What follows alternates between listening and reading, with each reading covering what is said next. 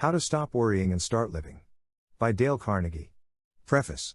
16 ways in which this book will help you. 1. Gives you a number of practical, tested formulas for solving worry situations. 2. Shows you how to eliminate 50% of your business worries immediately. 3. Brings you 7 ways to cultivate a mental attitude that will bring you peace and happiness. 4. Shows you how to lessen financial worries. 5. Explains a law that will outlaw many of your worries. 6. Tells you how to turn criticism to your advantage. 7. Shows how the housewife can avoid fatigue and keep looking young. 8. Gives 4 working habits that will help prevent fatigue and worry. 9. Tells you how to add 1 hour a day to your working life. 10. Shows you how to avoid emotional upsets. 11. Gives you the stories of scores of everyday men and women, who tell you in their own words how they stopped worrying and started living. 12.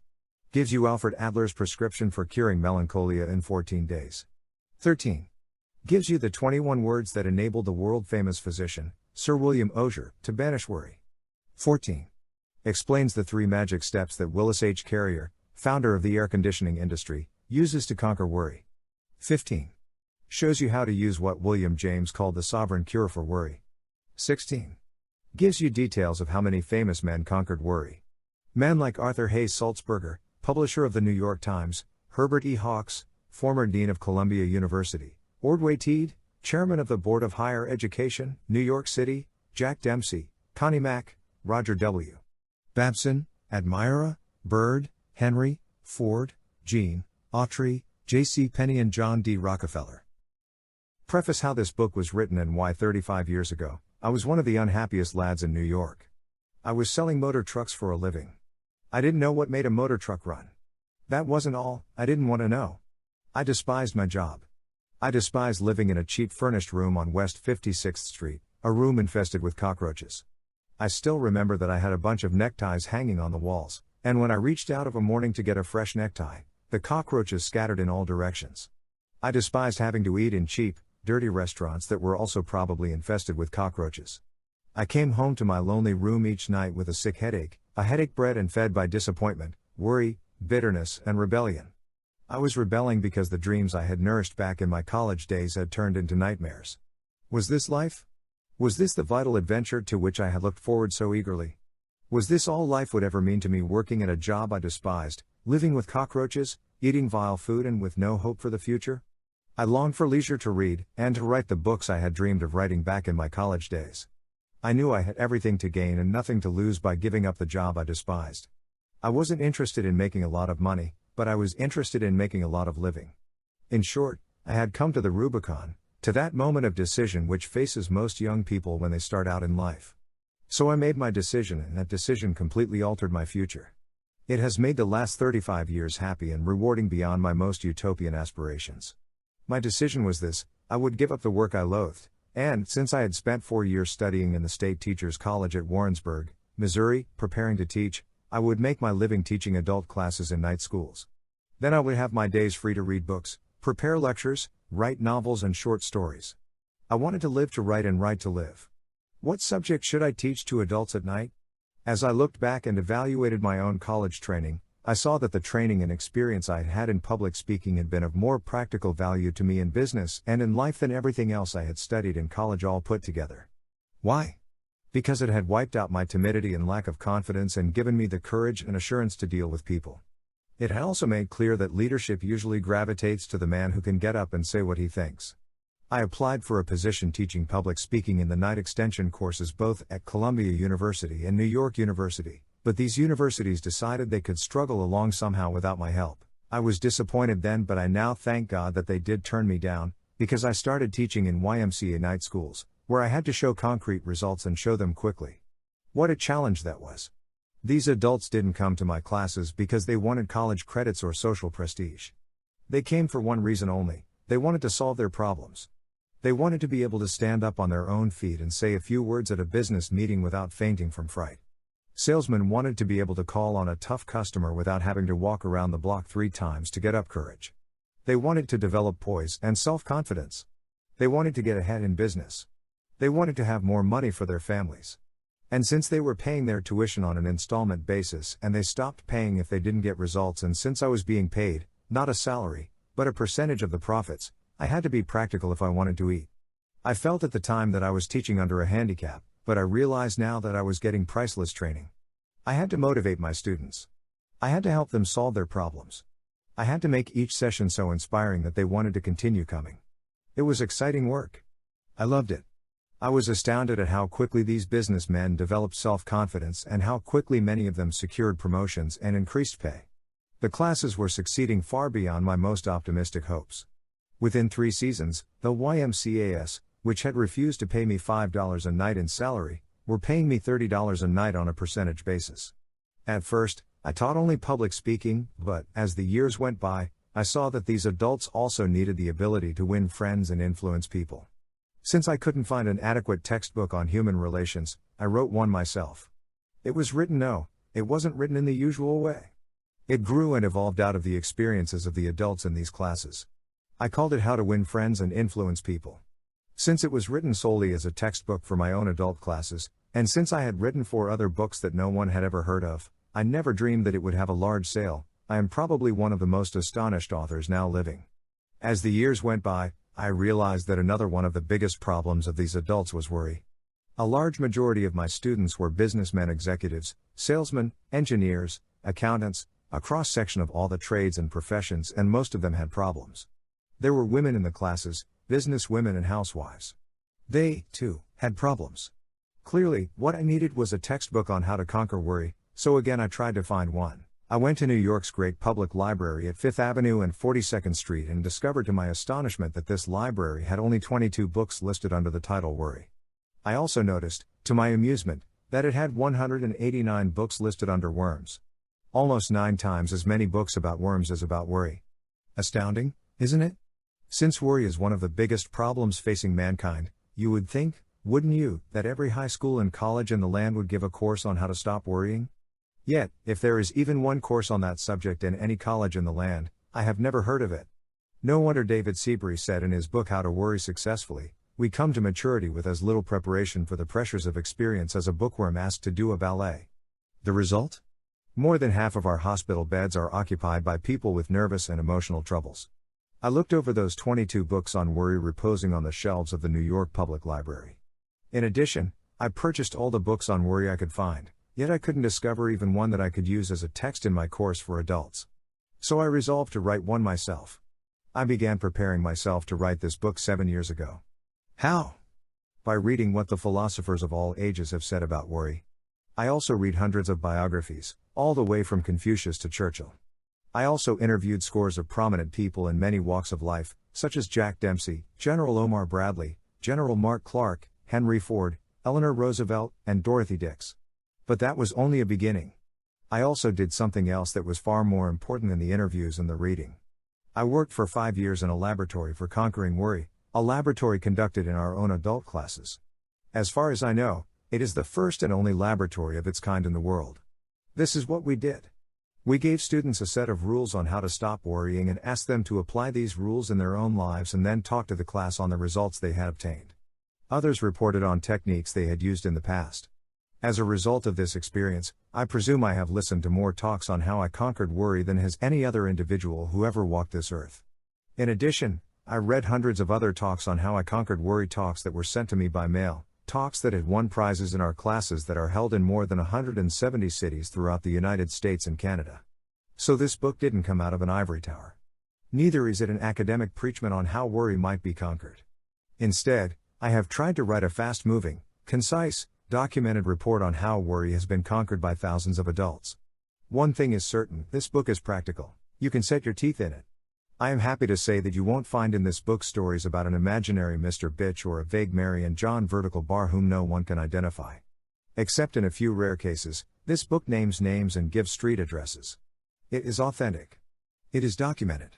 It is vouched for and certified. Science, said the French philosopher Valéry, is a collection of successful recipes. That is what this book is, a collection of successful and time-tested recipes to rid our lives of worry. However, let me warn you, you won't find anything new in it, but you will find much that is not generally applied. And when it comes to that, you and I don't need to be told anything new. We already know enough to lead perfect lives. We have all read the Golden Rule and the Sermon on the Mount. Our trouble is not ignorance, but inaction. The purpose of this book is to restate, illustrate, streamline, air condition, and glorify a lot of ancient and basic truths and kick you in the shins and make you do something about applying them. You didn't pick up this book to read about how it was written. You are looking for action. Alright, let's go. Please read the first 44 pages of this book, and if by that time you don't feel that you have acquired a new power and a new inspiration to stop worry and enjoy life, then toss this book into the dustbin. It is no good for you. Part 1. Fundamental facts you should know about worry. Live in day-tight compartments. In the spring of 1871, a young man picked up a book and read 21 words that had a profound effect on his future.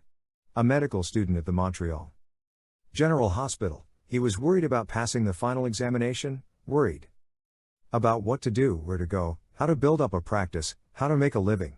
The 21 words that this young medical student read in 1871 helped him to become the most famous physician of his generation. He organized the world-famous Johns Hopkins School of Medicine. He became Regius Professor of Medicine at Oxford, the highest honor that can be bestowed upon any medical man in the British Empire. He was knighted by the King of England. When he died, 2 huge volumes containing 1,466 pages were required to tell the story of his life. His name was Sir William Osier. Here are the 21 words that he read. In the spring of 1871, 21 words from Thomas Carlyle that helped him lead a life free from worry. Our main business is not to see what lies dimly at a distance, but to do what lies clearly at hand. 42 years later, on a soft spring night when the tulips were blooming on the campus, this man, Sir William Osier, addressed the students of Yale University. He told those Yale students that a man like himself, who had been a professor in 4 universities and had written a popular book, was supposed to have brains of a special quality. He declared that that was untrue. He said that his intimate friends knew that his brains were of the most mediocre character. What, then, was the secret of his success? He stated that it was owing to what he called living in day-tight compartments. What did he mean by that? A few months before he spoke at Yale, Sir William Osier had crossed the Atlantic on a great ocean liner where the captain, standing on the bridge, could press a button and presto, there was a clanging of machinery, and various parts of the ship were immediately shut off from one another, shut off into watertight compartments. Now each one of you, Dr. Osier said to those Yale students, is a much more marvelous organization than the great liner, and bound on a longer voyage. What I urge is that you so learn to control the machinery as to live with day-tight compartments as the most certain way to ensure safety on the voyage. Get on the bridge, and see that at least the great bulkheads are in working order. Touch a button and hear, at every level of your life, the iron doors shutting out the past, the dead yesterdays. Touch another and shut off, with a metal curtain, the future, the unborn tomorrows. Then you are safe, safe for today. Shut off the past. Let the dead past bury its dead. Shut out the yesterdays which have lighted fools the way to dusty death. The load of tomorrow, added to that of yesterday, carried today, makes the strongest falter. Shut off the future as tightly as the past. The future is today. There is no tomorrow. The day of man's salvation is now. Waste of energy, mental distress, nervous worries dog the steps of a man who is anxious about the future. Shut close, then, the great fore and aft bulkheads, and prepare to cultivate the habit of life of day-tight compartments. Did Dr. Osier mean to say that we should not make any effort to prepare for tomorrow? No. Not at all. But he did go on in that address to say that the best possible way to prepare for tomorrow is to concentrate with all your intelligence, all your enthusiasm, on doing today's work superbly today. That is the only possible way you can prepare for the future. Sir William Osier urged the students at Yale to begin the day with Christ's prayer, "Give us this day our daily bread." Remember that prayer asks only for today's bread. It doesn't complain about the stale bread we had to eat yesterday, and it doesn't say, "Oh, God, it has been pretty dry out in the wheat belt lately and we may have another drought, and then how will I get bread to eat next autumn, or suppose I lose my job, oh, God, how could I get bread then?" No, this prayer teaches us to ask for today's bread only. Today's bread is the only kind of bread you can possibly eat. Years ago, a penniless philosopher was wandering through a stony country where the people had a hard time making a living. One day a crowd gathered about him on a hill, and he gave what is probably the most quoted speech ever delivered anywhere at any time. This speech contains 26 words that have gone ringing down across the centuries. Take therefore no thought for the morrow shall take thought for the things of itself. Sufficient unto the day is the evil thereof. Many men have rejected those words of Jesus, take no thought for the morrow. They have rejected those words as a counsel of perfection, as a bit of Oriental mysticism. I must take thought for the morrow, they say. I must take out insurance to protect my family. I must lay aside money for my old age. I must plan and prepare to get ahead. Right. Of course you must. The truth is that those words of Jesus, translated over 300 years ago, don't mean today what they meant during the reign of King James. 300 years ago the word thought frequently meant anxiety. Modern versions of the Bible quote Jesus more accurately as saying, have no anxiety for the tomorrow. By all means take thought for the tomorrow, yes, careful thought and planning and preparation. But have no anxiety. During the war, our military leaders planned for the morrow, but they could not afford to have any anxiety. I have supplied the best men with the best equipment we have, said Admiral Ernest J. King, who directed the United States Navy, and have given them what seems to be the wisest mission. That is all I can do. If a ship has been sunk, Admiral King went on, I can't bring it up. If it is going to be sunk, I can't stop it. I can use my time much better working on tomorrow's problem than by fretting about yesterday's. Besides, if I let those things get me, I wouldn't last long. Whether in war or peace, the chief difference between good thinking and bad thinking is this: good thinking deals with causes and effects and leads to logical, constructive planning. Bad thinking frequently leads to tension and nervous breakdowns. I recently had the privilege of interviewing Arthur Hayes Sulzberger, publisher of one of the most famous newspapers in the world, the New York Times. Mr. Sulzberger told me that when the Second World War flamed across Europe, he was so stunned, so worried about the future, that he found it almost impossible to sleep. He would frequently get out of bed in the middle of the night, take some canvas and tubes of paint, look in the mirror, and try to paint a portrait of himself. He didn't know anything about painting, but he painted anyway, to get his mind off his worries. Mr. Sulzberger told me that he was never able to banish his worries and find peace until he had adopted as his motto 5 words from a church hymn: one step enough for me. Lead, kindly light, keep thou my feet, I do not ask to see the distant scene. One step enough for me. At about the same time, a young man in uniform somewhere in Europe was learning the same lesson. His name was Ted Bengermino, of 5716 New Home Road, Baltimore, Maryland, and he had worried himself into a first-class case of combat fatigue. In April 1945, writes Ted Bengermino, I had worried until I had developed what doctors call a spasmodic transverse colon, a condition that produced intense pain. If the war hadn't ended when it did, I am sure I would have had a complete physical breakdown. I was utterly exhausted. I was a Graves registration, non-commissioned officer for the 94th Infantry Division. My work was to help set up and maintain records of all men killed in action, missing in action, and hospitalized. I also had to help disinter the bodies of both Allied and enemy soldiers who had been killed and hastily buried in shallow graves during the pitch of battle. I had to gather up the personal effects of these men and see that they were sent back to parents or closest relatives who would prize these personal effects so much. I was constantly worried for fear we might be making embarrassing and serious mistakes. I was worried about whether or not I would come through all this. I was worried about whether I would live to hold my only child in my arms, a son of 16 months, whom I had never seen. I was so worried and exhausted that I lost 34 pounds. I was so frantic that I was almost out of my mind. I looked at my hands. They were hardly more than skin and bones. I was terrified at the thought of going home a physical wreck. I broke down and sobbed like a child. I was so shaken that tears welled up every time I was alone. There was one period soon after the Battle of the Bulge started that I wept so often that I almost gave up hope of ever being a normal human being again. I ended up in an army dispensary. An army doctor gave me some advice which has completely changed my life. After giving me a thorough physical examination, he informed me that my troubles were mental. Ted, he said, I want you to think of your life as an hourglass. You know there are thousands of grains of sand in the top of the hourglass, and they all pass slowly and evenly through the narrow neck in the middle. Nothing you or I could do would make more than one grain of sand pass through this narrow neck without impairing the hourglass. You and I and everyone else are like this hourglass. When we start in the morning, there are hundreds of tasks which we feel that we must accomplish that day, but if we do not take them one at a time and let them pass through the day slowly and evenly, as do the grains of sand passing through the narrow neck of the hourglass, then we are bound to break our own physical or mental structure. I have practiced that philosophy ever since that memorable day that an army doctor gave it to me. One grain of sand at a time. One task at a time. That advice saved me physically and mentally during the war, and it has also helped me in my present position in business. I am a stock control clerk for the commercial credit company in Baltimore. I found the same problems arising in business that had arisen during the war. A score of things had to be done at once and there was little time to do them. We were low in stocks.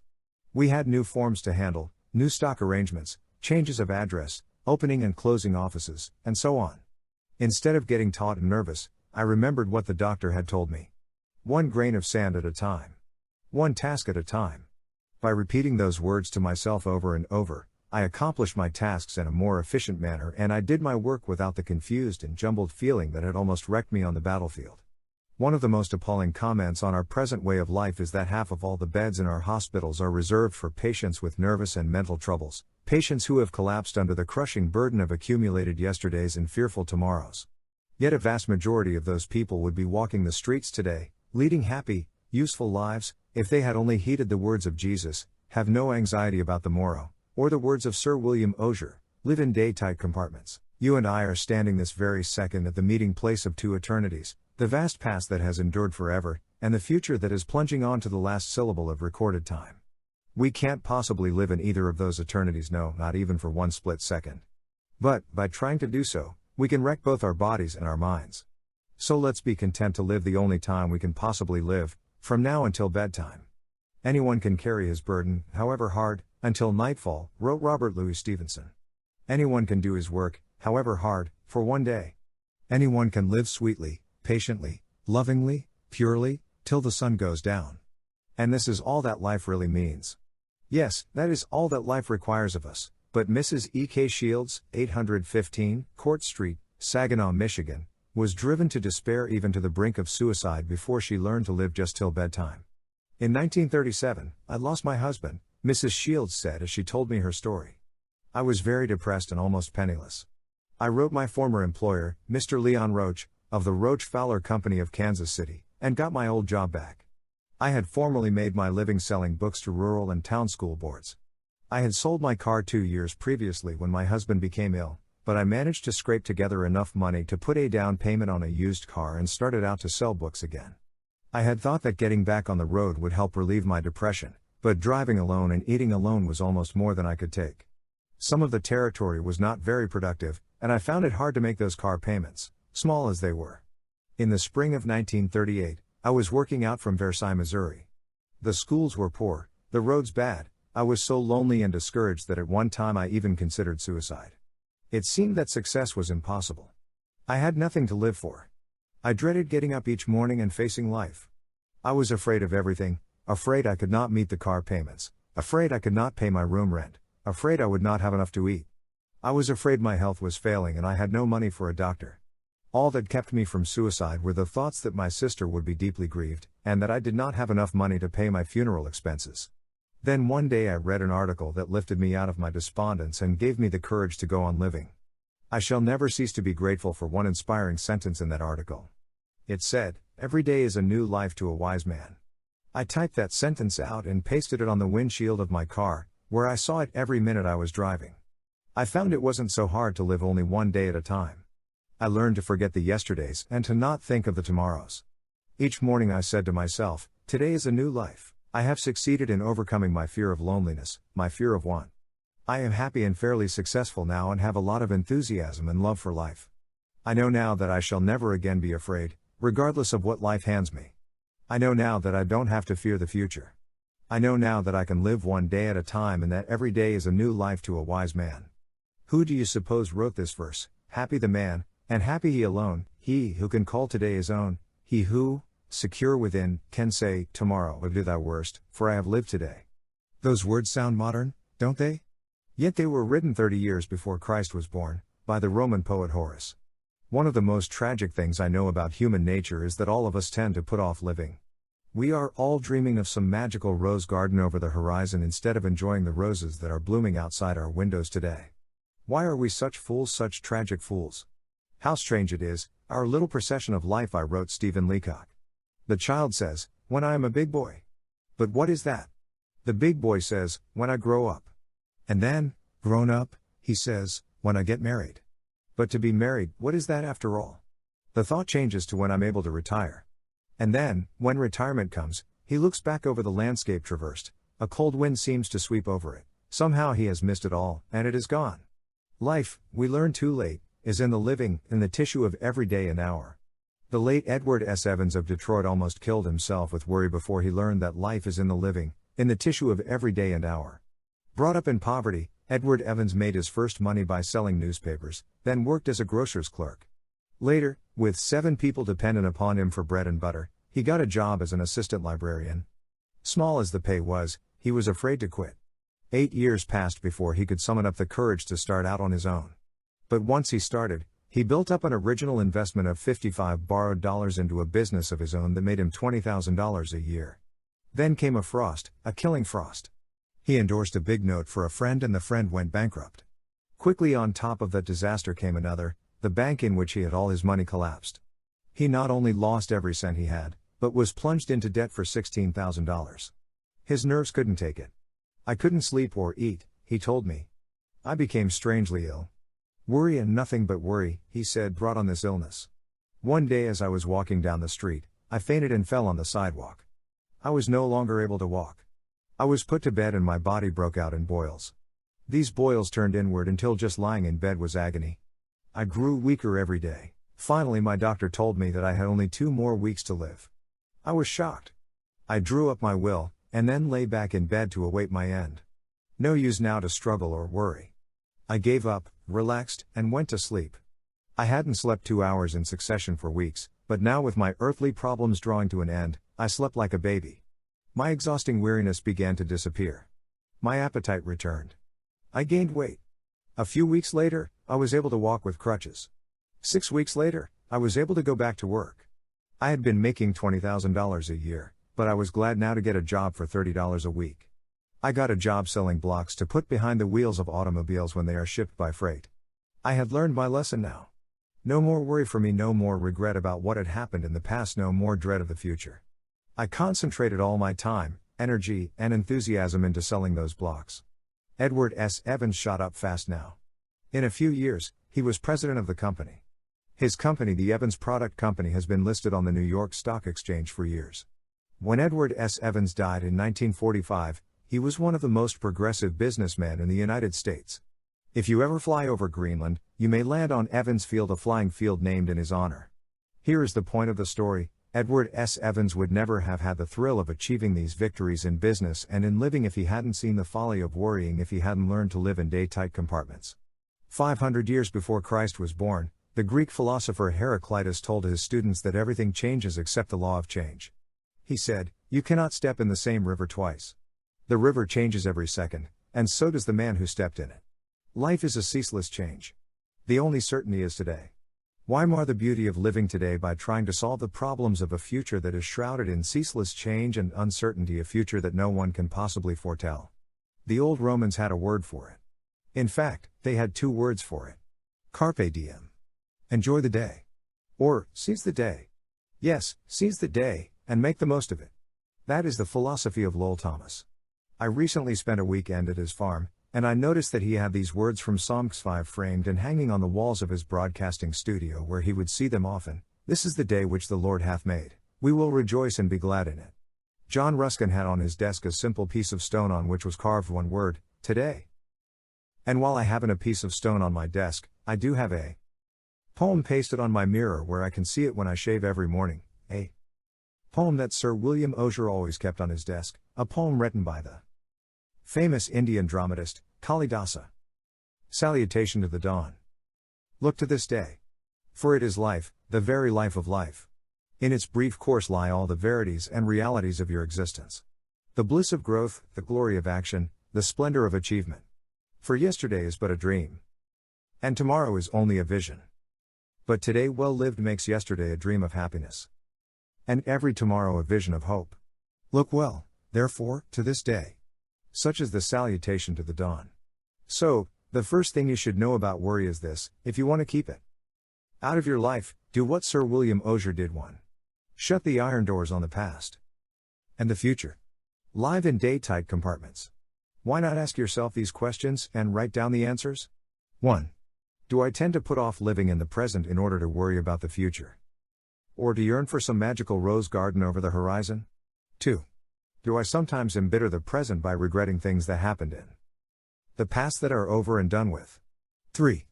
Do I get up in the morning determined to seize the day to get the utmost out of these 24 hours? 4. Can I get more out of life by living in day-tight compartments?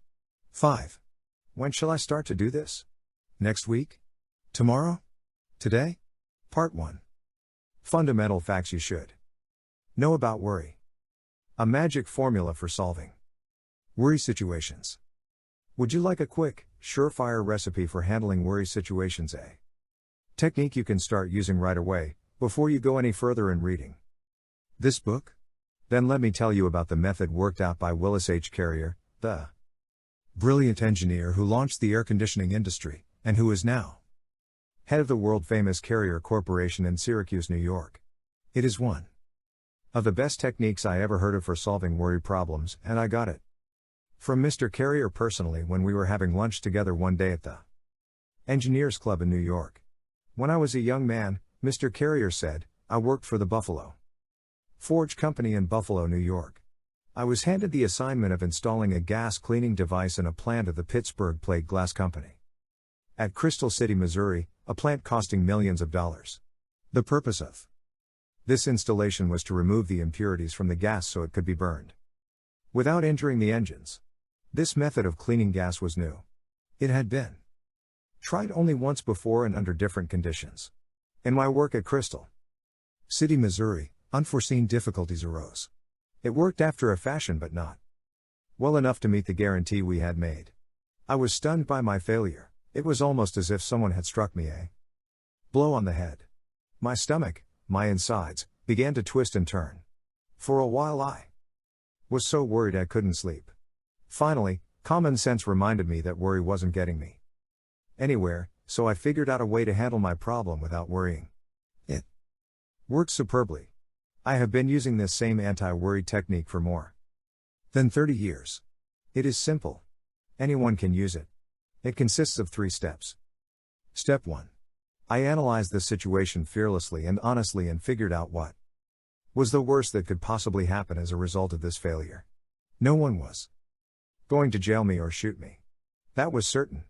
True, there was a chance that I would lose my position, and there was also a chance that my employers would have to remove the machinery and lose the $20,000 we had invested. Step 2. After figuring out what was the worst that could possibly happen, I reconciled myself to accepting it, if necessary. I said to myself, this failure will be a blow to my record, and it might possibly mean the loss of my job, but if it does, I can always get another position. Conditions could be much worse, and as far as my employers are concerned, well, they realize that we are experimenting with a new method of cleaning gas, and if this experience costs them $20,000, they can stand it. They can charge it up to research, for it is an experiment. After discovering the worst that could possibly happen and reconciling myself to accepting it, if necessary, an extremely important thing happened. I immediately relaxed and felt a sense of peace that I hadn't experienced in days. Step 3. From that time on, I calmly devoted my time and energy to trying to improve upon the worst which I had already accepted mentally. I now tried to figure out ways and means by which I might reduce the loss of $20,000 that we faced. I made several tests and finally figured out that if we spent another $5,000 for additional equipment, our problem would be solved. We did this, and instead of the firm losing $20,000, we made $15,000. I probably would never have been able to do this if I had kept on worrying, because one of the worst features about worrying is that it destroys our ability to concentrate. When we worry, our minds jump here and there and everywhere, and we lose all power of decision. However, when we force ourselves to face the worst and accept it mentally, we then eliminate all those vague imaginings and Put ourselves in a position in which we are able to concentrate on our problem. This incident that I have related occurred many years ago. It worked so superbly that I have been using it ever since, and, as a result, my life has been almost completely free from worry. Now, why is Willis H. Carrier's magic formula so valuable and so practical? Psychologically speaking? Because it yanks us down out of the great gray clouds in which we fumble around when we are blinded by worry. It plants our feet good and solid on the earth. We know where we stand. And if we haven't solid ground under us, how in creation can we ever hope to think anything through? Professor William James, the father of applied psychology, has been dead for 38 years. But if he were alive today, and could hear his formula for facing the worst, he would heartily approve it. How do I know that? Because he told his own students, be willing to have it so, be willing to have it so. He said, because acceptance of what has happened is the first step in overcoming the consequences of any misfortune. The same idea was expressed by Lin Yutong in his widely read book, The Importance of Living. True peace of mind, said this Chinese philosopher, comes from accepting the worst. Psychologically, I think, it means a release of energy. That's it, exactly. Psychologically, it means a new release of energy. When we have accepted the worst, we have nothing more to lose. And that automatically means we have everything to gain. After facing the worst, Willis H. Carrier reported, I immediately relaxed and felt a sense of peace that I hadn't experienced in days. From that time on, I was able to think. Makes sense, doesn't it? Yet millions of people have wrecked their lives in angry turmoil, because they refuse to accept the worst, refuse to try to improve upon it, refuse to salvage what they could from the wreck. Instead of trying to reconstruct their fortunes, they engaged in a bitter and violent contest with experience and ended up victims of that brooding fixation known as melancholia. Would you like to see how someone else adopted Willis H. Carrier's magic formula and applied it to his own problem? Well, here is one example, from a New York oil dealer who was a student in my classes. I was being blackmailed. This student began.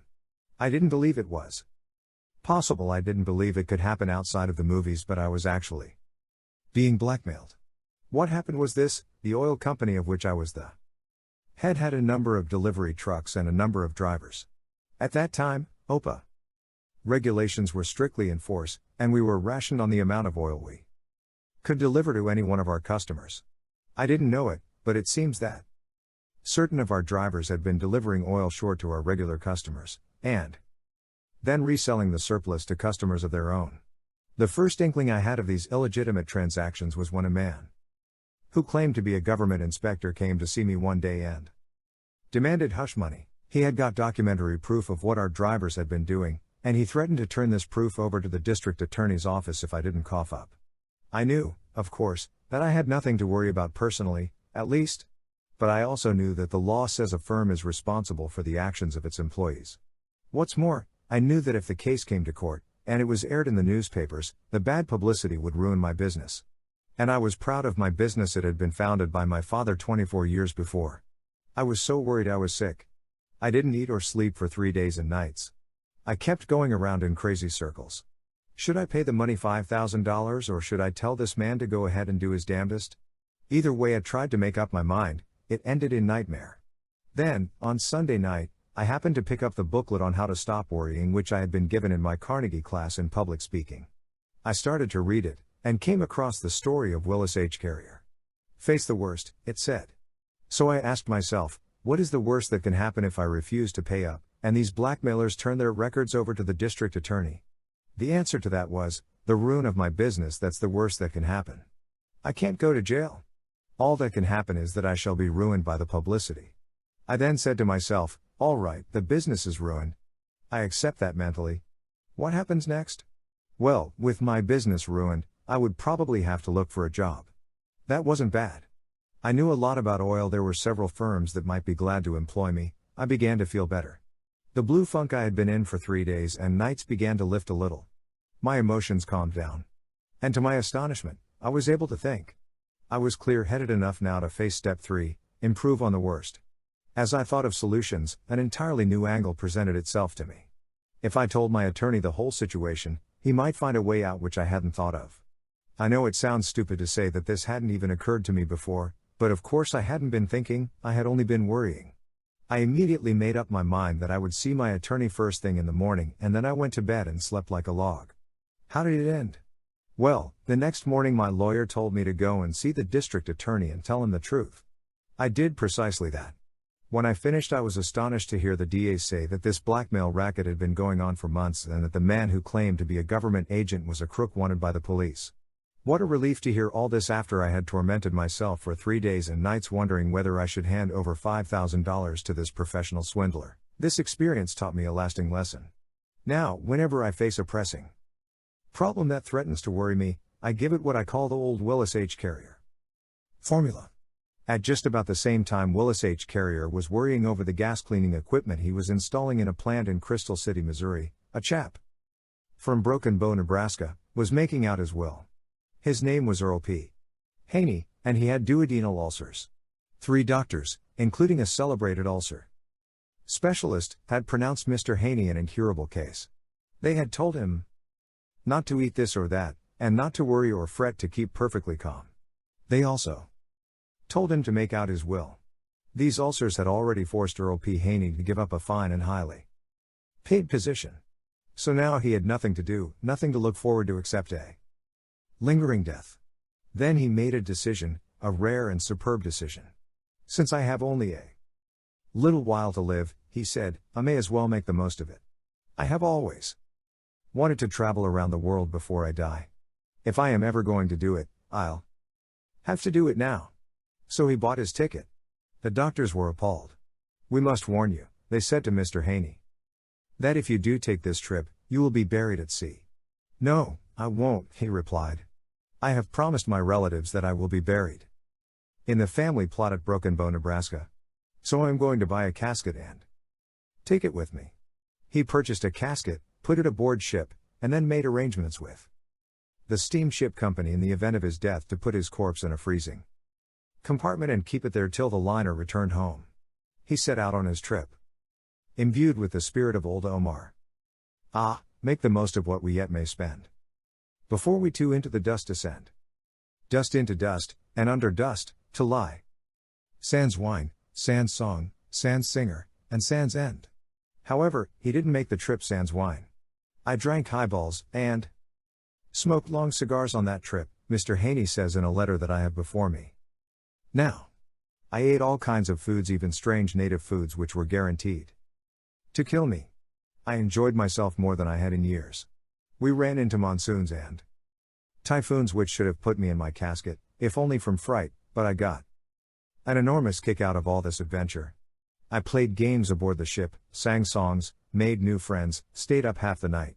When we reached China and India, I realized that the business troubles and cares that I had faced back home were paradise compared to the poverty and hunger in the Orient. I stopped all my senseless worrying and felt fine. When I got back to America, I had gained 90 pounds. I had almost forgotten I had ever had a stomach ulcer. I had never felt better in my life. I promptly sold the casket back to the undertaker, and went back to business. I haven't been ill a day since. At the time this happened, Earl P. Haney had never even heard of Willis H. Carrier and his technique for handling worry. But I realize now, he told me quite recently, that I was unconsciously using the selfsame principle. I reconciled myself to the worst that could happen, in my case, dying. And then I improved upon it by trying to get the utmost enjoyment out of life for the time I had left. If, he continued, if I had gone on worrying after boarding that ship, I have no doubt that I would have made the return voyage inside of that coffin.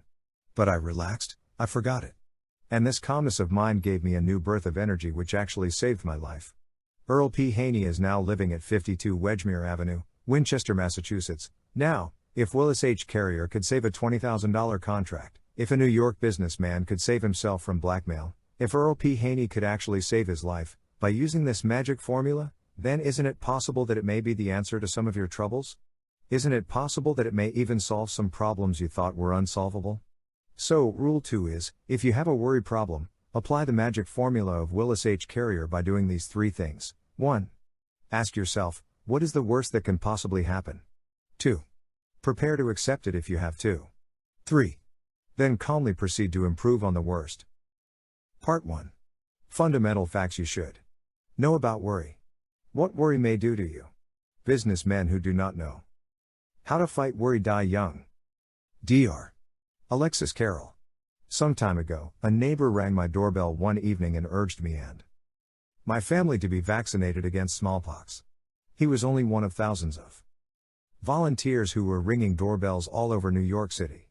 Frightened people stood in lines for hours at a time to be vaccinated. Vaccination stations were open not only in all hospitals, but also in firehouses, police precincts, and in large industrial plants. More than 2,000 doctors and nurses worked feverishly day and night, vaccinating crowds. The cause of all this excitement? 8 people in New York City had smallpox and 2 had died. 2 deaths out of a population of almost 8 million. Now, I have lived in New York for over 37 years, and no one has ever yet rung my doorbell to warn me against the emotional sickness of worry and illness that, during the last 37 years, has caused 10,000 times more damage than smallpox.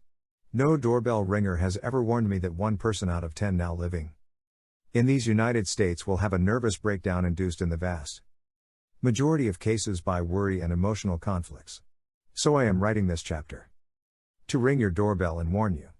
The great Nobel Prize winner in medicine, Dr. Alexis Carrel, said, "Business men who do not know how to fight worry die young. And so do housewives and horse doctors and bricklayers." A few years ago, I spent my vacation motoring through Texas and New Mexico with Dr. O.F. Goberon of the medical executives of the Santa Fe Railway. His exact title was Chief Physician of the Gulf, Colorado, and Santa Fe Hospital Association. We got to talking about the effects of worry, and he said, 70% of all patients who come to physicians could cure themselves if they only got rid of their fears and worries. Don't think for a moment that I mean that their ills are imaginary, he said. Their ills are as real as a throbbing toothache and sometimes 100 times more serious. I refer to such illnesses as nervous indigestion, some stomach ulcers, heart disturbances, insomnia, some headaches, and some types of paralysis. These illnesses are real. I know what I am talking about, said Dr. Gober. For I myself suffered from a stomach ulcer for 12 years. Fear causes worry. Worry makes you tense and nervous and affects the nerves of your stomach and actually changes the gastric juices of your stomach from normal to abnormal and often leads to stomach ulcers. Dr. Joseph F. Montague, author of the book Nervous Stomach Trouble, says much the same thing. He says, you do not get stomach ulcers from what you eat. You get ulcers from what is eating you. Dr. W.C. Alvarez, of the Mayo Clinic, said ulcers frequently flare up or subside according to the hills and valleys of emotional stress. That statement was backed up by a study of 15,000 patients treated for stomach disorders at the Mayo Clinic. 4 out of 5 had no physical basis whatever for their stomach illnesses. Fear, worry, hate, supreme selfishness, and the inability to adjust themselves to the world of reality. These were largely the causes of their stomach illnesses and stomach ulcers. Stomach ulcers can kill you. According to Life magazine, they now stand 10th in our list of fatal diseases. I recently had some correspondence with Dr. Harold C. Habot of the Mayo Clinic. He read a paper at the annual meeting of the American Association of Industrial Physicians and Surgeons, saying that he had made a study of 176 business executives whose average age was 44.3 years. He reported that slightly more than a third of these executives suffered from one of 3 ailments peculiar to high-tension living: heart disease, digestive tract ulcers, and high blood pressure. Think of it, a third of our business executives are wrecking their bodies with heart disease, ulcers, and high blood pressure before they even reach 45. What price success? And they aren't even buying success. Can any man possibly be a success who is paying for business advancement with stomach ulcers and heart trouble? What shall it profit a man if he gains the whole world and loses his health? Even if he owned the whole world, he could sleep in only one bed at a time and eat only 3 meals a day. Even a ditch digger can do that. And probably sleep more soundly and enjoy his food more than a high-powered executive. Frankly, I would rather be a sharecropper down in Alabama with a banjo on my knee than wreck my health at 45 by trying to run a railroad. Or a cigarette company. And speaking of cigarettes, the best-known cigarette manufacturer in the world recently dropped dead from heart failure while trying to take a little recreation in the Canadian woods. He amassed millions and fell dead at 61. He probably traded years of his life for what is called business success. In my estimation, this cigarette executive with all his millions was not half as successful as my father, a Missouri farmer who died at 89 without a dollar. The famous Mayo brothers declared that more than half of our hospital beds are occupied by people with nervous troubles. Yet, when the nerves of these people are studied under a high-powered microscope in a postmortem examination, their nerves in most cases are apparently as healthy as the nerves of Jack Dempsey.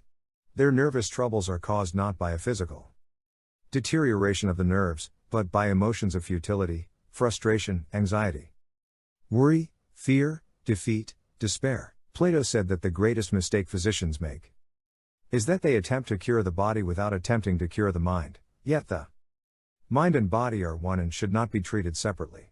It took medical science 2,300 years to recognize this great truth. We are just now beginning to develop a new kind of medicine called psychosomatic medicine, a medicine that treats both the mind and the body. It is high time we were doing that, for medical science has largely wiped out the terrible diseases caused by physical germs, diseases such as smallpox, cholera, yellow fever, and scores of other scourges that swept untold millions into untimely graves. But medical science has been unable to cope with the mental and physical wrecks caused, not by germs, but by emotions of worry, fear, hate, frustration, and despair. Casualties caused by these emotional diseases are mounting and spreading with catastrophic rapidity. Doctors figure that 1 American in every 20 now alive will spend a part banjo on my knee than wreck my health at 45 by trying to run a railroad. Or a cigarette company. And speaking of cigarettes, the best-known cigarette manufacturer in the world recently dropped dead from heart failure while trying to take a little recreation in the Canadian woods. He amassed millions and fell dead at 61. He probably traded years of his life for what is called business success. In my estimation, this cigarette executive with all his millions was not half as successful as my father, a Missouri farmer who died at 89 without a dollar. The famous Mayo brothers declared that more than half of our hospital beds are occupied by people with nervous troubles. Yet, when the nerves of these people are studied under a high-powered microscope in a postmortem examination, their nerves in most cases are apparently as healthy as the nerves of Jack Dempsey. Their nervous troubles are caused not by a physical deterioration of the nerves, but by emotions of futility, frustration, anxiety, worry, fear, defeat, despair. Plato said that the greatest mistake physicians make is that they attempt to cure the body without attempting to cure the mind, yet the mind and body are one and should not be treated separately. It took medical science 2,300 years to recognize this great truth. We are just now beginning to develop a new kind of medicine called psychosomatic medicine, a medicine that treats both the mind and the body. It is high time we were doing that, for medical science has largely wiped out the terrible diseases caused by physical germs, diseases such as smallpox, cholera, yellow fever, and scores of other scourges that swept untold millions into untimely graves. But medical science has been unable to cope with the mental and physical wrecks caused, not by germs, but by emotions of worry, fear, hate, frustration, and despair. Casualties caused by these emotional diseases are mounting and spreading with catastrophic rapidity. Doctors figure that 1 American in every 20 now alive will spend a part of his life in an institution for the mentally ill. 1 out of every 6 of our young men called up by the draft in the Second World War was rejected as mentally diseased or defective. What causes insanity? No one knows all the answers. But it is highly probable that in many cases fear and worry are contributing factors. The anxious and harassed individual who is unable to cope with the harsh world of reality breaks off all contact with his environment and retreats into a private dream world of his own making, and this solves his worry problems. As I write, I have on my desk a book by Dr. Edward Podolsky entitled Stop Worrying and Get Well. Here are some of the chapter titles in that book. What worry does to the heart. High blood pressure is fed by worry. Rheumatism can be caused by worry. Worry less for your stomach's sake. How worry can cause a cold. Worry and the thyroid. The worrying diabetic. Another illuminating book about worry is Lion Against Himself, by Dr. Carl Menninger, one of the Mayo brothers of psychiatry. Dr. Menninger's book is a startling revelation of what you do to yourself when you permit destructive emotions to dominate your life. If you want to stop working against yourself, get this book. Read it. Give it to your friends. It costs $4 and is one of the best investments you can make in this life. Worry can make even the most stolid person ill. General Grant discovered that during the closing days of the Civil War. The story goes like this: Grant had been besieging Richmond for 9 months. General Lee's troops, ragged and hungry, were beaten. Entire regiments were deserting at a time. Others were holding prayer meetings in their tents, shouting, weeping, seeing visions. The end was close. Lee's men set fire to the cotton and tobacco warehouses in Richmond, burned the arsenal, and fled from the city at night while towering flames roared up into darkness. Grant was in hot pursuit, banging away at the Confederates from both sides and the rear, while Sheridan's cavalry was heading them off in front, tearing up railway lines and capturing supply trains. Grant, half blind with a violent sick headache, fell behind his army and stopped at a farmhouse. I spent the night, he records in his memoirs, in bathing my feet in hot water and mustard, and putting mustard plasters on my wrists and the back part of my neck, hoping to be cured by morning. The next morning, he was cured instantaneously, and the tiling that cured him was not a mustard plaster, but a horseman galloping down the road with a letter from Lee saying he wanted to surrender.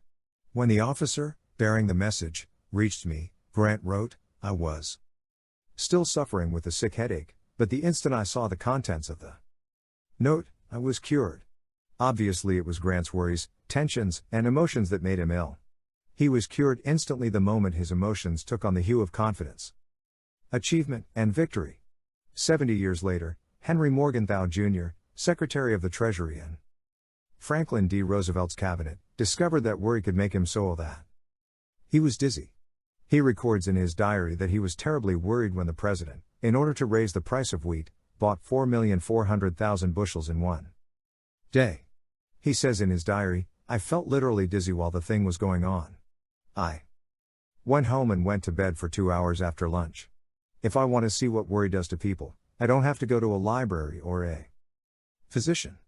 I can look out of the window of my home where I am writing this book, and I can see, within one block, one house where worry caused a nervous breakdown and another house where a man worried himself into diabetes. When the stock market went down, the sugar in his blood and urine went up. When Montaigne, the illustrious French philosopher, was elected mayor of his hometown Bordeaux, he said to his fellow citizens, I am willing to take your affairs into my hands but not into my liver and lungs. This neighbor of mine took the affairs of the stock market into the blood stream and almost killed himself. Worry can put you into a wheelchair with rheumatism and arthritis. Drive. Russell L. Cecil, of the Cornell University Medical School, is a world-recognized authority on arthritis, and he has listed 4 of the commonest conditions that bring on arthritis. 1. Marital shipwreck. 2. Financial disaster and grief. 3. Loneliness and worry. 4. Long-cherished resentments. Naturally, these 4 emotional situations are far from being the only causes of arthritis. There are many different kinds of arthritis due to various causes. But, to repeat, the commonest conditions that bring on arthritis are the 4 listed by Dr. Russell L. Cecil. For example, a friend of mine was so hard bit during the Depression that the gas company shut off the gas and the bank foreclosed the mortgage on the house. His wife suddenly had a painful attack of arthritis and, in spite of medicine and diets, the arthritis continued until their financial situation improved. Worry can even cause tooth decay. Dr. William I.L. McGonigal said in an address before the American Dental Association that unpleasant emotions such as those caused by worry, fear, nagging, may upset the body's calcium balance and cause tooth decay. Drive. McGonigal told of a patient of his who had always had a perfect set of teeth until he began to worry over his wife's sudden illness. During the 3 weeks she was in the hospital, he developed 9 cavities. Cavities brought on by worry. Have you ever seen a person with an acutely overactive thyroid? I have, and I can tell you they tremble, they shake, they look like someone half scared to death, and that's about what it amounts to. The thyroid gland, the gland that regulates the body, has been thrown out of kilter. It speeds up the heart, the whole body is roaring away at full blast like a furnace with all its drafts wide open. And if this isn't checked, by operation or treatment, the victim may die. May burn himself out. A short time ago I went to Philadelphia with a friend of mine who has this disease. We went to see a famous specialist, a doctor who has been treating this type of ailment for 38 years. And what sort of advice do you suppose he had hanging on the wall of his waiting room, painted on a large wooden sign so all his patients could see it? Here it is. I copied it down on the back of an envelope while I was waiting. Relaxation and recreation. The most relaxing recreating forces are a healthy religion, sleep, music, and laughter. Have faith in God, learn to sleep well, love good music, see the funny side of life, and health and happiness will be yours. The first question he asked this friend of mine was, what emotional disturbance brought on this condition? He warned my friend that, if he didn't stop worrying, he could get other complications, heart trouble, stomach ulcers, or diabetes. All of these diseases, said that eminent doctor, are cousins, first cousins. Sure, they're first cousins, they're all worry diseases. When I interviewed Merle Oberon, she told me that she refused to worry because she knew that worry would destroy her chief asset on the motion picture screen, her good looks. When I first tried to break into the movies, she told me, I was worried and scared. I had just come from India, and I didn't know anyone in London, where I was trying to get a job. I saw a few producers, but none of them hired me, and the little money I had began to give out. For 2 weeks I lived on nothing but crackers and water. I was not only worried now, I was hungry. I said to myself, maybe you're a fool. Maybe you will know a break into the movies. After all, you have no experience, you've never acted at all, what have you to offer but a rather pretty face? I went to the mirror. And when I looked in that mirror, I saw what worry was doing to my looks. I saw the lines it was forming. I saw the anxious expression. So I said to myself, you've got to stop this at once. You can't afford to worry. The only thing you have to offer at all is your looks, and worry will ruin them. Few things can age and sour a woman and destroy her looks as quickly as worry. Worry curdles the expression. It makes us clench our jaws and lines our faces with wrinkles. It forms a permanent scowl. It may turn the hair gray and in some cases, even make it fall out. It can ruin the complexion. It can bring on all kinds of skin rashes, eruptions, and pimples. Heart disease is the #1 killer in America today. During the Second World War, almost 1/3 of a million men were killed in combat, but during that same period, heart disease killed 2 million civilians, and 1 million of those casualties were caused by the kind of heart disease that is brought on by worry and high-tension living. Yes, heart disease is one of the chief reasons why. Dr. Alexis Carrel said, businessmen who do not know how to fight worry die young. The Negroes down south and the Chinese rarely have the kind of heart disease brought on by worry, because they take things calmly. 20 times as many doctors as farm workers die from heart failure. The doctors lead tense lives and pay the penalty. The Lord may forgive us our sins, said William James, but the nervous system never does. Here is a startling and almost incredible fact: more Americans commit suicide each year than die from the 5 most common communicable diseases. Why? The answer is largely worry. When the cruel Chinese warlords wanted to torture their prisoners, they would tie their prisoners hand and foot and put them under a bag of water that constantly dripped, day and night. These drops of water, constantly falling on the head, finally became like the sound of hammer blows and drove men insane. This same method of torture was used during the Spanish Inquisition and in German concentration camps under Hitler. Worry is like the constant drip of water, and the constant drip of worry often drives men to insanity and suicide.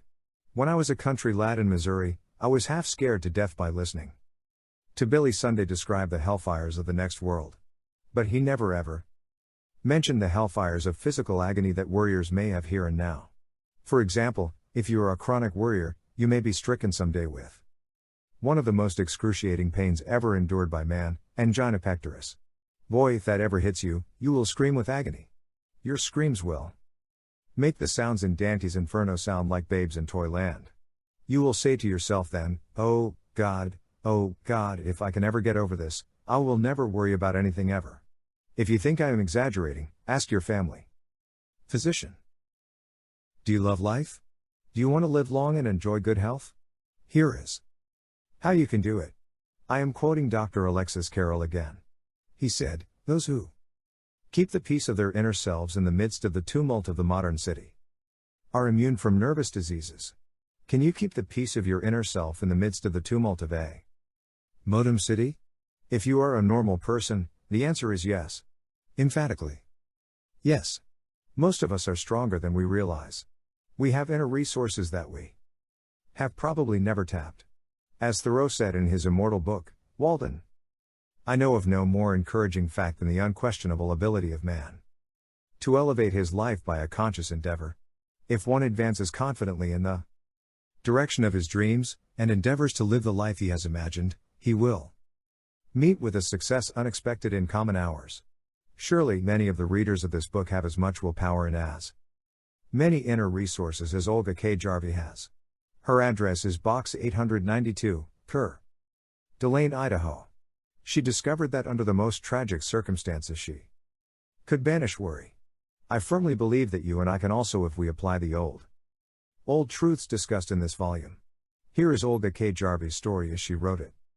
For me, 8.5 years ago, I was condemned to die a slow, agonizing death of cancer.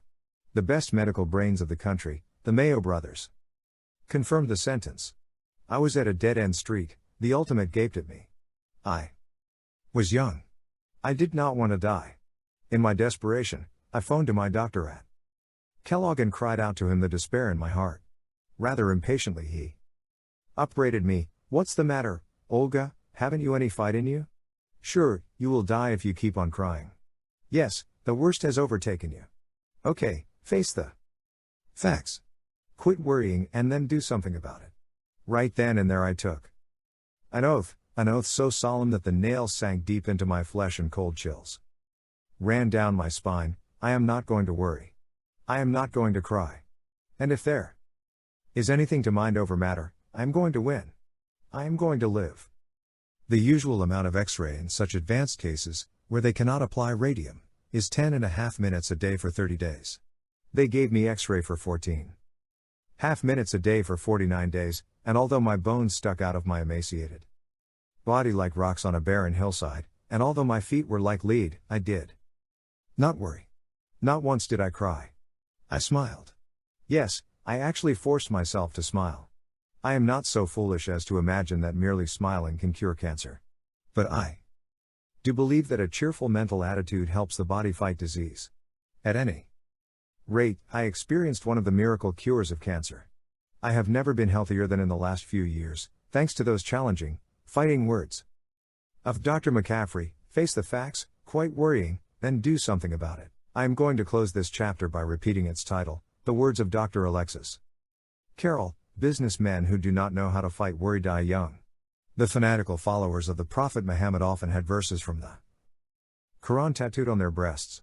I would like to have the title of this chapter tattooed on the breast of every reader of this book, businessmen who do not know how to fight worry die young. Was Dr. Carrel speaking of you? Could be. Part 1 in a nutshell. Rule 1, if you want to avoid worry, do what Sir William Osier did, live in day-tight compartments. Don't stew about the future. Just live each day until bedtime. Rule 2, the next time trouble, with a capital T, comes gunning for you and backs you up in a corner, try the magic formula of Willis H. Carrier. A. Ask yourself, what is the worst that can possibly happen if I can't solve my problem? B. Prepare yourself mentally to accept the worst if necessary. C. Then calmly try to improve upon the worst which you have already mentally agreed to accept. Rule 3, remind yourself of the exorbitant price you can pay for worry and Terms of your health. Businessmen who do not know how to fight worry die young. Part 2. Basic techniques in analyzing worry. How to analyze and solve worry problems. I keep 6 honest serving men, they taught me all I knew, their names are what, and why and when and how, and where and who. Rudyard Kipling. Will the magic formula of Willis H. Carrier, described in Part 1, Chapter 2, solve all worry problems? No, of course not. Then what is the answer? The answer is that we must equip ourselves to deal with different kinds of worries by learning the 3 basic steps of problem analysis. The 3 steps are: 1. Get the facts. 2. Analyze the facts. 3. Arrive at a decision and then act on that decision. Obvious stuff? Yes, Aristotle taught it and used it.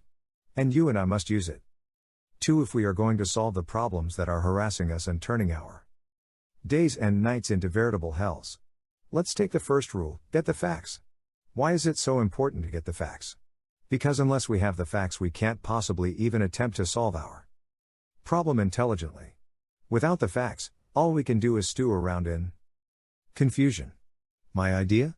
No, that was the idea of the late Herbert E. Hawks, Dean of Columbia College, Columbia University, for 22 years.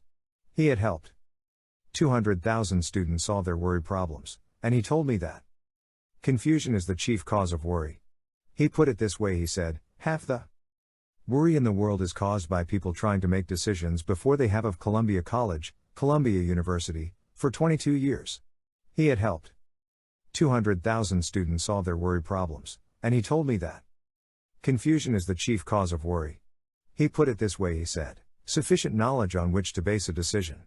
For example, he said, if I have a problem which has to be faced at 3 o'clock next Tuesday, I refuse even to try to make a decision about it until next Tuesday arrives. In the meantime, I concentrate on getting all the facts that bear on the problem. I don't worry, he said, I don't agonize over my problem. I don't lose any sleep. I simply concentrate on getting the facts. And by the time Tuesday rolls around, if I've got all the facts, the problem usually solves itself. I asked Dean Hawks if this meant he had licked worry entirely. Yes, he said, I think I can honestly say that my life is now almost totally devoid of worry.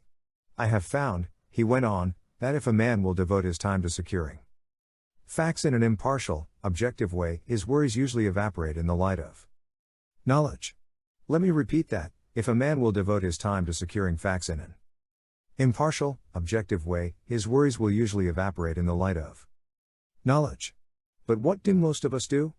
If we bother with facts at all, and Thomas Edison said in all seriousness, there is no expedient to which a man will not resort to avoid the labor of thinking. If we bother with facts at all, we hunt like bird dogs after the facts that bolster up what we already think and ignore all the others. We want only the facts that justify our acts, the facts that fit in conveniently with our wishful thinking and justify our preconceived prejudices. As André Maurois put it, everything that is in agreement with our personal desires seems true. Everything that is not puts us into a rage. Is it any wonder, then, that we find it so hard to get at the answers to our problems? Wouldn't we have the same trouble trying to solve a second-grade arithmetic problem, if we went ahead on the assumption that 2 plus 2 equals 5?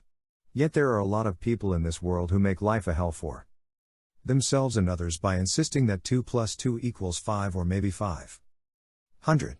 What can we do about it? We have to keep our emotions out of our thinking. And, as Dean Hawks put it, we must secure the facts in an impartial, objective manner. That is not an easy task when we are worried. When we are worried, our emotions are riding high. But here are 2 ideas that I have found helpful when trying to step aside from my problems, in order to see the facts in a clear, objective manner. When trying to get the facts, I pretend that I am collecting this information. Not for myself, but for some other person. This helps me to take a cold, impartial view of the evidence. This helps me eliminate my emotions. While trying to collect the facts about the problem that is worrying me, I sometimes pretend that I am a lawyer preparing to argue the other side of the issue. In other words, I try to get all the facts against myself, all the facts that are damaging to my wishes, all the facts I don't like to face. Then I write down both my side of the case and the other side of the case, and I generally find that the truth lies somewhere in between these two extremities. Here is the point I am trying to make. Neither you nor I nor Einstein nor the Supreme Court of the United States is brilliant enough to reach an intelligent decision on any problem without first getting the facts. Thomas Edison knew that at the time of his death, he had 2,500 notebooks filled with facts about the problems he was facing. So rule 1 for solving our problems is, get the facts. Let's do what Dean Hawkes did, let's not even attempt to solve our problems without first collecting all the facts in an impartial manner. However, getting all the facts in the world won't do us any good until we analyze them and interpret them. I have found from costly experience that it is much easier to analyze the facts after writing them down. In fact, merely writing the facts on a piece of paper and stating our problem clearly goes a long way toward helping us to reach a sensible decision. As Charles Kettering puts it, a problem half stated is a problem half solved. Let me show you all this as it works out in practice. Since the Chinese say, one picture is worth 10,000 words, suppose I show you a picture of how one man put exactly what we are talking about into concrete action. Let's take the case of Galen Litchfield, a man I have known for several years. One of the most successful American businessmen in the Far East. Mr. Litchfield was in China in 1942, when the Japanese invaded Shanghai. And here is his story as he told it to me while a guest in my home. Shortly after the Japs took Pearl Harbor, Galen Litchfield began, they came swarming into Shanghai. I was the manager of the Asia Life Insurance Company in Shanghai. They sent us an army liquidator, he was really an admiral, and gave me orders to assist this man in liquidating our assets. I didn't have any choice in the matter. I could cooperate or else. And the or else was certain death. I went through the motions of doing what I was told, because I had no alternative. But there was one block of securities, worth $750,000, which I left off the list I gave to the admiral. I left that block of securities off the list because they belonged to our Hong Kong organization and had nothing to do with the Shanghai assets. All the same, I feared I might be in hot water if the Japs found out what I had done. And they soon found out. I wasn't in the office when the discovery was made, but my head accountant was there. He told me that the Jap admiral flew into a rage, and stamped and swore, and called me a thief and a traitor. I had defied the Japanese army. I knew what that meant. I would be thrown into the Bridge House. The Bridge House, the torture chamber of the Japanese Gestapo. I had had personal friends who had killed themselves rather than be taken to that prison. I had had other friends who had died in that place after 10 days of questioning and torture. Now I was slated for the Bridge House myself. What did I do?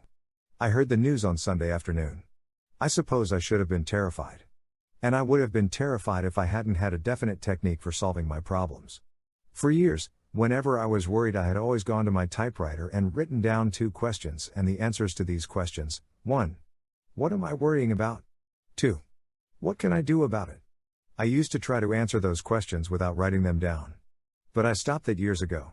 I found that writing down both the questions and the answers clarifies my thinking. So, that Sunday afternoon, I went directly to my room at the Shanghai YMCA and got out my typewriter. I wrote, what am I worrying about? I am afraid I will be thrown into the Bridge House tomorrow morning. Then I typed out the second question, 2. What can I do about it? I spent hours thinking out and writing down the 4 courses of action I could take and what the probable consequence of each action would be. I can try to explain to the Japanese admiral, but he no speak English. If I try to explain to him through an interpreter, I may stir him up again. That might mean death, for he is cruel, would rather dump me in the Bridge House than bother talking about it. I can try to escape. Impossible. They keep track of me all the time. I have to check in out of my room at the YMCA. If I try to escape, I'll probably be captured and shot. I can stay here in my room and not go near the office again. If I do, the Japanese admiral will be suspicious, will probably send soldiers to get me and throw me into the Bridge House without giving me a chance to say a word. I can go down to the office as usual on Monday morning. If I do, there is a chance that the Japanese admiral may be so busy that he will not think of what I did. Even if he does think of it, he may have cooled off and may not bother me. If this happens, I'm all right. Even if he does bother me, I'll still have a chance to try to explain to him. So, going down to the office as usual on Monday morning, and acting as if nothing had gone wrong gives me 2 chances to escape the bridge house. As soon as I thought it all out and decided to accept the 4th plan to go down to the office as usual on Monday morning, I felt immensely relieved. When I entered the office the next morning, the Japanese admiral sat there with a cigarette dangling from his mouth. He glared at me as he always did, and said nothing.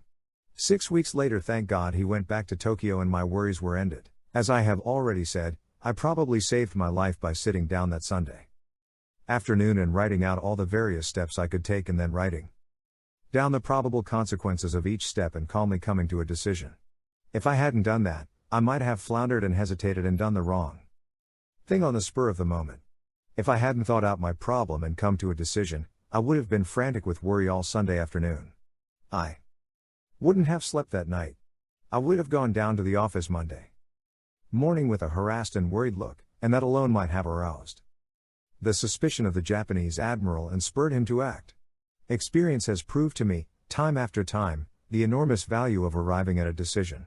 It is the failure to arrive at a fixed purpose, the inability to stop going round and round in maddening circles that drives men to nervous breakdowns and living hells.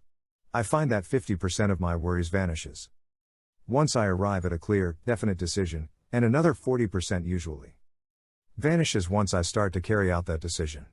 So I banish about 90% of my worries by taking these 4 steps. 1. Writing down precisely what I am worrying about. 2. Writing down what I can do about it. 3. Deciding what to do. 4. Starting immediately to carry out that decision. Galen Litchfield is now the Far Eastern Director for Starr, Park and Freeman Incorporated, 3 John Street, New York, representing large insurance and financial interests. In fact, as I said before, Galen Litchfield today is one of the most important American businessmen in Asia, and he confesses to me that he owes a large part of his success to this method of analyzing worry and meeting it head-on. Why is his method so superb? Because it is efficient, concrete, and goes directly to the heart of the problem. On top of all that, it is climaxed by the 3rd and indispensable rule: do something about it. Unless we carry out our action, all our fact-finding and analysis is whistling upwind. It's a sheer waste of energy.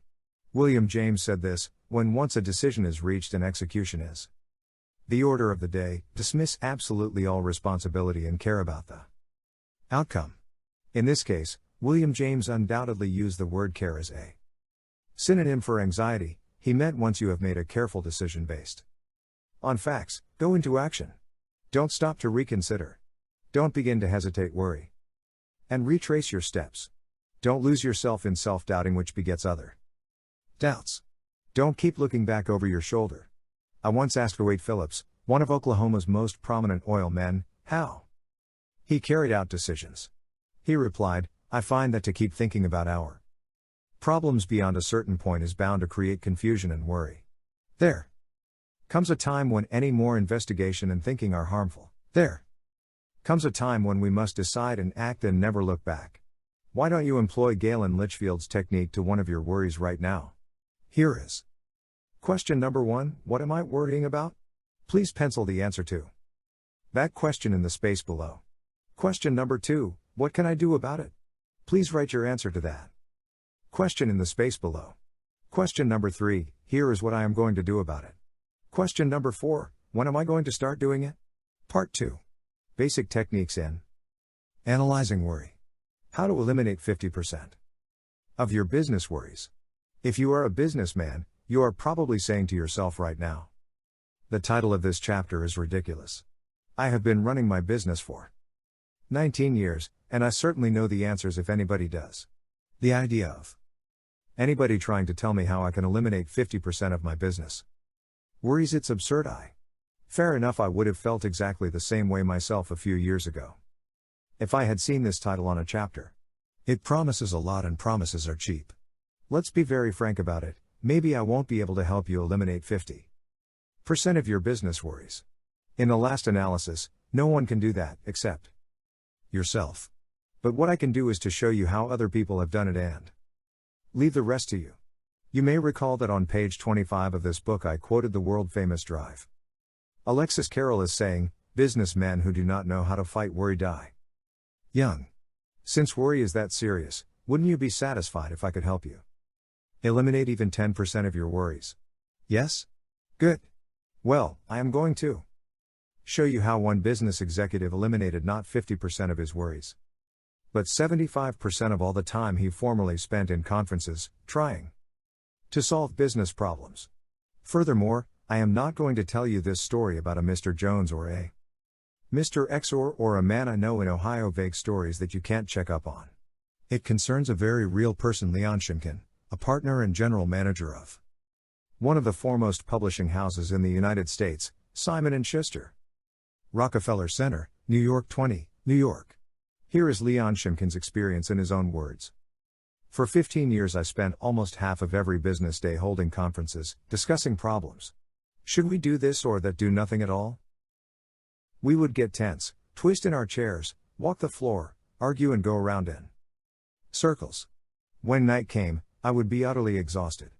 I fully expected to go on doing this sort of thing for the rest of my life.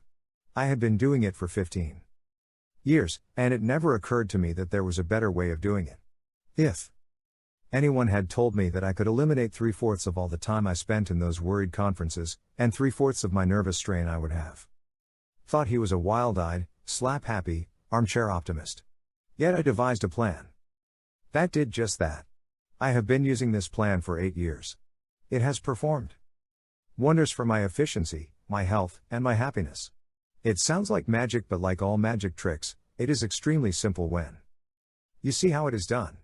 Here is the secret. First, I immediately stopped the procedure I had been using in my conferences for 15 years, a procedure that began with my troubled associates reciting all the details of what had gone wrong, and ending up by asking, "What shall we do?"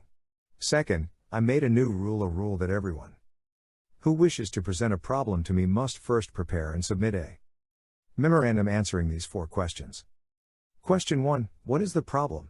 In the old days we used to spend an hour or 2 in a worried conference without anyone's knowing specifically and concretely what the real problem was. We used to work ourselves into a lather discussing our troubles without ever troubling to write out specifically what our problem was. Question 2, what is the cause of the problem? As I look back over my career, I am appalled at the wasted hours I have spent in worried conferences without ever trying to find out clearly the conditions which lay at the root of the problem. Question 3, what are all possible solutions of the problem?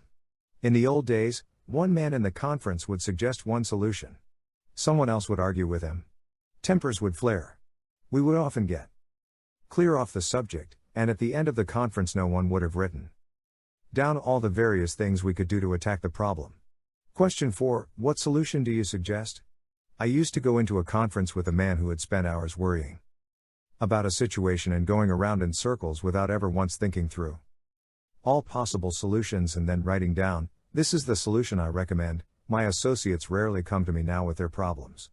Why? Because they have discovered that in order to answer these 4 questions they have to get all the facts and think their problems through. And after they have done that, they find, in 3/4 of the cases, they don't have to consult me at all. Because the proper solution has popped out like a piece of bread popping out from an electric toaster. Even in those cases where consultation is necessary, the discussion takes about 1/3 the time formerly required, because it proceeds along an orderly, logical path to a reasoned conclusion. Much less time is now consumed in the house of Simon & Schuster in worrying and talking about what is wrong, and a lot more action is obtained toward making those things right. My friend, Frank Betker, one of the top insurance men in America, tells me he not only reduced his business worries, but nearly doubled his income by a similar method. Years ago, says Frank Betker, when I first started to sell insurance, I was filled with a boundless enthusiasm and love for my work. Then something happened. I became so discouraged that I despised my work and thought of giving it up. I think I would have quit if I hadn't got the idea, one Saturday morning, of sitting down and trying to get at the root of my worries. 1. I asked myself first, just what is the problem? The problem was that I was not getting high enough returns for the staggering amount of calls I was making. I seemed to do pretty well at selling a prospect, until the moment came for closing a sale. Then the customer would say, Well, I'll think it over, Mr.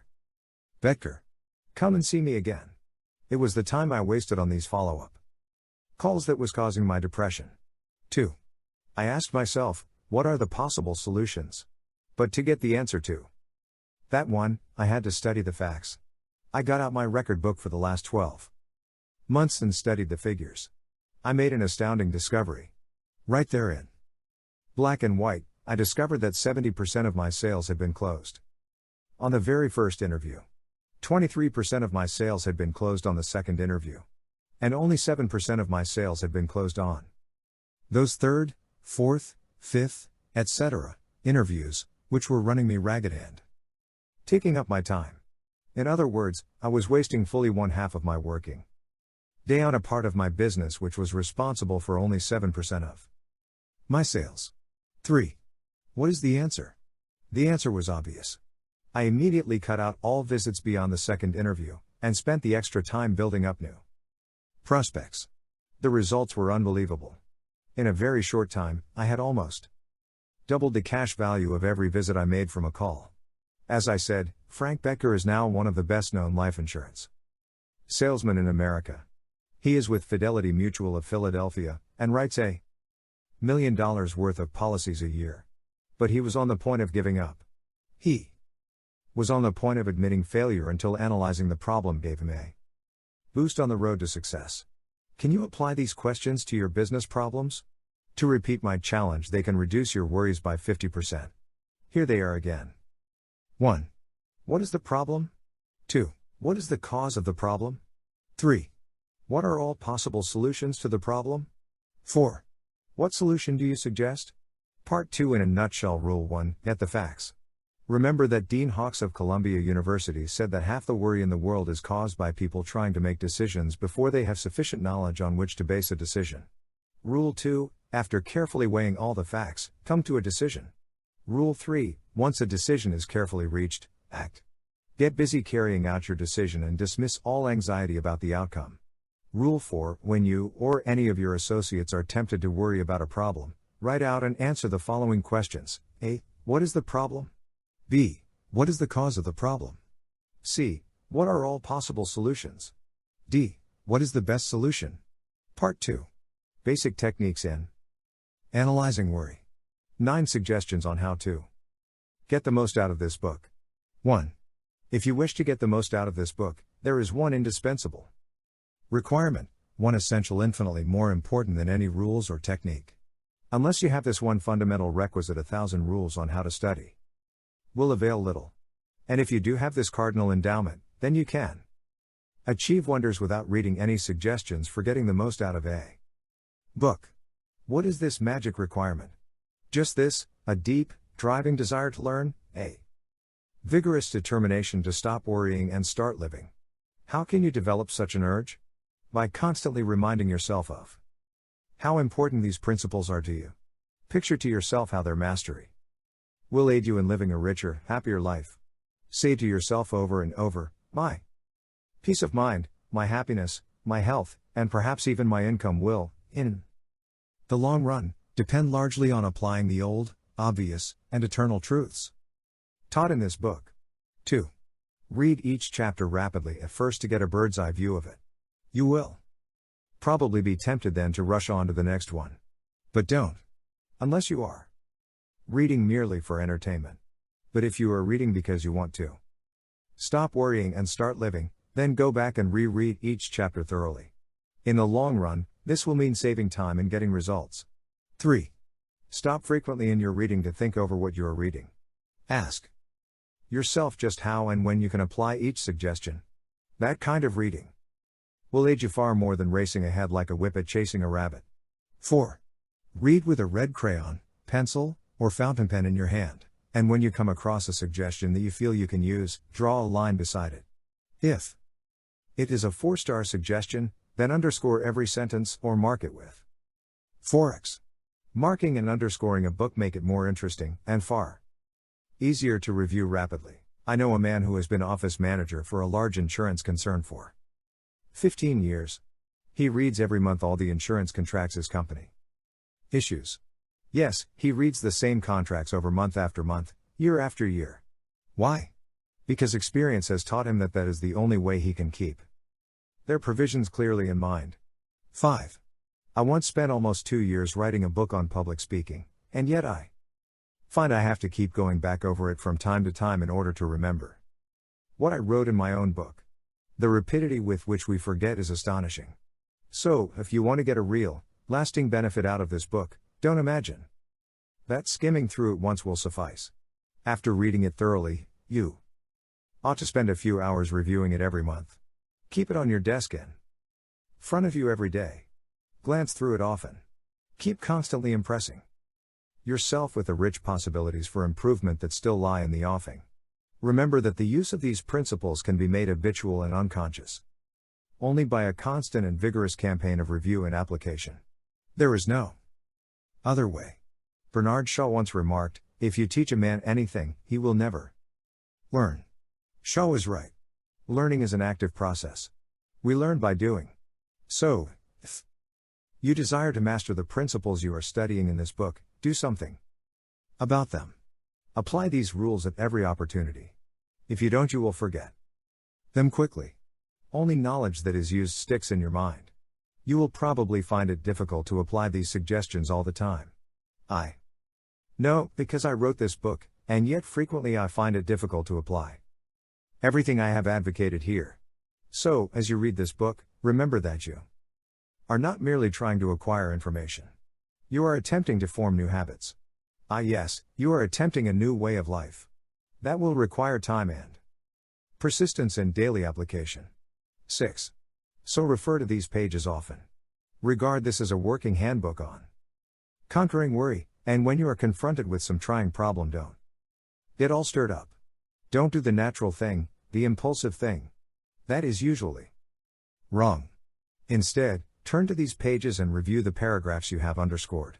Then try these new ways and watch them achieve magic for you. 7. Offer your wife a shilling every time she catches you violating one of the principles advocated in this book. She will break you. 8. Please turn to pages 193-4 of this book and read how the Wall Street banker, H.P. Howell, and old Ben Franklin corrected their mistakes. Why don't you use the Howell and Franklin techniques to check up on your application of the principles discussed in this book? If you do, 2 things will result. First, you will find yourself engaged in an educational process that is both intriguing and priceless. Second, you will find that your ability to stop worrying and start living will grow and spread like a green bay tree. 9. Keep a diary in which you ought to record your triumphs in the application of these principles. Be specific. Give names, dates, results. Keeping such a record will inspire you to greater efforts, and how fascinating these entries will be when you chance upon them some evening, years from now. In a nutshell, 1. Develop a deep, driving desire to master the principles of conquering worry. 2. Read each chapter twice before going on to the next one. 3. As you read, stop frequently to ask yourself how you can apply each suggestion. 4. Underscore each important idea. 5. Review this book each month. 6. Apply these principles at every opportunity. Use this volume as a working handbook to help you solve your daily problems. 7. Make a lively game put of your learning by offering some friend a shilling every time he catches you violating one of these principles. 8. Check up each week on the progress you are making. Ask yourself what mistakes you have made, what improvement, what lessons you have learned for the future. 9. Keep a diary in the back of this book showing how and when you have applied these principles. Part 3. How to break the worry habit before it breaks you. How to crowd worry out of your mind. I shall never forget the night, a few years ago, when Marion J. Douglas was a student in one of my classes. I have not used his real name. He requested me, for personal reasons, not to reveal his identity, but here is his real story as he told it before one of our adult education classes. He told us how tragedy had struck at his home, not once, but twice. The first time he had lost his 5-year-old daughter, a child he adored. He and his wife thought they couldn't endure that first loss, but, as he said, 10 months later, God gave us another little girl. And she died in 5 days. This double bereavement was almost too much to bear. I couldn't take it. This father told us. I couldn't sleep, I couldn't eat, I couldn't rest or relax. My Nerves were utterly shaken and my confidence gone. At last he went to doctors. One recommended sleeping pills and another recommended a trip. He tried both. But neither remedy helped. He said, my body felt as if it were encased in a vice. And the jaws of the vice were being drawn tighter and tighter. The tension of grief. If you have ever been paralyzed by sorrow, you know what he meant. But thank God, I had one child left, a 4-year-old son. He gave me the solution to my problem. One afternoon as I sat around feeling sorry for myself, he asked, Daddy, will you build a boat for me? I was in no mood to build a boat. In fact, I was in no mood to do anything. But my son is a persistent little fellow. I had to give in. Building that toy boat took about 3 hours. By the time it was finished, I realized that those 3 hours spent building that boat were the first hours of mental relaxation and peace that I had had in months. That discovery jarred me out of my lethargy and caused me to do a bit of thinking, the first real thinking I had done in months. I realized that it is difficult to worry while you are busy doing something that requires planning and thinking. In my case, building the boat had knocked worry out of the ring. So I resolved to keep busy.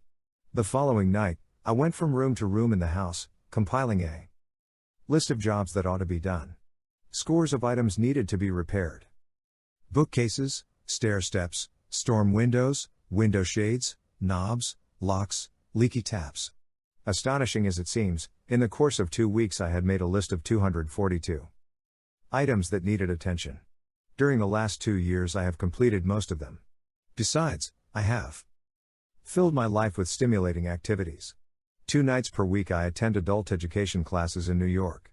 I have gone in for civic activities in my home town and I am now chairman of the school board. I attend scores of meetings. I help collect money for the Red Cross and other activities. I am so busy now that I have no time for worry. No time for worry. That is exactly what Winston Churchill said when he was working 18 hours a day at the height of the war. When he was asked if he worried about his tremendous responsibilities, he said, I'm too busy. I have no time for worry. Charles Kettering was in that same fix when he started out to invent a self-starter for automobiles. Mr. Kettering was, until his recent retirement, vice president of General Motors in charge of the world-famous General Motors Research Corporation. But in those days, he was so poor that he had to use the hayloft of a barn as a laboratory. To buy groceries, he had to use $1,500 that his wife had made by giving piano lessons, later, had to borrow $500 on his life insurance. I asked his wife if she wasn't worried at a time like that. Yes, she replied, I was so worried I couldn't sleep. But Mr. Kettering wasn't. He was too absorbed in his work to worry. The great scientist, Pasteur, spoke of the peace that is found in libraries and laboratories. Why is peace found there? Because the men in libraries and laboratories are usually too absorbed in their tasks to worry about themselves. Research men rarely have nervous breakdowns. They haven't time for such luxuries. Why does such a simple thing as keeping busy help to drive out anxiety? Because of a law, one of the most fundamental laws ever revealed by psychology. And that law is, that it is utterly impossible for any human mind, no matter how brilliant, to think of more than one thing at any given time. You don't quite believe it?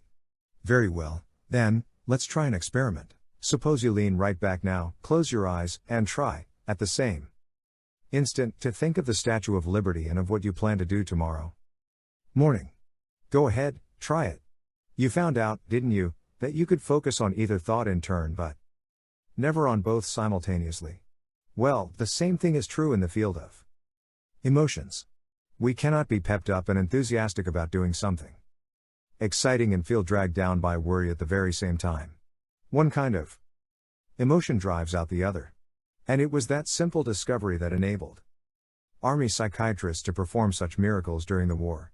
When men came out of battle so shaken by the experience that they were called psychoneurotic, Army doctors prescribed keep 'em busy as a cure. Every waking minute of these nerve-shocked men was filled with activity. Usually outdoor activity, such as fishing, hunting, playing ball, golf, taking pictures, making gardens, and dancing. They were given no time for brooding over their terrible experiences. Occupational therapy is the term now used by psychiatry when work is prescribed as though it were a medicine.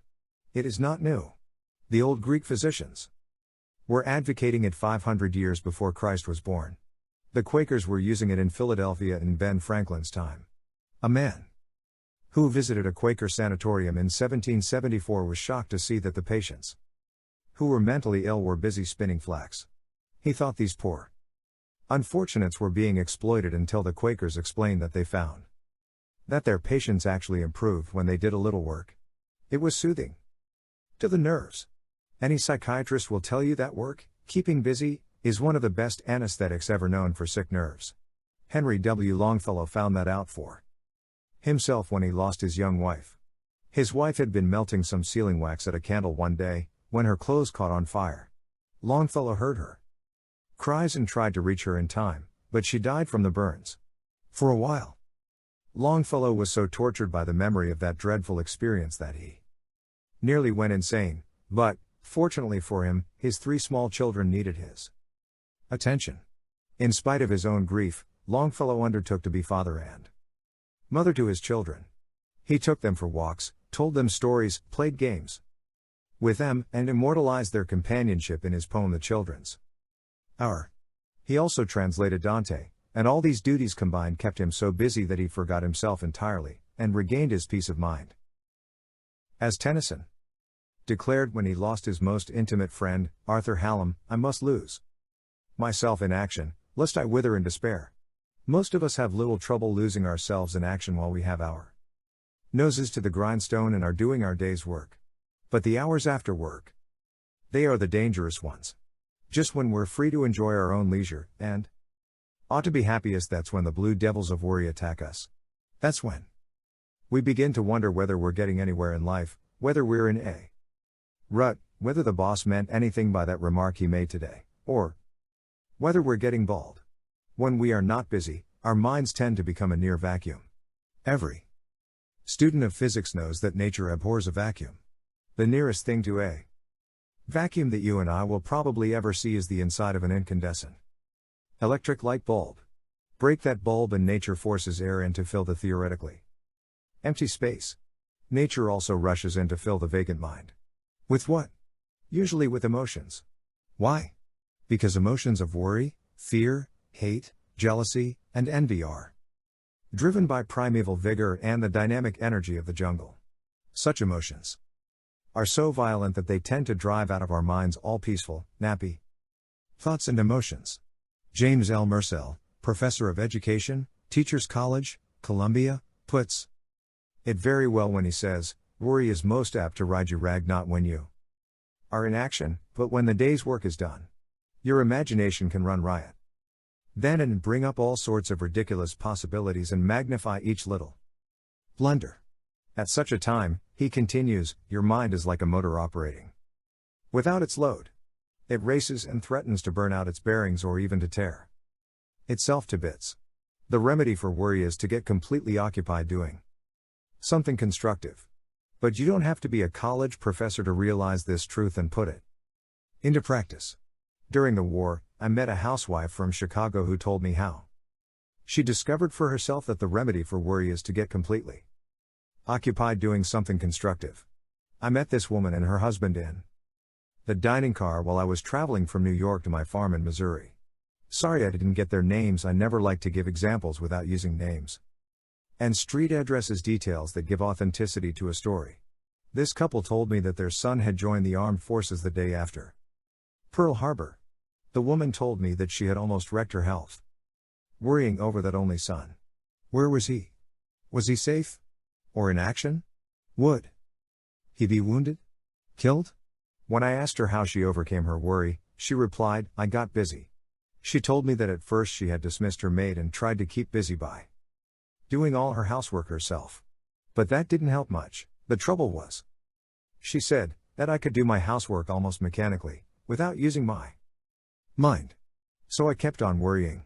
While making the beds and washing the dishes, I realized I needed some new kind of work that would keep me busy both mentally and physically every hour of the day. So I took a job as a saleswoman in a large department store. That did it, she said. I immediately found myself in a whirlwind of activity, customers swarming around me, asking for prices, sizes, colors. Never a second to think of anything except my immediate duty, and when night came, I could think of nothing except getting off my aching feet. As soon as I ate dinner, I fell into bed and instantly became unconscious. I had neither the time nor the energy to worry. She discovered for herself what John Cooper Powys meant when he said, in the art of forgetting the unpleasant, a certain comfortable security, a certain profound inner peace, a kind of happy numbness, soothes the nerves of the human animal when absorbed in its allotted task. And what a blessing that it is so. Osa Johnson, the world's most famous woman explorer, recently told me how she found release from worry and grief. You may have read the story of her life. It is called A Married Adventure. If any woman ever married adventure, she certainly did. Martin Johnson married her when she was 16 and lifted her feet off the sidewalks of Chanute, Kansas, and set them down on the wild jungle trails of Borneo.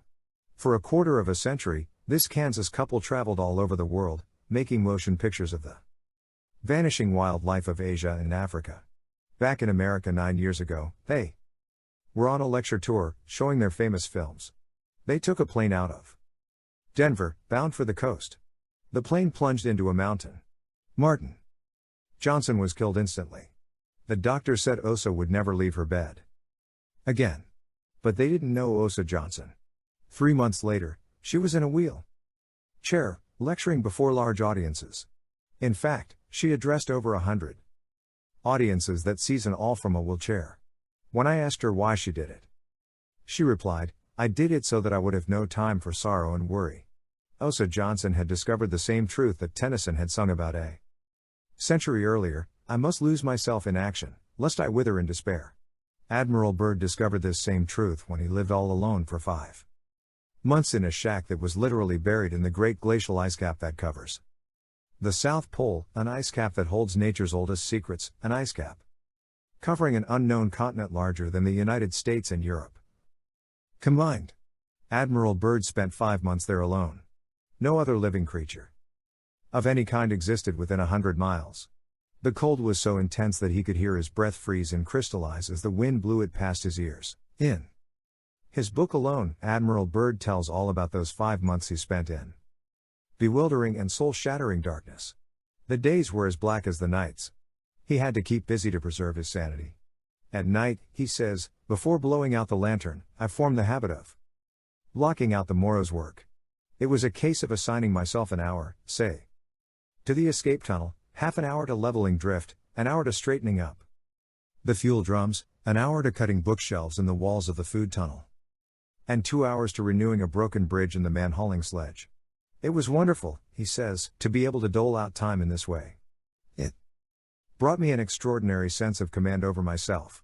And he adds, without that or an equivalent, the days would have been without purpose, and without purpose they would have ended, as such days always end, in disintegration. Note that last again, without purpose, the days would have ended, as such days always end, in disintegration. If you and I are worried, let's remember that we can use good old-fashioned work as a medicine. That was said by no less an authority than the late Drive Richard C. Cabot, formerly professor of clinical medicine at Harvard. In his book What Men Live By, Dr. Cabot says, as a physician, I have had the happiness of seeing work cure many persons who have suffered from trembling palsy of the soul, which results from overmastering doubts, hesitations, vacillation and fear. Courage given us by our work is like the self-reliance which Emerson has made forever glorious. If you and I don't keep busy, if we sit around and brood, we will hatch out a whole flock of what Charles Darwin used to call the wibber-jibbers. And the wibber-jibbers are nothing but old-fashioned gremlins that will run us hollow and destroy our power of action and our power of will. I know a businessman in New York who fought the wibber-jibbers by getting so busy that he had no time to fret and stew. His name is Tremper Longman, and his office is at 40 Wall Street. He was a student in one of my adult education classes, and his talk on conquering worry was so interesting, so impressive, that I asked him to have supper with me after class, and we sat in a restaurant until long past midnight, discussing his experiences. Here is the story. He told me, 18 years ago, I was so worried I had insomnia. I was tense, irritated, and jittery. I felt I was headed for a nervous breakdown. I had reason to be worried. I was treasurer of the Crown Fruit and Extract Company, 418 West Broadway, New York. We had $500,000 invested in strawberries packed in gallon tins. For 20 years, we had been selling these gallon tins of strawberries to manufacturers of ice cream. Suddenly, our sales stopped because the big ice cream makers, such as National Dairy and Borden's, were rapidly increasing their production and were saving money and time by buying strawberries packed in barrels. Not only were we left with $500,000 in berries we couldn't sell, but we were also under contract to buy $1 million more of strawberries in the next 12 months. We had already borrowed $350,000 from the banks. We couldn't possibly pay off or renew these loans. No wonder I was worried. I rushed out to Watsonville, California, where our factory was located, and tried to persuade our president that conditions had changed, that we were facing ruin. He refused to believe it. He blamed our New York office for all the trouble, poor salesmanship. After days of pleading, I finally persuaded him to stop packing more strawberries and to sell our new supply on the fresh berry market in San Francisco. That almost solved our problems. I should have been able to stop worrying then, but I couldn't. Worry is a habit, and I had that habit. When I returned to New York, I began worrying about everything. The cherries we were buying in Italy, the pineapples we were buying in Hawaii, and so on. I was tense, jittery, couldn't sleep, and as I have already said, I was heading for a nervous breakdown. In despair, I adopted a way of life that cured my insomnia and stopped my worries. I got busy. I got so busy with problems demanding all my faculties that I had no time to worry. I had been working 7 hours a day. I now began working 15 and 16 hours a day. I got down to the office every morning at 8 o'clock and stayed there every night until almost midnight. I took on new duties, new responsibilities. When I got home at midnight, I was so exhausted when I fell in bed that I became unconscious in a few seconds. I kept up this program for about 3 months. I had broken the habit of worry by that time, so I returned to a normal working day of 7 or 8 hours.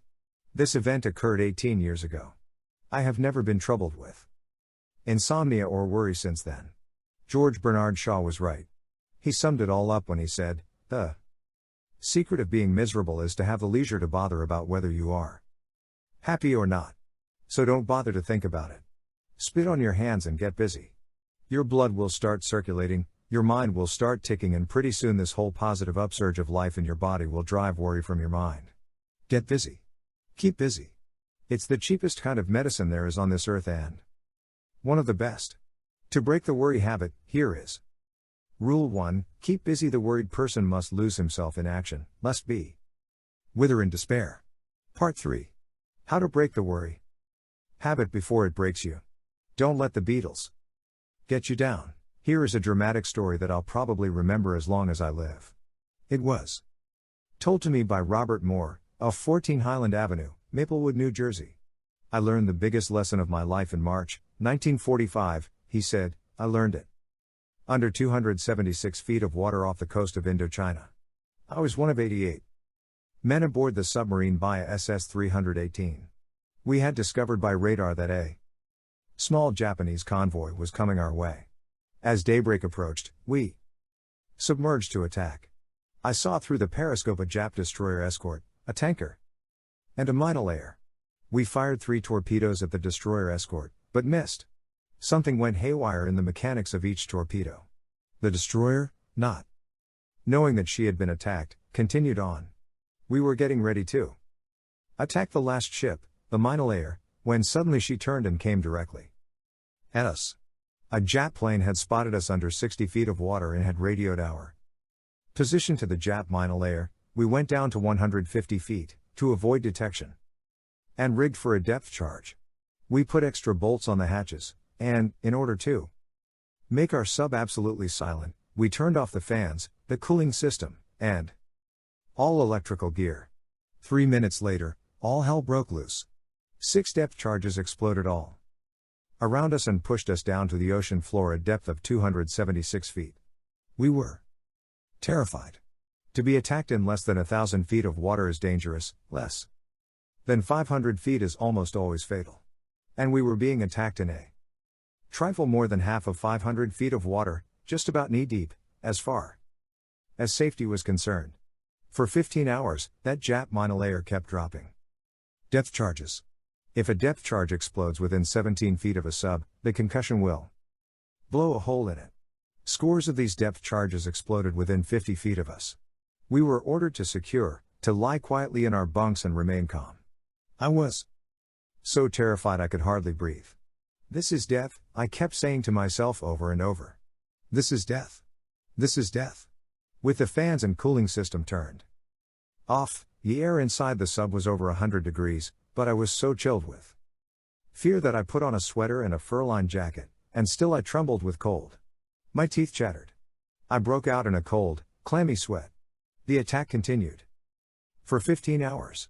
Then ceased suddenly. Apparently the Jap monolayer had exhausted its supply of depth charges, and steamed away. Those 15 hours of attack seemed like 15 million years. All my life passed before me in review. I remembered all the bad things I had done, all the little absurd things I had worried about. I had been a bank clerk before I joined the Navy. I had worried about the long hours, the poor pay, the poor prospects of advancement. I had worried because I couldn't own my own home, couldn't buy a new car, couldn't buy my wife nice clothes. How I had hated my old boss, who was always nagging and scolding.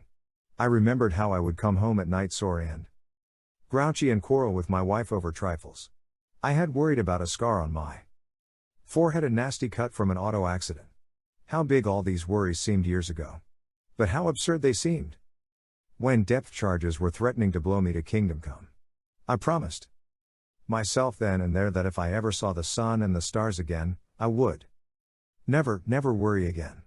Never. I learned more about the art of living in those 15 terrible hours in that submarine than I had learned by studying books for 4 years in Syracuse University. We often face the major disasters of life bravely and then let the trifles, the pains in the neck, get us down. For example, Samuel Pepys tells in his diary about seeing Sir Harry Vane's head chopped off in London. As Sir Harry mounted the platform, he was not pleading for his life, but was pleading with the executioner not to hit the painful boil on his neck. That was another thing that Admiral Byrd discovered down in the terrible cold and darkness of the polar nights, that his men fussed more about the pains in the neck than about the big things. They bore, without complaining, the dangers, the hardships, and the cold that was often 80 degrees below zero. But, says Admiral Byrd, I know of bunkmates who quit speaking because each suspected the other of inching his gear into the other's allotted space, and I knew of one who could not eat unless he could find a place in the mess hall out of sight of the Fletcherist who solemnly chewed his food 28 times before swallowing.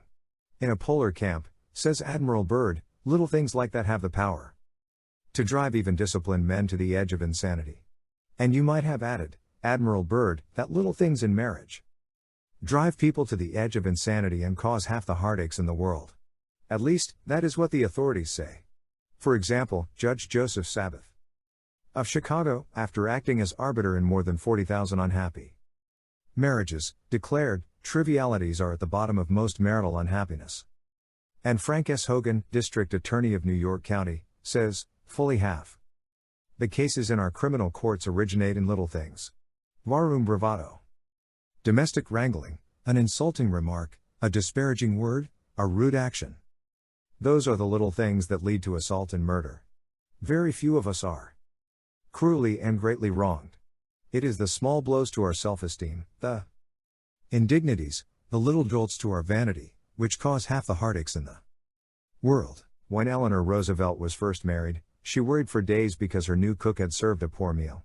But if that happened now, Mrs. Roosevelt says, I would shrug my shoulders and forget it. Good. That is acting like an adult emotionally. Even Catherine the Great, an absolute autocrat, used to laugh the thing off when the cook spoiled a meal. Mrs. Carnegie and I had dinner at a friend's house in Chicago. While carving the meat, he did something wrong. I didn't notice it, And I wouldn't have cared even if I had noticed it, but his wife saw it and jumped down his throat right in front of us. "John," she cried, "watch what you are doing. Can't you ever learn to serve properly?" Then she said to us, "He is always making mistakes. He just doesn't try." Maybe he didn't try to carve, but I certainly give him credit for trying to live with her for 20 years.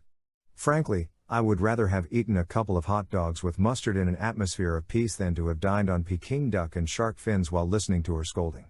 Shortly after that experience, Mrs. Carnegie and I had some friends at our home for dinner. Just before they arrived, Mrs. Carnegie found that 3 of the napkins didn't match the tablecloth.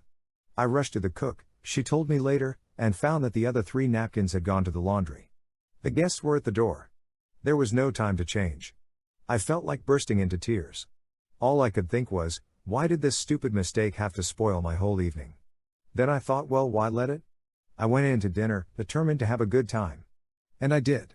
I would much rather our friends think I was a sloppy housekeeper, she told me, than a nervous, bad-tempered one. And anyhow, as far as I could make out, no one noticed the napkins. A well-known legal maxim says, de minimis non curat lex, the law does not concern itself with trifles. And neither should the worrier if he wants peace of mind. Much of the time, all we need to overcome the annoyance of trifles is to effect a shifting of emphasis, set up a new and pleasurable point of view in the mind. My friend Homer Croy, who wrote They Had to See Paris and a dozen other books, gives a wonderful example of how this can be done. He used to be driven half crazy, while working on a book, by the rattling of the radiators in his New York apartment. The steam would bang and sizzle, and he would sizzle with irritation as he sat at his desk. Then, says Homer Croy, I went with some friends on a camping expedition. While listening to the limbs crackling in the roaring fire, I thought, how much they sounded like the crackling of the radiators. Why should I like one and hate the other? When I went home I said to myself, the crackling of the limbs in the fire was a pleasant sound, the sound of the radiators is about the same, I'll go to sleep and not worry about the noise. And I did. For a few days I was conscious of the radiators, but soon I forgot all about them. And so it is with many petty worries. We dislike them and get into a stew. All because we exaggerate their importance. Disraeli said, life is too short to be little. Those words, said André Maurois in This Week magazine, have helped me through many a painful experience. Often we allow ourselves to be upset by small things we should despise and forget. Here we are on this earth, with only a few more decades to live, and we lose many irreplaceable hours brooding over grievances that, in a year's time, will be forgotten by us and by everybody. No, let us devote our life to worthwhile actions and feelings, to great thoughts, real affections and enduring undertakings. For life is too short to be little.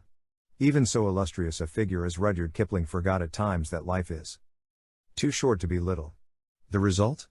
He and his brother-in-law fought the most famous court battle in the history of Vermont, a battle so celebrated that a book has been written about it, Rudyard Kipling's Vermont Feud. The story goes like this: Kipling married a Vermont girl, Caroline Balestier.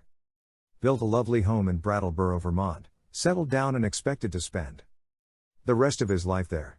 His brother-in-law, Beatty Balestier, became Kipling's best friend. The two of them worked and played together. Then Kipling bought some land from Balestier, with the understanding that Balestier would be allowed to cut hay off at each season.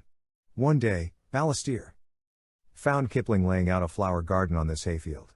His blood boiled. He hit the ceiling. Kipling fired right back. The air over the green mountains of Vermont turned blue. A few days later, when Kipling was out riding his bicycle, his brother-in-law drove a wagon and a team of horses across the road suddenly and forced Kipling to take a spill. And Kipling, the man who wrote, "If you can keep your head when all about you are losing theirs and blaming it on you," he lost his own head, and swore out a warrant for Balestier's arrest. A sensational trial followed. Reporters from the big cities poured into the town. The news flashed around the world. Nothing was settled. This quarrel caused Kipling and his wife to abandon their American home for the rest of their lives. All that worry and bitterness over a mere trifle. A load of hay. Pericles said, 24 centuries ago, "Come, gentlemen, we sit too long on trifles." We do, indeed. Here is one of the most interesting stories that Dr. Harry Emerson Fosdick ever told, a story about the battles won and lost by a giant of the forest, On the slope of Long's Peak in Colorado lies the ruin of 3 gigantic trees. Naturalists tell us that it stood for some 400 years. It was a seedling when Columbus landed at San Salvador, and half-grown when the Pilgrims settled at Plymouth. During the course of its long life it was struck by lightning 14 times, and the innumerable avalanches and storms of 4 centuries thundered past it. It survived them all. In the end, however, an army of beetles attacked the tree and leveled it to the ground. The insects ate their way through the bark and gradually destroyed the inner strength of the tree by their tiny but incessant attacks. A forest giant which age had not withered, nor lightning blasted, nor storm subdued, fell at last before beetles so small that a man could crush them between his forefinger and his thumb. Aren't we all like that battling giant of the forest? Don't we manage somehow to survive the rare storms and avalanches and lightning blasts of we, only to let our hearts be eaten out by little beetles of worried little beetles that could be crushed between a finger and a thumb? A few years ago, I traveled through the Teton National Park, in Wyoming with Charles Seifert, Highway Superintendent for the state of Wyoming, and some of his friends. We were all going to visit the John D. Rockefeller estate in the park. But the car in which I was riding took the wrong turn, got lost, and drove up to the entrance of the estate an hour after the other cars had gone in. Mr. Seifert had the key that unlocked the private gate, so he waited in the hot, mosquito-infested woods for an hour until we arrived. The mosquitoes were enough to drive a saint insane. But they couldn't triumph over Charles Seifert. While waiting for us, he cut a limb off an aspen tree and made a whistle of it. When we arrived, was he cussing the mosquitoes? No, he was playing his whistle. I have kept that whistle as a memento of a man who knew how to put trifles in their place. To break the worry habit before it breaks you, here is, Rule 2, let's not allow ourselves to be upset by small things we should despise and forget. Remember, life is too short to be little. Part 3. How to break the worry habit before it breaks you, a law that will outlaw many of your worries. As a child, I grew up on a Missouri farm, and one day, while helping my mother pick cherries, I began to cry. My mother said, "Dale, what in the world are you crying about?" I blubbered, "I'm afraid I'm going to be buried alive." I was full of worries in those days. When thunderstorms came, I worried for fear I would be killed by lightning. When hard times came, I worried for fear we wouldn't have enough to eat. I worried for fear I would go to hell when I died. I was terrified for fear an older boy, Sam White, would cut off my big ears as he threatened to do. I worried for fear girls would laugh at me if I tipped my hat to them. I worried for fear no girl would ever be willing to marry me. I worried about what I would say to my wife immediately after we were married. I imagined that we would be married in some country church and then get in a surrey with fringe on the top and ride back to the farm, but how would I be able to keep the conversation going on that ride back to the farm? How? I pondered over that earth-shaking problem for many an hour as I walked behind the plow. As the years went by, I gradually discovered that 99% of the things I worried about never happened. For example, as I have already said, I was once terrified of lightning, but I now know that the chances of my being killed by lightning in any one year are, according to the National Safety Council, only 1 in 350,000. My fear of being buried alive was even more absurd. I don't imagine that 1 person in 10 million is buried alive, yet I once cried for fear of it. 1 person out of every 8 dies of cancer. If I had wanted something to worry about, I should have worried about cancer instead of being killed by lightning or being buried alive. To be sure, I have been talking about the worries of youth and adolescence. But many of our adult worries are almost as absurd. You and I could probably eliminate 9/10 of our worries right now if we would cease our fretting long enough to discover whether, by the law of averages, there was any real justification for our worries. The most famous insurance company on earth, Lloyd's of London, has made countless millions out of the tendency of everybody to worry about things that rarely happen. Lloyd's of London bets people that the disasters they are worrying about will never occur. However, they don't call it betting. They call it insurance. But it is really betting based on the law of averages. This great insurance firm has been going strong for 200 years, and unless human nature changes, it will still be going strong 50 centuries from now by insuring shoes and ships and sealing wax against disasters that, by the law of average, don't happen nearly so often as people imagine. If we examine the law of averages, we will often be astounded at the facts we uncover. For example, if I knew that during the next 5 years I would have to fight in a battle as bloody as the Battle of Gettysburg, I would be terrified. I would take out all the life insurance I could get. I would draw up my will and set all my earthly affairs in order. I would say, I'll probably never live through that battle, so I had better make the most of the few years I have left. Yet the facts are that, according to the law of averages, it is just as dangerous, just as fatal, to Try to live from age 50 to age 55 in peacetime as it was to fight in the Battle of Gettysburg. What I am trying to say is this: in times of peace, just as many people die per thousand between the ages of 50 and 55 as were killed per thousand among the 163,000 soldiers who fought at Gettysburg. I wrote several chapters of this book at James Simpson's Noontiga Lodge, on the shore of Bow Lake in the Canadian Rockies. While stopping there one summer, I met Mr. and Mrs. Herbert H. Salinger, of 2298 Pacific Avenue, San Francisco. Mrs. Salinger, a poised, serene woman, gave me the impression that she had never worried. One evening in front of the roaring fireplace, I asked her if she had ever been troubled by worry. Troubled by it? She said. My life was almost ruined by it. Before I learned to conquer worry, I lived through 11 years of self-made hell. I was irritable and hot-tempered. I lived under terrific tension. I would take the bus every week from my home in San Mateo to shop in San Francisco. But even while shopping, I worried myself into a dither. Maybe I had left the electric iron connected on the ironing board. Maybe the house had caught fire. Maybe the maid had run off and left the children. Maybe they had been out on their bicycles and been killed by a car. In the midst of my shopping, I would often worry myself into a cold perspiration and rush out and take the bus home to see if everything was all right. No wonder my first marriage ended in disaster. My second husband is a lawyer, a quiet, analytical man who never worries about anything. When I became tense and anxious, he would say to me, "Relax. Let's think this out. What are you really worrying about? Let's examine the law of averages and see whether or not it is likely to happen." For example, I remember the time we were driving from Albuquerque, New Mexico, to the Carlsbad Caverns, driving on a dirt road, when we were caught in a terrible rainstorm. The car was slithering and sliding. We couldn't control it. I was positive we would slide off into one of the ditches that flanked the road, but my husband kept repeating to me, "I am driving very slowly. Nothing serious is likely to happen. Even if the car does slide into the ditch, by the law of averages, we won't be hurt." His calmness and confidence quieted me. One summer we were on a camping trip in the Tauquin Valley of the Canadian Rockies. One night we were camping 7,000 feet above sea level when a storm threatened to tear our tents to shreds. The tents were tied with guy ropes to a wooden platform. The outer tent shook and trembled and screamed and shrieked in the wind. I expected every minute to see our tent torn loose and hurled through the sky.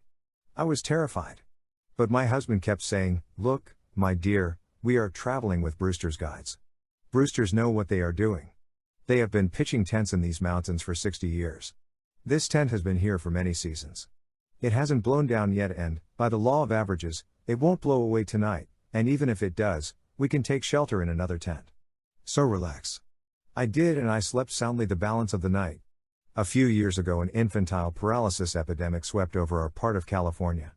In the old days, I would have been hysterical. But my husband persuaded me to act calmly. We took all the precautions we could. We kept our children away from crowds, away from school and the movies. By consulting the Board of Health, we found out that even during the worst infantile paralysis epidemic that California had ever known up to that time, only 1,835 children had been stricken in the entire state of California.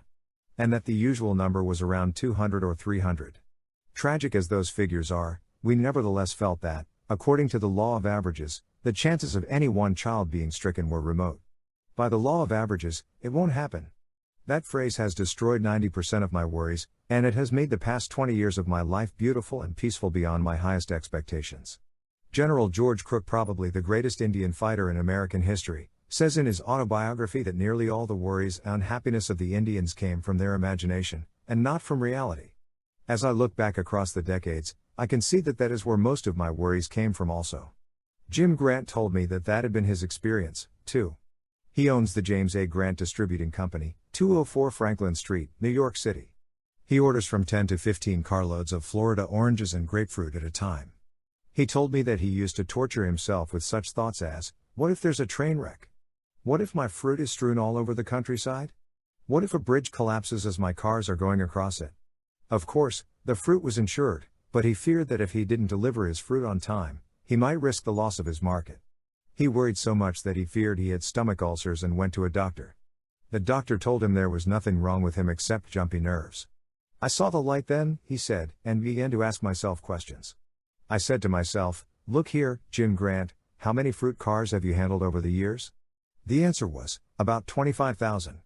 Then I asked myself, how many of those cars were ever wrecked? The answer was, oh, maybe 5. Then I said to myself, only 5 out of 25,000? Do you know what that means? A ratio of 5,000 to 1.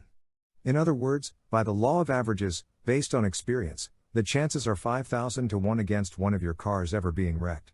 So what? Are you worried about?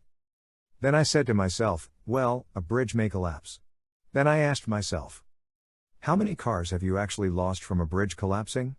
The answer was none. Then I said to myself, aren't you a fool to be worrying yourself into stomach ulcers over a bridge which has never yet collapsed and over a railroad wreck when the chances are 5,000 to 1 against it? When I looked at it that way, Jim Grant told me, I felt pretty silly. I decided then and there to let the law of averages do the worrying for me, and I have not been troubled with my stomach ulcer since. When Al Smith was governor of New York, I heard him answer the attacks of his political enemies by saying over and over, let's examine the record, let's examine the record. Then he proceeded to give the facts.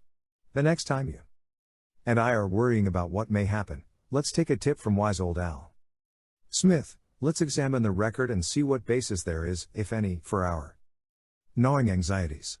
That is precisely what Frederick J. Malmsted did when he feared he was lying in his grave. Here is his story as he told it to one of our adult education classes in New York. Early in June, 1944, I was lying in a slit trench near Omaha Beach. I was with the 999th Signal Service Company, and we had just dug in Normandy. As I looked around at that slit trench, just a rectangular hole in the ground, I said to myself, this looks just like a grave. When I lay down and tried to sleep in it, it felt like a grave. I couldn't help saying to myself, maybe this is my grave. When the German bombers began coming over at 11 p.m. and the bombs started falling, I was scared stiff. For the first 2 or 3 nights I couldn't sleep at all. By the 4th or 5th night, I was almost a nervous wreck. I knew that if I didn't do something, I would go stark crazy. So I reminded myself that 5 nights had passed, and I was still alive, and so was every man in our outfit. Only 2 had been injured, and they had been hurt, not by German bombs, but by falling flak from our own anti-aircraft guns. I decided to stop worrying by doing something constructive. So I built a thick wooden roof over my slit trench, to protect myself from flak. I thought of the vast area over which my unit was spread. I told myself that the only way I could be killed in that deep, narrow slit trench was by a direct hit, and I figured out that the chance of a direct hit on me was not 1 in 10,000. After a couple of nights of looking at it in this way, I calmed down and slept even through the bomb raids. The United States Navy used the statistics of the law of averages to buck up the morale of their men. One ex-sailor told me that when he and his shipmates were assigned to high-octane tankers, they were worried stiff. They all believed that if a tanker loaded with high-octane gasoline was hit by a torpedo, it exploded and blew everybody to kingdom come. But the U.S. Navy knew otherwise, so the Navy issued exact figures, showing that out of 100 tankers hit by torpedoes 60 stayed afloat, and of the 40 that did sink, only 5 sank in less than 10 minutes. That meant time to get off the ship. It also meant casualties were exceedingly small. Did this help morale? This knowledge of the law of averages wiped out my jitters, said Clyde W. Moss, of 1969 Walnut Street, St. Paul, Minnesota, the man who told this story. The whole crew felt better. We knew we had a chance, and that, by the law of averages, we probably wouldn't be killed. To break the worry habit before it breaks you, here is Rule 3, let's examine the record. Let's ask ourselves, what are the chances, according to the law of averages, that this event I am worrying about will ever occur? Part 3. How to break the worry habit before it breaks you. Cooperate with the inevitable. When I was a little boy, I was playing with some of my friends in the attic of an old, abandoned log house in northwest Missouri. As I climbed down out of the attic, I rested my feet on a windowsill for a moment and then jumped. I had a ring on my left forefinger, and as I jumped, the ring caught on a nail head and tore off my finger. I screamed. I was terrified. I was positive I was going to die. But after the hand healed, I never worried about it for one split second. What would have been the use? I accepted the inevitable. Now I often go for a month at a time without even thinking about the fact that I have only 3 fingers and a thumb on my left hand. A few years ago, I met a man who was running a freight elevator in one of the downtown office buildings in New York. I noticed that his left hand had been cut off at the wrist. I asked him if the loss of that hand bothered him. He said, "Oh, no, I hardly ever think about it. I am not married, and the only time I ever think about it is when I try to thread a needle." It is astonishing how quickly we can accept almost any situation if we have to and adjust ourselves to it and forget about it. I often think of an inscription on the ruins of a 15th century cathedral in Amsterdam, Holland. This inscription says in Flemish, "It is so. It cannot be otherwise." As you and I march across the decades of time, we are going to meet a lot of unpleasant situations that are so. They cannot be otherwise. We have our choice. We can either accept them as inevitable and adjust ourselves to them, or we can ruin our lives with rebellion and maybe end up with a nervous breakdown. Here is a bit of sage advice from one of my favorite philosophers, William James. Be willing to have it so, he said. Acceptance of what has happened is the first step to overcoming the consequence of any misfortune. Elizabeth Conley, of 2840 49th Avenue, Portland, Oregon, had to find that out the hard way. Here is a letter that she wrote me recently, on the very day that America was celebrating the victory of our armed forces in North Africa. The letter says, "I received a telegram from the War Department. My nephew, the person I loved most, was missing in action." A short time later, another telegram arrived saying he was dead. I was prostrate with grief. Up to that time, I had felt that life had been very good to me. I had a job I loved. I had helped to raise this nephew. He represented to me all that was fine and good in young manhood. I had felt that all the bread I had cast upon the waters was coming back to me as cake. Then came this telegram. My whole world collapsed. I felt there was nothing left to live for. I neglected my work, neglected my friends. I let everything go. I was bitter and resentful. Why did my loving nephew have to be taken? Why did this good boy, with life all before him, why did he have to be killed? I couldn't accept it. My grief was so overwhelming that I decided to give up my work, and go away and hide myself in my tears and bitterness. I was clearing out my desk, getting ready to quit, when I came across a letter that I had forgotten, a letter from this nephew who had been killed, a letter he had written to me when my mother had died a few years ago. Of course, we will miss her, the letter said, and especially you. But I know you'll carry on. Your own personal philosophy will make you do that. I shall never forget the beautiful truths you taught me. Wherever I am, or how far apart we may be, I shall always remember that you taught me to smile, and to take whatever comes, like a man. I read and reread that letter. It seemed as if he were there beside me, speaking to me. He seemed to be saying to me, "Why don't you do what you taught me to do? Carry on, no matter what happens. Hide your private sorrows under a smile and carry on." So, I went back to my work. I stopped being bitter and rebellious. I kept saying to myself, "It is done. I can't change it. But I can and will carry on as he wished me to do."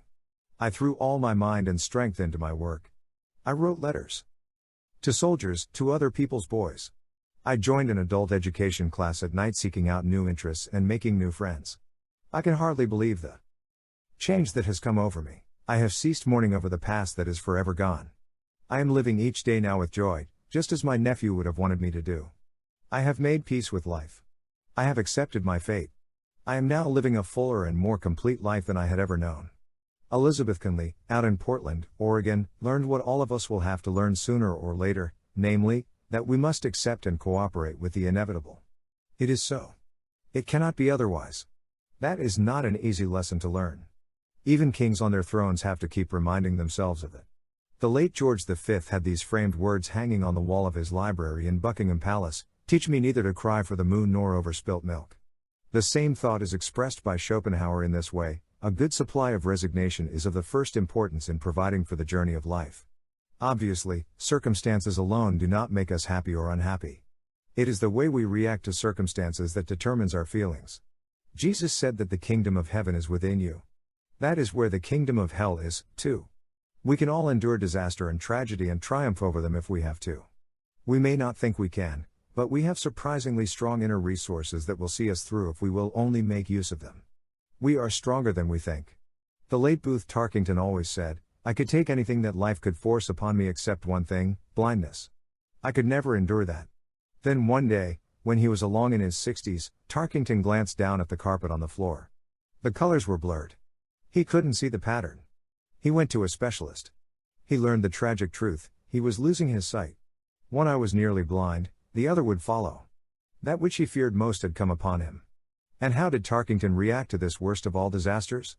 Did he feel, "This is it? This is the end of my life"? No, to his amazement, he felt quite gay. He even called upon his humor. Floating specks annoyed him. They would swim across his eyes and cut off his vision. Yet when the largest of these specks would swim across his sight, he would say, "Hello. There's grandfather again. Wonder where he's going on this fine morning." How could fate ever conquer a spirit like that? The answer is it couldn't. When total blindness closed in, Tarkington said, "I found I could take the loss of my eyesight, just as a man can take anything else. If I lost all 5 of my senses, I know I could live on inside my mind. For it is in the mind we see, and in the mind we live, whether we know it or not." In the hope of restoring his eyesight, Tarkington had to go through more than 12 operations within 1 year. With local anesthetic. Did he rail against this? He knew it had to be done. He knew he couldn't escape it, so the only way to lessen his suffering was to take it with grace. He refused a private room at the hospital and went into a ward, where he could be with other people who had troubles, too. He tried to cheer them up. And when he had to submit to repeated operations fully conscious of what was being done to his eyes, he tried to remember how fortunate he was. "How wonderful," he said. "How wonderful, that science now has the skill to operate on anything so delicate as the human eye." The average man would have been a nervous wreck if he had had to endure more than 12 operations and blindness. Yet Tarkington said, "I would not exchange this experience for a happier one." It taught him acceptance. It taught him that nothing life could bring him was beyond his strength to endure. It taught him, as John Milton discovered, that it is not miserable to be blind, it is only miserable not to be able to endure blindness. Margaret Fuller, the famous New England feminist, once offered as her credo, "I accept the universe." When grouchy old Thomas Carlyle heard that in England, he snorted, "By gad, she'd better." Yes, and by gad, you and I had better accept the inevitable, too. If we rail and kick against it and grow bitter, we won't change the inevitable, but we will change ourselves. I know. I have tried it. I once refused to accept an inevitable situation with which I was confronted. I played the fool and railed against it, and rebelled. I turned my nights into hells of insomnia. I brought upon myself everything I didn't want. Finally, after a year of self-torture, I had to accept what I knew from the outset I couldn't possibly alter. I should have cried out years ago with old Walt Whitman, "Oh, to confront night, storms, hunger, ridicule, accident, rebuffs as the trees and animals do." I spent 12 years working with cattle, yet I never saw a Jersey cow running at temperature because the pasture was burning up from a lack of rain or because of sleet and cold or because her boyfriend was paying too much attention to another heifer. The animals confront night, storms, and hunger calmly, so they never have nervous breakdowns or stomach ulcers, and they never go insane. Am I advocating that we simply bow down to all the adversities that come our way? Not by a long shot. That is mere fatalism. As long as there is a chance that we can save a situation, let's fight. But when common sense tells us that we are up against something that is so and cannot be otherwise, then, in the name of our sanity, let's not look before and after and pine for what is not.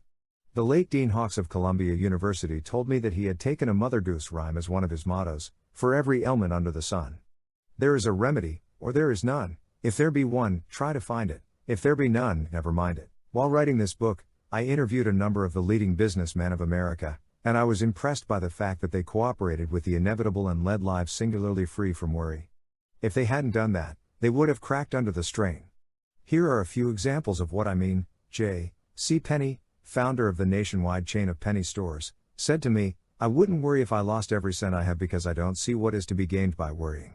I do the best job I possibly can, and leave the results in the laps of the gods." Henry Ford told me much the same thing. "When I can't handle events," he said, "I let them handle themselves." When I asked K.T. Keller, president of the Chrysler Corporation, how he kept from worrying, he said, When I am up against a tough situation, if I can do anything about it, I do it. If I can't, I just forget it. I never worry about the future, because I know no man living can possibly figure out what is going to happen in the future. There are so many forces that will affect that future. Nobody can tell what prompts those forces or understand them. So why worry about them? K.T. Keller would be embarrassed if you told him he is a philosopher. He is just a good businessman, yet he has stumbled on the same philosophy that Epictetus taught in Rome 19 centuries ago. There is only one way to happiness, Epictetus taught the Romans, and that is to cease worrying about things which are beyond the power of our will. Sarah Bernhardt, the divine Sarah, was an illustrious example of a woman who knew how to cooperate with the inevitable. For half a century, she had been the reigning queen of the theater on 4 continents, the best-loved actress on earth. Then when she was 71 and broke, she had lost all her money. Her physician, Professor Pazzi of Paris, told her he would have to amputate her leg. While crossing the Atlantic, she had fallen on deck during a storm, and injured her leg severely. Phlebitis developed. Her leg shrank.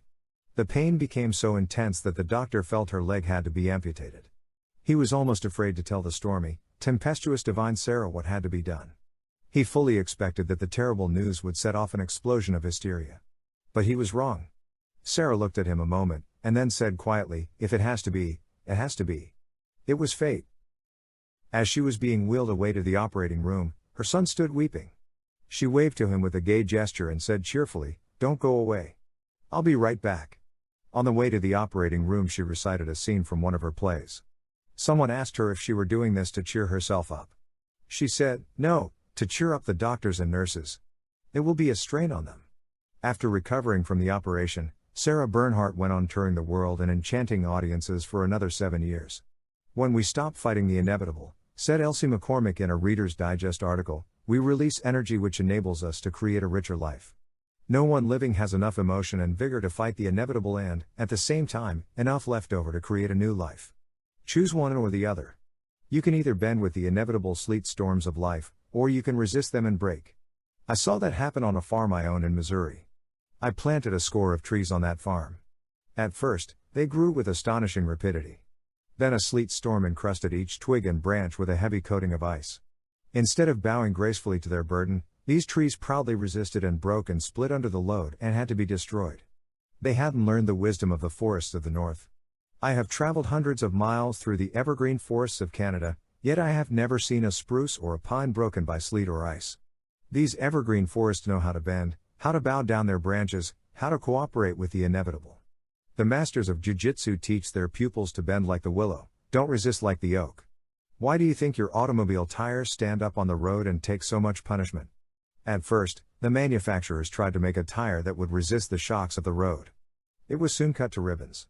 Then they made a tire that would absorb the shocks of the road. That tire could take it. You and I will last longer, and enjoy smoother riding, if we learn to absorb the shocks and jolts along the rocky road of life. What will happen to you and me if we resist the shocks of life instead of absorbing them? What will happen if we refuse to bend like the willow and insist on resisting like the oak? The answer is easy. We will set up a series of inner conflicts. We will be worried, tense, strained, and neurotic. If we go still further and reject the harsh world of reality and retreat into a dream world of our own making, we will then be insane. During the war, millions of frightened soldiers had either to accept the inevitable or break under the strain. To illustrate, let's take the case of William H. Cassilius, 7126 76th Street, Glendale, New York. Here is a prize-winning talk he gave before one of my adult education classes in New York. Shortly after I joined the Coast Guard, I was assigned to one of the hottest spots on this side of the Atlantic. I was made a supervisor of explosives. Imagine it. Me. A biscuit salesman becoming a supervisor of explosives. The very thought of finding yourself standing on top of thousands of tons of TNT is enough to chill the marrow in a cracker salesman's bones. I was given only 2 days of instruction, and what I learned filled me with even more terror. I'll never forget my first assignment. On a dark, cold, foggy day, I was given my orders on the open pier of Caven Point, Bayonne, New Jersey. I was assigned to hold No. 5 on my ship. I had to work down in that hold with 5 longshoremen. They had strong backs, but they knew nothing whatever about explosives. And they were loading blockbusters, each one of which contained a ton of TNT, enough explosive to blow that old ship to kingdom come. These blockbusters were being lowered by 2 cables. I kept saying to myself, Suppose one of those cables slipped, or broke. Oh boy. Was I scared? I trembled. My mouth was dry. My knees sagged. My heart pounded. But I couldn't run away. That would be desertion. I would be disgraced, my parents would be disgraced, and I might be shot for desertion. I couldn't run. I had to stay. I kept looking at the careless way those longshoremen were handling those blockbusters. The ship might blow up any minute. After an hour or more of this spine-chilling terror, I began to use a little common sense. I gave myself a good talking to. I said, look here. So you are blown up. So what? You will never know the difference. It will be an easy way to die. Much better than dying by cancer. Don't be a fool. You can't expect to live forever. You've got to do this job, or be shot. So you might as well like it. I talked to myself like that for hours, and I began to feel at ease. Finally, I overcame my worry and fears by forcing myself to accept an inevitable situation. I'll never forget that lesson. Every time I am tempted now to worry about something I can't possibly change, I shrug my shoulders and say, forget it. I find that it works, even for a biscuit salesman. Hooray! Let's give 3 cheers and 1 cheer more for the biscuit salesman of the pinafore. Outside the crucifixion of Jesus, the most famous death scene in all history was the death of Socrates. 10,000 centuries from now, men will still be reading and cherishing Plato's immortal description of it, one of the most moving and beautiful passages in all literature. Certain men of Athens, jealous and envious of old barefooted Socrates, trumped up charges against him and had him tried and condemned to death. When the friendly jailer gave Socrates the poison cup to drink, the jailer said, try to bear lightly what needs must be. Socrates did. He faced death with a calmness and resignation that touched the hem of divinity. Try to bear lightly what needs must be. Those words were spoken 399 years before Christ was born, but this worrying old world needs those words. Today more than ever before, try to bear lightly what needs must be. During the past 8 years, I have been reading practically every book and magazine article I could find that dealt even remotely with banishing worry. Would you like to know what is the best single bit of advice about worry that I have ever discovered in all that reading? Well, here it is, summed up in 27 words that you and I ought to paste on our bathroom mirrors, so that each time we wash our faces we could also wash away all worry from our minds. This priceless prayer was written by Dr. Reinhold Niebuhr, professor of Applied Christianity, Union Theological Seminary, Broadway and 120th Street, New York. God grant me the serenity to accept the things I cannot change, the courage to change the things I can, and the wisdom to know the difference. To break the worry habit before it breaks you, Rule 4 is cooperate with the inevitable. Part 3. How to break the worry habit before it breaks you. Put a stop-loss order on your worries. Would you like to know how to make money on the stock exchange? Well, so would a million other people, and if I knew the answer, this book would sell for a fabulous price. However, there's one good idea that some successful operators use. This story was told to me by Charles Roberts, an investment counselor with offices at 17 East 42nd Street, New York. I originally came up to New York from Texas with $20,000 which my friends had given me to invest in the stock market, Charles Roberts told me. I thought, he continued, that I knew the ropes in the stock market, but I lost every cent. True, I made a lot of profit on some deals, but I ended up by losing everything. I did not mind so much losing my own money, Mr. Roberts explained, but I felt terrible about having lost my friends' money, even though they could well afford it. I dreaded facing them again after our venture had turned out so unfortunately, but, to my astonishment, they not only were good sports about it, but proved to be incurable optimists. I knew I had been trading on a hit-or-miss basis and depending largely on luck and other people's opinions. As H.I. Phillips said, I had been playing the stock market by ear. I began to think over my mistakes and I determined that before I went back into the market again, I would try to find out what it was all about. So I sought out and became acquainted with one of the most successful speculators who ever lived, Burton S. Kessels. I believed I could learn a great deal from him because he had long enjoyed the reputation of being successful year after year, and I knew that such a career was not the result of mere chance or luck. He asked me a few questions about how I had traded before and then told me what I believe is the most important principle in trading. He said, I put a stop-loss order on every market commitment I make. If I buy a stock at, say, $50 a share, I immediately place a stop-loss order on it at 45. That means that when and if the stock should decline as much as 5 points below its cost, it would be sold automatically, thereby limiting the loss to 5 points. If your commitments are intelligently made in the first place, the old master continued, your profits will average 10, 25, or even 50 points. Consequently, by limiting your losses to 5 points, you can be wrong more than half of the time and still make plenty of money. I adopted that principle immediately and have used it ever since. It has saved my clients and me many thousands of dollars. After a while I realized that the stop-loss principle could be used in other ways besides in the stock market. I began to place a stop-loss order on any and every kind of annoyance and resentment that came to me. It has worked like magic. For example, I often have a luncheon date with a friend who is rarely on time. In the old days, he used to keep me stewing around for half my lunch hour before he showed up. Finally, I told him about my stop-loss orders on my worries.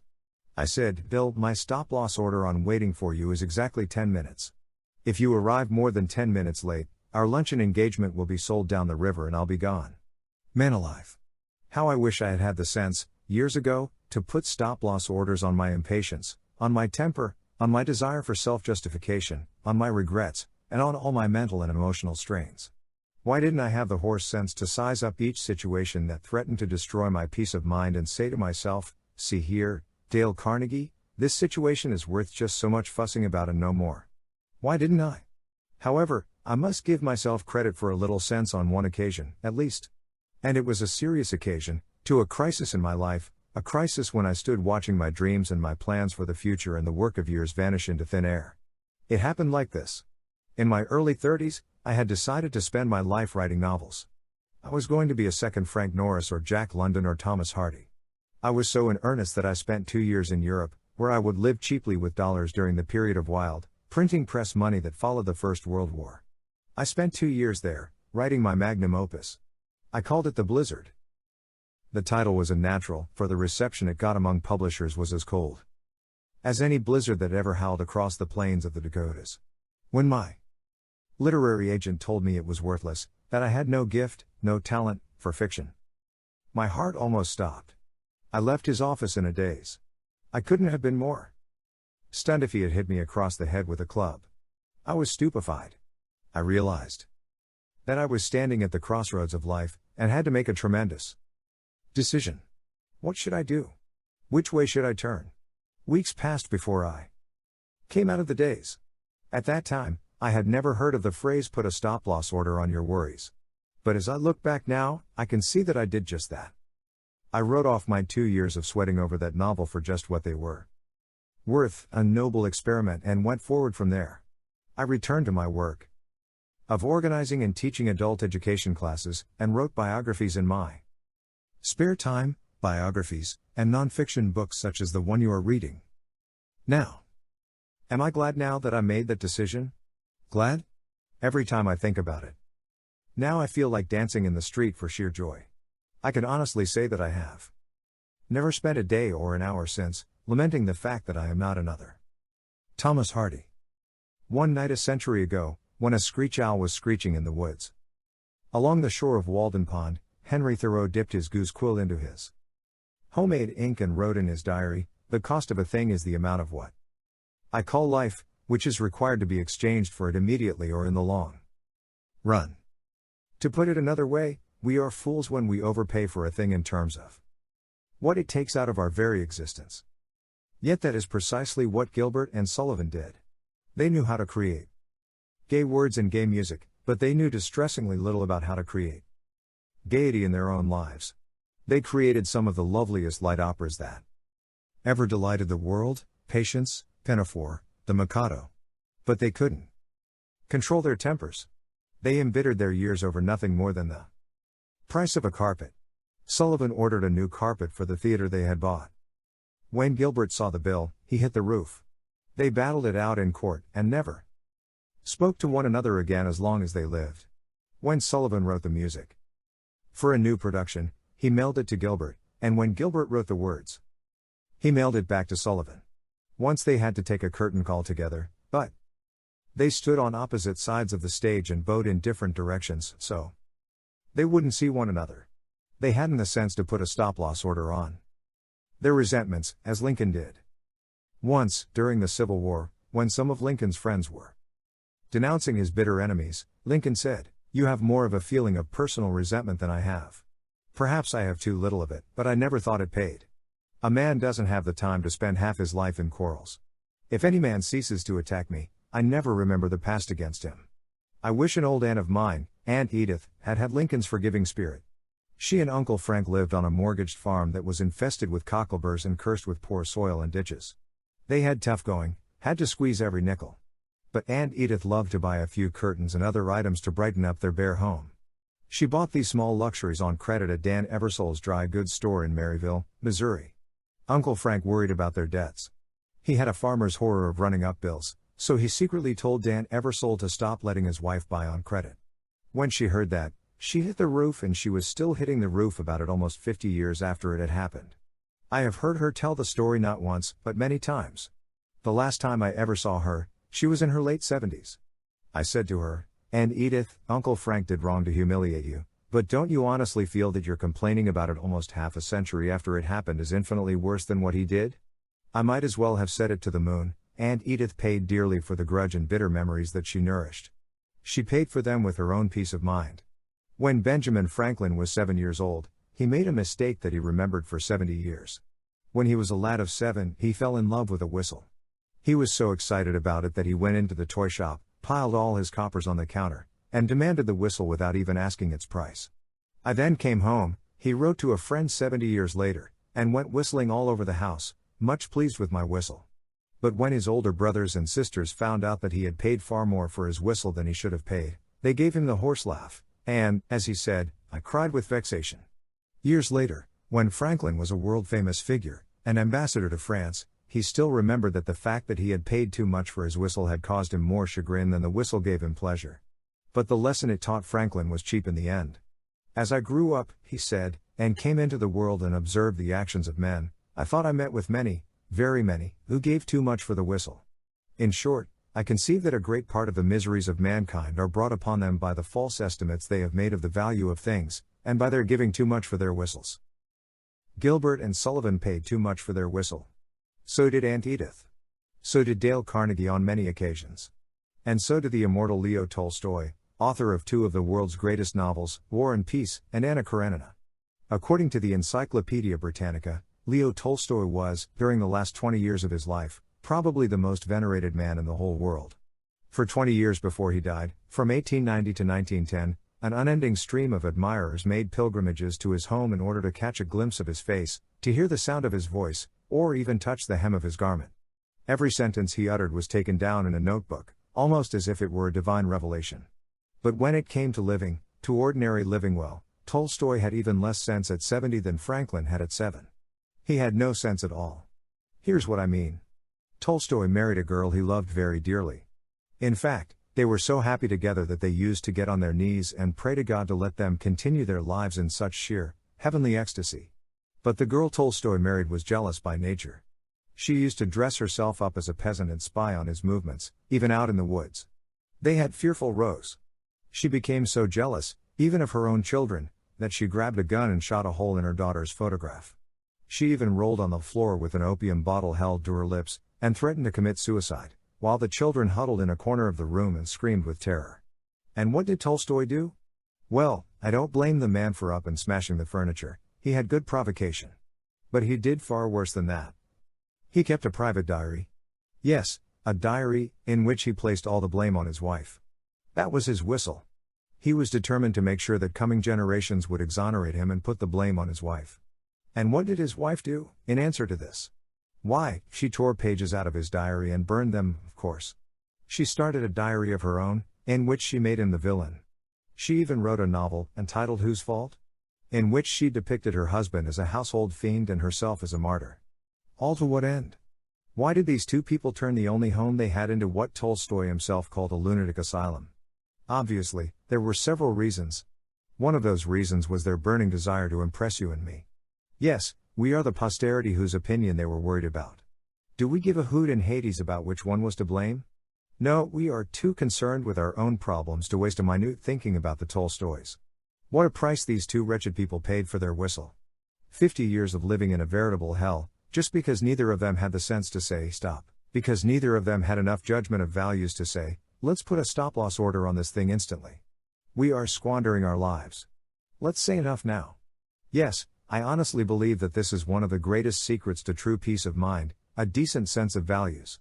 And I believe we could annihilate 50% of all our worries at once if we would develop a sort of private gold standard, a gold standard of what things are worth to us in terms of our lives. So, to break the worry habit before it breaks you, here is Rule 5. Whenever we are tempted to throw good money after bad in terms of human living, let's stop and ask ourselves these 3 questions. 1. How much does this thing I am worrying about really matter to me? 2. At what point shall I set a stop-loss order on this worry and forget it? 3. Exactly how much shall I pay for this whistle? Have I already paid more than it is worth? Part 3. How to break the worry habit before it breaks you. Don't try to saw sawdust. As I write this sentence, I can look out of my window and see some dinosaur tracks in my garden, dinosaur tracks embedded in shale and stone. I purchased those dinosaur tracks from the Peabody Museum of Yale University, and I have a letter from the curator of the Peabody Museum, saying that those tracks were made 180 million years ago. Even a Mongolian idiot wouldn't dream of trying to go back 180 million years to change those tracks. Yet that would not be any more foolish than worrying, because we can't go back and change what happened 180 seconds ago, and a lot of us are doing just that. To be sure, we may do something to modify the effects of what happened 180 seconds ago, but we can't possibly change the event that occurred then. There is only one way on God's green footstool that the past can be constructive, and that is by calmly analyzing our past mistakes and profiting by them and forgetting them. I know that is true, but have I always had the courage and sense to do it? To answer that question, let me tell you about a fantastic experience I had years ago. I let more than $300,000 slip through my fingers without making a penny's profit. It happened like this: I launched a large-scale enterprise in adult education, opened branches in various cities, and spent money lavishly in overhead and advertising. I was so busy with teaching that I had neither the time nor the desire to look after finances. I was too naive to realize that I needed an astute business manager to watch expenses. Finally, after about a year, I discovered a sobering and shocking truth. I discovered that in spite of our enormous intake, we had not netted any profit whatever. After discovering that, I should have done 2 things. First, I should have had the sense to do what George Washington Carver, the Negro scientist, did when he lost $40,000 in a bank crash, the savings of a lifetime. When someone asked him if he knew he was bankrupt, he replied, "Yes, I heard," and went on with his teaching. He wiped the loss out of his mind so completely that he never mentioned it again. Here is the second thing I should have done: I should have analyzed my mistakes and learned a lasting lesson. But frankly, I didn't do either one of these things. Instead, I went into a tailspin of worry.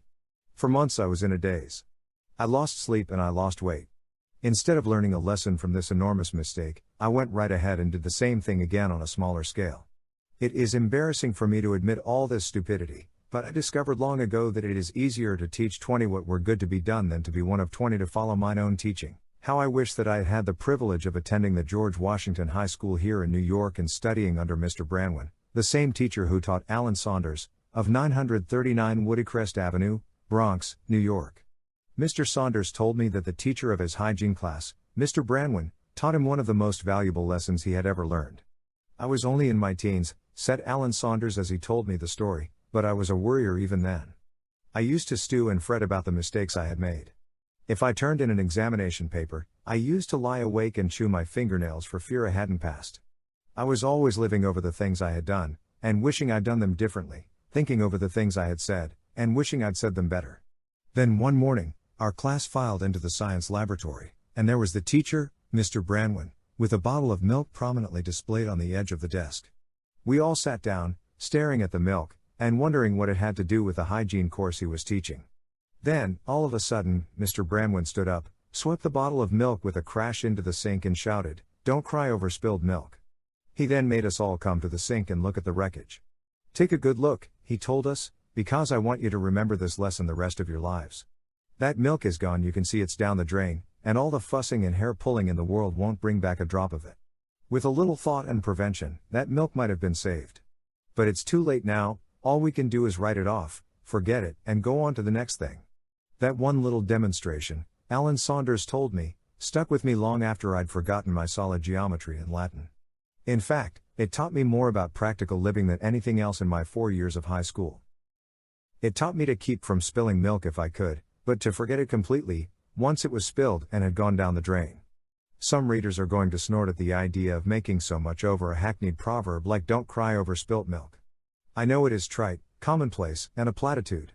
I know you have heard it 1,000 times. But I also know that these hackneyed proverbs contain the very essence of the distilled wisdom of all ages. They have come out of the fiery experience of the human race and have been handed down through countless generations. If you were to read everything that has ever been written about worry by the great scholars of all time, you would never read anything more basic or more profound than such hackneyed proverbs as "don't cross your bridges until you come to them" and "don't cry over spilt milk." If we only applied those two proverbs instead of snorting at them, we wouldn't need this book at all. In fact, if we applied most of the old proverbs, we would lead almost perfect lives. However, knowledge isn't power until it is applied, and the purpose of this book is not to tell you something new. The purpose of this book is to remind you of what you already know and to kick you in the shins and inspire you to do something about applying it.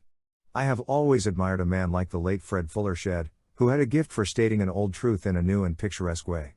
He was editor of the Philadelphia Bulletin, and, while addressing a college graduating class, he asked, "How many of you have ever sawed wood? Let's see your hands." Most of them had. Then he inquired, "How many of you have ever sawed sawdust?" No hands went up. "Of course, you can't saw sawdust," Mr. Shedd exclaimed. "It's already sawed. And it's the same with the past. When you start worrying about things that are over and done with, you're merely trying to saw sawdust." When Connie Mack, the grand old man of baseball, was 81 years old, I asked him if he had ever worried over games that were lost. "Oh, yes, I used to," Connie Mack told me. "But I got over that foolishness long years ago. I found out it didn't get me anywhere at all. You can't grind any grain," he said, "with water that has already gone down the creek. No, you can't grind any grain and you can't saw any logs with water that has already gone down the creek. But you can saw wrinkles in your face and ulcers in your stomach." I had dinner with Jack Dempsey last Thanksgiving, and he told me over the turkey and cranberry sauce about the fight in which he lost the heavyweight championship to Tunney. Naturally, it was a blow to his ego. In the midst of that fight, he told me, I suddenly realized I had become an old man. At the end of the 10th round, I was still on my feet, but that was about all. My face was puffed and cut, and my eyes were nearly closed. I saw the referee raise Gene Tunney's hand in token of victory. I was no longer champion of the world. I started back in the rain back through the crowd to my dressing room. As I passed, some people tried to grab my hand. Others had tears in their eyes. A year later, I fought Tunney again. But it was no use. I was through forever. It was hard to keep from worrying about it all, but I said to myself, I'm not going to live in the past or cry over spilt milk. I am going to take this blow on the chin and not let it floor me. And that is precisely what Jack Dempsey did. How? By saying to himself over and over, I won't worry about the past? No, that would merely have forced him to think of his past worries. He did it by accepting and writing off his defeat and then concentrating on plans for the future. He did it by running the Jack Dempsey restaurant on Broadway and the Great Northern Hotel on 57th Street. He did it by promoting prize fights and giving boxing exhibitions. He did it by getting so busy on something constructive that he had neither the time nor the temptation to worry about the past. I have had a better time during the last 10 years, Jack Dempsey said, than I had when I was champion. As I read history and biography and observe people under trying circumstances, I am constantly astonished and inspired by some people's ability to write off their worries and tragedies and go on living fairly happy lives. I once paid a visit to Sing Sing, and the thing that astonished me most was that the prisoners there appeared to be about as happy as the average person on the outside. I commented on it to Louis E. Laws, then warden of Sing Sing, and he told me that when criminals first arrive at Sing Sing, they are likely to be resentful and bitter. But after a few months, the majority of the more intelligent ones write off their misfortunes and settle down and accept prison life calmly and make the best of it. Warden Laws told me about one Sing Sing prisoner, a gardener who sang as he cultivated the vegetables and flowers inside the prison walls. That Sing Sing prisoner who sang as he cultivated the flowers showed a lot more sense than most of us do. He knew that, the moving finger writes, and, having writ, moves on, nor all your piety nor which shall lure it back to cancel half a line, nor all your tears wash out a word of it. So why waste the tears? Of course, we have been guilty of blunders and absurdities. And so what? Who hasn't? Even Napoleon lost 1/3 of all the important battles he fought. Perhaps our batting average is no worse than Napoleon's. Who knows? And, anyhow, all the king's horses and all the king's men can't put the past together again. So let's remember Rule 7, don't try to saw sawdust. Part 3 in a nutshell, how to break the worry habit before it breaks you. Rule 1: crowd worry out of your mind by keeping busy. Plenty of action is one of the best therapies ever devised for curing wibber-jibbers. Rule 2: don't fuss about trifles. Don't permit little things, the mere termites of life, to ruin your happiness. Rule 3: use the law of averages to outlaw your worries. Ask yourself, what are the odds against this thing's happening at all? Rule 4: cooperate with the inevitable. If you know a circumstance is beyond your power to change or revise, say to yourself it is so, it cannot be otherwise. Rule 5: put a stop-loss order on your worries. Decide just how much anxiety a thing may be worth and refuse to give it any more. Rule 6: let the past bury its dead. Don't saw sawdust. Part 4. 7 ways to cultivate a mental attitude that will bring you peace and happiness. 8 words that can transform your life. A few years ago, I was asked to answer this question on a radio program. What is the biggest lesson you have ever learned? That was easy. By far the most vital lesson I have ever learned is the importance of what we think. If I knew what you think, I would know what you are. Our thoughts make us what we are. Our mental attitude is the X factor that determines our fate. Emerson said, "A man is what he thinks about all day long." How could he possibly be anything else? I now know with a conviction beyond all doubt that the biggest problem you and I have to deal with, in fact, almost the only problem we have to deal with, is choosing the right thoughts. If we can do that, we will be on the high road to solving all our problems. The great philosopher who ruled the Roman Empire, Marcus Aurelius, summed it up in 8 words that can determine your destiny. Our life is what our thoughts make it. Yes, if we think happy thoughts, we will be happy. If we think miserable thoughts, we will be miserable. If we think fear thoughts, we will be fearful. If we think sickly thoughts, we will probably be ill. If we think failure, we will certainly fail. If we wallow in self-pity, everyone will want to shun us and avoid us. You are not, said Norman Vincent Peale, you are not what you think you are, but what you think you are. Am I advocating a habitual Pollyanna attitude toward all our problems? No, unfortunately, life isn't so simple as all that. But I am advocating that we assume a positive attitude instead of a negative attitude. In other words, we need to be concerned about our problems, but not worried. What is the difference between concern and worry? Let me illustrate. Every time I cross the traffic-jammed streets of New York, I am concerned about what I am doing, but not worried. Concern means realizing what the problems are and calmly taking steps to meet them. Worrying means going around in maddening, futile circles. A man can be concerned about his serious problems and still walk with his chin up and a carnation in his buttonhole. I have seen Lowell Thomas do just that. I once had the privilege of being associated with Lowell Thomas in presenting his famous films on the Allen B. Lawrence campaigns in World War I. He and his assistants had photographed the war on half a dozen fronts, and, best of all, had brought back a pictorial record of T.E. Lawrence and his colorful Arabian army, and a film record of Allenby's conquest of the Holy Land. His illustrated talks entitled With Allenby in Palestine and Lawrence in Arabia were a sensation in London and around the world. The London opera season was postponed for 6 weeks so that he could continue telling his tale of high adventure and showing his pictures at Covent Garden Royal Opera House. After his sensational success in London came a triumphant tour of many countries. Then he spent 2 years preparing a film record of life in India and Afghanistan. After a lot of incredibly bad luck, the impossible happened. He found himself broke in London.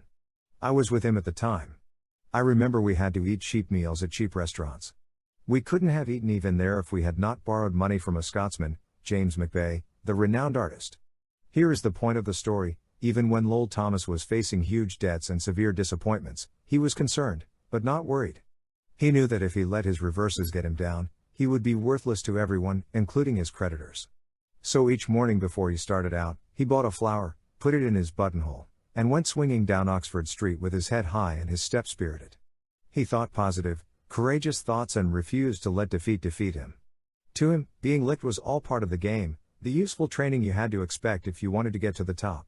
Our mental attitude has an almost unbelievable effect even on our physical powers.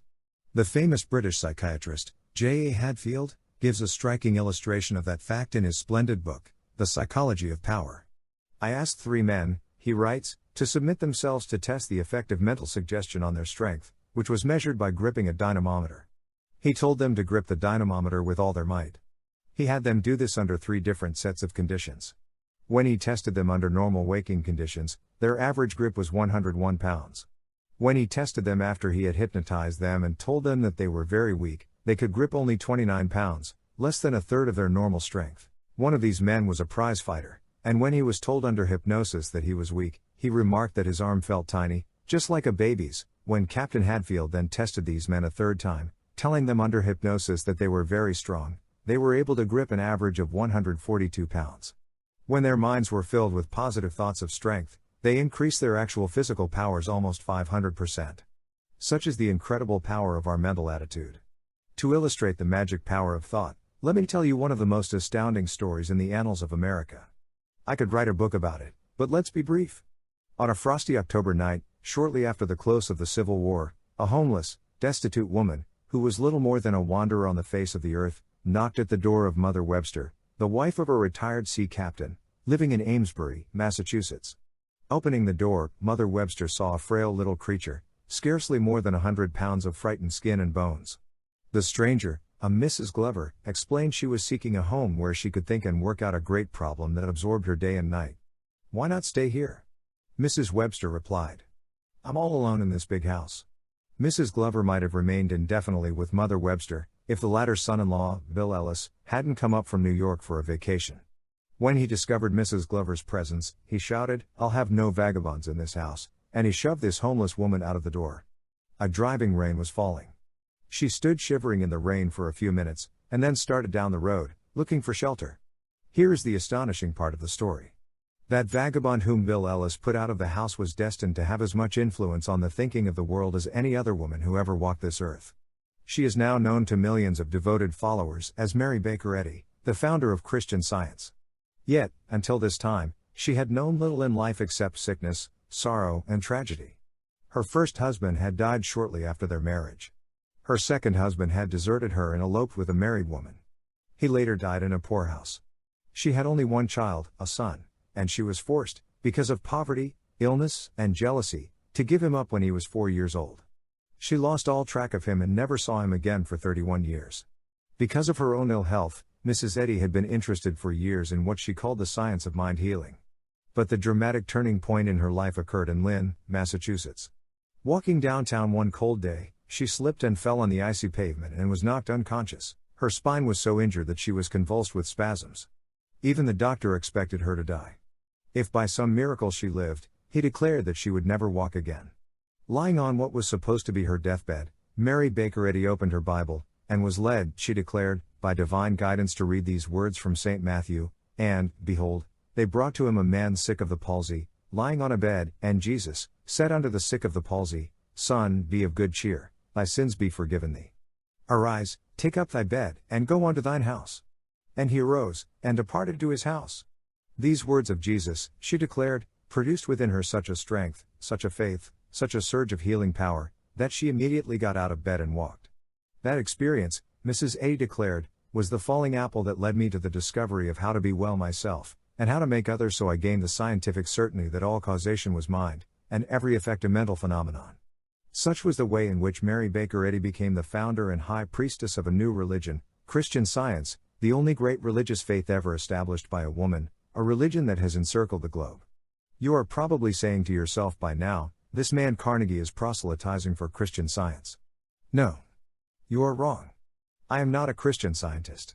But the longer I live, the more deeply I am convinced of the tremendous power of thought. As a result of 35 years spent in teaching adults, I know men and women can banish worry, fear, and various kind of illness, and can transform their lives by changing their thoughts. I know. I have seen such incredible transformations performed hundreds of times. I have seen them so often that I no longer wonder at them. For example, one of these transformations happened to one of my students, Frank J. Whaley, of 1469 West Idaho Street, St. Paul, Minnesota. He had a nervous breakdown. What brought it on? Worry. Frank Whaley tells me, I worried about everything. I worried because I was too thin, because I thought I was losing my hair, because I feared I would never make enough money to get married, because I felt I would never make a good father, because I feared I was losing the girl I wanted to marry, because I felt I was not living a good life. I worried about the impression I was making on other people. I worried because I thought I had stomach ulcers. I could no longer work. I gave up my job. I built up tension inside me until I was like a boiler without a safety valve. The pressure got so unbearable that something had to give, and it did. If you have never had a nervous breakdown, pray God that you never do, for no pain of the body can exceed the excruciating pain of an agonized mind. My breakdown was so severe that I couldn't talk even to my own family. I had no control over my thoughts. I was filled with fear. I would jump at the slightest noise. I avoided everybody. I would break out crying for no apparent reason at all. Every day was one of agony. I felt that I was deserted by everybody, even God. I was tempted to jump into the river and end it all. I decided instead to take a trip to Florida, hoping that a change of scene would help me. As I stepped on the train, my father handed me a letter and told me not to open it until I reached Florida. I landed in Florida during the height of the tourist season. Since I couldn't get in a hotel, I rented a sleeping room in a garage. I tried to get a job on a tramp freighter out of Miami, but had no luck. So I spent my time at the beach. I was more wretched in Florida than I had been at home, so I opened the envelope to see what Dad had written. His note said, "Son, you are 1,500 miles from home, and you don't feel any different, do you? I knew you wouldn't, because you took with you the one thing that is the cause of all your trouble, that is, yourself. There is nothing wrong with either your body or your mind. It is not the situations you have met that have thrown you, it is what you think of these situations. As a man thinketh in his heart, so is he. When you realize that, son, come home, for you will be cured." Dad's letter made me angry. I was looking for sympathy, not instruction. I was so mad that I decided then and there that I would never go home. That night, as I was walking down one of the side streets of Miami, I came to a church where services were going on. Having no place to go, I drifted in and listened to a sermon on the text, "He who conquers his spirit is mightier than he who taketh a city." Sitting in the sanctity of the house of God and hearing the same thoughts that my dad had written in his letter, all this swept the accumulated litter out of my brain. I was able to think clearly and sensibly for the first time in my life. I realized what a fool I had been. I was shocked to see myself in my true light. Here I was, wanting to change the whole world and everyone in it, when the only thing that needed changing was the focus of the lens of the camera, which was my mind. The next morning I packed and started home. A week later I was back on the job. 4 months later I married the girl I had been afraid of losing. We now have a happy family of 5 children. God has been good to me both materially and mentally. At the time of the breakdown I was a night foreman of a small department handling 18 people. I am now superintendent of carton manufacture in charge of over 450 people. Life is much fuller and friendlier. I believe I appreciate the true values of life now. When moments of uneasiness try to creep in, as they will in everyone's life, I tell myself to get that camera back in focus, and everything is okay. I can honestly say that I am glad I had the breakdown, because I found out the hard way what power our thoughts can have over our mind and our body. Now I can make my thoughts work for me instead of against me. I can see now that Dad was right when he said it wasn't outward situations that had caused all my suffering, but what I thought of those situations. And as soon as I realized that, I was cured and stayed cured. Such was the experience of Frank J. Whaley. I am deeply convinced that our peace of mind and the joy we get out of living depends not on where we are, or what we have, or who we are, but solely upon our mental attitude. Outward conditions have very little to do with it. For example, let's take the case of old John Brown, who was hanged for seizing the United States Arsenal at Harper's Ferry and trying to incite the slaves to rebellion. He rode away to the gallows, sitting on his coffin. The jailer who rode beside him was nervous and worried. But old John Brown was calm and cool. Looking up at the Blue Ridge Mountains of Virginia, he exclaimed, "What a beautiful country. I never had an opportunity to really see it before." Or take the case of Robert Falcon Scott and his companions, the first Englishmen ever to reach the South Pole. Their return trip was probably the cruelest journey ever undertaken by man. Their food was gone and so was their fuel. They could no longer march because a howling blizzard roared down over the rim of the earth for 11 days and nights, a wind so fierce and sharp that it cut ridges in the polar ice. Scott and his companions knew they were going to die, and they had brought a quantity of opium along for just such an emergency. A big dose of opium, and it could all lie down to pleasant dreams, never to wake again. But they ignored the drug, and died singing ringing songs of cheer. We know they did because of a farewell letter found with their frozen bodies by a searching party, 8 months later. Yes, if we cherish creative thoughts of courage and calmness, we can enjoy the scenery while sitting on our coffin, riding to the gallows, or we can fill our tents with ringing songs of cheer, while starving and freezing to death. Milton in his blindness discovered that same truth 300 years ago: the mind is its own place, and in itself can make a heaven of hell, a hell of heaven. Napoleon and Helen Keller are perfect illustrations of Milton's statement. Napoleon had everything men usually crave: glory, power, riches, yet he said at Street Helena, "I have never known 6 happy days in my life," while Helen Keller, blind, deaf, dumb, declared, "I have found life so beautiful. If half a century of living has taught me anything at all, it has taught me that nothing can bring you peace but yourself.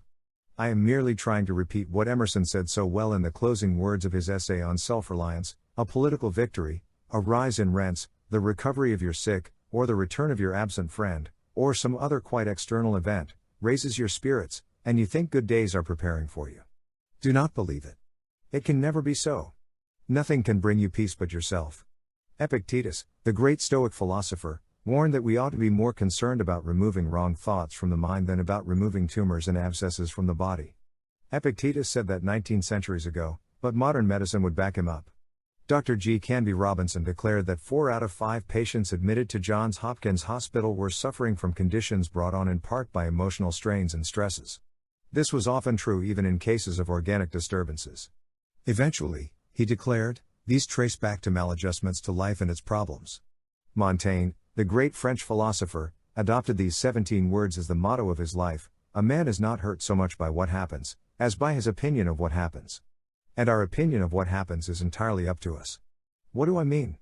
Have I the colossal effrontery to tell you to your face, when you are mowed down by troubles, and your nerves are sticking out like wires and curling up at the ends, have I the colossal effrontery to tell you that, under those conditions, you can change your mental attitude by an effort of will? Yes, I mean precisely that. And that is not all. I am going to show you how to do it. It may take a little effort, but the secret is simple. William James, who has never been topped in his knowledge of practical psychology, once made this observation: action seems to follow feeling, but really action and feeling go together, and by regulating the action, which is under the more direct control of the will, we can indirectly regulate the feeling, which is not. In other words, William James tells us that we cannot instantly change our emotions just by making up our minds to, but that we can change our actions. And that when we change our actions, we will automatically change our feelings. Thus, he explains, the sovereign voluntary path to cheerfulness, if your cheerfulness be lost, is to sit up cheerfully and to act and speak as if cheerfulness were already there. Does that simple trick work? It works like plastic surgery. Try it yourself. Put a big, broad, honest-to-God smile on your face, throw back your shoulders, take a good, deep breath, and sing a snatch of song. If you can't sing, whistle. If you can't whistle, hum. You will quickly discover what William James was talking about, that it is physically impossible to remain blue or depressed while you are acting out the symptoms of being radiantly happy. This is one of the little basic truths of nature that can easily work miracles in all our lives. I know a woman in California, I won't mention her name, who could wipe out all of her miseries in 24 hours if only she knew this secret. She's old, and she's a widow. That's sad, I admit, but does she try to act happy? No. If you ask her how she is feeling, she says, "Oh, I'm all right."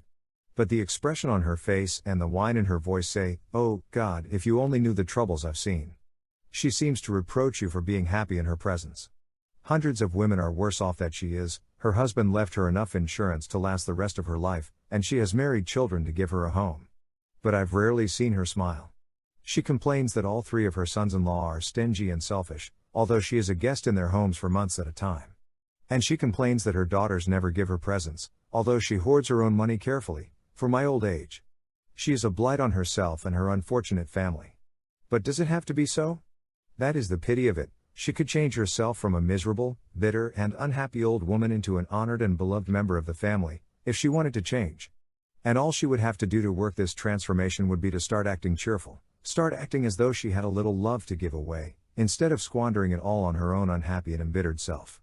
I know a man in Indiana, H.J. Englert, of 1335 NTH Street, Tell City, Indiana, who is still alive today because he discovered this secret. 10 years ago Mr. Englert had a case of scarlet fever, and when he recovered, he found he had developed nephritis, a kidney disease. He tried all kinds of doctors, even quacks, he informs me, but nothing could cure him. Then, a short time ago, he got other complications. His blood pressure soared. He went to a doctor, and was told that his blood pressure was hitting the top at 214. He was told that it was fatal, that the condition was progressive, and he had better put his affairs in order at once.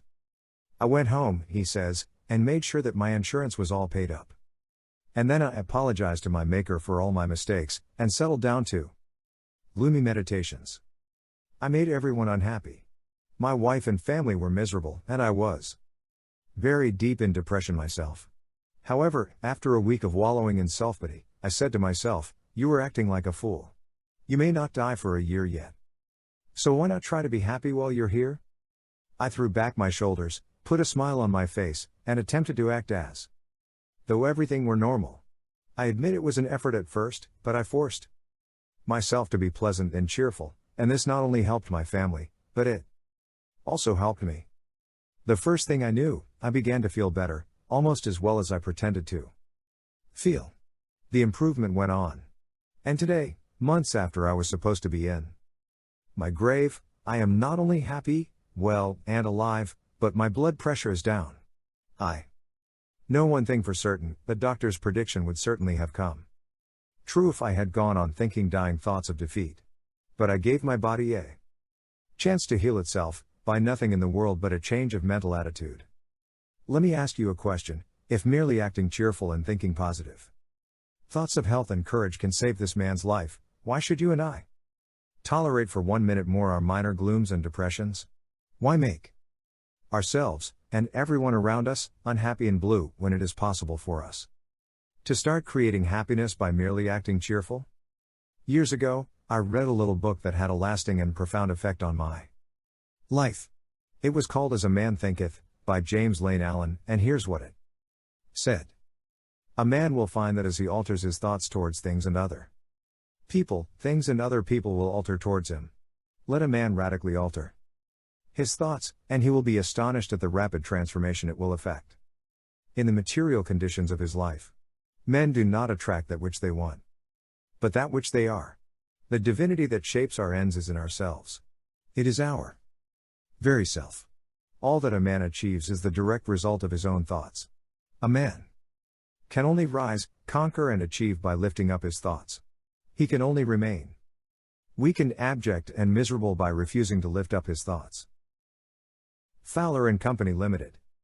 According to the book of Genesis, the Creator gave man dominion over the whole wide earth. A mighty big present. But I am not interested in any such super royal prerogatives. All I desire is dominion over myself, dominion over my thoughts, dominion over my fears, dominion over my mind, and over my spirit. And the wonderful thing is that I know that I can attain this dominion to an astonishing degree, anytime I want to, by merely controlling my actions, which in turn control my reactions. So let us remember these words of William James: much of what we call evil can often be converted into a bracing and tonic good by a simple change of the sufferer's inner attitude from one of fear to one of fight. Let's fight for our happiness. Let's fight for our happiness by following a daily program of cheerful and constructive thinking. Here is such a program. It is entitled Just for Today. I found this program so inspiring that I gave away hundreds of copies. It was written 36 years ago by the late Sybil F. Partridge. If you and I follow it, we will eliminate most of our worries and increase immeasurably our portion of what the French call la joie de vivre. Just for today, I will be happy. This assumes that what Abraham Lincoln said is true, that most folks are about as happy as they make up their minds to be. Happiness is from within, it is not a matter of externals. 1. Just for today I will try to adjust myself to what is, and not try to adjust everything to my own desires. I will take my family, my business, and my luck as they come and fit myself to them. 2. Just for today I will take care of my body. I will exercise it, care for it, nourish it, not abuse it nor neglect it, so that it will be a perfect machine for my bidding. 3. Just for today I will try to strengthen my mind. I will learn something useful. I will not be a mental loafer. I will read something that requires effort, thought, and concentration. 4. Just for today I will exercise my soul in 3 ways. I will do somebody a good turn and not get found out. I will do at least 2 things I don't want to do, as William James suggests, just for exercise. 5. Just for today I will be agreeable. I will look as well as I can, dress as becomingly as possible, talk low, act courteously, be liberal with praise, criticize not at all, nor find fault with anything and not try to regulate nor improve anyone. 6. Just for today I will try to live through this day only, not to tackle my whole life problem at once. I can do things for 12 hours that would appall me if I had to keep them up for a lifetime. 7. Just for today I will have a program. I will write down what I expect to do every hour. I may not follow it exactly, but I will have it. It will eliminate 2 pests, hurry, and indecision. 8. Just for today I will have a quiet half hour all by myself and relax. In this half hour sometimes I will think of God, so as to get a little more perspective into my life. 9. Just for today I will be unafraid, especially I will not be afraid to be happy, to enjoy what is beautiful, to love, and to believe that those I love, love me. If we want to develop a mental attitude that will bring us peace and happiness, here is Rule 1, think and act cheerfully, and you will feel cheerful. Part 4. 7 ways to cultivate a mental attitude that will bring you peace and happiness. The high cost of getting even. One night, years ago, as I was traveling through Yellowstone Park, I sat with other tourists on bleachers facing a dense growth of pine and spruce. Presently the animal which we had been waiting to see, the terror of the forests, the grizzly bear, strode out into the glare of the lights and began devouring the garbage that had been dumped there from the kitchen of one of the park hotels. A forest ranger, Major Martindale, sat on a horse and talked to the excited tourists about bears. He told us that the grizzly bear can whip any other animal in the Western world, with the possible exception of the buffalo and the Kodiak bear, yet I noticed that night that there was one animal, and only one, that the grizzly permitted to come out of the forest and eat with him under the glare of the lights, a skunk.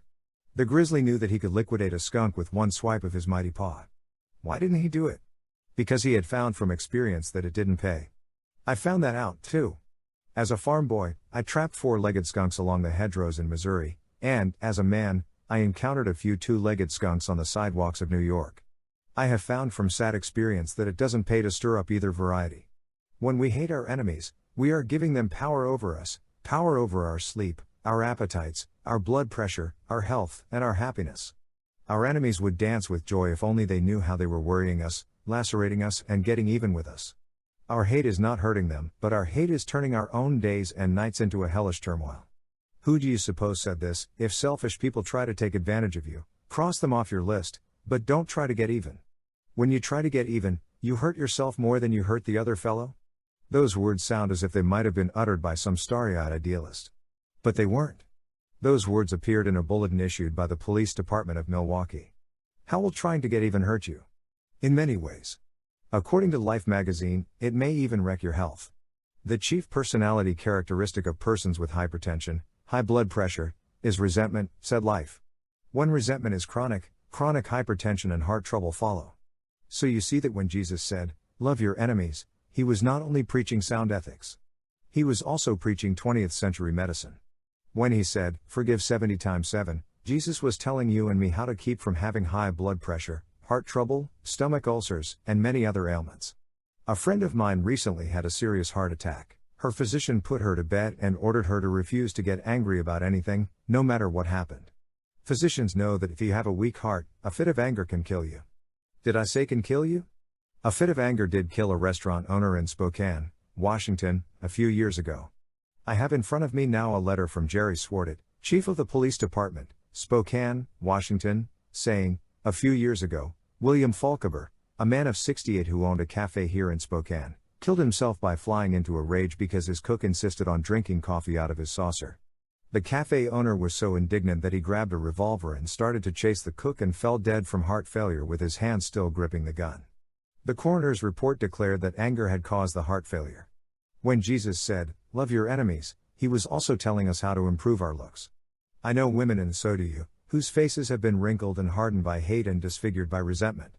All the beauty treatments in Christendom won't improve their looks half so much as would a heart full of forgiveness, tenderness, and love. Hatred destroys our ability to enjoy even our food. The Bible puts it this way: better is a dinner of herbs where love is, than a stalled ox and hatred therewith. Wouldn't our enemies rub their hands with glee if they knew that our hate for them was exhausting us, making us tired and nervous, ruining our looks, giving us heart trouble, and probably shortening our lives? Even if we can't love our enemies, let's at least love ourselves. Let's love ourselves so much that we won't permit our enemies to control our happiness, our health, and our looks. As Shakespeare put it, heat not a furnace for your foe so hot that it do singe yourself. When Jesus said that we should forgive our enemies 70 times 7, he was also preaching sound business. For example, I have before me as I write a letter I received from George Rona, Fratigaten 24, of Sula, Sweden. For years, George Rona was an attorney in Vienna, but during the Second World War, he fled to Sweden. He had no money, needed work badly. Since he could speak and write several languages, he hoped to get a position as correspondent for some firm engaged in importing or exporting. Most of the firms replied that they had no need of such services because of the war, but they would keep his name on file. And so on. One man, however, wrote George Rona a letter saying, "What you imagine about my business is not true. You are both wrong and foolish. I do not need any correspondent. Even if I did need one, I wouldn't hire you because you can't even write good Swedish. Your letter is full of mistakes." When George Rona read that letter, he was as mad as Donald Duck. What did this Swede mean by telling him he couldn't write the language? Why, the letter that this Swede himself had written was full of mistakes. So George Rona wrote a letter that was calculated to burn this man up. Then he paused. He said to himself, "Wait a minute, now. How do I know this man isn't right? I have studied Swedish, but it's not my native language, so maybe I do make mistakes I don't know anything about. If I do, then I certainly have to study harder if I ever hope to get a job. This man has possibly done me a favor, even though he didn't mean to. The mere fact that he expressed himself in disagreeable terms doesn't alter my debt to him. Therefore, I am going to write him and thank him for what he has done." So George Rona tore up the scorching letter he had already written, and wrote another that said, "It was kind of you to go to the trouble of writing to me, especially when you do not need a correspondent. I am sorry I was mistaken about your firm. The reason that I wrote you was that I made inquiry and your name was given me as a leader in your field. I did not know I had made grammatical errors in my letter. I am sorry and ashamed of myself. I will now apply myself more diligently to the study of the Swedish language and try to correct my mistakes. I want to thank you for helping me get started on the road to self-improvement." Within a few days, George Rona got a letter from this man, asking Rona to come to see him. Rona went and got a job. George Rona discovered for himself that a soft answer turneth away wrath. We may not be saintly enough to love our enemies, but, for the sake of our own health and happiness, let's at least forgive them and forget them. That is the smart thing to do. To be wronged or robbed, said Confucius, is nothing unless you continue to remember it. I once asked General Eisenhower's son, John, if his father ever nourished resentments. "No," he replied, "Dad never wastes a minute thinking about people he doesn't like. There is an old saying that a man is a fool who can't be angry, but a man is wise who won't be angry." That was the policy of William J. Gaynor, former mayor of New York. Bitterly denounced by the Yellow Press, he was shot by a maniac and almost killed. As he lay in the hospital, fighting for his life, he said, "Every night, I forgive everything and everybody." Is that too idealistic? Too much sweetness and light? If so, let's turn for counsel to the great German philosopher, Schopenhauer, author of Studies in Pessimism. He regarded life as a futile and painful adventure. Gloom dripped from him as he walked, yet out of the depths of his despair, Schopenhauer cried, "If possible, no animosity should be felt for anyone."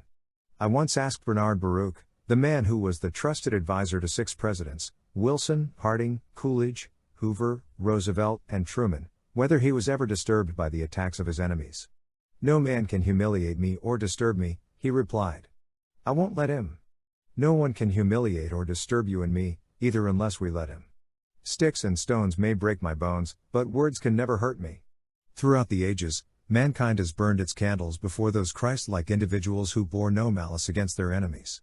I have often stood in the Jasper National Park, in Canada, and gazed upon one of the most beautiful mountains in the Western world, a mountain named in honor of Edith Cavell, the British nurse who went to her death like a saint before a German firing squad on October 12, 1915. Her crime? She had hidden and fed and nursed wounded French and English soldiers in her Belgian home, and had helped them escape into Holland. As the English chaplain entered her cell in the military prison in Brussels that October morning, to prepare her for death, Edith Cavell uttered 2 sentences that have been preserved in bronze and granite: "I realize that patriotism is not enough. I must have no hatred or bitterness toward anyone." 4 years later, her body was removed to England, and memorial services were held in Westminster Abbey. Today, a granite statue stands opposite the National Portrait Gallery in London, a statue of one of England's immortals. I realize that patriotism is not enough. I must have no hatred or bitterness toward anyone. One sure way to forgive and forget our enemies is to become absorbed in some cause infinitely bigger than ourselves. Then the insults and the enmities we encounter won't matter because we will be oblivious of everything but our cause. As an example, let's take an intensely dramatic event that was about to take place in the pine woods of Mississippi back in 1918. A lynching. Lawrence Jones, a colored teacher and preacher, was about to be lynched. A few years ago, I visited the school that Lawrence Jones founded, the Piney Woods Country School, and I spoke before the student body. That school is nationally known today, but the incident I am going to relate occurred long before that. It occurred back in the highly emotional days of the First World War. A rumor had spread through central Mississippi that the Germans were arousing the Negroes and inciting them to rebellion. Lawrence Jones, the man who was about to be lynched, was, as I have already said, a Negro himself and was accused of helping to arouse his race to insurrection. A group of white men pausing outside the church had heard Lawrence Jones shouting to his congregation, "Life is a battle in which every Negro must gird on his armor and fight to survive and succeed. Fight. Armor. Enough." Galloping off into the night, these excited young men recruited a mob, returned to the church, put a rope around the preacher, dragged him for a mile up the road, stood him on a heap of faggots, lighted matches, and were ready to hang him and burn him at the same time, when someone shouted, "Let's make the blankety blank blank talk before he burns." Speech. Speech. Lawrence Jones, standing on the faggots, spoke with a rope around his neck, spoke for his life and his cause. He had been graduated from the University of Iowa in 1907. His sterling character, his scholarship, and his musical ability had made him popular with both the students and the faculty. Upon graduation, he had turned down the offer of a hotel man to set him up in business, and had turned down the offer of a wealthy man to finance his musical education. Why? Because he was on fire with a vision. Reading the story of Booker T. Washington's life, he had been inspired to devote his own life to educating the poverty-stricken, illiterate members of his race. So he went to the most backward belt he could find in the South, a spot 25 miles south of Jackson, Mississippi. Pawning his watch for $1.65, he started his school in the open woods with a stump for a desk. Lawrence Jones told these angry men who were waiting to lynch him of the struggle he had had to educate these unschooled boys and girls and to train them to be good farmers, mechanics, cooks, housekeepers. He told of the white men who had helped him in his struggle to establish Piney Woods Country School, white men who had given him land, lumber, and pigs, cows and money, to help him carry on his educational work. When Lawrence Jones was asked afterward if he didn't hate the men who had dragged him up the road to hang him and burn him, he replied that he was too busy with his cause to hate, too absorbed in something bigger than himself. "I have no time to quarrel," he said, "no time for regrets, and no man can force me to stoop low enough to hate him." As Lawrence Jones talked with sincere and moving eloquence as he pleaded not for himself but his cause, the mob began to soften. Finally, an old Confederate veteran in the crowd said, "I believe this boy is telling the truth. I know the white men whose names he has mentioned. He is doing a fine work. We have made a mistake. We ought to help him instead of hang him." The Confederate veteran passed his hat through the crowd and raised a gift of $52.40 from the very men who had gathered there to hang the founder of Piney Woods Country School, the man who said, "I have no time to quarrel, no time for regrets, and no man can force me to stoop low enough to hate him." Epictetus pointed out 19 centuries ago that we reap what we sow and that somehow fate almost always makes us pay for our malefactions. "In the long run," said Epictetus, "every man will pay the penalty for his own misdeeds. The man who remembers this will be angry with no one, indignant with no one, revile no one, blame no one, offend no one, and hate no one." Probably no other man in American history was ever more denounced and hated and double-crossed than Lincoln. Yet Lincoln, according to Herndon's classic biography, never judged men by his like or dislike for them. If any given act was to be performed, he could understand that his enemy could do it just as well as anyone. If a man had maligned him or been guilty of personal ill-treatment, and was the fittest man for the place, Lincoln would give him that place, just as soon as he would give it to a friend. I do not think he ever removed a man because he was his enemy or because he disliked him. Lincoln was denounced and insulted by some of the very men he had appointed to positions of high power, men like McClellan, Seward, Stanton, and Chase. Yet Lincoln believed, according to Herndon, his law partner, that no man was to be eulogized for what he did, or censured for what he did or did not do, because all of us are the children of conditions, of circumstances, of environment, of education, of acquired habits, and of heredity molding men as they are and will forever be. Perhaps Lincoln was right. If you and I had inherited the same physical, mental, and emotional characteristics that our enemies have inherited, and if life had done to us what it has done to them, we would act exactly as they do. We couldn't possibly do anything else. As Clarence Darrow used to say, to know all is to understand all, and this leaves no room for judgment and condemnation. So instead of hating our enemies, let's pity them and thank God that life has not made us what they are. Instead of heaping condemnation and revenge upon our enemies, let's give them our understanding, our sympathy, our help, our forgiveness, and our prayers. I was brought up in a family which read the scriptures or repeated a verse from the Bible each night and then knelt down and said family prayers. I can still hear my father, in a lonely Missouri farmhouse, repeating those words of Jesus, words that will continue to be repeated as long as man cherishes his ideals: love your enemies, bless them that curse you, do good to them that hate you, and pray for them which despitefully use you, and persecute you. My father tried to live those words of Jesus, and they gave him an inner peace that the captains and the kings of earth have often sought for in vain. To cultivate a mental attitude that will bring you peace and happiness, remember that rule 2 is, let's never try to get even with our enemies, because if we do we will hurt ourselves far more than we hurt them. Let's do as General Eisenhower does, let's never waste a minute thinking about people we don't like. Part 4. 7 ways to cultivate a mental attitude that will bring you peace and happiness. If you do this you will never worry about ingratitude. I recently met a businessman in Texas who was burned up with indignation. I was warned that he would tell me about it within 15 minutes after I met him. He did. The incident he was angry about had occurred 11 months previously, but he was still burned up about it. He couldn't speak of anything else. He had given his 34 employees $10,000 in Christmas bonuses, approximately $300 each, and no one had thanked him. I am sorry, he complained bitterly, that I ever gave them a penny. An angry man, said Confucius, is always full of poison. This man was so full of poison that I honestly pitied him. He was about 60 years old. Now, life insurance companies figure that, on the average, we will live slightly more than 2/3 of the difference between our present age and 80. So this man, if he was lucky, probably had about 14 or 15 years to live. Yet he had already wasted almost one of his few remaining years by his bitterness and resentment over an event that was past and gone. I pitied him. Instead of wallowing in resentment and self-pity, he might have asked himself why he didn't get any appreciation. Maybe he had underpaid and overworked his employees. Maybe they considered a Christmas bonus not a gift, but something they had earned. Maybe he was so critical and unapproachable that no one dared or cared to thank him. Maybe they felt he gave the bonus because most of the profits were going for taxes, anyway. On the other hand, maybe the employees were selfish, mean, and ill-mannered. Maybe this. Maybe that. I don't know any more about it than you do. But I do know what Dr. Samuel Johnson said: gratitude is a fruit of great cultivation. You do not find it among gross people.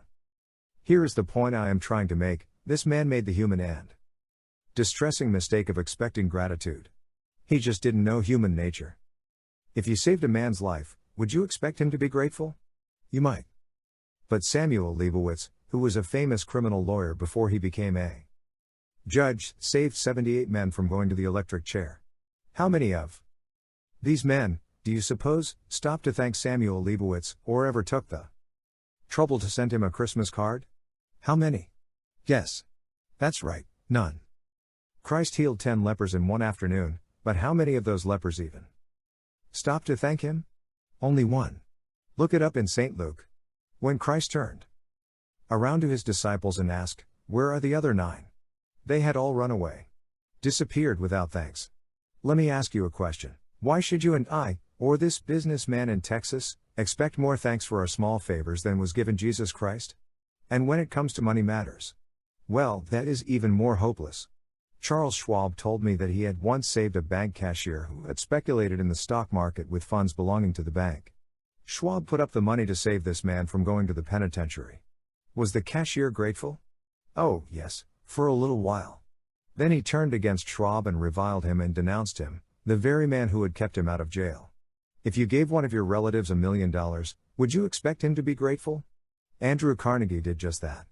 But if Andrew Carnegie had come back from the grave a little while later, he would have been shocked to find this relative cursing him. Why? Because old Andy had left $365 million to public charities and had cut him off with one measly million, as he put it. That's how it goes. Human nature has always been human nature, and it probably won't change in your lifetime. So why not accept it? Why not be as realistic about it as was old Marcus Aurelius, one of the wisest men who ever ruled the Roman Empire. He wrote in his diary one day, "I am going to meet people today who talk too much, people who are selfish, egotistical, and ungrateful. But I won't be surprised or disturbed, for I couldn't imagine a world without such people." That makes sense, doesn't it? If you and I go around grumbling about ingratitude, who is to blame? Is it human nature, or is it our ignorance of human nature? Let's not expect gratitude. Then, if we get some occasionally, it will come as a delightful surprise. If we don't get it, we won't be disturbed. Here is the first point I am trying to make in this chapter: it is natural for people to forget to be grateful, so, if we go around expecting gratitude, we are headed straight for a lot of heartaches. I know a woman in New York who is always complaining because she is lonely. Not one of her relatives wants to go near her, and no wonder.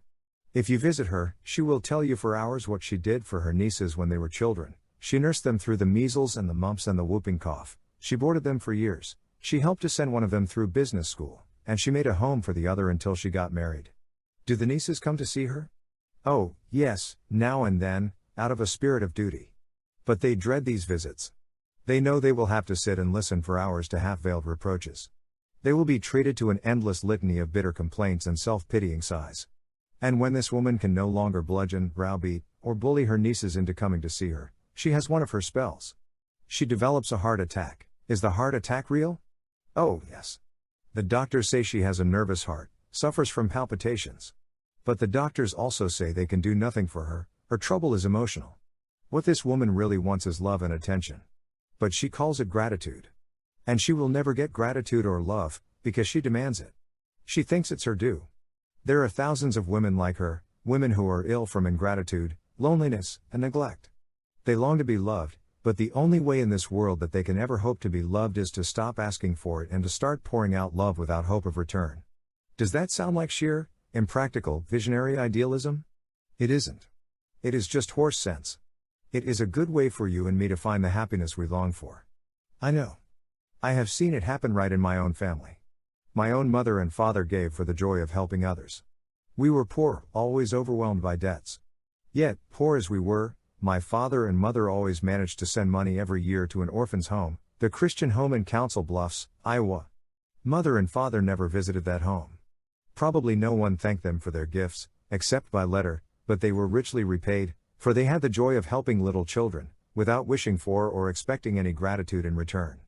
After I left home, I would always send father and mother a check at Christmas and urge them to indulge in a few luxuries for themselves. But they rarely did. When I came home a few days before Christmas, father would tell me of the coal and groceries they had bought for some widow woman in town who had a lot of children and no money to buy food and fuel. What joy they got out of these gifts, the joy of giving without accepting anything whatever in return. I believe my father would almost have qualified for Aristotle's description of the ideal man, the man most worthy of being happy. The ideal man, said Aristotle, takes joy in doing favors for others, but he feels ashamed to have others do favors for him. For it is a mark of superiority to confer a kindness, but it is a mark of inferiority to receive it. Here is the second point I am trying to make in this chapter: if we want to find happiness, let's stop thinking about gratitude or ingratitude and give for the inner joy of giving. Parents have been tearing their hair about the ingratitude of children for 10,000 years. Even Shakespeare's King Lear cried out, "How sharper than a serpent's tooth it is to have a thankless child." But why should children be thankful, unless we train them to be? Ingratitude is natural, like weeds. Gratitude is like a rose. It has to be fed and watered and cultivated and loved and protected. If our children are ungrateful, who is to blame? Maybe we are. If we have never taught them to express gratitude to others, how can we expect them to be grateful to us? I know a man in Chicago who is cause to complain of the ingratitude of his stepsons. He slaved in a box factory, seldom earning more than $40 a week. He married a widow, and she persuaded him to borrow money and send her 2 grown sons to college. Out of his salary of $40 a week, he had to pay for food, rent, fuel, clothes, and also for the payments on his notes. He did this for 4 years, working like a coolie, and never complaining. Did he get any thanks? No, his wife took it all for granted and so did her sons. They never imagined that they owed their stepfather anything, not even thanks. Who was to blame? The boys? Yes, but the mother was even more to blame. She thought it was a shame to burden their young lives with a sense of obligation. She didn't want her sons to start out under debt. So she never dreamed of saying, "What a prince your stepfather is to help you through college." Instead, she took the attitude, Oh, that's the least he can do. She thought she was sparing her sons, but in reality, she was sending them out into life with a dangerous idea that the world owed them a living. And it was a dangerous idea, for one of those sons tried to borrow from an employer, and ended up in jail. We must remember that our children are very much what we make them. For example, my mother's sister, Viola Alexander, of 144 West Minnehaha Parkway, Minneapolis, is a shining example of a woman who has never had cause to complain about the ingratitude of children. When I was a boy, Aunt Viola took her own mother into her home to love and take care of, and she did the same thing for her husband's mother. I can still close my eyes and see those two old ladies sitting before the fire in Aunt Viola's farmhouse. Were they any trouble to Aunt Viola? Oh, often, I suppose. But you would never have guessed it from her attitude. She loved those old ladies, so she pampered them and spoiled them and made them feel at home. In addition, Aunt Viola had 6 children of her own, but it never occurred to her that she was doing anything especially noble, or deserved any halos for taking these old ladies into her home. To her, it was the natural thing, the right thing, the thing she wanted to do. Where is Aunt Viola today? Well, she has now been a widow for 20-odd years, and she has 5 grown-up children, 5 separate households, all clamoring to share her, and to have her come and live in their homes. Her children adore her, they never get enough of her. Out of gratitude? Nonsense. It is love, sheer love. Those children breathed in warmth and radiant human kindness all during their childhoods. Is it any wonder that, now that the situation is reversed, they give back love? So let us remember that to raise grateful children, we have to be grateful. Let us remember little pitchers have big ears and watch what we say. To illustrate, the next time we are tempted to belittle someone's kindness in the presence of our children, let's stop. Let's never say, "Look at these dishcloths Cousin Sue sent for Christmas. She knit them herself. They didn't cost her a cent." The remark may seem trivial to us, but the children are listening. So, instead, we had better say, "Look at the hours Cousin Sue spent making these for Christmas. Isn't she nice? Let's write her a thank you note right now." And our children may unconsciously absorb the habit of praise and appreciation. To avoid resentment and worry over ingratitude, here is Rule 3. A. Instead of worrying about ingratitude, let's expect it. Let's remember that Jesus healed 10 lepers in one day and only one thanked him. Why should we expect more gratitude than Jesus got? B. Let's remember that the only way to find happiness is not to expect gratitude, but to give for the joy of giving. C. Let's remember that gratitude is a cultivated trait, so if we want our children to be grateful, we must train them to be grateful. Part 4. 7 ways to cultivate a mental attitude that will bring you peace and happiness. Would you take $1 million for what you have? I have known Harold Abbott for years. He lives at 820 South Madison Avenue, Webb City, Missouri. He used to be my lecture manager. One day he and I met in Kansas City and he drove me down to my farm at Belton, Missouri. During that drive, I asked him how he kept from worrying, and he told me an inspiring story that I shall never forget. "I used to worry a lot," he said, "but one spring day in 1934, I was walking down West Doherty Street in Webb City when I saw a sight that banished all my worries. It all happened in 10 seconds, but during those 10 seconds I learned more about how to live than I had learned in the previous 10 years. For 2 years I had been running a grocery store in Webb City," Harold Abbott said, as he told me the story. "I had not only lost all my savings, but I had incurred debts that took me 7 years to pay back. My grocery store had been closed the previous Saturday, and now I was going to the Merchants and Miners Bank to borrow money so I could go to Kansas City to look for a job. I walked like a beaten man. I had lost all my fight and faith. Then suddenly I saw coming down the street a man who had no legs. He was sitting on a little wooden platform equipped with wheels from roller skates. He propelled himself along the street with a block of wood in each hand. I met him just after he had crossed the street and was starting to lift himself up a few inches over the curb to the sidewalk. As he tilted his little wooden platform to an angle, his eyes met mine. He greeted me with a grand smile. "Good morning, sir. It is a fine morning, isn't it?" he said with spirit. As I stood looking at him, I realized how rich I was. I had 2 legs. I could walk. I felt ashamed of my self-pity.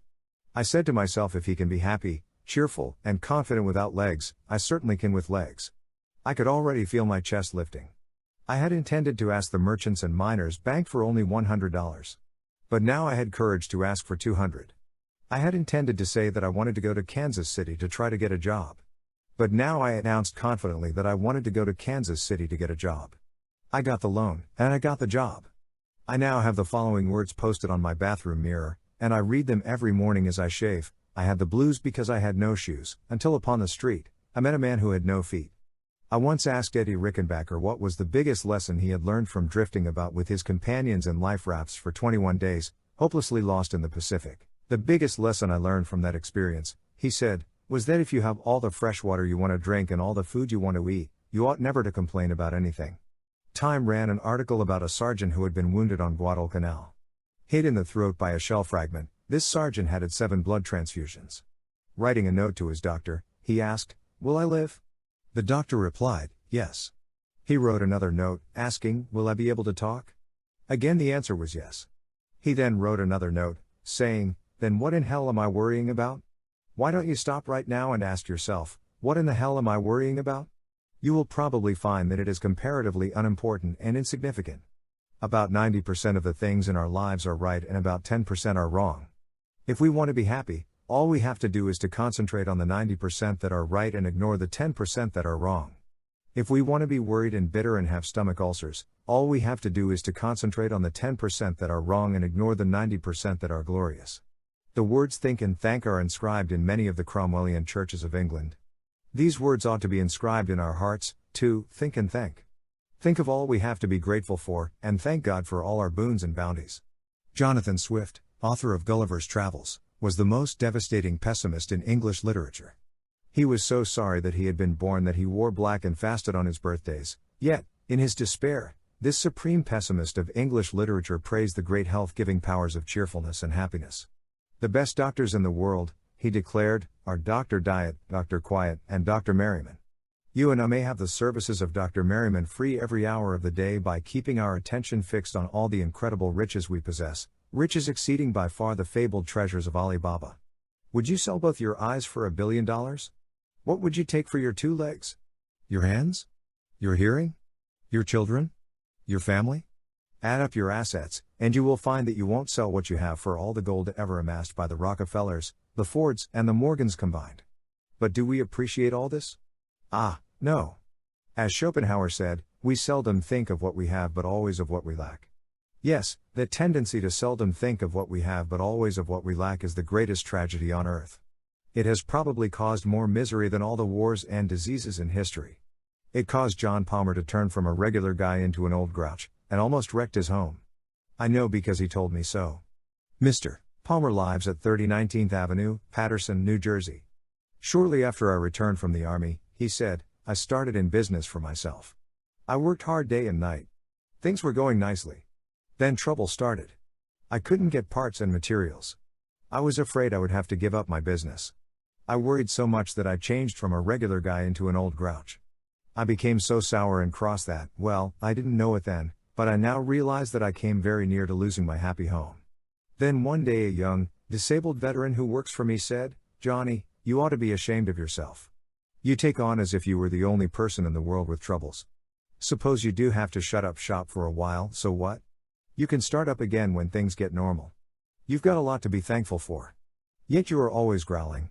Boy, how I wish I were in your shoes, look at me. I've got only one arm, and half of my face is shot away, and yet I am not complaining. If you don't stop your growling and grumbling, you will lose not only your business, but also your health, your home, and your friends. Those remarks stopped me dead in my tracks. They made me realize how well off I was. I resolved then and there that I would change and be my old self again, and I did. A friend of mine, Lucille Blake, had to tremble on the edge of tragedy before she learned to be happy about what she had instead of worrying over what she lacked. I met Lucille years ago, when we were both studying short story writing in the Columbia University School of Journalism. 9 years ago, she got the shock of her life. She was living then in Tucson, Arizona. She had, well, here is the story as she told it to me, I had been living in a whirl, studying the organ at the University of Arizona, conducting a speech clinic in town, and teaching a class in musical appreciation at the Desert Willow Ranch, where I was staying. I was going in for parties, dances, horseback rides under the stars. One morning I collapsed. My heart. You will have to lie in bed for a year of complete rest, the doctor said. He didn't encourage me to believe I would ever be strong again.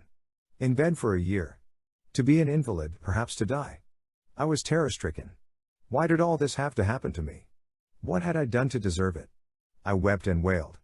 I was bitter and rebellious. But I did go to bed as the doctor advised. A neighbor of mine, Mr. Rudolph, an artist, said to me, "You think now that spending a year in bed will be a tragedy. But it won't be. You will have time to think and get acquainted with yourself. You will make more spiritual growth in these next few months than you have made during all your previous life." I became calmer, and tried to develop a new sense of values. I read books of inspiration. One day I heard a radio commentator say, "You can express only what is in your own consciousness." I had heard words like these many times before, but now they reached down inside me and took root. I resolved to think only the thoughts I wanted to live by, thoughts of joy, happiness, health. I forced myself each morning, as soon as I awoke, to go over all the things I had to be grateful for. No pain. A lovely young daughter. My eyesight. My hearing. Lovely music on the radio. Time to read. Good food. Good friends. I was so cheerful and had so many visitors that the doctor put up a sign saying that only one visitor at a time would be allowed in my cabin and only at certain hours. 9 years have passed since then, and I now lead a full, active life. I am deeply grateful now for that year I spent in bed. It was the most valuable and the happiest year I spent in Arizona. The habit I formed then of counting my blessings each morning still remains with me. It is one of my most precious possessions. I am ashamed to realize that I never really learned to live until I feared I was going to die. My dear Lucille Blake, you may not realize it, but you learned the same lesson that Dr. Samuel Johnson learned 200 years ago. The habit of looking on the best side of every event, said Dr. Johnson, is worth more than £1,000 a year. Those words were uttered, mind you, not by a professional optimist, but by a man who had known anxiety, rags, and hunger for 20 years and finally became one of the most eminent writers of his generation and the most celebrated conversationalist of all time. Logan Pearsall Smith packed a lot of wisdom into a few words when he said, "There are 2 things to aim at in life: first, to get what you want, and, after that, to enjoy it. Only the wisest of mankind achieve the second." Would you like to know how to make even dishwashing at the kitchen sink a thrilling experience? If so, read an inspiring book of incredible courage by Bohilt Dahl. It is called I Wanted to See. This book was written by a woman who was practically blind for half a century. "I had only one eye," she writes, "and it was so covered with dense scars that I had to do all my seeing through one small opening in the left of the eye. I could see a book only by holding it up close to my face and by straining my one eye as hard as I could to the left." But she refused to be pitied, refused to be considered different. As a child, she wanted to play hopscotch with other children, but she couldn't see the markings. So after the other children had gone home, she got down on the ground and crawled along with her eyes near to the marks. She memorized every bit of the ground where she and her friends played and soon became an expert at running games. She did her reading at home, holding a book of large print so close to her eyes that her eyelashes brushed the pages. She earned 2 college degrees, an A.B. from the University of Minnesota and a Master of Arts from Columbia University. She started teaching in the tiny village of Twin Valley, Minnesota, and rose until she became professor of journalism and literature at Augustana College in Sioux Falls, South Dakota. She taught there for 13 years, lecturing before women's clubs and giving radio talks about books and authors. "In the back of my mind," she writes, "there had always lurked a fear of total blindness. In order to overcome this, I had adopted a cheerful, almost hilarious, attitude towards life." Then in 1943, when she was 52 years old, a miracle happened, an operation at the famous Mayo Clinic. She could now see 40 times as well as she had ever been able to see before. A new and exciting world of loveliness opened before her. She now found it thrilling even to wash dishes in the kitchen sink. "I begin to play with the white fluffy suds in the dishpan," she writes. "I dip my hands into them and I pick up a ball of tiny soap bubbles. I hold them up against the light, and in each of them I can see the brilliant colors of a miniature rainbow." As she looked through the window above the kitchen sink, she saw the flapping gray-black wings of the sparrows flying through the thick, falling snow. She found such ecstasy looking at the soap bubbles and sparrows that she closed her book with these words, "Dear Lord, I whisper, Our Father in heaven, I thank Thee. I thank Thee." Imagine thanking God because you can wash dishes and see rainbows in bubbles and sparrows flying through the snow. You and I ought to be ashamed of ourselves. All the days of our years we have been living in a fairyland of beauty, but we have been too blind to see, too satiated to enjoy. If we want to stop worrying and start living, Rule 4 is, count your blessings, not your troubles. Part 4.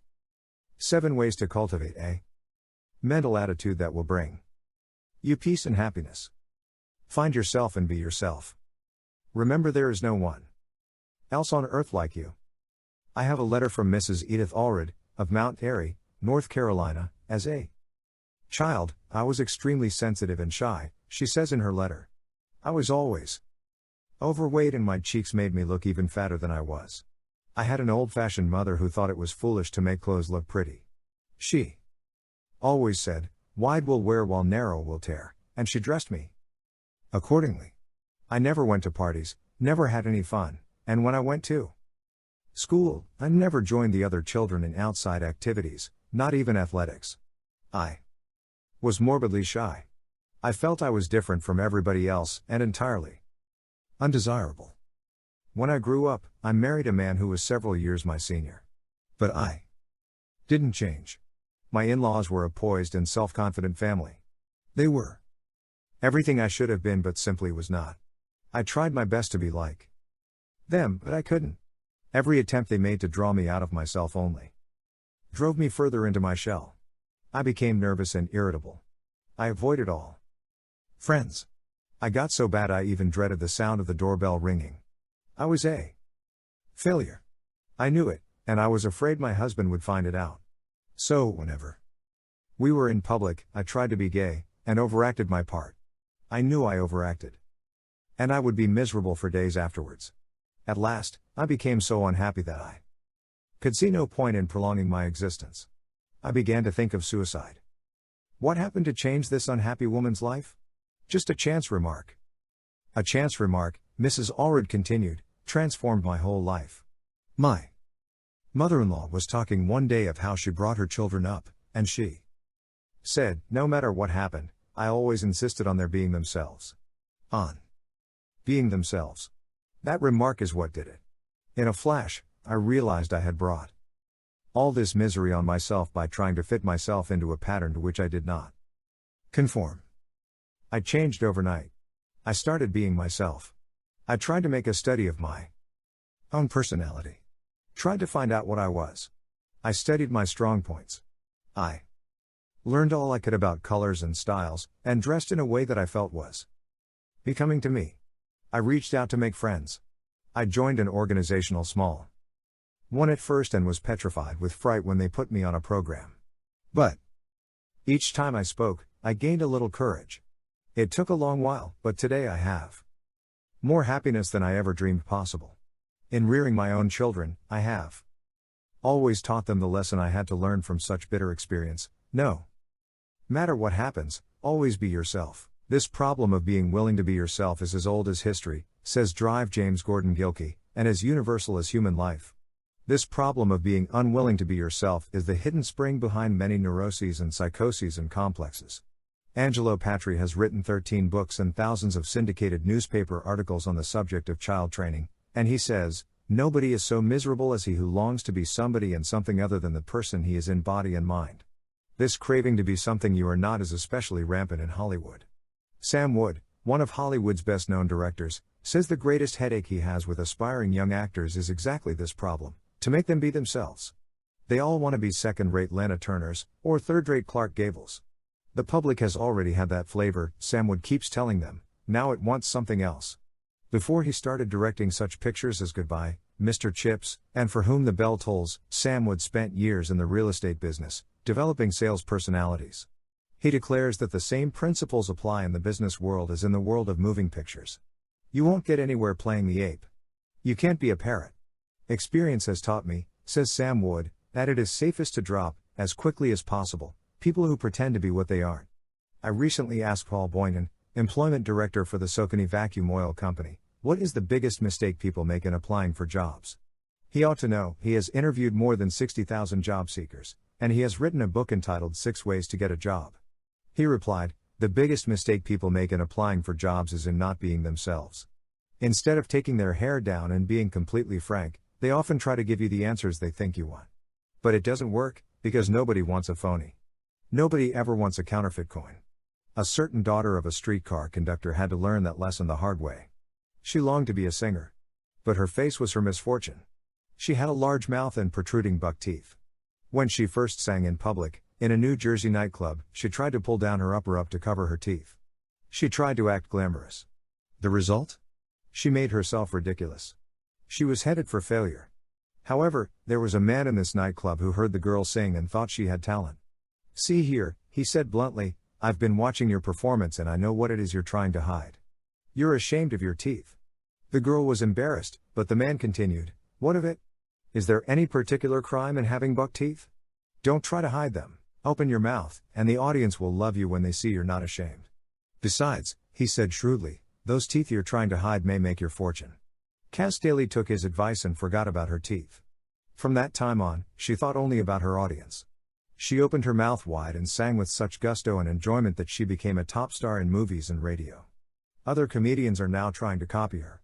The renowned William James was speaking of men who had never found themselves when he declared that the average man develops only 10% of his latent mental abilities. "Compared to what we ought to be," he wrote, "we are only half awake. We are making use of only a small part of our physical and mental resources." Stating the thing broadly, the human individual thus lives far within his limits. He possesses powers of various sorts which he habitually fails to use. You and I have such abilities, so let's not waste a second worrying because we are not like other people. You are something new in this world. Never before, since the beginning of time, has there ever been anybody exactly like you, and never again throughout all the ages to come will there ever be anybody exactly like you again. The new science of genetics informs us that you are what you are largely as a result of 24 chromosomes contributed by your father and 24 chromosomes contributed by your mother. These 48 chromosomes comprise everything that determines what you inherit. In each chromosome there may be, says Amron Scheinfeld, anywhere from scores to hundreds of genes, with a single gene, in some cases, able to change the whole life of an individual. Truly, we are fearfully and wonderfully made. Even after your mother and father met and mated, there was only one chance in 300,000 billion that the person who is specifically you would be born. In other words, if you had 300,000 billion brothers and sisters, they might have all been different from you. Is all this guesswork? No. It is a scientific fact. If you would like to read more about it, go to your public library and borrow a book entitled You and Heredity, by Amron Scheinfeld. I can talk with conviction about this subject of being yourself because I feel deeply about it. I know what I am talking about. I know from bitter and costly experience. To illustrate, when I first came to New York from the cornfields of Missouri, I enrolled in the American Academy of Dramatic Arts. I aspired to be an actor. I had what I thought was a brilliant idea, a shortcut to success, an idea so simple, so foolproof, that I couldn't understand why thousands of ambitious people hadn't already discovered it. It was this: I would study how the famous actors of that day, John Drew, Walter Hampton, and Otis Skinner, got their effects. Then I would imitate the best point of each one of them and make myself into a shining, triumphant combination of all of them. How silly, how absurd. I had to waste years of my life imitating other people before it penetrated through my thick Missouri skull that I had to be myself, and that I couldn't possibly be anyone else. That distressing experience ought to have taught me a lasting lesson. But it didn't. Not me. I was too dumb. I had to learn it all over again. Several years later, I set out to write what I hoped would be the best book on public speaking for businessmen that had ever been written. I had the same foolish idea about writing this book that I had formerly had about acting. I was going to borrow the ideas of a lot of other writers and put them all in one book, a book that would have everything. So I got scores of books on public speaking and spent a year incorporating their ideas into my manuscript. But it finally dawned on me once again that I was playing the fool. This hodgepodge of other men's ideas that I had written was so synthetic, so dull, that no businessman would ever plod through it. So I tossed a year's work into the wastebasket and started all over again. This time I said to myself, you've got to be Dale Carnegie, with all his faults and limitations. You can't possibly be anybody else. So I quit trying to be a combination of other men, and rolled up my sleeves and did what I should have done in the first place. I wrote a textbook on public speaking out of my own experiences, observations, and convictions as a speaker and a teacher of speaking. I learned, for all time, I hope, the lesson that Sir Walter Raleigh learned. I am not talking about the Sir Walter who threw his coat in the mud for the Queen to step on. I am talking about the Sir Walter Raleigh who was Professor of English Literature at Oxford back in 1904. I can't write a book commensurate with Shakespeare, he said, but I can write a book by me. Be yourself. Act on the sage advice that Irving Berlin gave the late George Gershwin. When Berlin and Gershwin first met, Berlin was famous, but Gershwin was a struggling young composer working for $35 a week in Tin Pan Alley. Berlin, impressed by Gershwin's ability, offered Gershwin a job as his musical secretary at almost 3 times the salary he was then getting. But don't take the job, Berlin advised. If you do, you may develop into a second-rate Berlin. But if you insist on being yourself, someday you'll become a first-rate Gershwin. Gershwin heeded that warning and slowly transformed himself into one of the significant American composer of his generation. Charlie Chaplin, Will Rogers, Mary Margaret McBride, Gene Autry, and millions of others had to learn the lesson I am trying to hammer home in this chapter. They had to learn the hard way just as I did.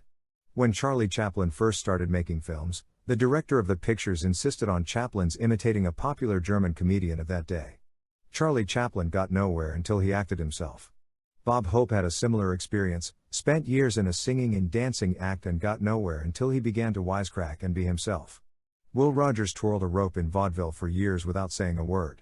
He got nowhere until he discovered his unique gift for humor and began to talk as he twirled his rope. When Mary Margaret McBride first went on the air, she tried to be an Irish comedian and failed. When she tried to be just what she was, a plain country girl from Missouri, she became one of the most popular radio stars in New York. When Gene Autry tried to get rid of his Texas accent and dress like city boys and claimed he was from New York, people merely laughed behind his back. But when he started twanging his banjo and singing cowboy ballads, Gene Autry started out on a career that made him the world's most popular cowboy both in pictures and on the radio. You are something new in this world. Be glad of it. Make the most of what nature gave you. In the last analysis, all art is autobiographical. You can sing only what you are. You can paint only what you are. You must be what your experiences, your environment, and your heredity have made you. For better or for worse, you must cultivate your own little garden. For better or for worse, you must play your own little instrument in the orchestra of life. As Emerson said in his essay on self-reliance, there is a time in every man's education when he arrives at the conviction that envy is ignorance, that imitation is suicide, that he must take himself for better, for worse, as his portion, that though the wide universe is full of good, no kernel of nourishing corn can come to him but through his toil bestowed on that plot of ground which is given him to till. The power which resides in him is new in nature, and none but he knows what that is which he can do, nor does he know until he has tried. That is the way Emerson said it. But here is the way a poet, the late Douglas Mallock, said it: if you can't be a pine on the top of the hill, be a scrub in the valley, but be the best little scrub by the side of the rill. Be a bush, if you can't be a tree. If you can't be a bush, be a bit of the grass. And some highway happier make. If you can't be a muskie, then just be a bass, but the liveliest bass in the lake. We can't all be captains, we've got to be crew. There's something for all of us here. There's big work to do and there's lesser to do, and the task we must do is the near. If you can't be a highway, then just be a trail. If you can't be the sun, be a star. It isn't by the size that you win or you fail. Be the best of whatever you are. To cultivate a mental attitude that will bring us peace and freedom from worry, here is Rule 5, let's not imitate others. Let's find ourselves and be ourselves. Part 4. 7 ways to cultivate a mental attitude that will bring you peace and happiness. If you have a lemon, make a lemonade. While writing this book, I dropped in one day at the University of Chicago and asked the Chancellor, Robert Maynard Hutchins, how he kept from worrying. He replied, I have always tried to follow a bit of advice given me by the late Julius Rosenwald, president of Sears, Roebuck, and Company: when you have a lemon, make lemonade. That is what a great educator does. But the fool does the exact opposite. If he finds that life has handed him a lemon, he gives up and says, I'm beaten. It is fate. I haven't got a chance. Then he proceeds to rail against the world and indulge in an orgy of self-pity. But when the wise man is handed a lemon, he says, what lesson can I learn from this misfortune? How can I improve my situation? How can I turn this lemon into a lemonade? After spending a lifetime studying people and their hidden reserves of power, the great psychologist, Alfred Adler, declared that one of the wonder-filled characteristics of human beings is their power to turn a minus into a plus. Here is an interesting and stimulating story of a woman I know who did just that. Her name is Thelma Thompson, and she lives at 100 Morningside Drive, New York City. During the war, she said, as she told me of her experience, during the war, my husband was stationed at an army training camp near the Mojave Desert, in New Mexico. I went to live there in order to be near him. I hated the place. I loathed it. I had never before been so miserable. My husband was ordered out on maneuvers in the Mojave Desert, and I was left in a tiny shack alone. The heat was unbearable, 125 degrees in the shade of a cactus. Not a soul to talk to but Mexicans and Indians, and they couldn't speak English. The wind blew incessantly, and all the food I ate, and the very air I breathed, were filled with sand, sand, sand. I was so utterly wretched, so sorry for myself, that I wrote to my parents. I told them I was giving up and coming back home. I said I couldn't stand it 1 minute longer. I would rather be in jail. My father answered my letter with just 2 lines that will always sing in my memory, 2 lines that completely altered my life. 2 men looked out from prison bars, one saw the mud, the other saw stars. I read those 2 lines over and over. I was ashamed of myself. I made up my mind I would find out what was good in my present situation. I would look for the stars. I made friends with the natives, and their reaction amazed me. When I showed interest in their weaving and pottery, they gave me presents of their favorite pieces which they had refused to sell to tourists. I studied the fascinating forms of the cactus and the yuccas and the Joshua trees. I learned about prairie dogs, watched for the desert sunsets, and hunted for seashells that had been left there millions of years ago when the sands of the desert had been an ocean floor. What brought about this astonishing change in me? The Mojave Desert hadn't changed. The Indians hadn't changed. But I had. I had changed my attitude of mind. And by doing so, I transformed a wretched experience into the most exciting adventure of my life. I was stimulated and excited by this new world that I had discovered. I was so excited I wrote a book about it, a novel that was published under the title Bright Ramparts. I had looked out of my self-created prison and found the stars. Thelma Thompson, you discovered an old truth that the Greeks taught 500 years before Christ was born: the best things are the most difficult. Harry Emerson Fosdick repeated it again in the 20th century: happiness is not mostly pleasure, it is mostly victory. Yes, the victory that comes from a sense of achievement, of triumph, of turning our lemons into lemonades. I once visited a happy farmer down in Florida who turned even a poison lemon into lemonade. When he first got this farm, he was discouraged. The land was so wretched he could neither grow fruit nor raise pigs. Nothing thrived there but scrub oaks and rattlesnakes. Then he got his idea. He would turn his liability into an asset, he would make the most of these rattlesnakes. To everyone's amazement, he started canning rattlesnake meat.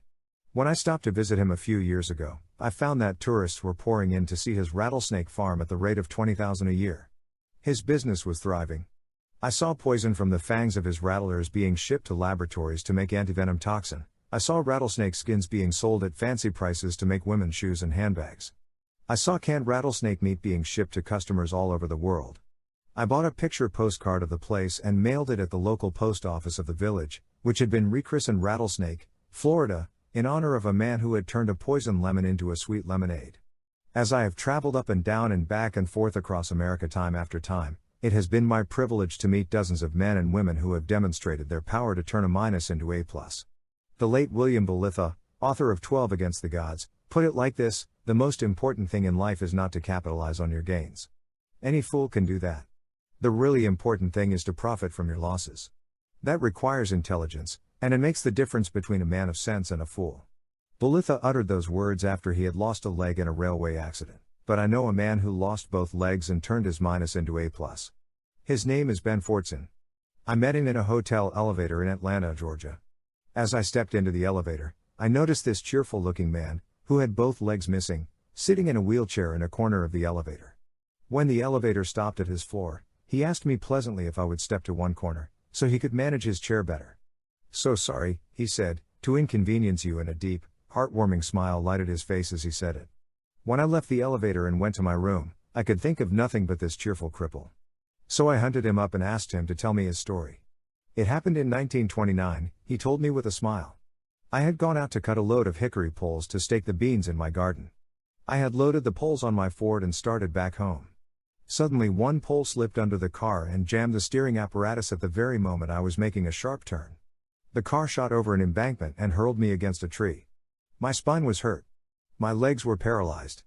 I was 24 when that happened, and I have never taken a step since.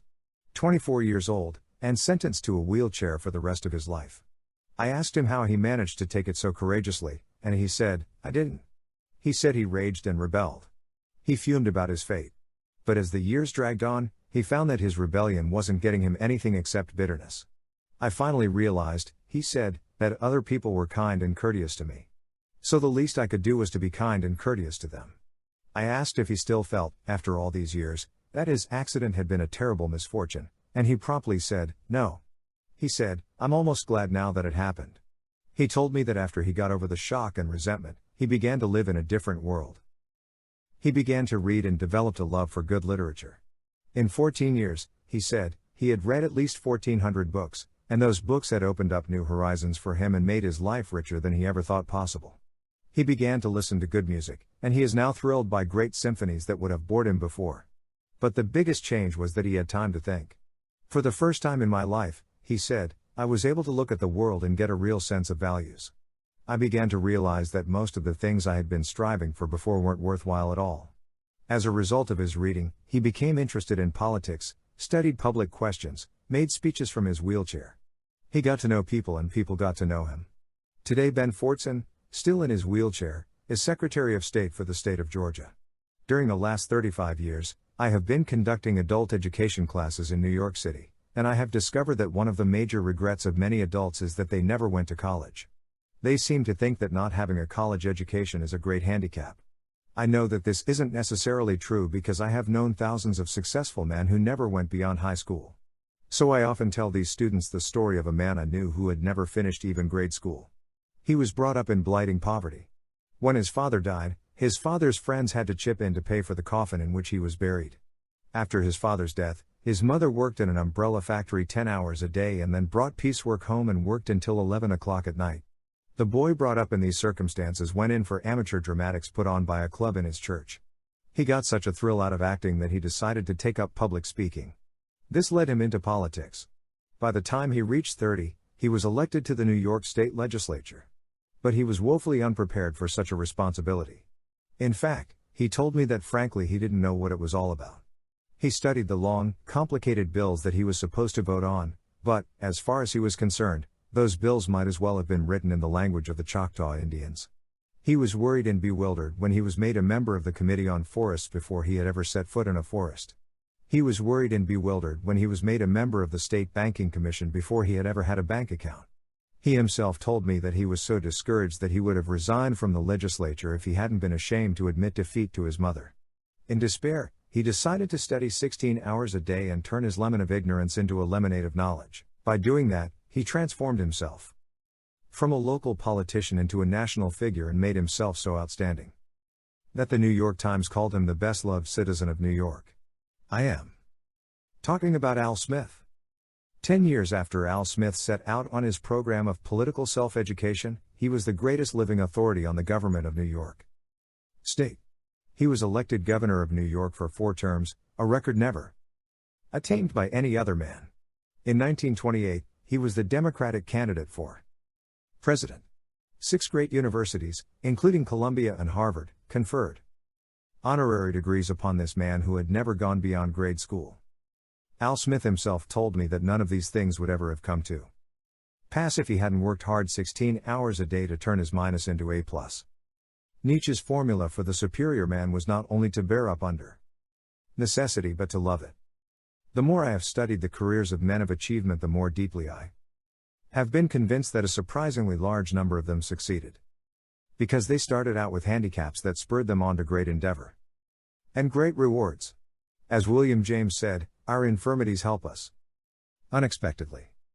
Yes, it is highly probable that Milton wrote better poetry because he was blind and that Beethoven composed better music because he was deaf. Helen Keller's brilliant career was inspired and made possible because of her blindness and deafness.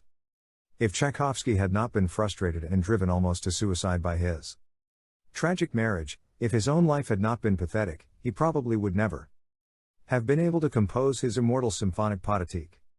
If Dostoevsky and Tolstoy had not led tortured lives, they would probably never have been able to write their immortal novels.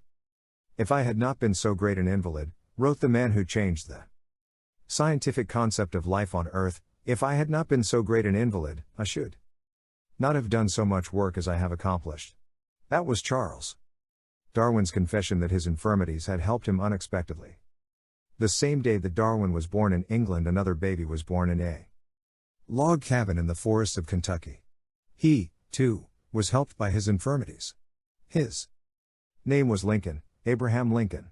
If he had been reared in an aristocratic family and had had a law degree from Harvard and a happy married life, he would probably never have found in the depths of his heart the haunting words that he immortalized at Gettysburg, nor the sacred poem that he spoke at his second inauguration, the most beautiful and noble phrases ever uttered by a ruler of men, with malice toward none, with charity for all. Harry Emerson Fosdick says in his book, The Power to See It Through, there is a Scandinavian saying which some of us might well take as a rallying cry for our lives: the north wind made the Vikings. Wherever did we get the idea that secure and pleasant living, the absence of difficulty, and the comfort of ease, ever of themselves made people either good or happy? Upon the contrary, people who pity themselves go on pitying themselves even when they are laid softly on a cushion, but always in history character and happiness have come to people in all sorts of circumstances, good, bad, and indifferent, when they shouldered their personal responsibility. So, repeatedly the north wind has made the Vikings. Suppose we are so discouraged that we feel there is no hope of our ever being able to turn our lemons into lemonade, then here are 2 reasons why we ought to try, anyway, 2 reasons why we have everything to gain and nothing to lose. Reason 1, we may succeed. Reason 2, even if we don't succeed, the mere attempt to turn our minus into a plus will cause us to look forward instead of backward. It will replace negative thoughts with positive thoughts. It will release creative energy and spur us to get so busy that we won't have either the time or the inclination to mourn over what is past and forever gone. Once when Old Bull, the world-famous violinist, was giving a concert in Paris, the A string on his violin suddenly snapped. But Old Bull simply finished the melody on 3 strings. That is life, says Harry Emerson Fosdick, to have your A string snap and finish on 3 strings. That is not only life. It is more than life. It is life triumphant. If I had the power to do so, I would have these words of William Bolitho carved in eternal bronze and hung in every schoolhouse in the land: the most important thing in life is not to capitalize on your gains. Any fool can do that. The really important thing is to profit from your losses. That requires intelligence, and it makes the difference between a man of sense and a fool. So, to cultivate a mental attitude that will bring us peace and happiness, let's do something about Rule 6, when fate hands us a lemon, let's try to make a lemonade. Part 4. 7 ways to cultivate a mental attitude that will bring you peace and happiness. How to cure melancholy in 14 days.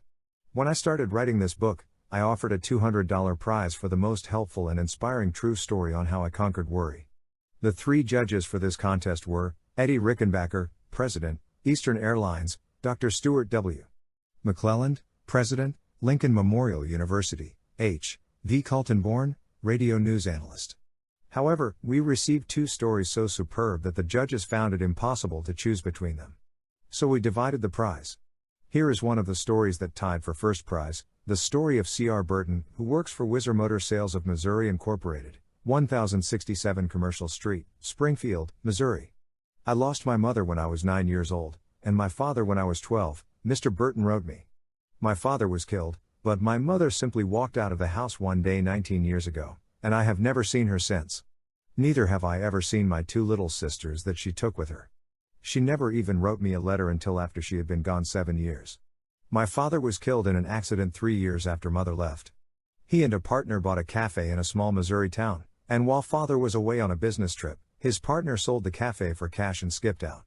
A friend wired father to hurry back home, and in his hurry, father was killed in a car accident at Salinas, Kansas. 2 of my father's sisters, who were poor and old and sick, took 3 of the children into their homes. Nobody wanted me and my little brother. We were left at the mercy of the town. We were haunted by the fear of being called orphans and treated as orphans. Our fears soon materialized, too. I lived for a little while with a poor family in town. But times were hard and the head of the family lost his job, so they couldn't afford to feed me any longer. Then Mr. and Mrs. Lofton took me to live with them on their farm 11 miles from town. Mr. Lofton was 70 years old, and sick in bed with shingles.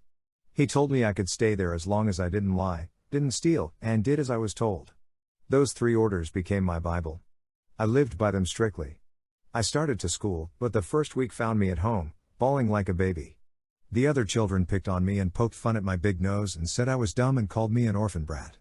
I was hurt so badly that I wanted to fight them, but Mr. Lofton, the farmer who had taken me in, said to me, "Always remember that it takes a bigger man to walk away from a fight than it does to stay and fight." I didn't fight until one day a kid picked up some chicken manure from the schoolhouse yard and threw it in my face. I beat the hell out of him, and made a couple of friends. They said he had it coming to him. I was proud of a new cap that Mrs. Lofton had bought me. One day one of The big girls jerked it off my head and filled it with water and ruined it. She said. She filled it with water so that the water would wet my thick skull and keep my popcorn brains from popping. I never cried at school, but I used to bawl it out at home. Then one day Mrs. Lofton gave me some advice that did away with all troubles and worries and turned my enemies into friends. She said, "Ralph, they won't tease you and call you an orphan brat anymore if you will get interested in them and see how much you can do for them." I took her advice. I studied hard, and I soon headed the class. I was never envied because I went out of my way to help them. I helped several of the boys write their themes and essays. I wrote complete debates for some of the boys. One lad was ashamed to let his folks know that I was helping him. So he used to tell his mother he was going possum hunting. Then he would come to Mr. Lofton's farm and tie his dogs up in the barn while I helped him with his lessons. I wrote book reviews for one lad and spent several evenings helping one of the girls on her maths. Death struck our neighborhood. 2 elderly farmers died and one woman was deserted by her husband. I was the only male in 4 families. I helped these widows for 2 years. On my way to and from school, I stopped at their farms, cut wood for them, milked their cows, and fed and watered their stock. I was now blessed instead of cursed. I was accepted as a friend by everyone. They showed their real feelings when I returned home from the Navy. More than 200 farmers came to see me the first day I was home. Some of them drove as far as 80 miles, and their concern for me was really sincere. Because I have been busy and happy trying to help other people, I have few worries, and I haven't been called an orphan brat now for 13 years. Hooray for C.R. Burton. He knows how to win friends. And he also knows how to conquer worry and enjoy life. So did the late Dr. Frank Loop, of Seattle, Washington. He was an invalid for 23 years. Arthritis. Yet Stuart Whithouse of the Seattle Star wrote me, saying, "I interviewed Dr. Loop many times, and I have never known a man more unselfish or a man who got more out of life." How did this bedridden invalid get so much out of life? I'll give you 2 guesses. Did he do it by complaining and criticizing? No. By wallowing in self-pity and demanding that he be the center of attention and everyone cater to him? No. Still wrong. He did it by adopting as his slogan the motto of the Prince of Wales. Ich dien, I serve. He accumulated the names and addresses of other invalids and cheered both them and himself by writing happy, encouraging letters. In fact, he organized a letter-writing club for invalids and got them writing letters to one another. Finally, he formed a national organization called the Shut-In Society. As he lay in bed, he wrote an average of 1,400 letters a year and brought joy to thousands of invalids by getting radios and books for shut-ins. What was the chief difference between Dr. Loop and a lot of other people? Just this: Dr. Loop had the inner glow of a man with a purpose, a mission. He had the joy of knowing that he was being used by an idea far nobler and more significant than himself, instead of being, as Shaw put it, a self-centered little clot of ailments and grievances complaining that the world would not devote itself to making him happy. Here is the most astonishing statement that I ever read from the pen of a great psychiatrist. This statement was made by Alfred Adler. He used to say to his melancholia patients, "You can be cured in 14 days if you follow this prescription. Try to think every day how you can please someone." That statement sounds so incredible that I feel I ought to try to explain it by quoting a couple of pages from Dr. Adler's splendid book, What Life Should Mean to You. By the way, this is a book you ought to read. Melancholia, says Adler in What Life Should Mean to You, is like a long, continued rage and reproach against others, though for the purpose of gaining care, sympathy, and support, the patient seems only to be dejected about his own guilt. A melancholiac's first memory is generally something like this: "I remember I wanted to lie on the couch, but my brother was lying there. I cried so much that he had to leave." Melancholiacs are often inclined to revenge themselves by committing suicide, and the doctor's first care is to avoid giving them an excuse for suicide. I myself try to relieve the whole tension by proposing to them, as the first rule in treatment, never do anything you don't like. This seems to be very modest, but I believe that it goes to the root of the whole trouble. If a melancholiac is able to do anything he wants, whom can he accuse? What has he got to revenge himself for? If you want to go to the theater, I tell him, or to go on a holiday, do it. If you find on the way that you don't want to, stop it. It is the best situation anyone could be in. It gives a satisfaction to his striving for superiority. He is like God and can do what he pleases. On the other hand, it does not fit very easily into his style of life. He wants to dominate and accuse others, and if they agree with him, there is no way of dominating them. This rule is a great relief, and I have never had a suicide among my patients. Generally, the patient replies, "But there is nothing I like doing." I have prepared for this answer, because I have heard it so often. Then refrain from doing anything you dislike, I say. Sometimes, however, he will reply, "I should like to stay in bed all day. I know that, if I allow it, he will no longer want to do it. I know that, if I hinder him, he will start a war." I always agree. This is one rule. Another attacks their style of life more directly. I tell them, you can be cured in 14 days if you follow this prescription. Try to think every day how you can please someone. See what this means to them. They are occupied with the thought, how can I worry someone? The answers are very interesting. Some say, this will be very easy for me. I have done it all my life. They have never done it. I ask them to think it over. They do not think it over. I tell them, you can make use of all the time you spend when you are unable to go to sleep by thinking how you can please someone, and it will be a big step forward in your health. When I see them the next day, I ask them, did you think over what I suggested? They answer, last night I went to sleep as soon as I got to bed. All this must be done, of course, in a modest, friendly manner, without a hint of superiority. Others will answer, I could never do it. I am so worried. I tell them, don't stop worrying, but at the same time you can think now and then of others. I want to direct their interest always towards their fellows. Many say, why should I please others? Others do not try to please me. You must think of your health, I answer. The others will suffer later on. It is extremely rare that I have found a patient who said, I have thought over what you suggested. All my efforts are devoted towards increasing the social interest of the patient.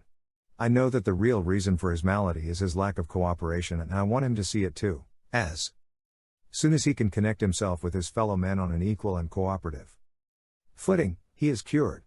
The most important task imposed by religion has always been love thy neighbor. It is the individual who is not interested in his fellow man who has the greatest difficulties in life and provides the greatest injury to others. It is from among such individuals that all human failures spring. All that we demand of a human being, and the highest praise we can give him, is that he should be a good fellow worker, a friend to all other men, and a true partner in love and marriage. Dr. Adler urges us to do a good deed every day. And what is a good deed? A good deed, said the Prophet Muhammad, is one that brings a smile of joy to the face of another. Why will doing a good deed every day produce such astounding efforts on the doer? Because trying to please others will cause us to stop thinking of ourselves, the very thing that produces worry and fear and melancholia. Mrs. William T. Moon, who operates the Moon Secretarial School, 521 Fifth Avenue, New York, didn't have to spend 2 weeks thinking how she could please someone in order to banish her melancholy. She went Alfred Adler 1 better, no, she went Adler 13 better. She banished her melancholy, not in 14 days, but in 1 day, by thinking how she could please a couple of orphans. It happened like this, in December, 5 years ago, said Mrs. Moon, I was engulfed in a feeling of sorrow and self-pity. After several years of happy married life, I had lost my husband. As the Christmas holidays approached, my sadness deepened. I had never spent a Christmas alone in all my life, and I dreaded to see this Christmas come. Friends had invited me to spend Christmas with them. But I did not feel up to any gaiety. I knew I would be a wet blanket at any party. So, I refused their kind invitations. As Christmas Eve approached, I was more and more overwhelmed with self-pity. True, I should have been thankful for many things, as all of us have many things for which to be thankful. The day before Christmas, I left my office at 3 o'clock in the afternoon and started walking aimlessly up Fifth Avenue, hoping that I might banish my self-pity and melancholy. The avenue was jammed with gay and happy crowds. Scenes that brought back memories of happy years that were gone. I just couldn't bear the thought of going home to a lonely and empty apartment. I was bewildered. I didn't know what to do. I couldn't keep the tears back. After walking aimlessly for an hour or so, I found myself in front of a bus terminal. I remembered that my husband and I had often boarded an unknown bus for adventure, so I boarded the first bus I found at the station. After crossing the Hudson River, and riding for some time, I heard the bus conductor say, "Last stop, lady." I got off. I didn't even know the name of the town. It was a quiet, peaceful little place. While waiting for the next bus home, I started walking up a residential street. As I passed a church, I heard the beautiful strains of Silent Night. I went in. The church was empty except for the organist. I sat down unnoticed in one of the pews. The lights from the gaily decorated Christmas tree made the decorations seem like myriads of stars dancing in the moonbeams. The long-drawn cadences of the music and the fact that I had forgotten to eat since morning made me drowsy. I was weary and heavy-laden, so I drifted off to sleep. When I awoke, I didn't know where I was. I was terrified. I saw in front of me two small children who had apparently come in to see the Christmas tree. One, a little girl, was pointing at me and saying, "I wonder if Santa Claus brought her." These children were also frightened when I awoke. I told them that I wouldn't hurt them. They were poorly dressed. I asked them where their mother and daddy were. "We ain't got no mother and daddy," they said. Here were two little orphans much worse off than I had ever been. They made me feel ashamed of my sorrow and self-pity. I showed them the Christmas tree, and then took them to a drugstore and we had some refreshments, and I bought them some candy and a few presents. My loneliness vanished as if by magic. These two orphans gave me the only real happiness and self-forgetfulness that I had had in months. As I chatted with them, I realized how lucky I had been. I thanked God that all my Christmases as a child had been bright with parental love and tenderness. Those two little orphans did far more for me than I did for them. That experience showed me again the necessity of making other people happy in order to be happy ourselves. I found that happiness is contagious. By giving, we receive. By helping someone and giving out love, I had conquered worry and sorrow and self-pity, and felt like a new person. And I was a new person, not only then, but in the years that followed. I could fill a book with stories of people who forgot themselves into health and happiness. For example, let's take the case of Margaret Taylor Yates, one of the most popular women in the United States Navy. Mrs. Yates is a writer of novels, but none of her mystery stories is half so interesting as the true story of what happened to her that fateful morning when the Japanese struck our fleet at Pearl Harbor. Mrs. Yates had been an invalid for more than a year, a bad heart.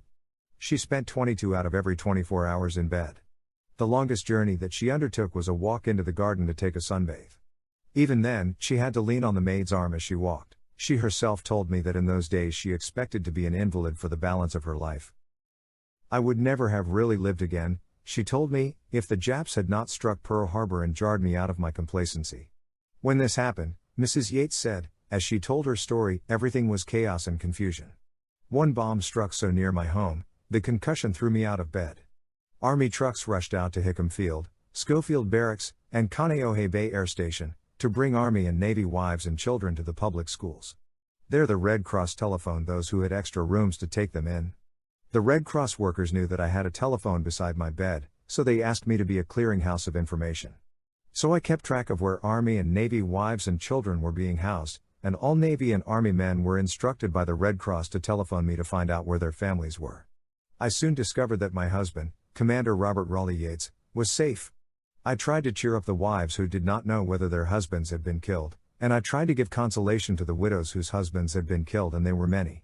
2,117 officers and enlisted men in the Navy and Marine Corps were killed and 960 were reported missing. At first I answered these phone calls while lying in bed. Then I answered them sitting up in bed. Finally, I got so busy, so excited, that I forgot all about my weakness and got out of bed and sat by a table. By helping others who were much worse off than I was, I forgot all about myself, and I have never gone back to bed again except for my regular 8 hours of sleep each night. I realize now that if the Japs had not struck at Pearl Harbor, I would probably have remained a semi-invalid all my life. I was comfortable in bed. I was constantly waited on, and I now realize that I was unconsciously losing my will to rehabilitate myself. The attack on Pearl Harbor was one of the greatest tragedies in American history, but as far as I was concerned, it was one of the best things that ever happened to me. That terrible crisis gave me strength that I never dreamed I possessed. It took my attention off myself and focused it on others. It gave me something big and vital and important to live for. I no longer had time to think about myself or care about myself. A third of the people who rushed to psychiatrists for help could probably cure themselves if they would only do as Margaret Yates did, get interested in helping others. My idea? No, that is approximately what Carl Jung said. And he ought to know if anybody does. He said, about 1/3 of my patients are suffering from no clinically definable neurosis, but from the senselessness and emptiness of their lives. To put it another way, they are trying to thumb a ride through life and the parade passes them by, so they rush to a psychiatrist with their petty, senseless, useless lives. Having missed the boat, they stand on the wharf, blaming everyone except themselves and demanding that the world cater to their self-centered desires. You may be saying to yourself now, well, I am not impressed by these stories. I myself could get interested in a couple of orphans I met on Christmas Eve, and if I had been at Pearl Harbor, I would gladly have done what Margaret Taylor Yates did. But with me things are different. I live an ordinary humdrum life. I work at a dull job 8 hours a day. Nothing dramatic ever happens to me. How can I get interested in helping others? And why should I? What is there in it for me? A fair question. I'll try to answer it. However humdrum your existence may be, you surely meet some people every day of your life. What do you do about them? Do you merely stare through them, or do you try to find out what it is that makes them tick? How about the postman, for example? He walks hundreds of miles every year, delivering mail to your door, but have you ever taken the trouble to find out where he lives, or asked to see a snapshot of his wife and his kids? Did you ever ask him if his feet get tired, or if he ever gets bored? What about the grocery boy, the newspaper vendor, the chap at the corner who polishes your shoes? These people are human, bursting with troubles, and dreams, and private ambitions. They are also bursting for the chance to share them with someone. But do you ever let them? Do you ever show an eager, honest interest in them or their lives? That's the sort of thing I mean. You don't have to become a Florence Nightingale or a social reformer to help improve the world, your own private world. You can start tomorrow morning with the people you meet. What's in it for you? Much greater happiness, greater satisfaction, and pride in yourself. Aristotle called this kind of attitude enlightened selfishness. Zoroaster said, doing good to others is not a duty. It is a joy, for it increases your own health and happiness. And Benjamin Franklin summed it up very simply, when you are good to others, said Franklin, you are best to yourself. No discovery of modern psychology, writes Henry C. Link, director of the Psychological Service Center in New York, no discovery of modern psychology is, in my opinion, so important as its scientific proof of the necessity of self-sacrifice or discipline to self-realization and happiness. Thinking of others will not only keep you from worrying about yourself, it will also help you to make a lot of friends and have a lot of fun. How? Well, I once asked Professor William Lyon Phelps, of Yale, how he did it, and here's what he said. I never go into a hotel or a barbershop or a store without saying something agreeable to everyone I meet. I try to say something that treats them as an individual, not merely a cog in a machine. I sometimes compliment the girl who waits on me in the store by telling her how beautiful her eyes are, or her hair. I will ask a barber if he doesn't get tired standing on his feet all day. I'll ask him how he came to take up barbering, how long he has been at it, and how many heads of hair he has cut. I'll help him figure it out. I find that taking an interest in people makes them beam with pleasure. I frequently shake hands with a redcap who has carried my grip. It gives him a new lift and freshens him up for the whole day. One extremely hot summer day, I went into the dining car of the New Haven Railway to have lunch. The crowded car was almost like a furnace and the service was slow. When the steward finally got around to handing me the menu, I said, "The boys back there cooking in that hot kitchen certainly must be suffering today." The steward began to curse. His tones were bitter. At first, I thought he was angry. "Good God Almighty," he exclaimed, "the people come in here and complain about the food. They kick about the slow service and growl about the heat and the prices. I have listened to their criticisms for 19 years and you are the first person and the only person that has ever expressed any sympathy for the cooks back there in the boiling kitchen. I wish to God we had more passengers like you." The steward was astounded because I had thought of the colored cooks as human beings, and not merely as cogs in the organization of a great railway. What people want, continued Professor Phelps, is a little attention as human beings. When I meet a man on the street with a beautiful dog, I always comment on the dog's beauty. As I walk on and glance back over my shoulder, I frequently see the man petting and admiring the dog. My appreciation has renewed his appreciation. One time in England, I met a shepherd, and expressed my sincere admiration for his big intelligent sheepdog. I asked him to tell me how he trained the dog. As I walked away, I glanced back over my shoulder and saw the dog standing with his paws on the shepherd's shoulders and the shepherd was petting him. By taking a little interest in the shepherd and his dog, I made the shepherd happy. I made the dog happy and I made myself happy. Can you imagine a man who goes around shaking hands with porters and expressing sympathy for the cooks in the hot kitchen and telling people how much he admires their dogs? Can you imagine a man like that being sour and worried and needing the services of a psychiatrist? You can't, can you? No, of course not. A Chinese proverb puts it this way: a bit of fragrance always clings to the hand that gives you roses. You didn't have to tell that to Billy Phelps of Yale. He knew it. He lived it. If you are a man, skip this paragraph. It won't interest you. It tells how a worried, unhappy girl got several men to propose to her. The girl who did that is a grandmother now. A few years ago, I spent the night in her and her husband's home. I had been giving a lecture in her town, and the next morning she drove me about 50 miles to catch a train on the main line to New York Central. We got to talking about winning friends, and she said, "Mr. Carnegie, I am going to tell you something that I have never confessed to anyone before, not even to my husband. By the way, this story isn't going to be half so interesting as you probably imagine." She told me that she had been reared in a social register family in Philadelphia. "The tragedy of my girlhood and young womanhood," she said, "was our poverty. We could never entertain the way the other girls in my social set entertained. My clothes were never of the best quality. I outgrew them and they didn't fit and they were often out of style. I was so humiliated, so ashamed, that I often cried myself to sleep. Finally, in sheer desperation, I hit upon the idea of always asking my partner at dinner parties to tell me about his experiences, his ideas, and his plans for the future. I didn't ask these questions because I was especially interested in the answers. I did it solely to keep my partner from looking at my poor clothes. But a strange thing happened. As I listened to these young men talk and learned more about them, I really became interested in listening to what they had to say. I became so interested that I myself sometimes forgot about my clothes. But the astounding thing to me was this: since I was a good listener and encouraged the boys to talk about themselves, I gave them happiness and I gradually became the most popular girl in our social group, and 3 of these men proposed marriage to me. There you are, girls, that is the way it is done. Some people who read this chapter are going to say, all this talk about getting interested in others is a lot of damn nonsense. Sheer religious pap. None of that stuff for me. I am going to put money in my purse. I am going to grab all I can get and grab it now, and to hell with the other dumb clucks. Well, if that is your opinion, you are entitled to it, but if you are right, then all the great philosophers and teachers since the beginning of recorded history, Jesus, Confucius, Buddha, Plato, Aristotle, Socrates, St. Francis, were all wrong. But since you may sneer at the teachings of religious leaders, let's turn for advice to a couple of atheists. First, let's take the late A. E. Housman, professor at Cambridge University, and one of the most distinguished scholars of his generation. In 1936, he gave an address at Cambridge University on the name and nature of poetry. In that address, he declared that the greatest truth ever uttered and the most profound moral discovery of all time were those words of Jesus: "He that findeth his life shall lose it, and he that loseth his life for my sake shall find it." We have heard preachers say that all our lives. But Housman was an atheist, a pessimist, a man who contemplated suicide, and yet he felt that the man who thought only of himself wouldn't get much out of life.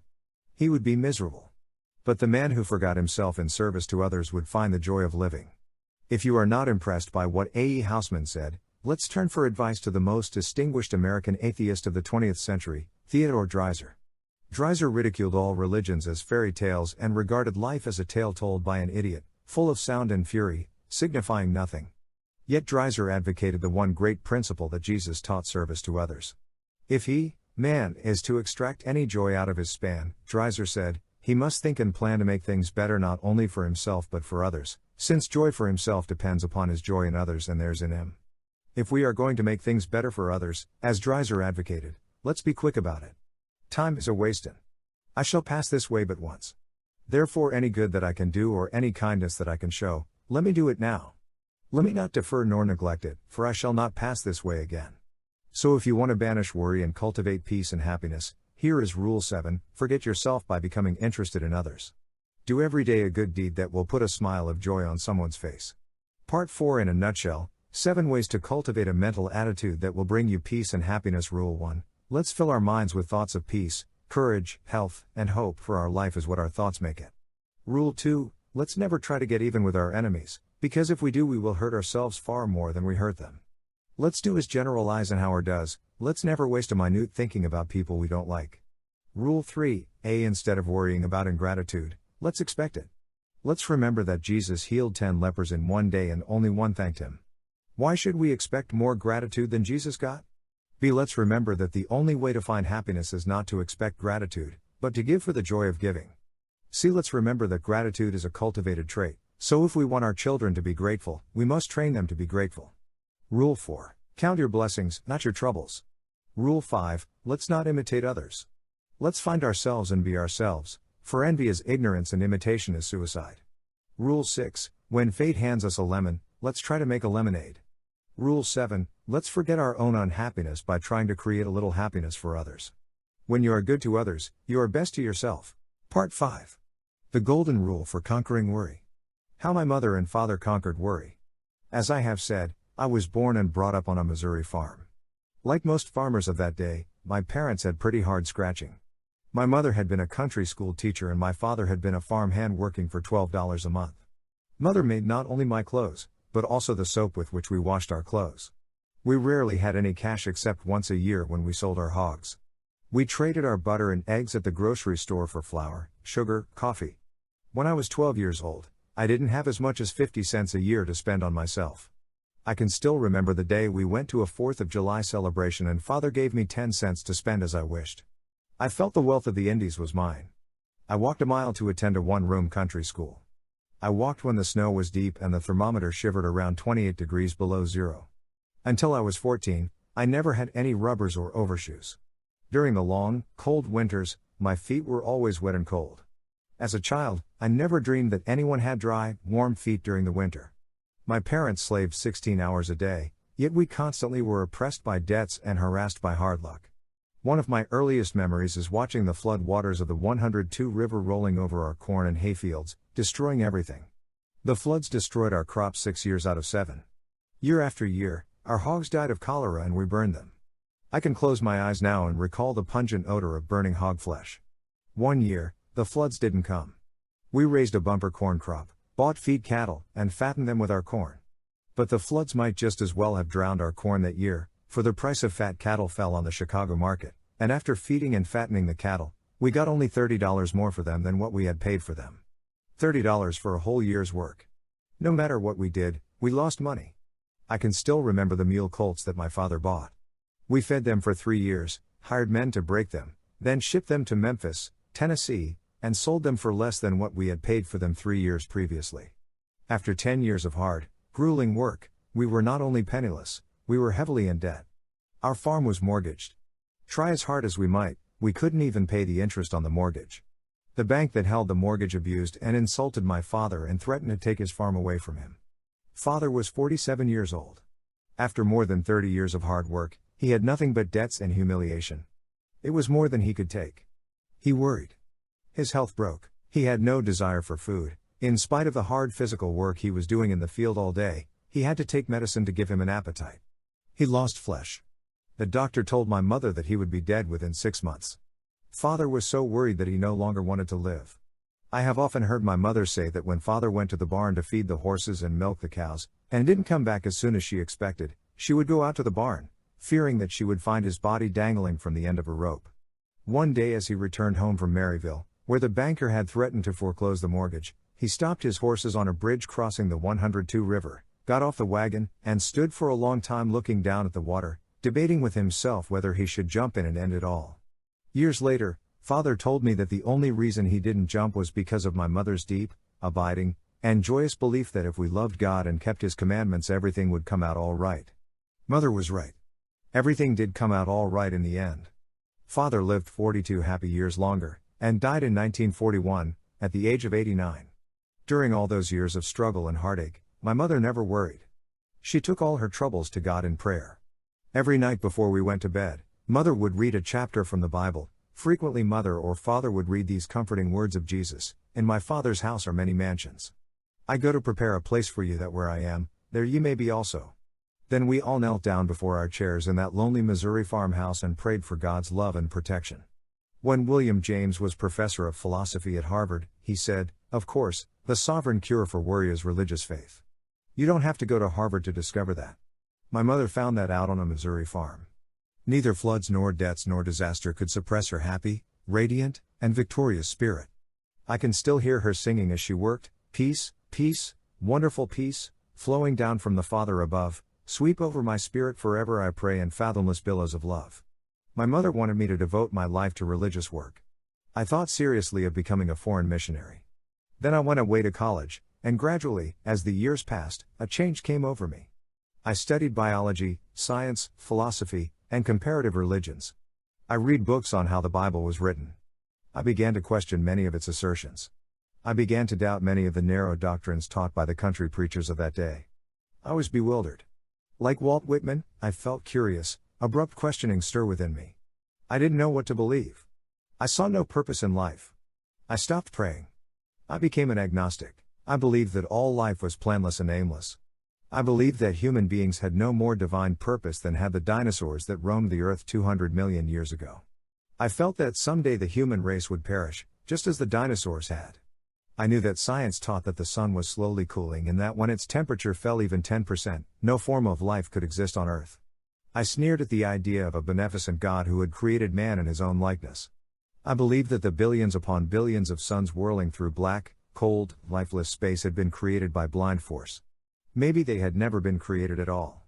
Maybe they existed forever, just as time and space have always existed. Do I profess to know the answers to all these questions now? No. No man has ever been able to explain the mystery of the universe, the mystery of life. We are surrounded by mysteries. The operation of your body is a profound mystery. So is the electricity in your home. So is the flower in the crannied wall. So is the green grass outside your window. Charles F. Kettering, the guiding genius of General Motors Research Laboratories, has been giving Antioch College $30,000 a year out of his own pocket to try to discover why grass is green. He declares that if we knew how grass is able to transform sunlight, water, and carbon dioxide into food sugar, we could transform civilization. Even the operation of the engine in your car is a profound mystery. General Motors Research Laboratories have spent years of time and millions of dollars trying to find out how and why a spark in the cylinder sets off an explosion that makes your car run, and they don't know the answer. The fact that we don't understand the mysteries of our bodies or electricity or a gas engine doesn't keep us from using and enjoying them. The fact that I don't understand the mysteries of prayer and religion no longer keeps me from enjoying the richer, happier life that religion brings. At long last, I realize the wisdom of Santayana's words, man is not made to understand life, but to live it. I have gone back, I was about to say that I had gone back to religion, but that would not be accurate. I have gone forward to a new concept of religion. I no longer have the faintest interest in the differences in creeds that divide the churches. But I am tremendously interested in what religion does for me, just as I am interested in what electricity and good food and water do for me. They help me to lead a richer, fuller, happier life. But religion does far more than that. It brings me spiritual values. It gives me, as William James puts it, a new zest for life, a larger, richer, more satisfying life. It gives me faith, hope, and courage. It banishes tensions, anxieties, fears, and worries. It gives purpose to my life and direction. It vastly improves my happiness. It gives me abounding health. It helps me to create for myself an oasis of peace amidst the whirling sands of life. Francis Bacon was right when he said, 350 years ago, a little philosophy inclineth man's mind to atheism, but depth in philosophy bringeth men's minds about to religion. I can remember the days when people talked about the conflict between science and religion. But no more. The newest of all sciences, psychiatry, is teaching what Jesus taught. Why? Because psychiatrists realize that prayer and a strong religious faith will banish the worries, the anxieties, the strains and fears that cause more than half of all our ills. They know, as one of their leaders, Drive A. Brill said, anyone who is truly religious does not develop a neurosis. If religion isn't true, then life is meaningless. It is a tragic farce. I interviewed Henry Ford a few years prior to his death. Before I met him, I had expected him to show the strains of the long years he had spent in building up and managing one of the world's greatest businesses. So I was surprised to how calm and well and peaceful he looked at 78. When I asked him if he ever worried, he replied, no. I believe God is managing affairs and that he doesn't need any advice from me. With God in charge, I believe that everything will work out for the best in the end. So what is there to worry about? Today, even psychiatrists are becoming modern evangelists. They are not urging us to lead religious lives to avoid hellfires in the next world, but they are urging us to lead religious lives to avoid the hellfires of this world, the hellfires of stomach ulcer, angina pectoris, nervous breakdowns, and insanity. As an example of what our psychologists and psychiatrists are teaching, read The Return to Religion, by Dr. Henry C. Link. You will probably find a copy in your public library. Yes, the Christian religion is an inspiring, health-giving activity. Jesus said, I came that ye might have life and have it more abundantly. Jesus denounced and attacked the dry forms and dead rituals that passed for religion in his day. He was a rebel. He preached a new kind of religion, a religion that threatened to upset the world. That is why he was crucified. He preached that religion should exist for man, not man for religion, that the Sabbath was made for man, not man for the Sabbath. He talked more about fear than he did about sin. The wrong kind of fear is a sin against your health, a sin against the richer, fuller, happier, courageous life that Jesus advocated. Emerson spoke of himself as a professor of the science of joy. Jesus, too, was a teacher of the science of joy. He commanded his disciples to rejoice and leap for joy. Jesus declared that there were only two important things about religion: loving God with all our heart, and our neighbor as ourselves. Any man who does that is religious, regardless of whether he knows it. For example, my father-in-law, Henry Price, of Tulsa, Oklahoma. He tries to live by the golden rule, and he is incapable of doing anything mean, selfish, or dishonest. However, he doesn't attend church, and regards himself as an agnostic. Nonsense. What makes a man a Christian? I'll let John Bailey answer that. He was probably the most distinguished professor who ever taught theology at the University of Edinburgh. He said, "What makes a man a Christian is neither his intellectual acceptance of certain ideas, nor his conformity to a certain rule, but his possession of a certain spirit, and his participation in a certain life. If that makes a man a Christian, then Henry Price is a noble one." William James, the father of modern psychology, wrote to his friend, Professor Thomas Davidson, saying that as the years went by, he found himself less and less able to get along without God. Earlier in this book, I mentioned that when the judges tried to pick the best story on worry sent in by my students, they had so much difficulty in choosing between two outstanding stories that the prize money was split. Here is the second story that tied for first prize: the unforgettable experience of a woman who had to find out the hard way that she couldn't get along without God. I am calling this woman Mary Cushman, although that is not her actual name. She has children and grandchildren who might be embarrassed to see her story in print, so I agreed to disguise her identity. However, the woman herself is real, very real. A few months ago, she sat in the armchair beside my desk and told me her story. Here is how it goes. During the Depression, she said, my husband's average salary was $18 a week. Many times we didn't have even that because he didn't get paid when he was ill, and that was often. He had a series of minor accidents. He also had mumps, scarlet fever, and repeated attacks of flu. We lost the little house that we had built with our own hands. We owed $50 at the grocery store and had 5 children to feed. I took in washing and ironing from the neighbors, and bought second-hand clothes from the Salvation Army store and made them over for my children to wear. I made myself ill with worry. One day, the grocer to whom we owed $50 accused my 11-year-old boy of stealing a couple of pencils. My son wept as he told me about it. I knew he was honest and sensitive, and I knew that he had been disgraced and humiliated in front of other people. That was the straw that broke my back. I thought of all the misery we had endured, and I couldn't see any hope for the future. I must have become temporarily insane with worry, for I shut off my washing machine, took my little 5-year-old daughter into the bedroom, and plugged up the windows and cracks with paper and rags. My little girl said to me, "Mommy, what are you doing?" And I answered, "There's a little draft in here." Then I turned on the gas heater we had in the bedroom and didn't light it. As I lay down on the bed with my daughter beside me, she said, "Mommy, this is funny, we just got up a little while ago." But I said, "Never mind, we'll take a little nap." Then I closed my eyes, listening to the gas escape from the heater. I shall never forget the smell of that gas. Suddenly I thought I heard music. I listened. I had forgotten to turn the radio off in the kitchen. It didn't matter now. But the music kept on, and presently I heard someone singing an old hymn. What a friend we have in Jesus, all our sins and griefs to bear. What a privilege to carry everything to God in prayer. Oh, what peace we often forfeit.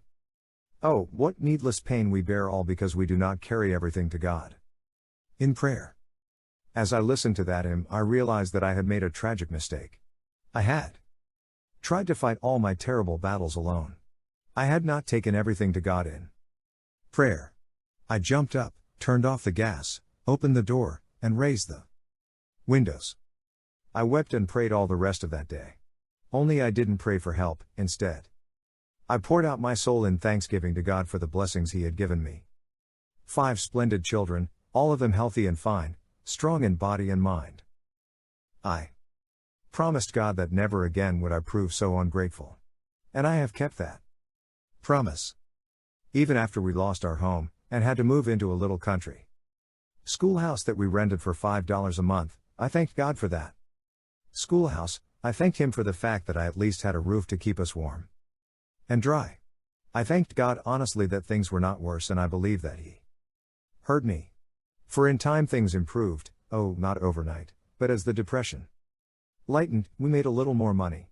I got a job as a hat check girl in a large country club, and sold stockings as a sideline to help put himself through college. One of my sons got a job on a farm, milked 13 cows morning and night. Today my children are grown up and married. I have 3 fine grandchildren. And, as I look back on that terrible day when I turned on the gas, I thank God over and over that I woke up in time. What joys I would have missed if I had carried out that act. How many wonderful years I would have forfeited forever. Whenever I hear now of someone who wants to end his life, I feel like crying out, don't do it. Don't. The blackest moments we live through can only last a little time, and then comes the future. On the average, someone commits suicide in the United States every 35 minutes. On the average, someone goes insane every 120 seconds. Most of these suicides, and probably many of the tragedies of insanity, could have been prevented if these people had only had the solace and peace that are found in religion and prayer. One of the most distinguished psychiatrists living, Dr. Carl Jung, says in his book Modern Man in Search of a Soul, during the past 30 years, people from all the civilized countries of the earth have consulted me. I have treated many hundreds of patients. Among all my patients in the second half of life, that is to say, over 35, there has not been one whose problem in the last resort was not that of finding a religious outlook on life. It is safe to say that every one of them fell ill because he had lost that which the living religions of every age have given to their followers, and none of them has been really healed who did not regain his religious outlook. That statement is so significant I want to repeat it in bold type. Dr. Carl Jung said, during the past 30 years, people from all the civilized countries of the earth have consulted me. I have treated many hundreds of patients. Among all my patients in the second half of high, that is to say, over 35, there has not been one whose problem in the last resort was not that of finding a religious outlook on life. It is safe to say that every one of them fell ill because he had lost that which the living religions of every age have given to their followers, and none of them has been really healed who did not regain his religious outlook. William James said approximately the same thing. Faith is one of the forces by which men live, he declared, and the total absence of it means collapse. The late Mahatma Gandhi, the greatest Indian leader since Buddha, would have collapsed if he had not been inspired by the sustaining power of prayer. How do I know? Because Gandhi himself said so. Without prayer, he wrote, I should have been a lunatic long ago. Thousands of people could give similar testimony. My own father, well, as I have already said, my own father would have drowned himself had it not been for my mother's prayers and faith. Probably thousands of the tortured souls who are now screaming in our insane asylums could have been saved if they had only turned to a higher power for help instead of trying to fight life's battles alone. When we are harassed and reach the limit of our own strength, many of us then turn in desperation to God. There are no atheists in foxholes. But why wait till we are desperate? Why not renew our strength every day? Why wait even until Sunday? For years I have had the habit of dropping into empty churches on weekday afternoons. When I feel that I am too rushed and hurried to spare a few minutes to think about spiritual things, I say to myself, wait a minute, Dale Carnegie, wait a minute. Why all the feverish hurry and rush, little man? You need to pause and acquire a little perspective. At such times, I frequently drop into the first church that I find open. Although I am a Protestant, I frequently, on weekday afternoons, drop into St. Patrick's Cathedral on Fifth Avenue, and remind myself that I'll be dead in another 30 years, but that the great spiritual truths that all churches teach are eternal. I close my eyes and pray. I find that doing this calms my nerves, rests my body, clarifies my perspective, and helps me revalue my values. May I recommend this practice to you? During the past 6 years that I have been writing this book, I have collected hundreds of examples and concrete cases of how men and women conquered fear and worry by prayer. I have in my filing cabinet folders bulging with case histories. Let's take as a typical example the story of a discouraged and disheartened book salesman, John R. Anthony. Mr. Anthony is now an attorney in Houston, Texas, with offices in the humble building. Here is his story as he told it to me. 22 years ago I closed my private law office to become state representative of an American law book company. My specialty was selling a set of law books to lawyers, a set of books that were almost indispensable. I was ably and thoroughly trained for the job. I knew all the direct sales talks, and the convincing answers to all possible objections. Before calling on a prospect, I familiarized myself with his rating as an attorney, the nature of his practice, his politics, and hobbies. During my interview, I used that information with ample skill. Yet, something was wrong. I just couldn't get orders. I grew discouraged. As the days and weeks passed, I doubled and redoubled my efforts, but was still unable to close enough sales to pay my expenses. A sense of fear and dread grew within me. I became afraid to call on people. Before I could enter a prospect's office, that feeling of dread flared up so strong that I would pace up and down the hallway outside the door, or go out of the building and circle the block. Then, after losing much valuable time and feigning enough courage by sheer willpower to crash the office door, I feebly turned the doorknob with trembling hand, half hoping my prospect would not be in. My sales manager threatened to stop my advances if I didn't send in more orders. My wife at home pleaded with me for money to pay the grocery bill for herself and our 3 children. Worry seized me. Day by day I grew more desperate. I didn't know what to do. As I have already said, I had closed my private law office at home and given up my clients. Now I was broke. I didn't have the money to pay even my hotel bill. Neither did I have the money to buy a ticket back home, nor did I have the courage to return home a beaten man, even if I had had the ticket. Finally, at the miserable end of another bad day, I trudged back to my hotel room for the last time, I thought.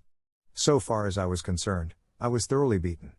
Heartbroken, depressed, I didn't know which way to turn. I hardly cared whether I lived or died. I was sorry I had ever been born. I had nothing but a glass of hot milk that night for dinner. Even that was more than I could afford. I understood that night why desperate men raise a hotel window and jump. I might have done it myself if I had had the courage. I began wondering what was the purpose of life. I didn't know. I couldn't figure it out. Since there was no one else to turn to, I turned to God. I began to pray. I implored the Almighty to give me light and understanding and guidance through the dark, dense wilderness of despair that had closed in about me. I asked God to help me get orders for my books and to give me money to feed my wife and children. After that prayer, I opened my eyes and saw a Gideon Bible that lay on the dresser in that lonely hotel room. I opened it and read those beautiful, immortal promises of Jesus that must have inspired countless generations of lonely, worried, and beaten men throughout the ages, a talk that Jesus gave to his disciples about how to keep from worrying. Take no thought for your life, what ye shall eat, or what ye shall drink, not yet for your body, what ye shall put on. Is not the life more than meat, and the body than raiment? Behold the fowls of the air, for they sow not, neither do they reap, nor gather into barns, yet your heavenly Father feedeth them. Are ye not much better than they?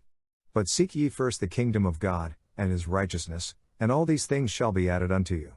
As I prayed and as I read those words, a miracle happened, my nervous tension fell away. My anxieties, fears, and worries were transformed into heartwarming courage and hope, and triumphant faith. I was happy, even though I didn't have enough money to pay my hotel bill. I went to bed and slept soundly, free from care, as I had not done for many years.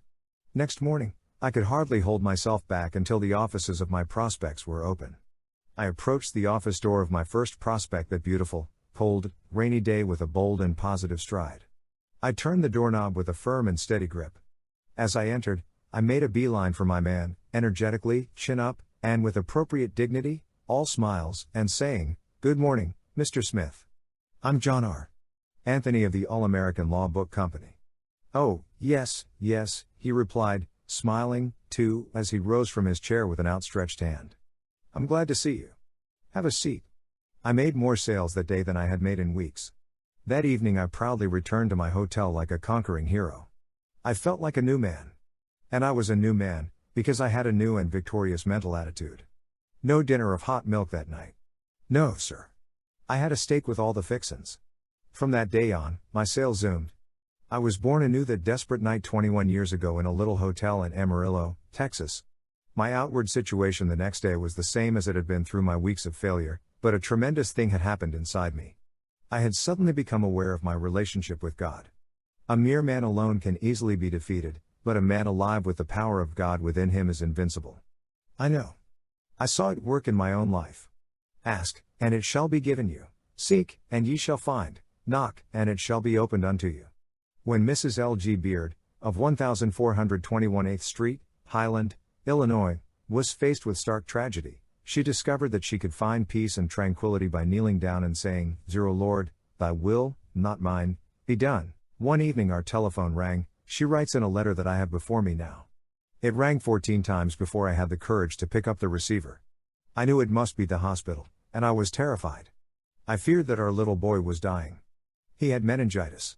He had already been given penicillin, but it made his temperature fluctuate, and the doctor feared that the disease had traveled to his brain and might cause the development of a brain tumor and death. The phone call was just what I feared. The hospital was calling, the doctor wanted us to come immediately. Maybe you can picture the anguish my husband and I went through, sitting in the waiting room. Everyone else had his baby, but we sat there with empty arms, wondering if we would ever hold our little fellow again. When we were finally called into the doctor's private office, the expression on his face filled our hearts with terror. His words brought even more terror. He told us that there was only one chance in 4 that our baby would live. He said that if we knew another doctor, to please call him in on the case. On the way home my husband broke down and, doubling up his fist, hit the steering wheel, saying, "Verts, I can't give that little guy up." Have you ever seen a man cry? It isn't a pleasant experience. We stopped the car and, after talking things over, decided to stop in church and pray that if it was God's will to take our baby, we would resign our will to His. I sank in the pew and said with tears rolling down my cheeks, "Not my will but thine be done." The moment I uttered those words, I felt better. A sense of peace that I hadn't felt for a long time came over me. All the way home, I kept repeating, "O God, thy will, not mine, be done." I slept soundly that night for the first time in a week. The doctor called a few days later and said that Bobby had passed the crisis. I thank God for the strong and healthy 4-year-old boy we have today. I know men who regard religion as something for women and children and preachers. They pride themselves on being he-men who can fight their battles alone. How surprised they might be to learn that some of the most famous he-men in the world pray every day. For example, He-Man Jack Dempsey told me that he never goes to bed without saying his prayers. He told me that he never eats a meal without first thanking God for it. He told me that he prayed every day when he was training for a bout, and that when he was fighting, he always prayed just before the bell sounded for each round. Praying, he said, helped me fight with courage and confidence. He-Man Connie Mack told me that he couldn't go to sleep without saying his prayers. He-Man Eddie Rickenbacker told me that he believed his life had been saved by prayer. He prays every day. He-Man Edward R. Stettinius, former high official of General Motors and United States Steel, and former Secretary of State, told me that he prayed for wisdom and guidance every morning and night. He-Man J. Pierpont Morgan, the greatest financier of his age, often went alone to Trinity Church, at the head of Wall Street, on Saturday afternoons and knelt in prayer. When He-Man Eisenhower flew to England to take supreme command of the British and American forces, he took only one book on the plane with him, the Bible. He-Man General Mark Clark told me that he read his Bible every day during the war and knelt down in prayer. So did Chiang Kai-shek, and General Montgomery, Monty of El Alamein. So did Lord Nelson at Trafalgar. So did General Washington, Robert E. Lee, Stonewall Jackson, and scores of other great military leaders. These men discovered the truth of William James's statement, "We and God have business with each other, and in opening ourselves to His influence, our deepest destiny is fulfilled." A lot of he-men are discovering that. 72 million Americans are church members now, on all-time record.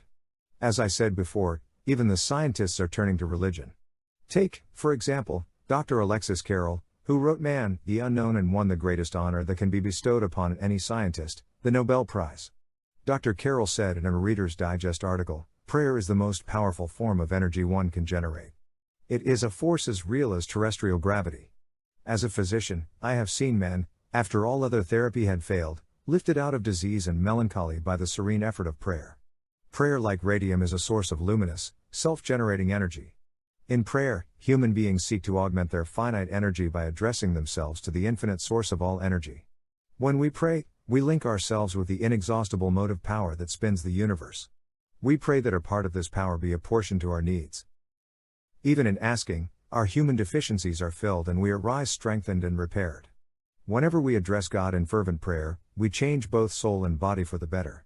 It could not happen that any man or woman could pray for a single moment without some good result. Admiral Byrd knows what it means to link ourselves with the inexhaustible motive power that spins the universe. His ability to do that pulled him through the most trying ordeal of his life. He tells the story in his book Alone. In 1934, he spent 5 months in a hut buried beneath the icecap of Ross Barrier deep in the Antarctic. He was the only living creature south of latitude 78. Blizzards roared above his shack, the cold plunged down to 82 degrees below zero, he was completely surrounded by unending night. And then he found, to his horror, he was being slowly poisoned by carbon monoxide that escaped from his stove. What could he do? The nearest help was 123 miles away, and could not possibly reach him for several months. He tried to fix his stove and ventilating system, but the fumes still escaped. They often knocked him out cold. He lay on the floor completely unconscious. He couldn't eat, he couldn't sleep, he became so feeble that he could hardly leave his bunk. He frequently feared he wouldn't live until morning. He was convinced he would die in that cabin, and his body would be hidden by perpetual snows. What saved his life? One day, in the depths of his despair, he reached for his diary and tried to set down his philosophy of life. The human race, he wrote, is not alone in the universe. He thought of the stars overhead, of the orderly swing of the constellations and planets, of how the everlasting sun would, in its time, return to lighten even the wastes of the south polar regions. And then he wrote in his diary, I am not alone. This realization that he was not alone, not even in a hole in the ice at the end of the earth, was what saved Richard Byrd. I know it pulled me through, he says. And he goes on to add, few men in their lifetime come anywhere near exhausting the resources dwelling within them. There are deep wells of strength that are never used. Richard Byrd learned to tap those wells of strength and use those resources by turning to God. Glenn A. Arnold learned amidst the cornfields of Illinois the same lesson that Admiral Byrd learned in the polar ice cap. Mr. Arnold, an insurance broker in the Bacon Building, Chillicothe, Illinois, opened his speech on conquering worry like this: 8 years ago, I turned the key in the lock of my front door for what I believed was the last time in my life. I then climbed in my car and started down for the river. I was a failure, he said. 1 month before, my entire little world had come crashing down on my head. My electrical appliance business had gone on the rocks. In my home, my mother lay at the point of death. My wife was carrying our second child. Doctor's bills were mounting. We had mortgaged everything we had to start the business, our car and our furniture. I had even taken out a loan on my insurance policies. Now everything was gone. I couldn't take it any longer. So I climbed into my car and started for the river, determined to end the sorry mess. I drove a few miles out in the country, pulled off the road, and got out and sat on the ground and wept like a child. Then I really started to think. Instead of going around in frightening circles of worry, I tried to think constructively. How bad was my situation? Couldn't it be worse? Was it really hopeless? What could I do to make it better? I decided then and there to take the whole problem to the Lord and ask Him to handle it. I prayed. I prayed hard. I prayed as though my very life depended on it, which, in fact, it did. Then a strange thing happened.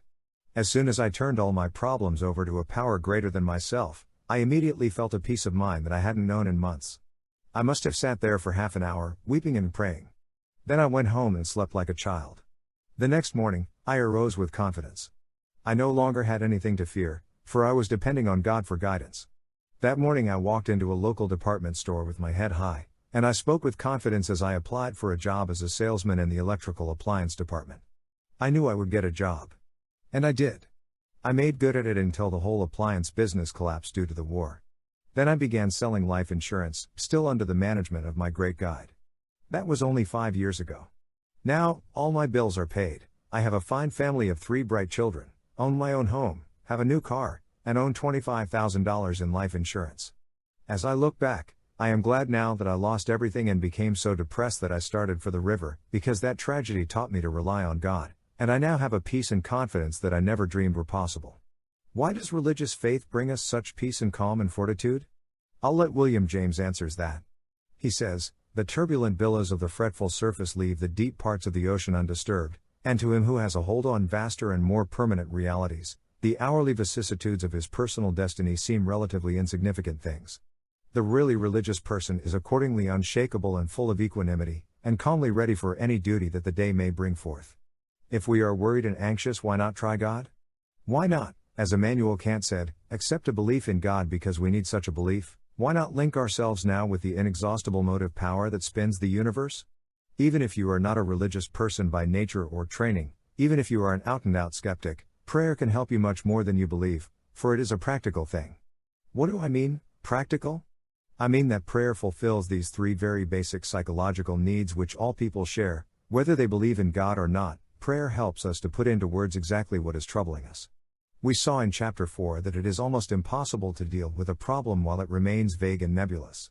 Praying, in a way, is very much like writing our problems down on paper. If we ask for help for a problem, even from God, we must put it into words. Prayer gives us a sense of sharing our burdens, of not being alone. Few of us are so strong that we can bear our heaviest burdens, our most agonizing troubles, all by ourselves. Sometimes our worries are of so intimate a nature that we cannot discuss them even with our closest relatives or friends. Then prayer is the answer. Any psychiatrist will tell us that when we are pent up and tense, and in an agony of spirit, it is therapeutically good to tell someone our troubles. When we can't tell anyone else, we can always tell God. Prayer puts into force an active principle of doing. It's a first step toward action. I doubt if anyone can pray for some fulfillment, day after day, without benefiting from it, in other words, without taking some steps to bring it to pass. A world-famous scientist said, prayer is the most powerful form of energy one can generate. So why not make use of it? Call it God or Allah or Spirit, why quarrel with definitions as long as the mysterious powers of nature take us in hand? Why not close this book right now, go to your bedroom, shut the door, kneel down, and unburden your heart? If you have lost your religion, beseech Almighty God to renew your faith. Say, "Oh God, I can no longer fight my battles alone. I need your help, your love. Forgive me for all my mistakes. Cleanse my heart of all evil. Show me the way to peace and quiet and health, and fill me with love even for my enemies." If you don't know how to pray, repeat this beautiful and inspiring prayer written by St. Francis 700 years ago. Lord, make me an instrument of thy peace. Where there is hatred, let me sow love. Where there is injury, pardon. Where there is doubt, faith. Where there is despair, hope. Where there is darkness, light. Where there is sadness, joy. O Divine Master, grant that I may not so much seek to be consoled as to console, to be understood, as to understand, to be loved, as to love. For it is in giving that we receive, it is in pardoning, that we are pardoned, and it is in dying that we are born to eternal life. Part 6. How to keep from worrying about criticism. Remember that no one ever kicks a dead dog. An event occurred in 1929 that created a national sensation in educational circles. Learned men from all over America rushed to Chicago to witness the affair. A few years earlier, a young man by the name of Robert Hutchins had worked his way through Yale, acting as a waiter, a lumberjack, a tutor, and a clothesline salesman. Now, only 8 years later, he was being inaugurated as president of the fourth richest university in America, the University of Chicago. His age? 30. Incredible. The older educators shook their heads. Criticism came roaring down upon the boy wonder like a rockslide. He was this and he was that, too young, inexperienced, his educational ideas were cockeyed. Even the newspapers joined in the attack. The day he was inaugurated, a friend said to the father of Robert Maynard Hutchins, "I was shocked this morning to read that newspaper editorial denouncing your son." "Yes," the elder Hutchins replied, "it was severe, but remember that no one ever kicks a dead dog." Yes, and the more important a dog is, the more satisfaction people get in kicking him. The Prince of Wales, who later became Edward VIII, now Duke of Windsor, had that forcibly brought home to him. He was attending Dartmouth College in Devonshire at the time, a college that corresponds to the Naval Academy at Annapolis. The prince was about 14. One day one of the naval officers found him crying, and asked him what was wrong. He refused to tell at first, but finally admitted the truth: he was being kicked by the naval cadets. The commodore of the college summoned the boys and explained to them that the prince had not complained, but he wanted to find out why the prince had been singled out for this rough treatment.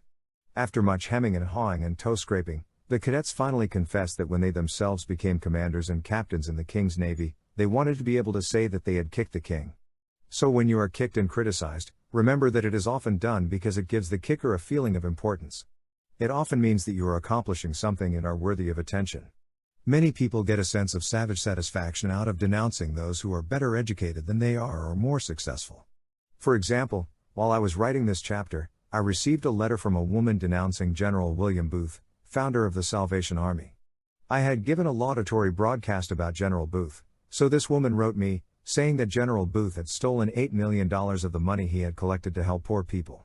The charge, of course, was absurd. But this woman wasn't looking for truth. She was seeking the mean-spirited gratification that she got from tearing down someone far above her. I threw her bitter letter into the wastebasket, and thanked Almighty God that I wasn't married to her. Her letter didn't tell me anything at all about General Booth, but it did tell me a lot about her. Schopenhauer had said it years ago, vulgar people take huge delight in the faults and follies of great men. One hardly thinks of the president of Yale as a vulgar man, yet a former president of Yale, Timothy Dwight, apparently took huge delight in denouncing a man who was running for president of the United States. The president of Yale warned that if this man were elected president, we may see our wives and daughters the victims of legal prostitution, soberly dishonored, speciously polluted, the outcasts of delicacy and virtue, the loathing of God and man. Sounds almost like a denunciation of Hitler, doesn't it? But it wasn't. It was a denunciation of Thomas Jefferson. Which Thomas Jefferson? Surely not the immortal Thomas Jefferson, the author of the Declaration of Independence, the patron saint of democracy? Yea, verily, that was the man. What American do you suppose was denounced as a hypocrite, an impostor, and as little better than a murderer? A newspaper cartoon depicted him on a guillotine, the big knife ready to cut off his head. Crowds jeered at him and hissed him as he rode through the street. Who was he? George Washington. But that occurred a long time ago. Maybe human nature has improved since then. Let's see. Let's take the case of Admiral Peary the explorer who startled and thrilled the world by reaching the North Pole with dog sleds on April 6, 1909, a goal that brave men for centuries had suffered and died to attain. Peary himself almost died from cold and starvation, and 8 of his toes were frozen so hard they had to be cut off. He was so overwhelmed with disasters that he feared he would go insane. His superior naval officers in Washington were burned up because Peary was getting so much publicity and acclaim. So they accused him of collecting money for scientific expeditions and then lying around and loafing in the Arctic. And they probably believed it, because it is almost impossible not to believe what you want to believe. Their determination to humiliate and block Peary was so violent that only a direct order from President McKinley enabled Peary to continue his career in the Arctic. Would Peary have been denounced if he had had a desk job in the Navy Department in Washington? No. He wouldn't have been important enough then to have aroused jealousy. General Grant had an even worse experience than Admiral Peary. In 1862, General Grant won the first great decisive victory that the North had enjoyed, a victory that was achieved in one afternoon, a victory that made Grant a national idol overnight, a victory that had tremendous repercussions even in far-off Europe, a victory that set church bells ringing and bonfires blazing from Maine to the banks of the Mississippi. Yet within 6 weeks after achieving that great victory, Grant, hero of the North, was arrested and his army was taken from him. He wept with humiliation and despair. Why was General U.S. Grant arrested at the flood tide of his victory? Largely because he had aroused the jealousy and envy of his arrogant superiors. If we are tempted to be worried about unjust criticism, here is Rule 1, remember that unjust criticism is often a disguised compliment. Remember that no one ever kicks a dead dog. Part 6. How to keep from worrying about criticism. Do this and criticism can't hurt you. I once interviewed Major General Smedley Butler, Old Gimlet Eye. Old Hell Devil Butler. Remember him? The most colorful, swashbuckling general who ever commanded the United States Marines. He told me that when he was young, he was desperately eager to be popular, wanted to make a good impression on everyone. In those days the slightest criticism smarted and stung. But he confessed that 30 years in the Marines had toughened his hide. I have been berated and insulted, he said, and denounced as a yellow dog, a snake, and a skunk. I have been cursed by the experts. I have been called every possible combination of unprintable cuss words in the English language. Bother me? Huh. When I hear someone cursing me now, I never turn my head to see who is talking. Maybe Old Gimlet Eye Butler was too indifferent to criticism, but one thing is sure, most of us take the little jibes and javelins that are hurled at us far too seriously. I remember the time, years ago, when a reporter from the New York Sun attended a demonstration meeting of my adult education classes and lampooned me and my work. Was I burned up? I took it as a personal insult. I telephoned Gil Hodges, the chairman of the executive committee of the Sun, and practically demanded that he print an article stating the facts, instead of ridicule. I was determined to make the punishment fit the crime. I am ashamed now of the way I acted. I realize now that half the people who bought the paper never saw that article. Half of those who read it regarded it as a source of innocent merriment. Half of those who gloated over it forgot all about it in a few weeks. I realize now that people are not thinking about you and me or caring what is said about us. They are thinking about themselves, before breakfast, after breakfast, and right on until 10 minutes past midnight. They would be 1,000 times more concerned about a slight headache of their own than they would about the news of your death or mine. Even if you and I are lied about, ridiculed, double-crossed, knifed in the back, and sold down the river by 1 out of every 6 of our most intimate friends, let's not indulge in an orgy of self-pity. Instead, let's remind ourselves that that's precisely what happened to Jesus. One of his 12 most intimate friends turned traitor for a bribe that would amount, in our modern money, to about $19. Another one of his 12 most intimate friends openly deserted Jesus the moment he got into trouble, and declared 3 times that he didn't even know Jesus, and he swore as he said it. 1 out of 6. That is what happened to Jesus. Why should you and I expect a better score? I discovered years ago that although I couldn't keep people from criticizing me unjustly, I could do something infinitely more important. I could determine whether I would let the unjust condemnation disturb me. Let's be clear about this, I am not advocating ignoring all criticism. Far from it. I am talking about ignoring only unjust criticism. I once asked Eleanor Roosevelt how she handled unjust criticism, and all I know she's had a lot of it. She probably has more ardent friends and more violent enemies than any other woman who ever lived in the White House. She told me that as a young girl she was almost morbidly shy, afraid of what people might say. She was so afraid of criticism that one day she asked her aunt, Theodore Roosevelt's sister, for advice. She said, "Auntie Bye, I want to do so and so. But I'm afraid of being criticized." Teddy Roosevelt's sister looked her in the eye and said, "Never be bothered by what people say, as long as you know in your heart you are right." Eleanor Roosevelt told me that bit of advice proved to be her rock of Gibraltar years later, when she was in the White House. She told me that the only way we can avoid all criticism is to be like a Dresden china figure and stay on a shelf. Do what you feel in your heart to be right, for you'll be criticized, anyway. You'll be damned if you do, and damned if you don't. That is her advice. When the late Matthew C. Brush was president of the American International Corporation at 40 Wall Street, I asked him if he was ever sensitive to criticism, and he replied, "Yes, I was very sensitive to it in my early days. I was eager then to have all the employees in the organization think I was perfect. If they didn't, it worried me. I would try to please first one person who had been sounding off against me, but the very thing I did to patch it up with him would make someone else mad. Then when I tried to fix it up with this person, I would stir up a couple of other bumblebees. I finally discovered that the more I tried to pacify and to smooth over injured feelings in order to escape personal criticism, the more certain I was to increase my enemies. So finally I said to myself, if you get your head above the crowd, you're going to be criticized. So get used to the idea. That helped me tremendously. From that time on I made it a rule to do the very best I could and then put up my old umbrella and let the rain of criticism drain off me instead of running down my neck. Deems Taylor went a bit further, he let the rain of criticism run down his neck and had a good laugh over it in public.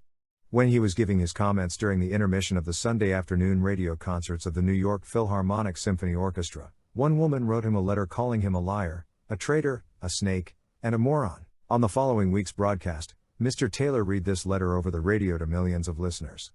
In his book, Of Men and Music, he tells us that a few days later he received another letter from the same lady, expressing her unaltered opinion that I was still a liar, a traitor, a snake, and a moron. I have a suspicion, adds Mr. Taylor, that she didn't care for that talk.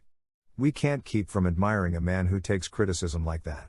We admire his serenity, his unshaken poise, and his sense of humor.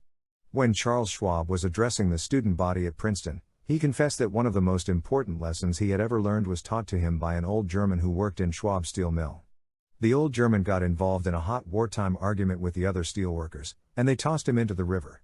When he came into my office, Mr. Schwab said, covered with mud and water, I asked him what he had said to the men who had thrown him into the river, and he replied, I just laughed. Mr. Schwab declared that he had adopted that old German's words as his motto, just laugh. That motto is especially good when you are the victim of unjust criticism. You can answer the man who answers you back, but what can you say to the man who just laughs? Lincoln might have broken under the strain of the Civil War if he hadn't learned the folly of trying to answer all his savage critics. He finally said, if I were to try to read, much less to answer, all the attacks made on me, this shop might as well be closed for any other business. I do the very best I know how, the very best I can, and I mean to keep on doing so until the end. If the end brings me out all right, then what is said against me won't matter. If the end brings me out wrong, then 10 angels swearing I was right would make no difference. When you and I are unjustly criticized, let's remember Rule 2, do the very best you can, and then put up your old umbrella and keep the rain of criticism from running down the back of your neck. Part 6. How to keep from worrying about criticism. Fool things I have done. I have a folder in my private filing cabinet marked FTD, short for fool. Things I have done. I put in that folder written records of the fool's things I have been guilty of. I sometimes dictate these memos to my secretary, but sometimes they are so personal, so stupid, that I am ashamed to dictate them, so I write them out in longhand. I can still recall some of the criticisms of Dale Carnegie that I put in my FTD folders 15 years ago. If I had been utterly honest with myself, I would now have a filing cabinet bursting out at the seams with these FTD memos. I can truthfully repeat what King Saul said more than 20 centuries ago: I have played the fool and have erred exceedingly. When I get out my FTD folders and reread the criticisms I have written of myself, they help me deal with the toughest problem I shall ever face, the management of Dale Carnegie. I used to blame my troubles on other people, but as I have grown older and wiser, I hope I have realized that I myself, in the last analysis, am to blame for almost all my misfortunes. Lots of people have discovered that, as they grow older. No one but myself, said Napoleon at Street Helena, no one but myself can be blamed for my fall. I have been my own greatest enemy, the cause of my own disastrous fate. Let me tell you about a man I know who was an artist when it came to self-appraisal and self-management. His name was H.P. Howell. When the news of his sudden death in the drugstore of the Hotel Ambassador in New York was flashed across the nation on July 31, 1944, Wall Street was shocked, for he was a leader in American finance, chairman of the board of the Commercial National Bank and Trust Company, 56 Wall Street, and a director of several large corporations. He grew up with little formal education, started out in life clerking in a country store, and later became credit manager for U.S. Steel and was on his way to position and power. For years I have kept an engagement book showing all the appointments I have during the day, Mr. Howell told me when I asked him to explain the reasons for his success. My family never makes any plans for me on Saturday night, for the family knows that I devote a part of each Saturday evening to self-examination and a review and appraisal of my work during the week.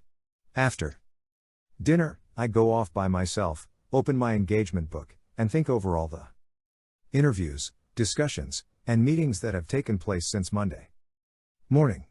I ask myself, what mistakes did I make that time? What did I do that was right, and in what way could I have improved my performance? What lessons can I learn from that experience? I sometimes find that this weekly review makes me very unhappy. Sometimes I am astonished by my own blunders. Of course, as the years have gone by, these blunders have become less frequent. This system of self-analysis, continued year after year, has done more for me than any other one thing I have ever attempted. Maybe H.P. Howell borrowed his idea from Ben Franklin. Only Franklin didn't wait until Saturday night. He gave himself a severe going over every night. He discovered that he had 13 serious faults. Here are 3 of them: wasting time, stewing around over trifles, arguing, and contradicting people. Wise old Ben Franklin realized that, unless he eliminated these handicaps, he wasn't going to get very far. So he battled with one of his shortcomings every day for a week, and kept a record of who had won each day's slugging match. The next day, he would pick out another bad habit, put on the gloves, and when the bell rang he would come out of his corner fighting. Franklin kept up this battle with his faults every week for more than 2 years. No wonder he became one of the best-loved and most influential men America ever produced. Albert Hubbard said, "Every man is a damn fool for at least 5 minutes every day." Wisdom consists in not exceeding that limit. The small man flies into a rage over the slightest criticism, but the wise man is eager to learn from those who have censured him and reproved him and disputed the passage with him. Walt Whitman put it this way: have you learned lessons only of those who admired you, and were tender with you, and stood aside for you? Have you not learned great lessons from those who rejected you, and braced themselves against you, or disputed the passage with you? Instead of waiting for our enemies to criticize us or our work, let's beat them to it. Let's be our own most severe critic. Let's find and remedy all our weaknesses before our enemies get a chance to say a word. That is what Charles Darwin did. In fact, he spent 15 years criticizing. Well, the story goes like this: when Darwin completed the manuscript of his immortal book, The Origin of Species, he realized that the publication of his revolutionary concept of creation would rock the intellectual and religious worlds. So he became his own critic and spent another 15 years, checking his data, challenging his reasoning, criticizing his conclusions. Suppose someone denounced you as a damn fool, what would you do? Get angry? Indignant? Here is what Lincoln did. Edward M. Stanton, Lincoln's Secretary of War, once called Lincoln a damn fool. Stanton was indignant because Lincoln had been meddling in his affairs. In order to please a selfish politician, Lincoln had signed an order transferring certain regiments. Stanton not only refused to carry out Lincoln's orders but swore that Lincoln was a damn fool for ever signing such orders. What happened? When Lincoln was told what Stanton had said, Lincoln calmly replied, "If Stanton said I was a damned fool, then I must be, for he is nearly always right. I'll just step over and see for myself." Lincoln did go to see Stanton. Stanton convinced him that the order was wrong, and Lincoln withdrew it. Lincoln welcomed criticism when he knew it was sincere, founded on knowledge, and given in a spirit of helpfulness. You and I ought to welcome that kind of criticism, too, for we can't even hope to be right more than 3 times out of 4. At least, that was all Theodore Roosevelt said he could hope for, when he was in the White House.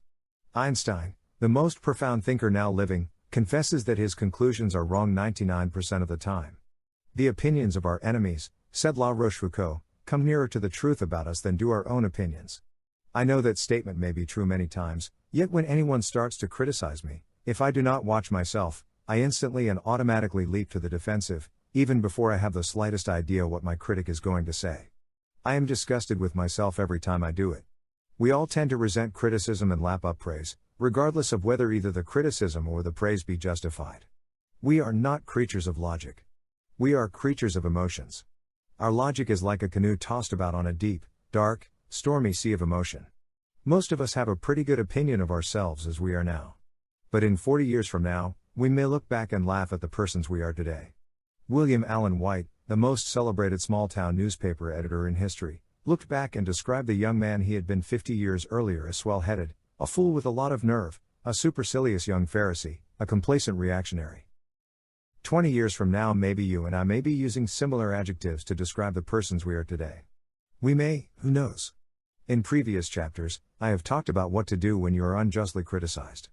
But here is another idea: when your anger is rising because you feel you have been unjustly condemned, why not stop and say, just a minute. I am far from perfect. If Einstein admits he is wrong 99% of the time, maybe I am wrong at least 80% of the time. Maybe I deserve this criticism.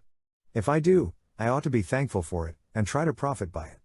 Charles Luckman, president of the Pepsodent Company, spends millions of dollars a year putting Bob Hope on the air. He doesn't look at the letters praising the program, but he insists on seeing the critical letters. He knows he may learn something from them. The Ford Company is so eager to find out what is wrong with its management and operations that it recently polled the employees and invited them to criticize the company.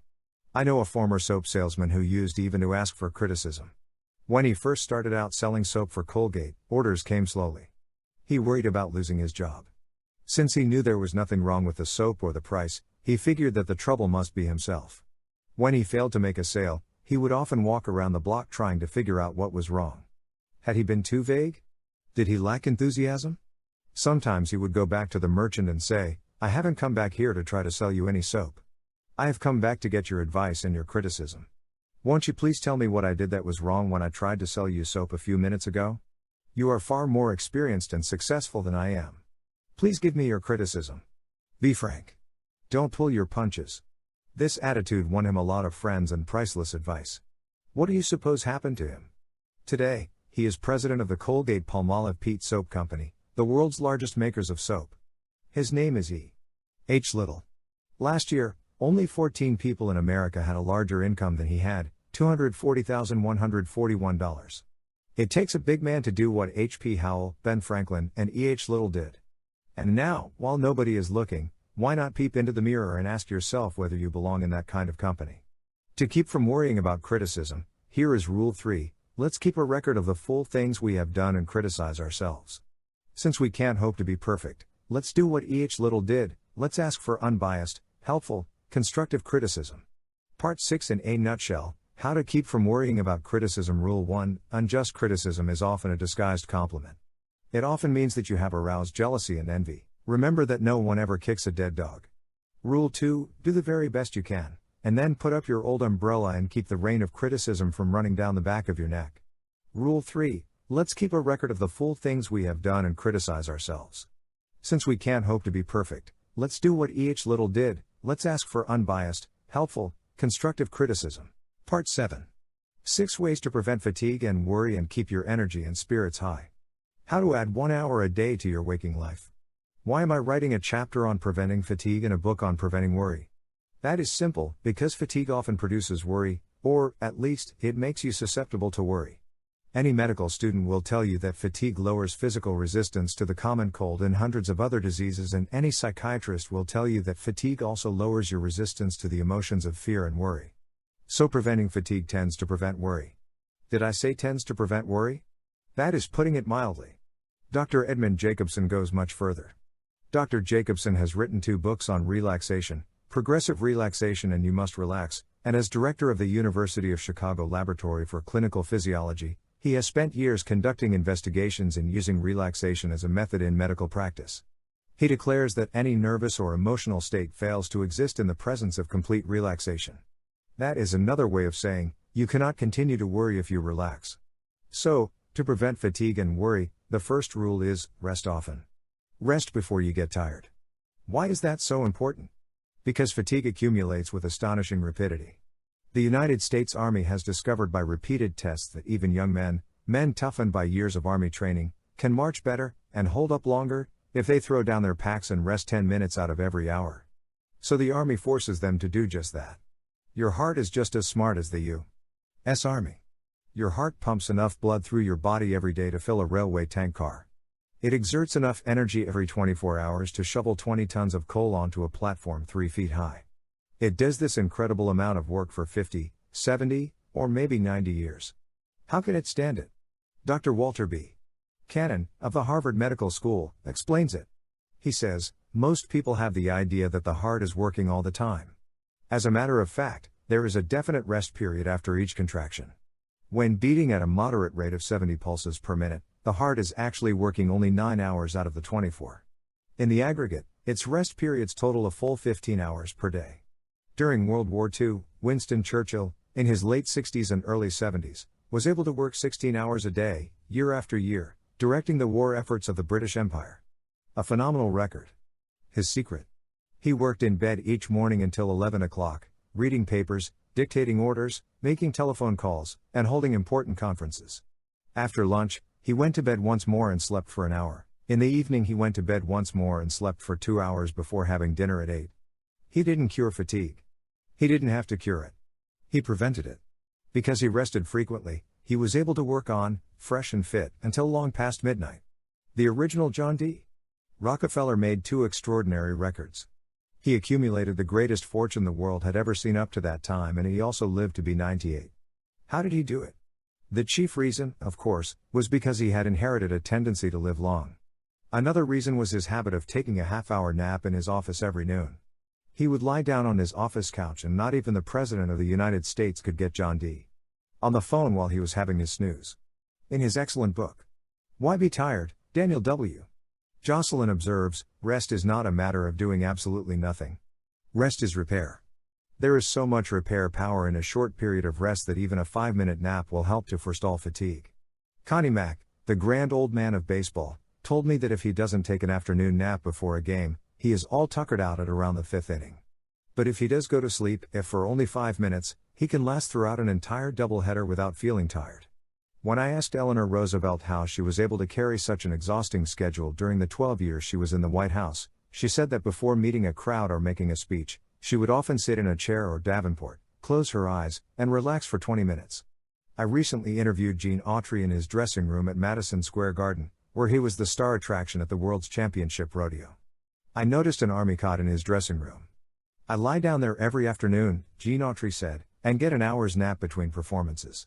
When I am taking pictures in Hollywood, he continued, I often relax in a big easy chair and get 2 or 3 10-minute naps a day. They buck me up tremendously. Edison attributed his enormous energy and endurance to his habit of sleeping whenever he wanted to. I interviewed Henry Ford shortly before his 80th birthday. I was surprised to see how fresh and fine he looked. I asked him the secret. He said, "I never stand up when I can sit down, and I never sit down when I can lie down." Horace Mann, the father of modern education, did the same thing as he grew older. When he was president of Antioch College, he used to stretch out on a couch while interviewing students. I persuaded a motion picture director in Hollywood to try a similar technique. He confessed that it worked miracles. I refer to Jack Chertock, who is now one of Metro-Goldwyn-Mayer's top directors. When he came to see me a few years ago, he was then head of the short feature department of MGM. Worn out and exhausted, he had tried everything: tonics, vitamins, medicine. Nothing helped much. I suggested that he take a vacation every day. How? By stretching out in his office and relaxing while holding conferences with his staff writers. When I saw him again, 2 years later, he said, "A miracle has happened." That is what my own physicians call it. I used to sit up in my chair, tense and taut, while discussing ideas for our short features. Now I stretch out on the office couch during these conferences. I feel better than I have felt in 20 years. Work 2 hours a day longer, yet I rarely get tired. How does all this apply to you? If you are a stenographer, you can't take naps in the office as Edison did, and as Sam Goldwyn does, and if you are an accountant, you can't stretch out on the couch while discussing a financial statement with the boss. But if you live in a small city and go home for lunch, you may be able to take a 10-minute nap after lunch. That is what General George C. Marshall used to do. He felt he was so busy directing the U.S. Army in wartime that he had to rest at noon. If you are over 50 and feel you are too rushed to do it, then buy immediately all the life insurance you can get. Funerals come high and suddenly these days, and the little woman may want to take your insurance money and marry a younger man. If you can't take a nap at noon, you can at least try to lie down for an hour before the evening meal. It is cheaper than a highball, and, over a long stretch, it is 5,467 times more effective. If you can sleep for an hour around 5, 6, or 7 o'clock, you can add 1 hour a day to your waking life. Why? How? Because an hour's nap before the evening meal plus 6 hours sleep at night, a total of 7 hours, will do you more good than 8 hours of unbroken sleep. A physical worker can do more work if he takes more time out for rest. Frederick Taylor demonstrated that while working as a scientific management engineer with the Bethlehem Steel Company. He observed that laboring men were loading approximately 12.5 tons of pig iron per man each day on freight cars and that they were exhausted at noon. He made a scientific study of all the fatigue factors involved, and declared that these men should be loading not 12.5 tons of pig iron per day, but 47 tons per day. He figured that they ought to do almost 4 times as much as they were doing, and not be exhausted. But prove it. Taylor selected a Mr. Schmidt who was required to work by the stopwatch. Schmidt was told by the man who stood over him with a watch, "Now pick up a pig and walk. Now sit down and rest. Now walk. Now rest." What happened? Schmidt carried 47 tons of pig iron each day while the other men carried only 12.5 tons per man. And he practically never failed to work at this pace during the 3 years that Frederick Taylor was at Bethlehem. Schmidt was able to do this because he rested before he got tired. He worked approximately 26 minutes out of the hour and rested 34 minutes. He rested more than he worked, yet he did almost 4 times as much work as the others. Is this mere hearsay? No, you can read the record yourself in Principles of Scientific Management by Frederick Winslow Taylor. Let me repeat, do what the Army does, take frequent rests. Do what your heart does, rest before you get tired, and you will add 1 hour a day to your waking life. Part 7. 6 ways to prevent fatigue and worry and keep your energy and spirits high. What makes you tired and what you can do about it. Here is an astounding and significant fact: mental work alone can't make you tired. Sounds absurd.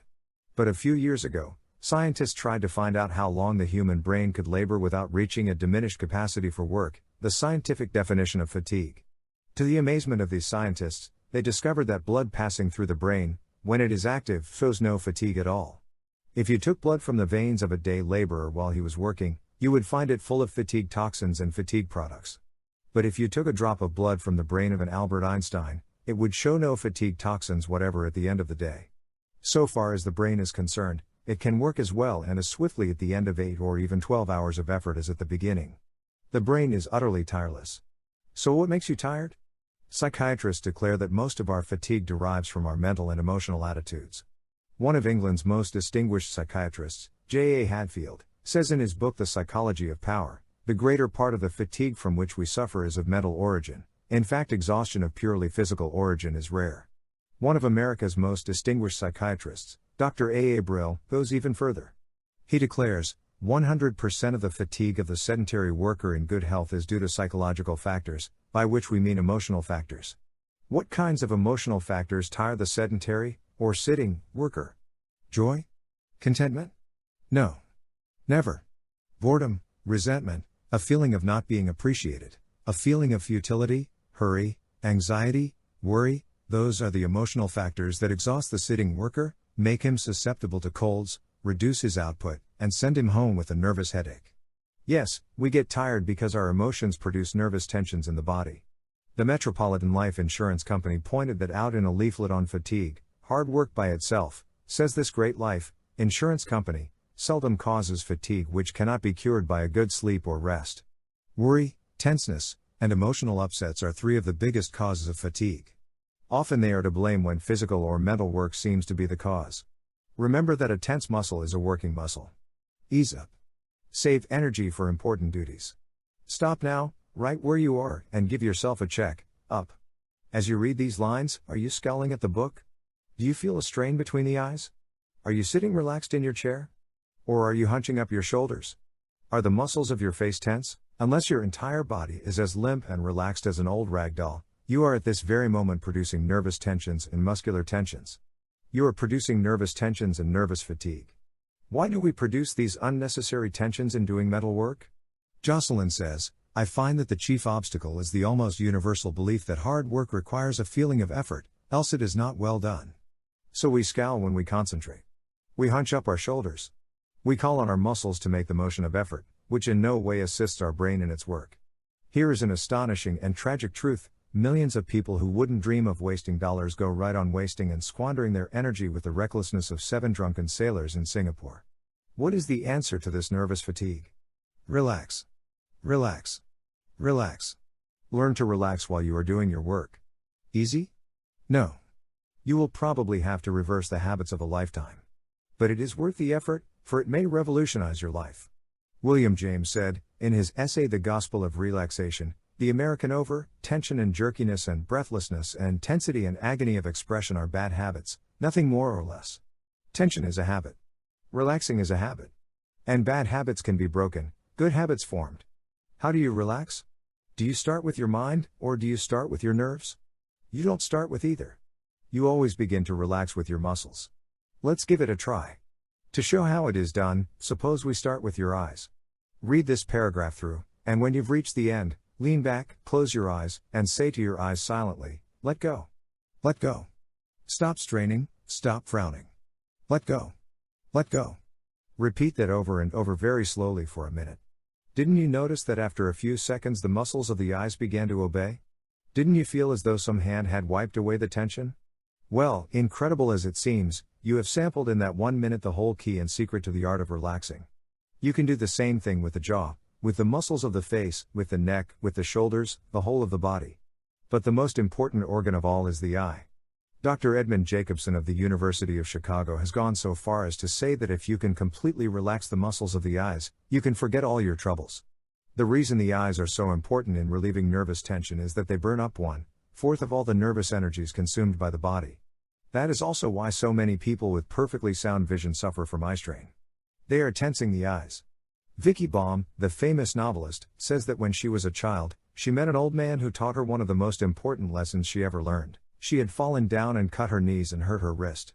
The old man picked her up. He had once been a circus clown, and, as he brushed her off, he said, "The reason you injured yourself was because you don't know how to relax. You have to pretend you are as limp as a sock, as an old crumpled sock. Come, I'll show you how to do it." That old man taught Vicky Baum and the other children how to fall, how to do flops, and how to turn somersaults.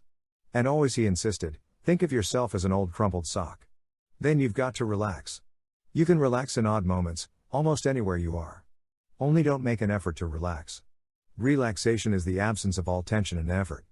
Think ease and relaxation. Begin by thinking relaxation of the muscles of your eyes and your face, saying over and over, let go, let go, let go and relax. Feel the energy flowing out of your facial muscles to the center of your body. Think of yourself as free from tension as a baby. That is what Galli Curci, the great soprano, used to do. Helen Jepsen told me that she used to see Galli Curci before a performance, Sitting in a chair with all her muscles relaxed and her lower jaw was so limp it actually sagged. An excellent practice, it kept her from becoming too nervous before her stage entrance, it prevented fatigue. Here are 5 suggestions that will help you learn to relax. 1. Read one of the best books ever written on this subject, Release from Nervous Tension by Dr. David Harold Fink. 2. Relax in odd moments. Let your body go limp like an old sock. I keep an old, maroon, colored sock on my desk as I work, keep it there as a reminder of how limp I ought to be. If you haven't got a sock, a cat will do. Did you ever pick up a kitten sleeping in the sunshine?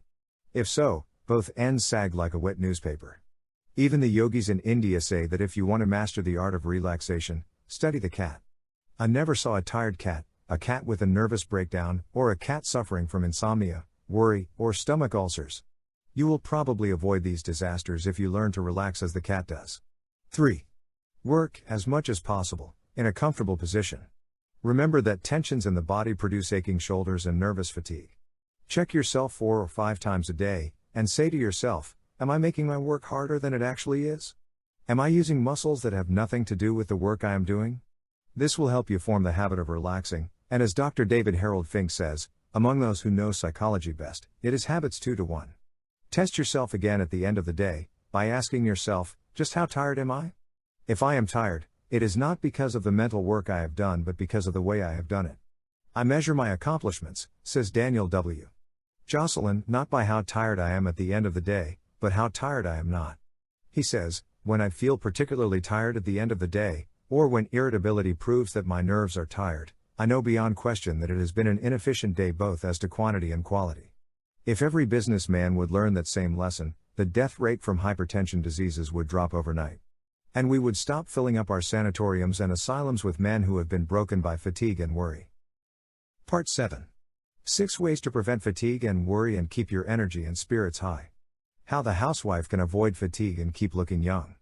One day last autumn, my associate flew up to Boston to attend a session of one of the most unusual medical classes in the world. Medical? Well, yes, it meets once a week at the Boston dispensary, and the patients who attend it get regular and thorough medical examinations before they are admitted. But actually, this class is a psychological clinic. Although it is officially called the Class in Applied Psychology, formerly the Thought Control Class, a name suggested by the first member, its real purpose is to deal with people who are ill from worry. And many of these patients are emotionally disturbed housewives. How did such a class for worriers get started? Well, in 1930, Dr. Joseph H. Pratt, who, by the way, had been a pupil of Sir William Osier, observed that many of the outpatients who came to the Boston dispensary apparently had nothing wrong with them at all physically, yet they had practically all the symptoms that flesh is heir to. One woman's hands were so crippled with arthritis that she had lost all use of them. Another was in agony with all the excruciating symptoms of cancer of the stomach. Others had backaches, headaches, were chronically tired, or had vague aches and pains. They actually felt these pains. But the most exhaustive medical examination showed that nothing whatever was wrong with these women, in the physical sense. Many old-fashioned doctors would have said it was all imagination, all in the mind. But Dr. Pratt realized that it was no use to tell these patients to go home and forget it. He knew that most of these women didn't want to be sick. If it was so easy to forget their ailments, they would do so themselves. So what could be done? He opened his class to a chorus of doubts from the medical doubters on the sidelines. And the class worked wonders. In the 18 years that have passed since it started, thousands of patients have been cured by attending it. Some of the patients have been coming for years, as religious in their attendance as though going to church. My assistant talked to a woman who had hardly missed a session in more than 9 years. She said that when she first went to the clinic, she was thoroughly convinced she had a floating kidney and some kind of heart ailment. She was so worried and tense that she occasionally lost her eyesight and had spells of blindness. Yet today she is confident and cheerful and in excellent health. She looked only about 40, yet she held one of her grandchildren asleep in her lap. I used to worry so much about my family troubles, she said, that I wished I could die. But I learned at this clinic the futility of worrying. I learned to stop it, and I can honestly say now that my life is serene. Dr. Rose Hilferding, the medical advisor of the class, said that she thought one of the best remedies for lightening worry is talking your troubles over with someone you trust. We call it catharsis, she said. When patients come here, they can talk their troubles over at length, until they get them off their minds. Brooding over worries alone, and keeping them to oneself, causes great nervous tension. We all have to share our troubles. We have to share worry. We have to feel there is someone in the world who is willing to listen and able to understand. My assistant witnessed the great relief that came to one woman from talking out her worries. She had domestic worries, and when she first began to talk, she was like a wound, upspring. Then gradually, as she kept on talking, she began to calm down. At the end of the interview, she was actually smiling. Had the problem been solved? No, it wasn't that easy.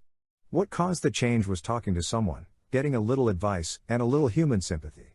What had really worked the change was the tremendous healing value that lies in words. Psychoanalysis is based, to some extent, on this healing power of words. Ever since the days of Freud, analysts have known that a patient could find relief from his inner anxieties if he could talk, just talk. Why is this so? Maybe because by talking, we gain a little better insight into our troubles, get a better perspective. No one knows the whole answer. But all of us know that spitting it out or getting it off our chests bring almost instant relief.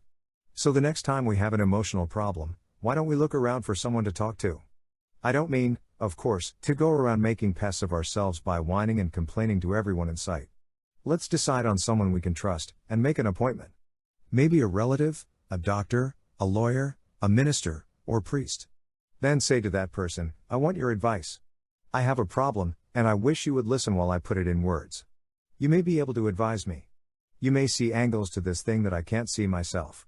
But even if you can't, you will help me tremendously if you will just sit and listen while I talk it out. However, if you honestly feel that there is no one you can talk to, then let me tell you about the SAVE AA Life League. It has no connection with the Boston dispensary. The SAVE AA Life League is one of the most unusual leagues in the world. It was originally formed to save possible suicides. But as the years went on, it expanded its scope to give spiritual counsel to those who are unhappy and in emotional need. I talked for some time to Miss Lona B. Bonnell, who interviews people who come for advice to the SAVE AA Life League. She told me that she would be glad to answer letters from readers of this book. If you write to the SAVE AA Life League, 505 Fifth Avenue, New York City, your letter and your troubles will be held in strictest confidence. Frankly, I would advise you to go to someone you can talk to in person if you can, for that will give you greater relief. But if that is out of the question, then why not write to this league? Talking things out, then, is one of the principal therapies used at the Boston dispensary class. But here are some other ideas we picked up at the class, things you, as a housewife, can do in your home. Keep a notebook or scrapbook for inspirational reading. Into this book, you can paste all the poems, or short prayers, or quotations, which appeal to you personally and give you a lift. Then, when a rainy afternoon sends your spirits plunging down, perhaps you can find a recipe in this book for dispelling the gloom. Many patients at the dispensary have kept such notebooks for years. They say it is a spiritual shot in the arm. Don't dwell too long on the shortcomings of others. Sure, your husband has faults. If he had been a saint, he never would have married you. Right? One woman at the class, who found herself developing into a scolding, nagging, and haggard-faced wife, was brought up short with the question, what would you do if your husband died? She was so shocked by the idea that she immediately sat down and drew up a list of all her husband's good points. She made quite a list. Why don't you try the same thing the next time you feel you married a tight-fisted tyrant? Maybe you'll find, after reading his virtues, that he's a man you'd like to meet. Get interested in your neighbors. Develop a friendly, healthy interest in the people who share the life on your street.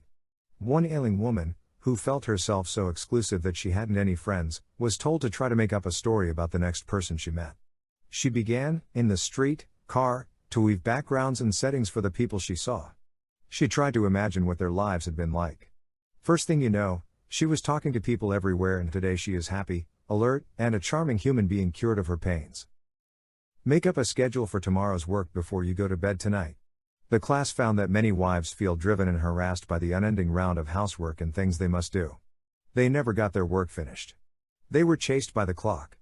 To cure this sense of hurry and worry, the suggestion was made that they draw up a schedule each night for the following day. What happened? More work accomplished, much less fatigue, a feeling of pride and achievement, and time left over to rest and to primp. Every woman ought to take some time out in the course of the day to primp and look pretty. My own guess is that when a woman knows she looks pretty, she has little use for nerves. Finally, avoid tension and fatigue. Relax. Relax. Nothing will make you look old sooner than tension and fatigue.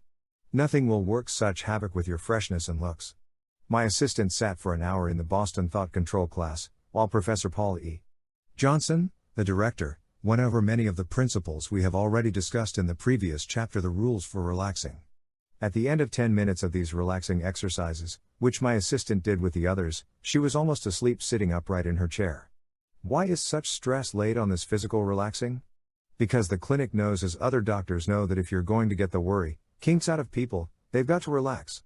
Yes, you, as a housewife, have got to relax. You have one great advantage: you can lie down whenever you want to, and you can lie on the floor. Strangely enough, a good hard floor is better to relax on than an inner, spring bed. It gives more resistance. It is good for the spine. Alright, then, here are some exercises you can do in your home. Try them for a week and see what you do for your looks and disposition. A. Lie flat on the floor whenever you feel tired. Stretch as tall as you can. Roll around if you want to. Do it twice a day. 6. Close your eyes. You might try saying, as Professor Johnson recommended, something like this: the sun is shining overhead. The sky is blue and sparkling. Nature is calm and in control of the world, and I, as nature's child, am in tune with the universe. Or, better still, pray. C. If you cannot lie down, because the roast is in the oven and you can't spare the time, then you can achieve almost the same effect sitting down in a chair. A hard, upright chair is the best for relaxing. Sit upright in the chair like a seated Egyptian statue, and let your hands rest, palms down, on the tops of your thighs. D. Now, slowly tense the toes, then let them relax. Tense the muscles in your legs and let them relax. Do this slowly upward, with all the muscles of your body, until you get to the neck, then let your head roll around heavily, as though it were a football. Keep saying to your muscles, as in the previous chapter, let go, let go. E. Quiet your nerves with slow, steady breathing. Breathe from deep down. The yogis of India were right: rhythmical breathing is one of the best methods ever discovered for soothing the nerves. F. Think of the wrinkles and frowns in your face, and smooth them all out. Loosen up the worry creases you feel between your brows, and at the sides of your mouth. Do this twice a day, and maybe you won't have to go to a beauty parlor to get a massage. Maybe the lines will disappear from the inside out. Part 7. 6 ways to prevent fatigue and worry and keep your energy and spirits high. 4 good working habits that will help prevent fatigue and worry. Good working habit no. 1. Clear your desk of all papers except those relating to the immediate problem at hand. Roland L. Williams, president of Chicago and North Western Railway, says, "A person with his desk piled high with papers on various matters will find his work much easier and more accurate if he clears the desk of all but the immediate problem on hand." I call this good housekeeping, and it is the number 1 step towards efficiency. If you visit the Library of Congress in Washington, D.C., you will find 5 words painted on the ceiling, 5 words written by the poet Pope: "Order is heaven's first law." Order ought to be the first law of business, too. But is it? No, the average businessman's desk is cluttered up with papers that he hasn't looked at for weeks.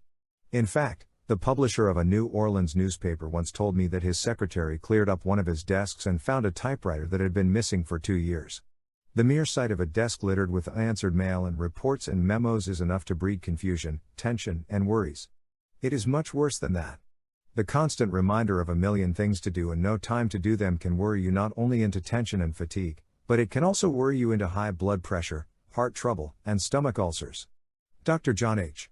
Stokes, professor, Graduate School of Medicine, University of Pennsylvania, read a paper before the National Convention of the American Medical Association, a paper entitled "Functional Neuroses as Complications of Organic Disease." In that paper, Dr. Stokes listed 11 conditions under the title, "What to Look For in the Patient's State of Mind." Here is the first item on that list: the sense of must or obligation, the unending stretch of things ahead that simply have to be done. But how can such an elementary procedure as clearing your desk and making decisions help you avoid this high pressure, this sense of must, this sense of an unending stretch of things ahead that simply have to be done? Dr. William L. Sadler, the famous psychiatrist, tells of a patient who, by using this simple device, avoided a nervous breakdown. The man was an executive in a big Chicago firm. When he came to Dr. Sadler's office, he was tense, nervous, worried. He knew he was heading for a tailspin, but he couldn't quit work. He had to have help. While this man was telling me his story, Dr. Sadler says, my telephone rang. It was the hospital calling, and, instead of deferring the matter, I took time right then to come to a decision. I always settle questions, if possible, right on the spot. I had no sooner hung up than the phone rang again. Again an urgent matter, which I took time to discuss. The third interruption came when a colleague of mine came to my office for advice on a patient who was critically ill. When I had finished with him, I turned to my caller and began to apologize for keeping him waiting. But he had brightened up. He had a completely different look on his face. "Don't apologize, doctor," this man said to Sadler. "In the last 10 minutes, I think I've got a hunch as to what is wrong with me. I'm going back to my offices and revise my working habits. But before I go, do you mind if I take a look in your desk?" Dr. Sadler opened up the drawers of his desk. All empty, except for supplies. "Tell me," said the patient, "where do you keep your unfinished business?" "Finished," said Sadler. "And where do you keep your unanswered mail?" "Answered." Sadler told him. "My rule is never to lay down a letter until I have answered it. I dictate the reply to my secretary at once." 6 weeks later, this same executive invited Dr. Sadler to come to his office. He was changed and so was his desk. He opened the desk drawers to show there was no unfinished business inside of the desk. 6 weeks ago, this executive said, "I had 3 different desks in 2 different offices and was snowed under by my work. I was never finished. After talking to you, I came back here and cleared out a wagon load of reports and old papers. Now I work at one desk, settle things as they come up, and don't have a mountain of unfinished business nagging at me and making me tense and worried. But the most astonishing thing is I've recovered completely. There is nothing wrong anymore with my health." Charles Evans Hughes, former Chief Justice of the United States Supreme Court, said, "Men do not die from overwork. They die from dissipation and worry. Yes, from dissipation of their energies and worry because they never seem to get their work done." Good working habit no. 2. Do things in the order of their importance. Henry L. Doherty, founder of the nationwide City Service Company, said that regardless of how much salary he paid, there were 2 abilities he found it almost impossible to find. Those 2 priceless abilities are, first, the ability to think. Second, the ability to do things in the order of their importance. Charles Luckman, the lad who started from scratch and climbed in 12 years to president of the Pepsodent Company, got a salary of $100,000 a year, and made $1 million. Besides that, lad declares that he owes much of his success to developing the 2 abilities that Henry L. Doherty said he found almost impossible to find. Charles Luckman said, "As far back as I can remember, I have got up at 5 o'clock in the morning because I can think better then than any other time. I can think better then and plan my day, plan to do things in the order of their importance." Franklin Bettger, one of America's most successful insurance salesmen, doesn't wait until 5 o'clock in the morning to plan his day. He plans it the night before, sets a goal for himself, a goal to sell a certain amount of insurance that day. If he fails, that amount is added to the next day and so on. I know from long experience that one is not always able to do things in the order of their importance, but I also know that some kind of plan to do first things first is infinitely better than extemporizing as you go along. If George Bernard Shaw had not made it a rigid rule to do first things first, he would probably have failed as a writer and might have remained a bank cashier all his life. His plan called for writing 5 pages each day. That plan and his dogged determination to carry it through saved him. That plan inspired him to go right on writing 5 pages a day for 9 heartbreaking years, even though he made a total of only $30 in those 9 years, about a penny a day. Good working habit no. 3. When you face a problem, solve it then and there if you have the facts necessary to make a decision. Don't keep putting off decisions. One of my former students, the late H.P. Howell, told me that when he was a member of the board of directors of U.S. Steel, the meetings of the board were often long drawn-out affairs, many problems were discussed, few decisions were made. The result, each member of the board had to carry home bundles of reports to study. Finally, Mr. Howell persuaded the board of directors to take up one problem at a time and come to a decision. No procrastination, no putting off. The decision might be to ask for additional facts, it might be to do something or do nothing. But a decision was reached on each problem before passing on to the next. Mr. Howell told me that the results were striking and salutary. The docket was cleared. The calendar was clean. No longer was it necessary for each member to carry home a bundle of reports. No longer was there a worried sense of unresolved problems. A good rule, not only for the board of directors of U.S. Steel, but for you and me. Good working habit no. 4. Learn to organize, deputize, and supervise. Many a businessman is driving himself to a premature grave because he has never learned to delegate responsibility to others, insists on doing everything himself. Result, details and confusion overwhelm him. He is driven by a sense of hurry, worry, anxiety, and tension. It is hard to learn to delegate responsibilities. I know. It was hard for me, awfully hard. I also know from experience the disasters that can be caused by delegating authority to the wrong people. But difficult as it is to delegate authority, the executive must do it if he is to avoid worry, tension, and fatigue.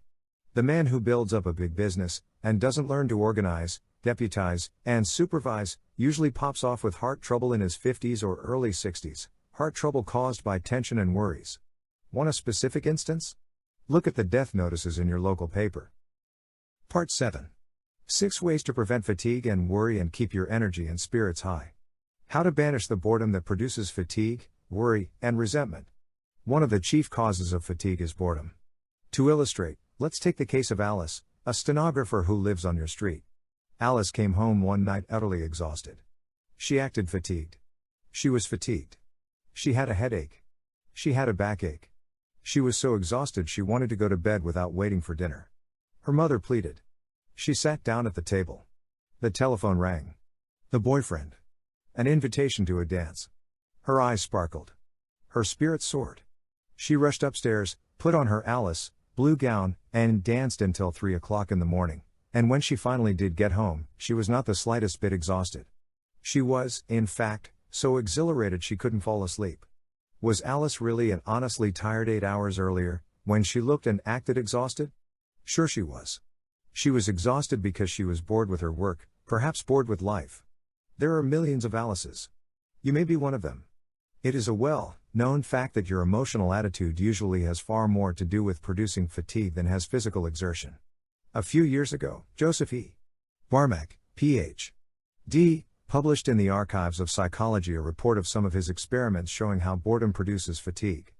Dr. Barmak put a group of students through a series of tests in which, he knew, they could have little interest. The result? The students felt tired and sleepy, complained of headaches and eye strain, felt irritable. In some cases, even their stomachs were upset. Was it all imagination? No. Metabolism tests were taken of these students. These tests showed that the blood pressure of the body and the consumption of oxygen actually decrease when a person is bored, and that the whole metabolism picks up immediately as soon as he begins to feel interest and pleasure in his work. We rarely get tired when we are doing something interesting and exciting. For example, I recently took a vacation in the Canadian Rockies up around Lake Louise. I spent several days trout fishing along Corral Creek, fighting my way through brush higher than my head, stumbling over logs, struggling through fallen timber, yet after 8 hours of this, I was not exhausted. Why? Because I was excited, exhilarated. I had a sense of high achievement, 6 cut, throat trout. But suppose I had been bored by fishing, then how do you think I would have felt? I would have been worn out by such strenuous work at an altitude of 7,000 feet. Even in such exhausting activities as mountain climbing, boredom may tire you far more than the strenuous work involved. For example, Mr. S. H. Kingman, president of the Farmers and Mechanics Savings Bank of Minneapolis, told me of an incident that is a perfect illustration of that statement. In July 1943, the Canadian government asked the Canadian Alpine Club to furnish guides to train the members of the Prince of Wales Rangers in mountain climbing.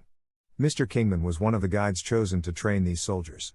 He told me how he and the other guides, men ranging from 42 to 59 years of age, took these young army men on long hikes across glaciers and snow fields and up a sheer cliff of 40 feet, where they had to climb with ropes and tiny foot holds and precarious hand holds. They climbed Michael's Peak, the Vice President Peak, and other unnamed peaks in the Little Yoho Valley in the Canadian Rockies. After 15 hours of mountain climbing, these young men, who were in the pink of condition, they had just finished a 6-week course in tough commando training, were utterly exhausted. Was their fatigue caused by using muscles that had not been hardened by commando training? Any man who had ever been through commando training would hoot at such a ridiculous question. No, they were utterly exhausted because they were bored by mountain climbing. They were so tired that many of them fell asleep without waiting to eat. But the guides, men who were 2 and 3 times as old as the soldiers, were they tired? Yes, but not exhausted. The guides ate dinner and stayed up for hours, talking about the day's experiences. They were not exhausted because they were interested when Drive Edward Thorndike of Columbia was conducting experiments in fatigue. He kept young men awake for almost a week by keeping them constantly interested. After much investigation, Dr. Thorndike is reported to have said, "Boredom is the only real cause of diminution of work. If you are a mental worker, it is seldom the amount of work you do that makes you tired. You may be tired by the amount of work you do not do. For example, remember the day last week when you were constantly interrupted. No letters answered. Appointments broken. Trouble here and there. Everything went wrong that day. You accomplished nothing whatever, yet you went home exhausted and with a splitting head. The next day everything clicked at the office. You accomplished 40 times more than you did the previous day. Yet you went home fresh as a snowy, white gardenia. You have had that experience. So have I. The lesson to be learned? Just this: our fatigue is often caused not by work, but by worry, frustration, and resentment.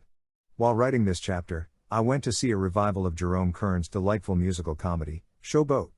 Captain Andy, captain of the Cotton Blossom, says, in one of his philosophical interludes, "The lucky folks are the ones that get to do the things they enjoy doing. Such folks are lucky because they have more energy, more happiness, less worry, and less fatigue. Where your interests are, there is your energy also.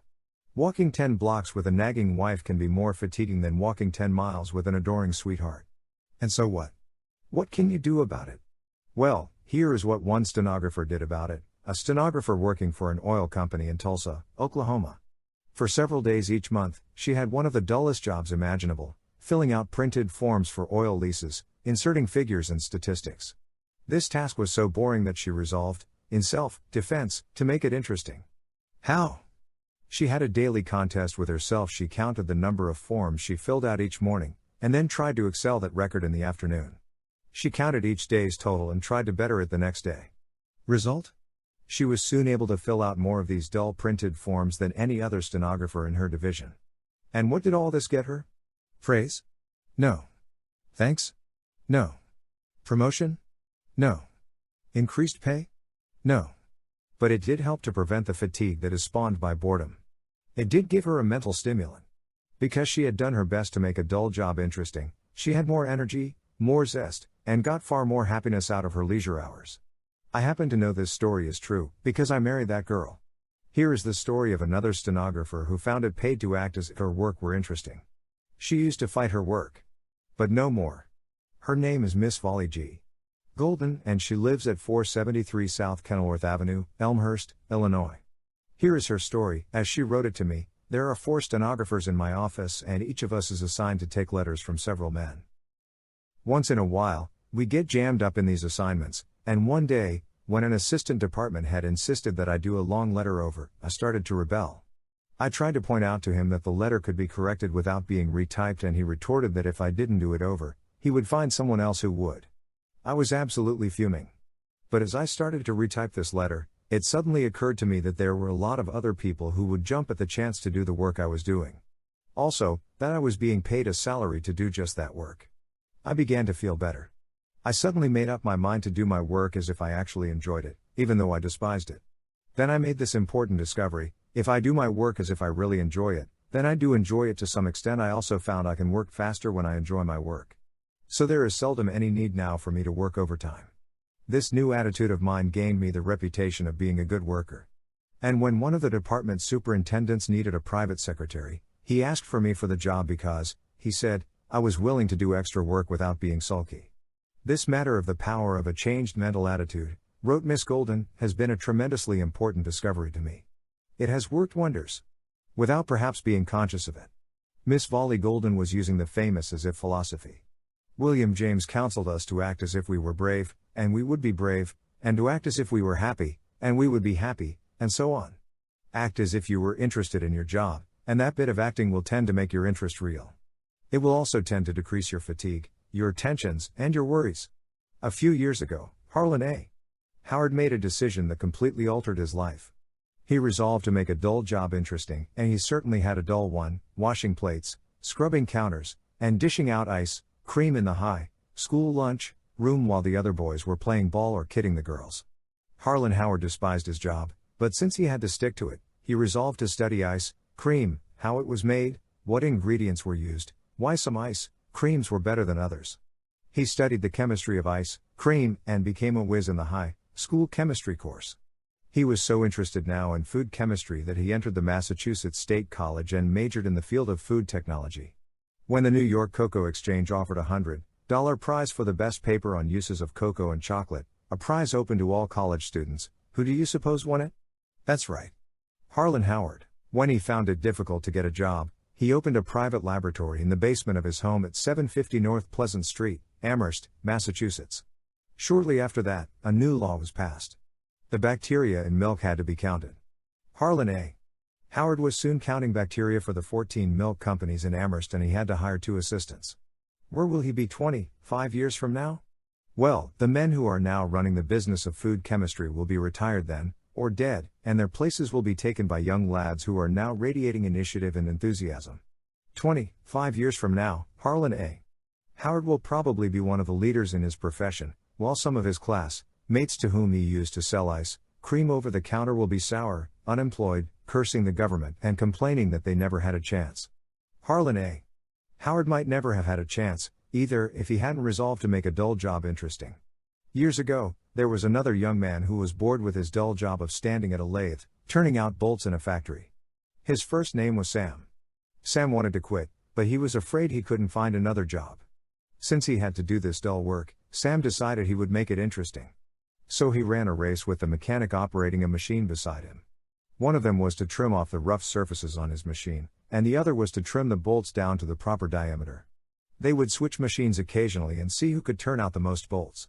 The foreman, impressed with Sam's speed and accuracy, soon gave him a better job. That was the start of a whole series of promotions. 30 years later, Sam Samuel Vauclain was president of the Baldwin Locomotive Works. But he might have remained a mechanic all his life if he had not resolved to make a dull job interesting. H.V. Kaltenborn, the famous radio news analyst, once told me how he made a dull job interesting. When he was 22 years old, he worked his way across the Atlantic on a cattle boat, feeding and watering the steers. After making a bicycle tour of England, he arrived in Paris, hungry and broke. Pawning his camera for $5, he put an ad in the Paris edition of the New York Herald and got a job selling stereopticon machines. If you are 40 years old, you may remember those old-fashioned stereoscopes that we used to hold up before our eyes to look at 2 pictures exactly alike. As we looked, a miracle happened. The 2 lenses in the stereoscope transformed the 2 pictures into a single scene with the effect of a third dimension. We saw distance. We got an astounding sense of perspective. Well, as I was saying, Kaltenborn started out selling these machines from door to door in Paris, and he couldn't speak French, but he earned $5,000 in commissions the first year, and made himself one of the highest paid salesmen in France that year. H.V. Kaltenborn told me that this experience did as much to develop within him the qualities that make for success as did any single year of study at Harvard. Confidence? He told me himself that after that experience, he felt he could have sold the congressional record to French housewives. That experience gave him an intimate understanding of French life that later proved invaluable in interpreting, on the radio, European events. How did he manage to become an expert salesman when he couldn't speak French? Well, he had his employer write out his sales talk in perfect French, and he memorized it. He would ring a doorbell, a housewife would answer, and Kaltenborn would begin repeating his memorized sales talk with an accent so terrible it was funny. He would show the housewife his pictures, and when she asked a question, he would shrug his shoulders and say, "An American, an American." He would then take off his hat and point to a copy of the sales talk in perfect French that he had pasted in the top of his hat. The housewife would laugh, he would laugh and show her more pictures. When H.V. Kaltenborn told me about this, he confessed that the job had been far from easy. He told me that there was only one quality that pulled him through, his determination to make the job interesting. Every morning before he started out, he looked into the mirror and gave himself a pep talk. "Kaltenborn, you have to do this if you want to eat. Since you have to do it, why not have a good time doing it? Why not imagine every time you ring a doorbell that you are an actor before the footlights and that there's an audience out there looking at you? After all, what you are doing is just as funny as something on the stage. So why not put a lot of zest and enthusiasm into it?" Mr. Kaltenborn told me that these daily pep talks helped him transform a task that he had once hated and dreaded into an adventure that he liked and made highly profitable. When I asked Mr. Kaltenborn if he had any advice to give to the young men of America who are eager to succeed, he said, "Yes, go to bat with yourself every morning. We talk a lot about the importance of physical exercise to wake us up out of the half-sleep in which so many of us walk around. But we need, even more, some spiritual and mental exercises every morning to stir us into action. Give yourself a pep talk every day. Is giving yourself a pep talk every day silly, superficial, childish? No, on the contrary, it is the very essence of sound psychology. Our life is what our thoughts make it. Those words are just as true today as they were 18 centuries ago when Marcus Aurelius first wrote them in his book of Meditations. Our life is what our thoughts make it. By talking to yourself every hour of the day, you can direct yourself to think thoughts of courage and happiness, Thoughts of power and peace. By talking to yourself about the things you have to be grateful for, you can fill your mind with thoughts that soar and sing. By thinking the right thoughts, you can make any job less distasteful. Your boss wants you to be interested in your job so that he will make more money. But let's forget about what the boss wants. Think only of what getting interested in your job will do for you. Remind yourself that it may double the amount of happiness you get out of life, for you spend about 1/2 of your waking hours at your work, and if you don't find happiness in your work, you may never find it anywhere. Keep reminding yourself that getting interested in your job will take your mind off your worries, and, in the long run, will probably bring promotion and increased pay. Even if it doesn't do that, it will reduce fatigue to a minimum and help you enjoy your hours of leisure. Part 7. 6 ways to prevent fatigue and worry and keep your energy and spirits high. How to keep from worrying about insomnia. Do you worry when you can't sleep well? Then it may interest you to know that Samuel Untermyer, the famous international lawyer, never got a decent night's sleep in his life. When Sam Untermyer went to college, he worried about 2 afflictions, asthma and insomnia. He couldn't seem to cure either, so he decided to do the next best thing: take advantage of his wakefulness. Instead of tossing and turning and worrying himself into a breakdown, he would get up and study. The result? He began ticking off honors in all of his classes, and became one of the prodigies of the College of the City of New York. Even after he started to practice law, his insomnia continued. But Untermyer didn't worry. Nature, he said, will take care of me. Nature did. In spite of the small amount of sleep he was getting, his health kept up and he was able to work as hard as any of the young lawyers of the New York bar. He even worked harder, for he worked while they slept. At the age of 21, Sam Untermyer was earning $75,000 a year, and other young attorneys rushed to courtrooms to study his methods. In 1931, he was paid for handling one case, what was probably the highest lawyer's fee in all history, a cool $1 million cash on the barrelhead. Still, he had insomnia, read half the night, and then got up at 5 a.m. and started dictating letters. By the time most people were just starting work, his day's work would be almost half done. He lived to the age of 81, this man who had rarely had a sound night's sleep, but if he had fretted and worried about his insomnia, he would probably have wrecked his life. We spend 1/3 of our lives sleeping, yet nobody knows what sleep really is. We know it is a habit and a state of rest in which nature knits up the raveled sleeve of care, but we don't know how many hours of sleep each individual requires. We don't even know if we have to sleep at all. Fantastic? Well, during the First World War, Paul Kern, a Hungarian soldier, was shot through the frontal lobe of his brain. He recovered from the wound, but curiously enough, couldn't fall asleep. No matter what the doctors did and they tried all kinds of sedatives and narcotics, even hypnotism, Paul Kern couldn't be put to sleep or even made to feel drowsy. The doctor said he wouldn't live long. But he fooled them. He got a job, and went on living in the best of health for years. He would lie down and close his eyes and rest, but he got no sleep whatever. His case was a medical mystery that upset many of our beliefs about sleep. Some people require far more sleep than others. Toscanini needs only 5 hours a night, but Calvin Coolidge needed more than twice that much. Coolidge slept 11 hours out of every 24. In other words, Toscanini has been sleeping away approximately 1/5 of his life, while Coolidge slept away almost half of his life. Worrying about insomnia will hurt you far more than insomnia. For example, one of my students, Iris Sandner, of 173 Overpeck Avenue, Ridgefield Park, New Jersey, was driven nearly to suicide by chronic insomnia. I actually thought I was going insane, Iris Sandner told me. The trouble was, in the beginning, that I was too sound a sleeper. I wouldn't wake up when the alarm clock went off, and the result was that I was getting to work late in the morning. I worried about it and, in fact, my boss warned me that I would have to get to work on time. I knew that if I kept on oversleeping, I would lose my job. I told my friends about it, and one of them suggested I concentrate hard on the alarm clock before I went to sleep. That started the insomnia. The tick, tick, tick of that blasted alarm clock became an obsession. It kept me awake, tossing, all night long. When morning came, I was almost ill. I was ill from fatigue and worry. This kept on for 8 weeks. I can't put into words the tortures I suffered. I was convinced I was going insane. Sometimes I paced the floor for hours at a time, and I honestly considered jumping out of the window and ending the whole thing. At last, I went to a doctor I had known all my life. He said, "Ira, I can't help you. No one can help you, because you have brought this thing on yourself. Go to bed at night, and if you can't fall asleep, forget all about it. Just say to yourself, I don't care a hang if I don't go to sleep. It's all right with me if I lie awake till morning. Keep your eyes closed and say, As long as I just lie still and don't worry about it, I'll be getting rest, anyway. I did that, says Sandner, and in 2 weeks' time I was dropping off to sleep.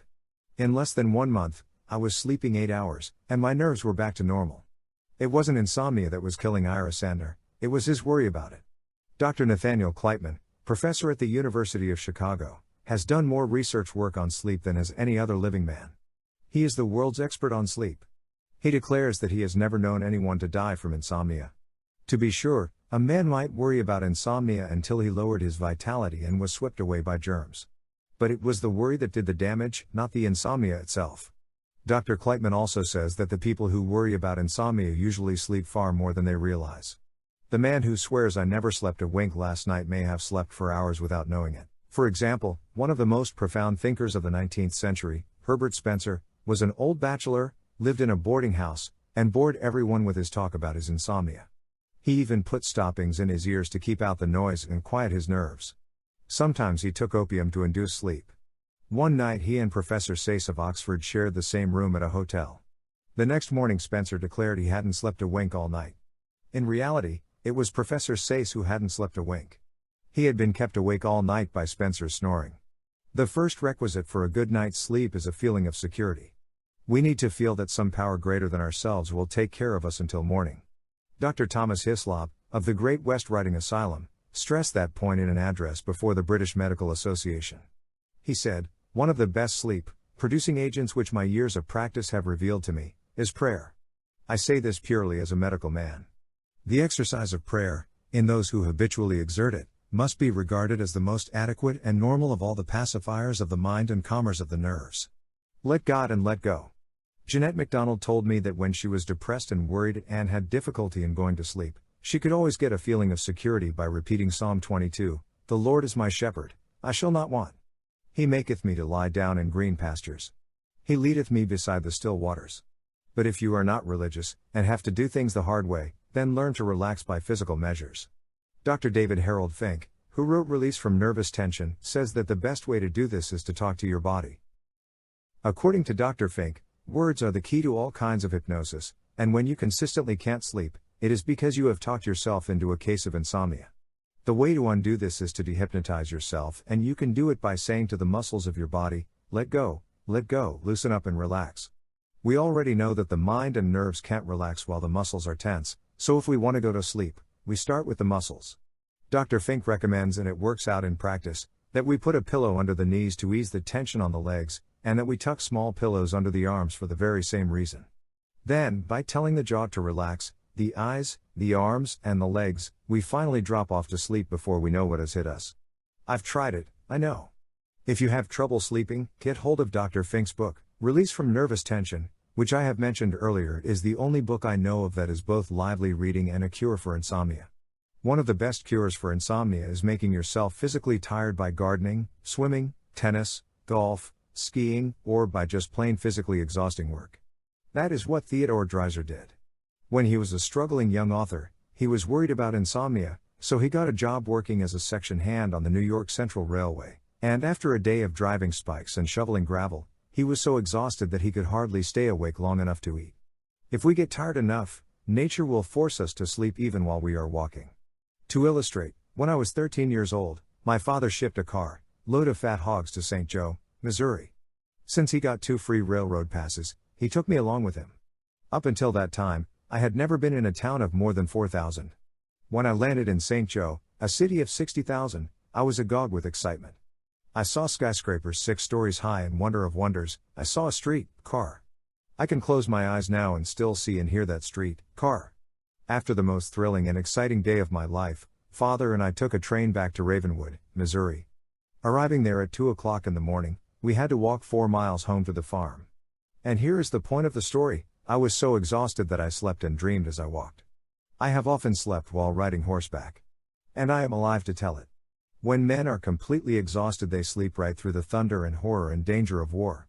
Dr. Foster Kennedy, the famous neurologist, tells me that during the retreat of the 5th British Army in 1918, he saw soldiers so exhausted that they fell on the ground where they were and fell into a sleep as sound as a coma.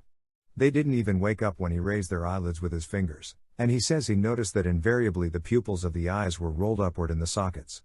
After that, says Dr. Kennedy, when I had trouble sleeping, I would practice rolling up my eyeballs into this position, and I found that in a few seconds I would begin to yawn and feel sleepy. It was an automatic reflex over which I had no control. No man ever committed suicide by refusing to sleep, and no one ever will. Nature would force a man to sleep in spite of all his willpower. Nature will let us go without food or water far longer than she will let us go without sleep. Speaking of suicide reminds me of a case that Dr. Henry C.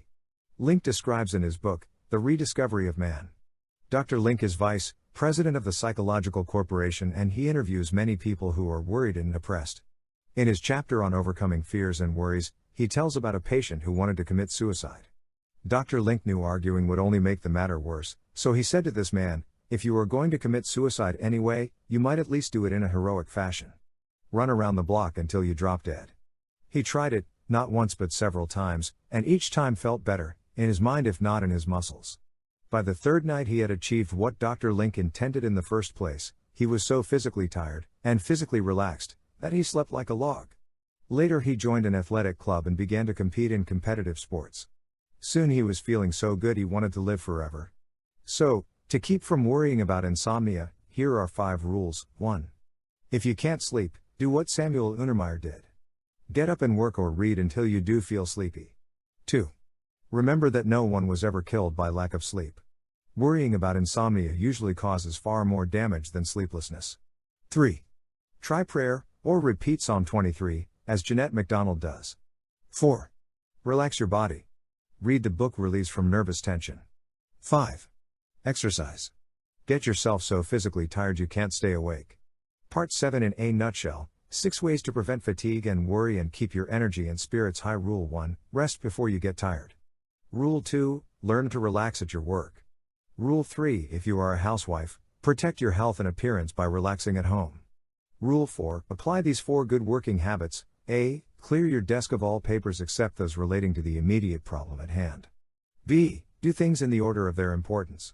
C. When you face a problem, solve it then and there if you have the facts necessary to make a decision. D. Learn to organize, deputize, and supervise. Rule 5, to prevent worry and fatigue, put enthusiasm into your work. Rule 6, remember, no one was ever killed by lack of sleep. It is worrying about insomnia that does the damage, not the insomnia. Part 8. How to find the kind of work in which you may be happy and successful. The major decision of your life. This chapter is addressed to young men and women who haven't yet found the work they want to do. If you are in that category, reading this chapter may have a profound effect upon the remainder of your life. If you are under 18, you will probably soon be called upon to make the 2 most important decisions of your life, decisions that will profoundly alter all the days of your years, decisions that may have far-reaching effects upon your happiness, your income, your health, decisions that may make or break you. What are these 2 tremendous decisions? First, how are you going to make a living? Are you going to be a farmer, a mail carrier, a chemist, a forest ranger, a stenographer, a horse dealer, a college professor, or are you going to run a hamburger stand? Second, whom are you going to select to be the father or mother of your children? Both of those great decisions are frequently gambles. Every boy, says Harry Emerson Fosdick in his book, The Power to See It Through, every boy is a gambler when he chooses a vocation. He must stake his life on it. How can you reduce the gamble in selecting a vocation? Read on, we will tell you as best we can. First, try, if possible, to find work that you enjoy. I once asked David M. Goodrich, chairman of the board, B.F. Goodrich Company Tire Manufacturers, what he considered the first requisite of success in business, and he replied, having a good time at your work. If you enjoy what you are doing, he said, you may work long hours, but it won't seem like work at all. It will seem like play. Edison was a good example of that. Edison, the unschooled newsboy who grew up to transform the industrial life of America, Edison, the man who often ate and slept in his laboratory and toiled there for 18 hours a day. But it wasn't toil to him. I never did a day's work in my life, he exclaimed. It was all fun. No wonder he succeeded. I once heard Charles Schwab say much the same thing. He said, a man can succeed at almost anything for which he has unlimited enthusiasm. But how can you have enthusiasm for a job when you haven't the foggiest idea of what you want to do? The greatest tragedy I know of, said Mrs. Edna Kerr, who once hired thousands of employees for the DuPont Company, and is now Assistant Director of Industrial Relations for the American Home Products Company. The greatest tragedy I know of, she told me, is that so many young people never discover what they really want to do. I think no one else is so much to be pitied as the person who gets nothing at all out of his work but his pay. Mrs. Kerr reports that even college graduates come to her and say, "I have a B.A. degree from Dartmouth, or an M.A. from Cornell. Have you some kind of work I can do for your firm?" They don't know themselves what they are able to do, or even what they would like to do. Is it any wonder that so many men and women who start out in life with competent minds and rosy dreams end up at 40 in utter frustration and even with a nervous breakdown? In fact, finding the right occupation is important even for your health. When Dr. Raymond Pearl, of Johns Hopkins, made a study, together with some insurance companies, to discover the factors that make for a long life, he placed the right occupation high on the list. He might have said, with Thomas Carlyle, "Blessed is the man who has found his work. Let him ask no other blessedness." I recently spent an evening with Paul W. Boynton, employment supervisor for the Saucony Vacuum Oil Company. During the last 20 years, he has interviewed more than 75,000 people looking for jobs, and he has written a book entitled 6 Ways to Get a Job. I asked him, what is the greatest mistake young people make today in looking for work? They don't know what they want to do, he said. It is perfectly appalling to realize that a man will give more thought to buying a suit of clothes that will wear out in a few years than he will give to choosing the career on which his whole future depends, on which his whole future happiness and peace of mind are based. And so what? What can you do about it? You can take advantage of a new profession called vocational guidance. It may help you, or harm you, depending on the ability and character of the counselor you consult. This new profession isn't even within gunshot of perfection yet. It hasn't even reached the Model T stage. But it has a great future. How can you make use of this science? By finding out where, in your community, you can get vocational tests and vocational advice. Such advice can only take the form of suggestions. You have to make the decisions. Remember that these counselors are far from infallible. They don't always agree with one another. They sometimes make ridiculous mistakes. For example, a vocational guidance counselor advised one of my students to become a writer solely because she had a large vocabulary. How absurd. It isn't as simple as that. Good writing is the kind that transfers your thoughts and emotions to the reader, and to do that, you don't need a large vocabulary, but you do need ideas, experience, convictions, examples, and excitement. The vocational counselor who advised this girl with a large vocabulary to become an author succeeded in doing only one thing: he turned an erstwhile happy stenographer into a frustrated, would-be novelist. The point I am trying to make is that vocational guidance experts, even as you and I, are not infallible. Perhaps you had better consult several of them and then interpret their findings in the sunlight of common sense. You may think it strange that I am including a chapter like this in a book devoted to worry. But it isn't strange at all, when you understand how many of our worries, regrets, and frustrations are spawned by work we despise. Ask your father about it, or your neighbor, or your boss. No less an intellectual giant than John Stuart Mill declared that industrial misfits are among the heaviest losses of society. Yes, and among the unhappiest people on this earth are those same industrial misfits who hate their daily work. Do you know the kind of man who cracked up in the army? The man who was misplaced. I'm not talking about battle casualties, but about the men who cracked up in ordinary service. Dr. William Menninger, one of our greatest living psychiatrists, was in charge of the Army's neuro-psychiatric division during the war, and he says, "We learned much in the Army as to the importance of selection and of placement, of putting the right man in the right job." A conviction of the importance of the job at hand was extremely important.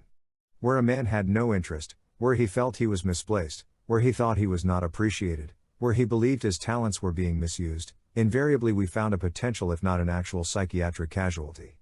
Yes, and for the same reasons, a man may crack up in industry. If he despises his business, he can crack it up, too. Take, for example, the case of Phil Johnson. Phil Johnson's father owned a laundry, so he gave his son a job, hoping the boy would work into the business. But Phil hated the laundry, so he dawdled, loafed, did what he had to do, and not a lick more. Some days he was absent. His father was so hurt to think he had a shiftless, ambitionless son that he was actually ashamed before his employees. One day Phil Johnson told his father he wanted to be a mechanic, work in a machine shop. What? Go back to overalls?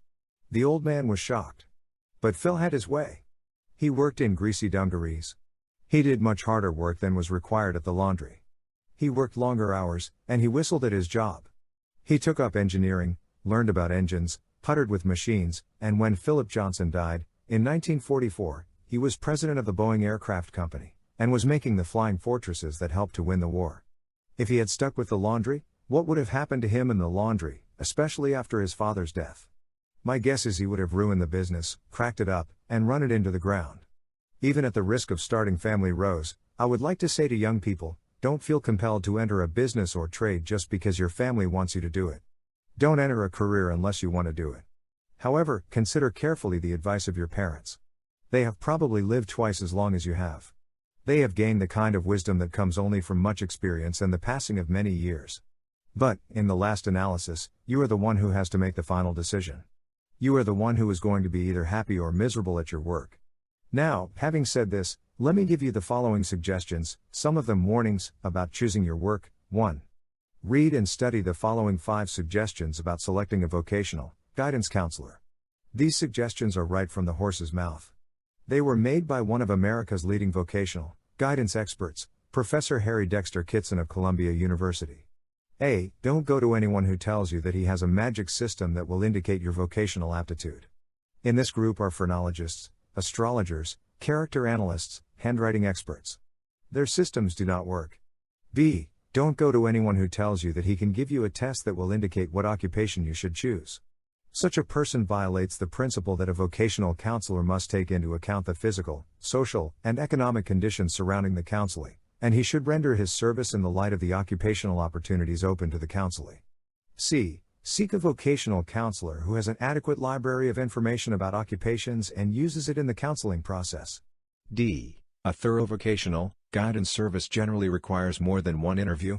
E. Never accept vocational guidance by mail. Keep out of business and professions that are already jam-packed and overflowing. There are many thousands of different ways of making a living. But do young people know this? Not unless they hire a swami to gaze into a crystal ball. The result? In one school, 2/3 of the boys confined their choices to 5 occupations, 5 out of 20,004, 5/5 of the girls did the same. Small wonder that a few businesses and professions are overcrowded, small wonder that insecurity, worry, and anxiety neuroses are rampant at times among the white-collar fraternity. I beware of trying to elbow your way into such overcrowded fields as law, journalism, radio, motion pictures, and the glamour occupations. Stay out of activities where the chances are only 1 out of 10 of your being able to make a living. As an example, take selling life insurance. Each year countless thousands of men, frequently unemployed men, start out trying to sell life insurance without bothering to find out in advance what is likely to happen to them. Here is approximately what does happen, according to Franklin L. Becker, Real Estate Trust Building, Philadelphia. For 20 years Mr. Becker was one of the outstandingly successful insurance salesmen in America. He declares that 90% of the men who start selling life insurance get so heartsick and discouraged that they give it up within a year. Out of the 10 who remain, 1 man will sell 90% of the insurance sold by the group of 10, and the other 9 will sell only 10%. To put it another way, if you start selling life insurance, the chances are 9 to 1 that you will fail and quit within 12 months, and the chances are only 1 in 100 that you will make $10,000 a year out of it. Even if you remain at it, the chances are only 1 out of 10 that you will be able to do anything more than barely scratch out a living. Spend weeks, even months, if necessary, finding out all you can about an occupation before deciding to devote your life to it. How? By interviewing men and women who have already spent 10, 20, or 40 years in that occupation. These interviews may have a profound effect on your future. I know that from my own experience. When I was in my early 20s, I sought the vocational advice of 2 older men. As I look back now, I can see that those 2 interviews were turning points in my career. In fact, it would be difficult for me even to imagine what my life would have been like had I not had those 2 interviews. How can you get these vocational guidance interviews? To illustrate, let's suppose that you are thinking about studying to be an architect. Before you make your decision, you ought to spend weeks interviewing the architects in your city and in adjoining cities. You can get their names and addresses out of a classified telephone directory. You can call at their offices either with or without an appointment. If you wish to make an appointment, write them something like this: "Won't you please do me a little favor? I want your advice. I am 18 years old, and I am thinking about studying to be an architect. Before I make up my mind, I would like to ask your advice. If you are too busy to see me at your office, I would be most grateful if you would grant me the privilege of seeing you for half an hour at your home. Here is a list of questions I would like to ask you. A. If you had your life to live over, would you become an architect again? B. After you have sized me up, I want to ask you whether you think I have what it takes to succeed as an architect. C. Is the profession of architecture overcrowded? D. If I studied architecture for 4 years, would it be difficult for me to get a job? What kind of job would I have to take at first? E. If I had average ability, how much could I hope to earn during the first 5 years? F. What are the advantages and disadvantages of being an architect? G. If I were your son, would you advise me to become an architect? If you are timid and hesitate to face a big shot alone, here are 2 suggestions that will help. First, get a lad of your own age to go with you. The 2 of you will bolster up one another's confidence. If you haven't someone of your own age to go with you, ask your father to go with you. Second, remember that by asking his advice you are paying this man a compliment. He may feel flattered by your request. Remember that adults like to give advice to young men and women. The architect will probably enjoy the interview. If you hesitate to write letters asking for an appointment, then go to a man's office without an appointment and tell him you would be most grateful if he would give you a bit of advice. Suppose you call on 5 architects and they are all too busy to see you, which isn't likely. Call on 5 more. Some of them will see you and give you priceless advice that may save you years of lost time and heartbreak. Remember that you are making one of the 2 most vital and far-reaching decisions of your life. So, take time to get the facts before you act. If you don't, you may spend half a lifetime regretting it. If you can afford to do so, offer to pay a man for a half hour of his time and advice. 5. Get over the mistaken belief that you are fitted for only a single occupation. Every normal person can succeed at a number of occupations, and every normal person would probably fail in many occupations. Take myself, for example. If I had studied and prepared myself for the following occupations, I believe I would have had a good chance of achieving some small measure of success and also of enjoying my work. I refer to such occupations as farming, fruit growing, scientific agriculture, medicine, selling, advertising, editing a country newspaper, teaching, and forestry. On the other hand, I am sure I would have been unhappy and a failure at bookkeeping, accounting, engineering, operating a hotel or a factory, architecture, all mechanical trades, and hundreds of other activities. Because, she said, $5,000 a year seems to be a goal to most American families. They may go along sensibly and sanely for years, then, when their income rises to $5,000 a year, they think they have arrived. They start branching out. Buy a house in the suburbs, that doesn't cost any more than renting an apartment. Buy a car, a lot of new furniture, and a lot of new clothes, and the first thing you know, they are running into the red. They are actually less happy than they were before, because they have bitten off too much with their increase in income. That is only natural. We all want to get more out of life. But in the long run, which is going to bring us more happiness, forcing ourselves to live within a tight budget, or having dunning letters in the mail and creditors pounding on the front door? Rule no. 5. Try to build credit, in the event you must borrow. If you are faced with an emergency and find you must borrow, life insurance policies, defense bonds and savings certificates are literally money in your pocket. However, be sure your insurance policies have a savings aspect, if you want to borrow on them, for this means a cash value. Certain types of insurance, called term insurance, are merely for your protection over a given period of time and do not build up reserves. These policies are obviously of no use to you for borrowing purposes. Therefore, the rule is, ask questions. Before you sign for a policy, find out if it has a cash value in case you have to raise money. Now, suppose you have an insurance you can borrow on, and you haven't any bonds, but you do own a house, or a car, or some other kind of collateral. Where do you go to borrow? By all means, to a bank. Banks all over this land are subject to strict regulation. They have a reputation to maintain in the community. The rate of interest they can charge is fixed firmly by law, and they will deal with you fairly. Frequently, if you are in a financial jam, the bank will go so far as to discuss your problems with you, make a plan, and help you work your way out of your worry and indebtedness. I repeat, if you have collateral, go to a bank. However, suppose you are one of the thousands who don't have collateral, don't own any property, and have nothing to offer as a guarantee except your wages or salary. Then, as you value your life, heed this word of warning. Do not apply to the first loan company whose alluring advertisements you see in the paper. These people, to read some of their ads, are as generous as Santa Claus. Don't you believe it? However, there are some companies that are ethical, honest, and strictly on the level. They are doing a service to those people who are faced with illness or emergency and have to raise money. They charge a higher rate of interest than the banks, but they have to do this, for they take greater risks and have greater expenses in collecting. But, before doing business with any loan company, go to your bank, talk to one of its officers, and ask him to recommend a loan company that he knows to be fair.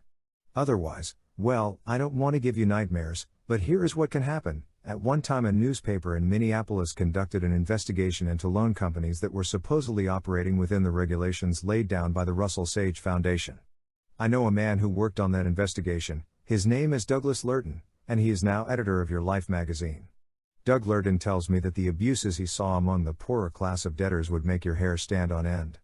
Loans that had begun as a mere $50 had soared and multiplied to $300 and $400 before they were paid. Wages were garnished, and, frequently, the man whose wages were attached was fired by his company. In numerous instances, when the man was unable to pay, the loan sharks simply sent an appraiser into his home to evaluate his furniture and cleaned out the home. People were found who had been paying on small loans for 4 and 5 years and still owed money. Unusual cases? To quote Doug Lurton, in our campaign, we so flooded the court with cases of this sort that the judges cried uncle, and the newspaper itself had to set up an arbitration bureau to take care of the hundreds of cases. How is such a thing possible? Well, the answer, of course, is in all sorts of hidden charges and extra legal fees. Here is a rule to remember in dealing with loan companies: if you are absolutely certain, beyond the shadow of a doubt, that you can pay the money off quickly, then your interest will be low, or reasonably low, and you will get off fairly. But if you have to renew, and keep on renewing, then your interest can mount into figures that would make Einstein dizzy. Doug Lurton tells me that in some cases these additional fees had swollen the original indebtedness to 2,000%, or about 500 times as much as a bank would charge. Rule No. 6. Protect yourself against illness, fire, and emergency expenses. Insurance is available, for relatively small sums, on all kinds of accidents, misfortunes, and conceivable emergencies. I am not suggesting that you cover yourself for everything from slipping in the bathtub to catching German measles, but I do suggest that you protect yourself against the major misfortunes that you know could cost you money and therefore do cost you worry.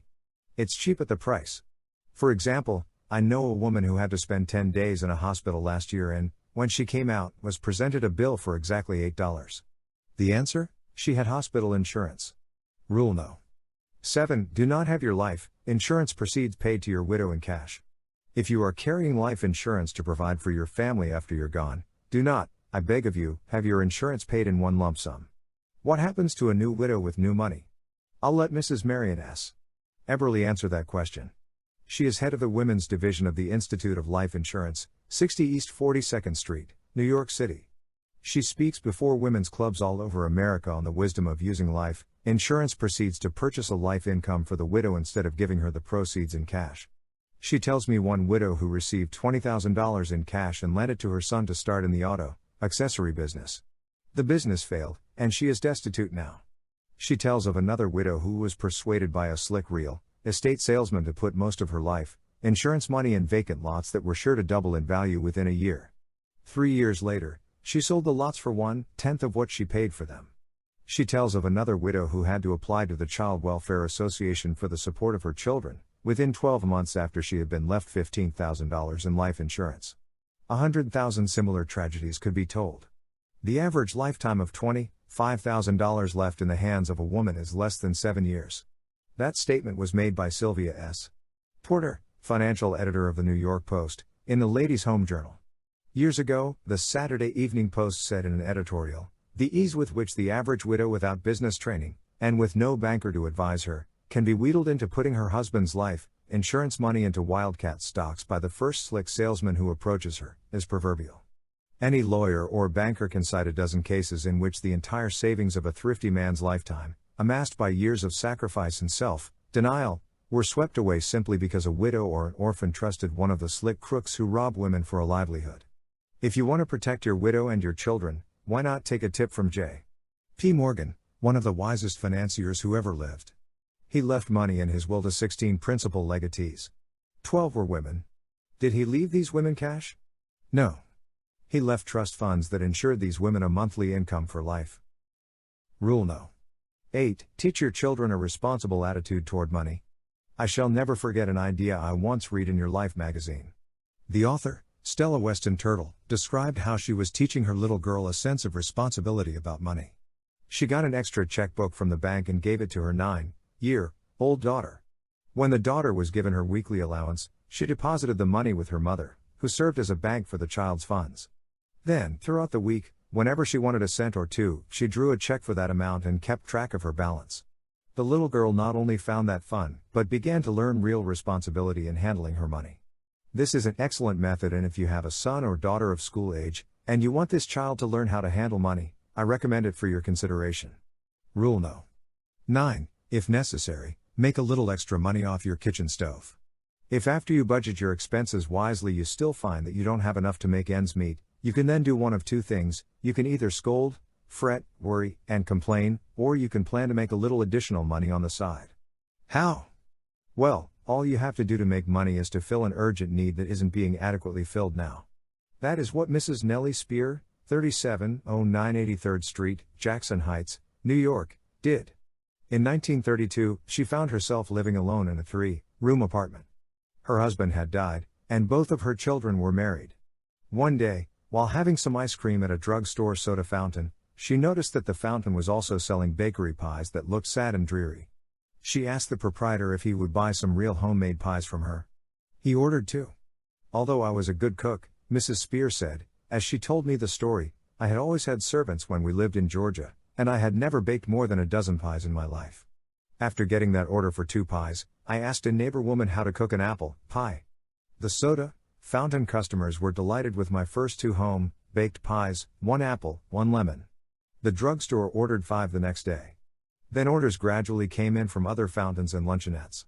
Within 2 years, I was baking 5,000 pies a year. I was doing all the work myself in my own tiny kitchen, and I was making $1,000 a year clear, without a penny's expense except the ingredients that went into the pies. The demand for Mrs. Spear's home-baked pastry became so great that she had to move out of her kitchen into a shop and hired 2 girls to bake for her pies, cakes, bread, and rolls. During the war, people stood in line for an hour at a time to buy her home-baked foods. I have never been happier in my life, Mrs. Spear said.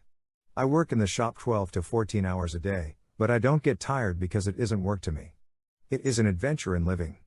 I am doing my part to make people a little happier. I am too busy to be lonesome or worried. My work has filled a gap in my life left vacant by the passing of my mother and husband in my home. When I asked Mrs. Spear if she felt that other women who were good cooks could make money in their spare time in a similar way, in towns of 10,000 and up, she replied, yes, of course, they can. Mrs. Ora Snyder will tell you the same thing. She lives in a town of 30,000, Maywood, Illinois. Yet she started in business with the kitchen stove and 10 cents worth of ingredients. Her husband fell ill. She had to earn money. But how? No experience. No skill. No capital. Just a housewife. She took the white of an egg and sugar and made some candy on the back of the kitchen stove. Then she took her pan of candy and stood near the school and sold it to the children for a penny apiece as they went home. Bring more pennies tomorrow, she said. I'll be here every day with my home-made candy. During the first week, she not only made a profit, but had also put a new zest into living. She was making both herself and the children happy. No time now for worry. This quiet little housewife from Maywood, Illinois, was so ambitious that she decided to branch out, to have an agent sell her kitchen-made candy in roaring, thundering Chicago. She timidly approached an Italian selling peanuts on the street. He shrugged his shoulders. His customers wanted peanuts, not candy. She gave him a sample. He liked it, began selling her candy, and made a good profit for Mrs. Snyder on the first day. 4 years later, she opened her first store in Chicago. It was only 8 feet wide. She made her candy at night and sold it in the daytime. This erstwhile timid housewife, who started her candy factory on her kitchen stove, now has 17 stores, 15 of them in the busy Loop district of Chicago. Here is the point I am trying to make. Nellie Spear, in Jackson Heights, New York, and Mrs. Ora Snyder, in Maywood, Illinois, instead of worrying about finances, did something positive. They started in an extremely small way to make money off the kitchen stove: no overhead, no rent, no advertising, no salaries. Under these conditions, it is almost impossible for a woman to be defeated by financial worries. Look around you. You will find many needs that are not filled. For example, if you train yourself to be a good cook, you can probably make money by starting cooking classes for young girls right in your own kitchen. You can get your students by ringing bells. Books have been written about how to make money in your spare time. Inquire at your public library. There are many opportunities for both men and women. But one word of warning: unless you have a natural gift for selling, don't attempt door-to-door selling. Most people hate it and fail at it. Rule No. 10. Don't gamble, ever. I am always astounded by the people who hope to make money by betting on the ponies or playing slot machines. I know a man who makes his living by owning a string of these one-armed bandits, and he has nothing but contempt for the foolish people who are so naive as to imagine that they can beat a machine that is already rigged against them. I also know one of the best-known bookmakers in America. He was a student in my adult education classes. He told me that with all his knowledge of horse racing, he couldn't make money betting on the ponies. Yet the facts are that foolish people bet $6 billion a year on the races, 6 times as much as our total national debt back in 1910. This bookmaker also told me that if he had an enemy he despised, he could think of no better way of ruining him than by getting him to bet on the races. When I asked him what would happen to the man who played the races according to the tipster sheets, he replied, "You could lose the mint by betting that way." If we are determined to gamble, let's at least be smart. Let's find out what the odds are against us. How? By reading a book entitled How to Figure the Odds, by Oswald Jacoby, an authority on bridge and poker, a top-ranking mathematician, a professional statistician, and an insurance actuary. This book devotes 215 pages to telling you what the odds are against your winning when you play the ponies, roulette, craps, slot machines, draw poker, stud poker, contract bridge, auction pinochle, the stock market. This book also gives you the scientific, mathematical chances on a score of other activities. It doesn't pretend to show how to make money gambling. The author has no axe to grind. He merely shows you what the odds are against your winning in all the usual ways of gambling. And when you see the odds, you will pity the poor suckers who stake their hard-earned wages on horse races or cards or dice or slot machines. If you are tempted to shoot craps or play poker or bet on horses, this book may save you 100 times, yes, maybe 1,000 times, what it costs. Rule No. 11. If we can't possibly improve our financial situation, let's be good to ourselves and stop resenting what can't be changed. If we can't possibly improve our financial situation, maybe we can improve our mental attitude towards it. Let's remember that other people have their financial worries, too. We may be worried because we can't keep up with the Joneses, but the Joneses are probably worried because they can't keep up with the Ritzes, and the Ritzes are worried because they can't keep up with the Vanderbilts. Some of the most famous men in American history have had their financial troubles. Both Lincoln and Washington had to borrow money to make the trip to be inaugurated as president. If we can't have all we want, let's not poison our days and sour our dispositions with worry and resentment. Let's be good to ourselves. Let's try to be philosophical about it. If you have what seems to you insufficient, said one of Rome's greatest philosophers, Seneca, then you will be miserable even if you possess the world. And let's remember this, even if we owned the entire United States with a hog-tight fence around it, we could eat only 3 meals a day and sleep in only one bed at a time. To lessen financial worries, let's try to follow these 11 rules. 1. Get the facts down on paper. 2. Get a tailor-made budget that really fits your needs. 3. Learn how to spend wisely. 4. Don't increase your headaches with your income. 5. Try to build credit, in the event you must borrow. 6. Protect yourself against illness, fire, and emergency expenses. 7. Do not have your life insurance proceeds paid to your widow in cash. 8. Teach your children a responsible attitude towards money. 9. If necessary, make a little extra money off your kitchen stove. 10. Don't gamble, ever. 11. If we can't possibly improve our financial situation, let's be good to ourselves and stop resenting what can't be changed. Part 10. How I Conquered Worry. 32 True Stories. 6 Major Troubles Hit All at Once. By C.I. Blackwood. Proprietor, Blackwood, Davis Business College, Oklahoma City, Oklahoma. In the summer of 1943, it seemed to me that half the worries of the world had come to rest on my shoulders. For more than 40 years, I had lived a normal, carefree life with only the usual troubles which come to a husband, father, and businessman. I could usually meet these troubles easily, but suddenly, wham! Wham! Wham! Wham! Wham! Wham! 6 major troubles hit me all at once. I pitched and tossed and turned in bed all night long, half dreading to see the day come, because I faced these 6 major worries. My business college was trembling on the verge of financial disaster because all the boys were going to war, and most of the girls were making more money working in war plants without training than my graduates could make in business offices with training. My older son was in service, and I had the heart-numbing worry common to all parents whose sons were away at war. Oklahoma City had already started proceedings to appropriate a large tract of land for an airport, and my home, formerly my father's home, was located in the center of this tract. I knew that I would be paid only 1/10 of its value, and, what was even worse, I would lose my home, and because of the housing shortage, I worried about whether I could possibly find another home to shelter my family of 6. I feared we might have to live in a tent. I even worried about whether we would be able to buy a tent. The water well on my property went dry because a drainage canal had been dug near my home. To dig a new well would be throwing $500 away because the land was probably being appropriated.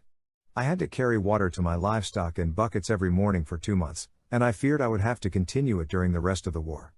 I lived 10 miles away from my business school and I had a Class B petrol card. That meant I couldn't buy any new tires, so I worried about how I could ever get to work when the superannuated tires on my old Ford gave up the ghost. My oldest daughter had graduated from high school a year ahead of schedule. She had her heart set on going to college, and I just didn't have the money to send her. I knew her heart would be broken. One afternoon while sitting in my office, worrying about my worries, I decided to write them all down, for it seemed no one ever had more to worry about than I had. I didn't mind wrestling with worries that gave me a fighting chance to solve them, but these worries all seemed to be utterly beyond my control. I could do nothing to solve them, so I filed away this typewritten list of my troubles, and, as the months passed, I forgot that I had ever written it. 18 months later, while transferring my files, I happened to come across this list of my 6 major problems that had once threatened to wreck my health. I read them with a great deal of interest and profit.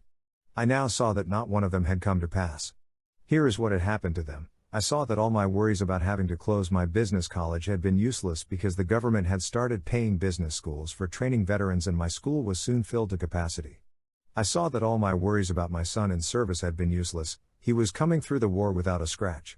I saw that all my worries about my land being appropriated for use as an airport had been useless because oil had been struck within a mile of my farm and the cost for procuring the land for an airport had become prohibitive. I saw that all my worries about having no well to water my stock had been useless because, as soon as I knew my land would not be appropriated, I spent the money necessary to dig a new well to a deeper level and found an unfailing supply of water. I saw that all my worries about my tires giving out had been useless, because by recapping and careful driving, the tires had managed somehow to survive.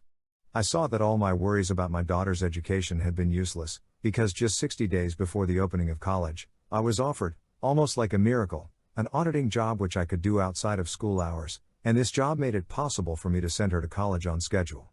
I had often heard people say that 99% of the things we worry and stew and fret about never happen, but this old saying didn't mean much to me until I ran across that list of worries I had typed out that dreary afternoon 18 months previously.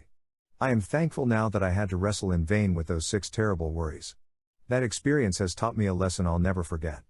It has shown me the folly and tragedy of stewing about events that haven't happened, events that are beyond our control and may never happen. Remember, today is the tomorrow you worried about yesterday. Ask yourself, how do I know this thing I am worrying about will really come to pass? Part 10. How I Conquered Worry. 32 True Stories. I Can Turn Myself into a Shouting Optimist Within an Hour. By Roger W. Babson. Famous economist Babson Park, Wellesley Hills, Massachusetts. When I find myself depressed over present conditions, I can, within 1 hour, banish worry and turn myself into a shouting optimist. Here is how I do it. I enter my library, close my eyes, and walk to certain shelves containing only books on history. With my eyes still shut, I reach for a book, not knowing whether I am picking up Prescott's Conquest of Mexico or Suetonius' Lives of the 12 Caesars. With my eyes still closed, I open the book at random. I then open my eyes and read for an hour, and the more I read, the more sharply I realize that the world has always been in the throes of agony, that civilization has always been tottering on the brink. The pages of history fairly shriek with tragic tales of war, famine, poverty, pestilence, and man's inhumanity to man. After reading history for an hour, I realize that bad as conditions are now, they are infinitely better than they used to be. This enables me to see and face my present troubles in their proper perspective as well as to realize that the world as a whole is constantly growing better. Here is a method that deserves a whole chapter. Read history. Try to get the viewpoint of 10,000 years, and see how trivial your troubles are, in terms of eternity. Part 10. How I Conquered Worry. 32 True Stories. How I Got Rid of an Inferiority Complex. By Elmer Thomas. United States Senator from Oklahoma. When I was 15, I was constantly tormented by worries and fears and self-consciousness. I was extremely tall for my age and as thin as a fence rail. I stood 6 feet 2 inches and weighed only 118 pounds. In spite of my height, I was weak and could never compete with the other boys in baseball or running games. They poked fun at me and called me Hatch, Face. I was so worried and self-conscious that I dreaded to meet anyone, and I seldom did, for our farmhouse was off the public road and surrounded by thick virgin timber that had never been cut since the beginning of time. We lived half a mile from the highway, and a week would often go by without my seeing anyone except my mother, father, and brothers and sisters. I would have been a failure in life if I had let those worries and fears whip me.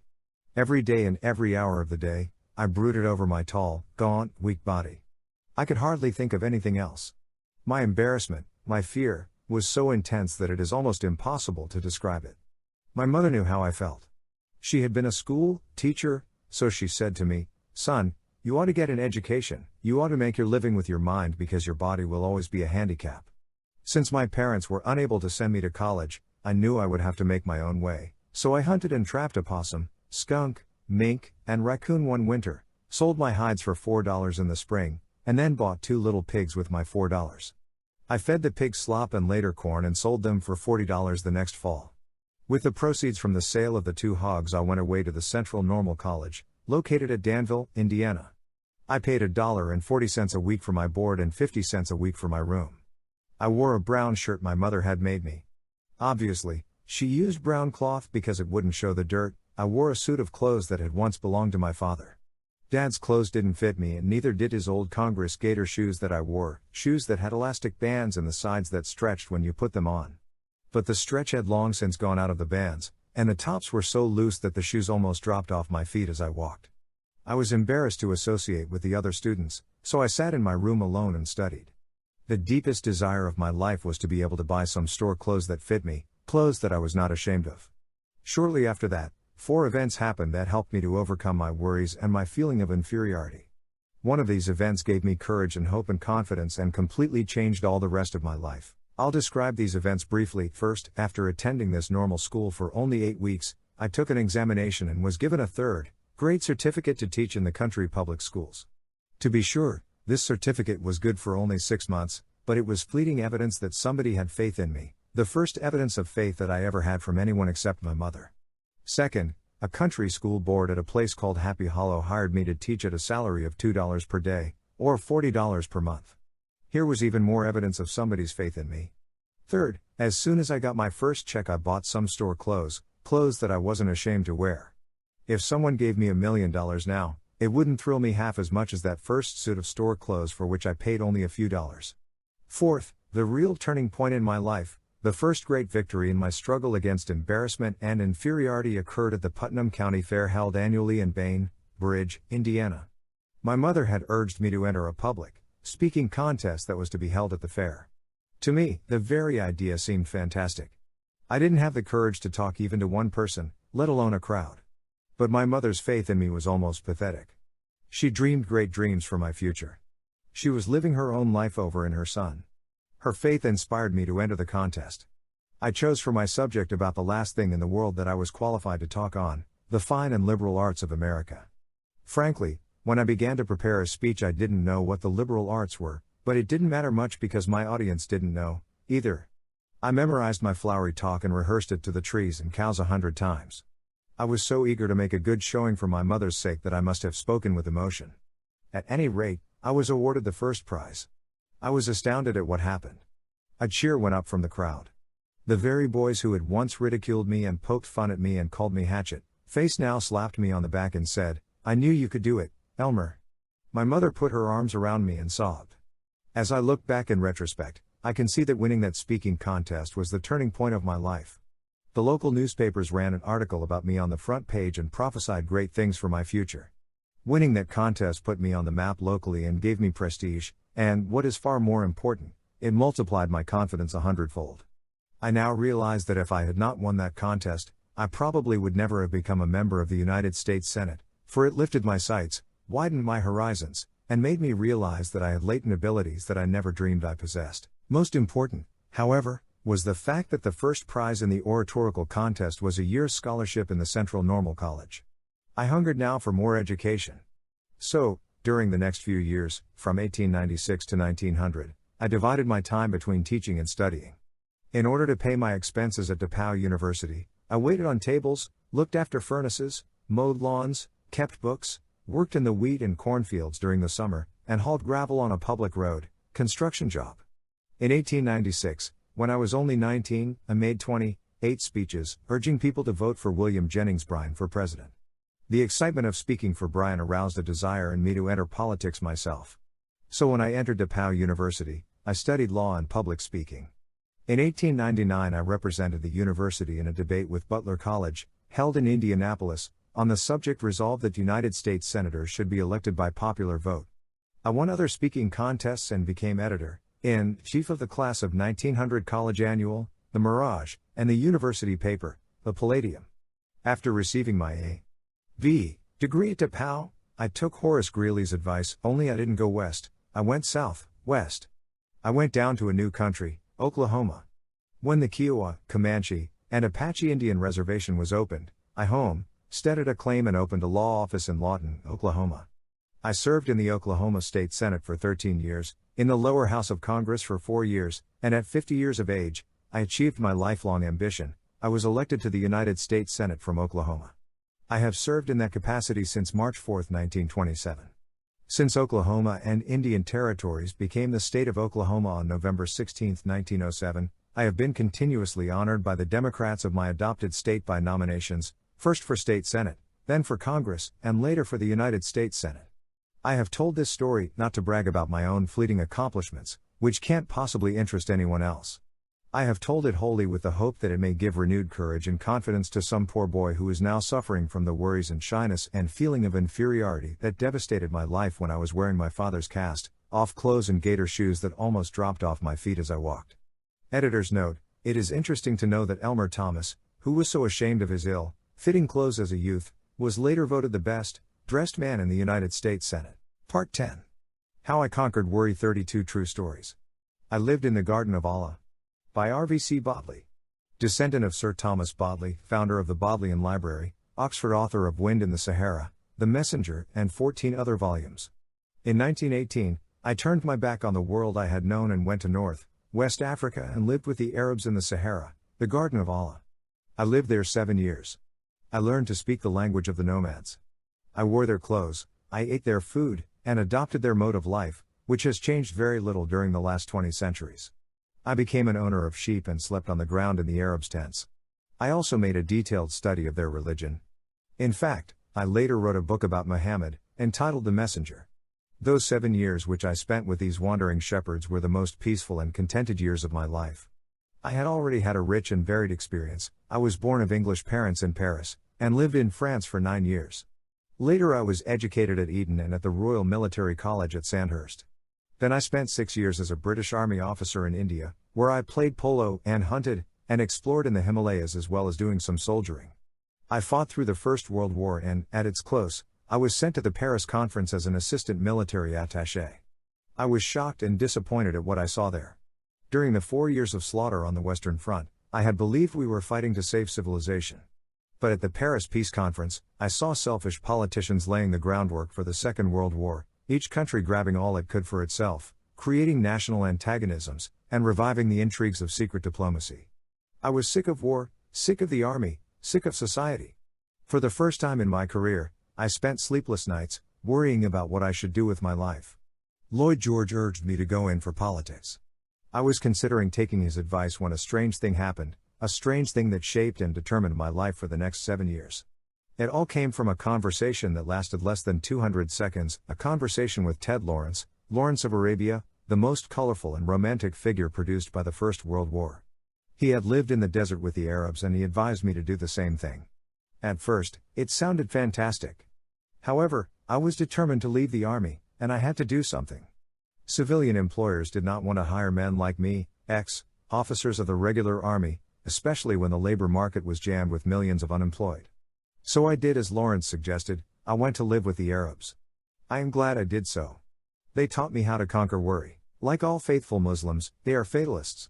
They believe that every word Muhammad wrote in the Quran is the divine revelation of Allah. So when the Quran says, God created you in all your actions, they accept it literally. That is why they take life so calmly and never hurry or get into unnecessary tempers when things go wrong. They know that what is ordained, and no one but God can alter anything. However, that doesn't mean that in the face of disaster, They sit down and do nothing. To illustrate, let me tell you of a fierce, burning windstorm of the Sirocco which I experienced when I was living in the Sahara. It howled and screamed for 3 days and nights. It was so strong, so fierce, that it blew sand from the Sahara hundreds of miles across the Mediterranean and sprinkled it over the Rhône Valley in France. The wind was so hot I felt as if the hair was being scorched off my head. My throat was parched. My eyes burned. My teeth were full of grit. I felt as if I were standing in front of a furnace in a glass factory. I was driven as near crazy as a man can be and retain his sanity. But the Arabs didn't complain. They shrugged their shoulders and said, "Maktub. It is written." But immediately after the storm was over, they sprang into action. They slaughtered all the lambs because they knew they would die anyway, and by slaughtering them at once, they hoped to save the mother sheep. After the lambs were slaughtered, the flocks were driven southward to water. This was all done calmly, without worry or complaining or mourning over their losses. The tribal chief said, "It is not too bad. We might have lost everything. But praise God, we have 40% of our sheep left to make a new start." I remember another occasion, when we were motoring across the desert and a tire blew out. The chauffeur had forgotten to mend the spare tire. So there we were with only 3 tires. I fussed and fumed and got excited and asked the Arabs what we were going to do. They reminded me that getting excited wouldn't help, that it only made one hotter. The blown out tire, they said, was the will of Allah and nothing could be done about it. So we started on, crawling along on the rim of a wheel. Presently the car spluttered and stopped. We were out of petrol. The chief merely remarked, "Maktub."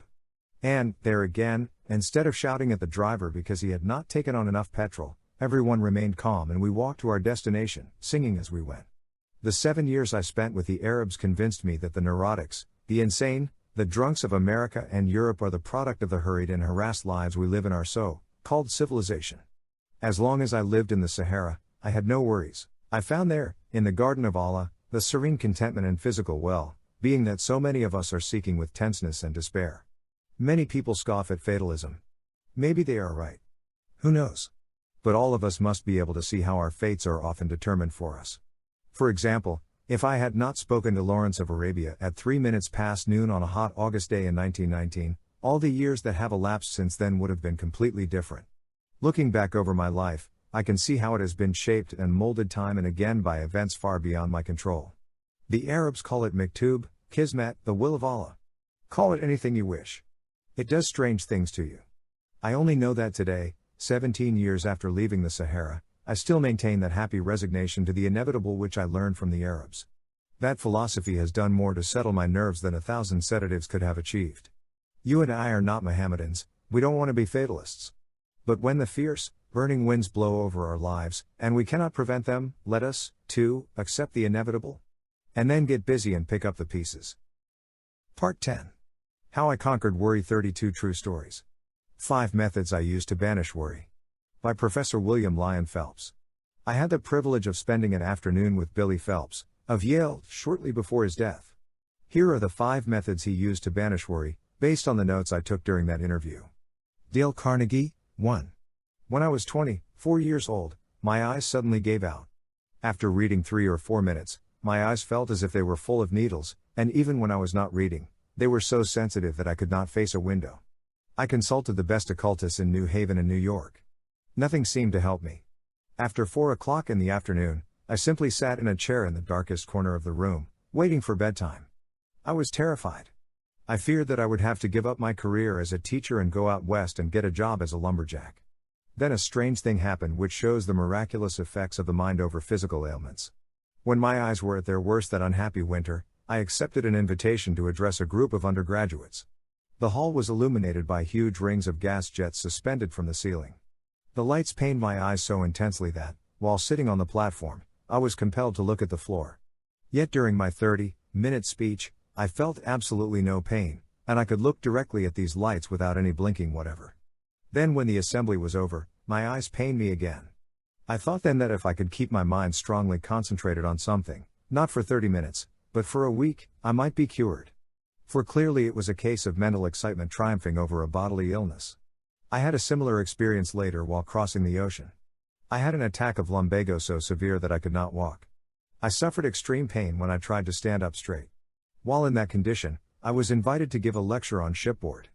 As soon as I began to speak, Every trace of pain and stiffness left my body. I stood up straight, moved about with perfect flexibility, and spoke for an hour. When the lecture was over, I walked away to my stateroom with ease. For a moment, I thought I was cured. But the cure was only temporary. The lumbago resumed its attack. These experiences demonstrated to me the vital importance of one's mental attitude. They taught me the importance of enjoying life while you may. So I live every day now as if it were the first day I had ever seen and the last I were going to see. I am excited about the daily adventure of living, and nobody in a state of excitement will be unduly troubled with worries. I love my daily work as a teacher. I wrote a book entitled The Excitement of Teaching. Teaching has always been more than an art or an occupation to me. It is a passion. I love to teach as a painter loves to paint or a singer loves to sing. Before I get out of bed in the morning, I think with ardent delight of my first group of students. I have always felt that one of the chief reasons for success in life is enthusiasm. 2. I have found that I can crowd worry out of mind by reading an absorbing book. When I was 59, I had a prolonged nervous breakdown. During that period I began reading David Alec Wilson's monumental Life of Carlyle. It had a good deal to do with my convalescence because I became so absorbed in reading it that I forgot my despondency. 3. At another time when I was terribly depressed, I forced myself to become physically active almost every hour of the day. I played 5 or 6 sets of violent games of tennis every morning, then took a bath, had lunch, and played 18 holes of golf every afternoon. On Friday night I danced until 1 o'clock in the morning. I am a great believer in working up a tremendous sweat. I found that depression and worry oozed out of my system with the sweat. 4. I learned long ago to avoid the folly of hurry, rush, and working under tension. I have always tried to apply the philosophy of Wilbur Cross. When he was governor of Connecticut, he said to me, "Sometimes when I have too many things to do all at once, I sit down and relax and smoke my pipe for an hour and do nothing." 5. I have also learned that patience and time have a way of resolving our troubles. When I am worried about something, I try to see my troubles in their proper perspective. I say to myself, 2 months from now I shall not be worrying about this bad break, so why worry about it now? Why not assume now the same attitude that I will have 2 months from now? To sum up, here are the 5 ways in which Professor Phelps banished worry. 1. Live with gusto and enthusiasm. I live every day as if it were the first day I had ever seen and the last I were going to see. 2. Read an interesting book. When I had a prolonged nervous breakdown, I began reading the Life of Carlyle and became so absorbed in reading it that I forgot my despondency. 3. Play games. When I was terribly depressed, I forced myself to become physically active almost every hour of the day. 4. Relax while you work. I long ago learned to avoid the folly of hurry, rush, and working under tension. 5. I try to see my troubles in their proper perspective. I say to myself, 2 months from now I shall not be worrying about this bad break, so why worry about it now? Why not assume now the same attitude that I will have 2 months from now? Part 10. How I Conquered Worry. 32 True Stories. I Stood Yesterday. I Can Stand Today. By Dorothy Dix. I have been through the depths of poverty and sickness. When people ask me what has kept me going through the troubles that come to all of us, I always reply, I stood yesterday. I can stand today. And I will not permit myself to think about what might happen tomorrow. I have known one in struggle and anxiety and despair. I have always had to work beyond the limit of my strength. As I look back upon my life, I see it as a battlefield strewn with the wrecks of dead dreams and broken hopes and shattered illusions, a battle in which I always fought with the odds tremendously against me, and which has left me scarred and bruised and maimed and old before my time. Yet I have no pity for myself, no tears to shed over the past and gone sorrows, no envy for the women who have been spared all I have gone through. For I have lived. They only existed. I have drank the cup of life down to its very dregs. They have only sipped the bubbles on top of it. I know things they will never know. I see things to which they are blind. It is only the women whose eyes have been washed clear with tears who get the broad vision that makes them little sisters to all the world.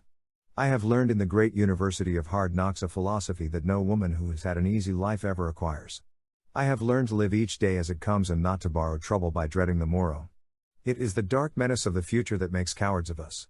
I put that dread from me because experience has taught me that when the time comes that I so fear, the strength and wisdom to meet it will be given to me. Little annoyances no longer have the power to affect me. After you have seen your whole edifice of happiness topple and crash in ruins about you, it never matters to you again that a servant forgets to put the doilies under the finger bowls, or the cook spills the soup. I have learned not to expect too much of people, and so I can still get happiness out of the friend who isn't quite true to me or the acquaintance who gossips. Above all, I have acquired a sense of humor, because there were so many things over which I had either to cry or laugh. And when a woman can joke over her troubles instead of having hysterics, nothing can ever hurt her much again. I do not regret the hardships I have known, because through them I have touched life at every point I have lived. And it was worth the price I had to pay. Dorothy Dix conquered worry by living in day-tight compartments. Part 10. How I Conquered Worry, 32 True Stories. I Did Not Expect to Live to See the Dawn. By J.C. Penney. On April 14, 1902, a young man with $500 in cash and $1 million in determination opened a dry goods store in Kemmerer, Wyoming, a little mining town of 1,000 people, situated on the old covered wagon trail laid out by the Lewis and Clark expedition. That young man and his wife lived in a half-story attic above the store, using a large empty dry goods box for a table and smaller boxes for chairs. The young wife wrapped her baby in a blanket and let it sleep under a counter while she stood beside it, helping her husband wait on customers. Today the largest chain of dry goods stores in the world bears that man's name, the J.C. Penney stores, over 1,600 of them covering every state in the Union. I recently had dinner with Mr. Penney, and he told me about the most dramatic moment of his life.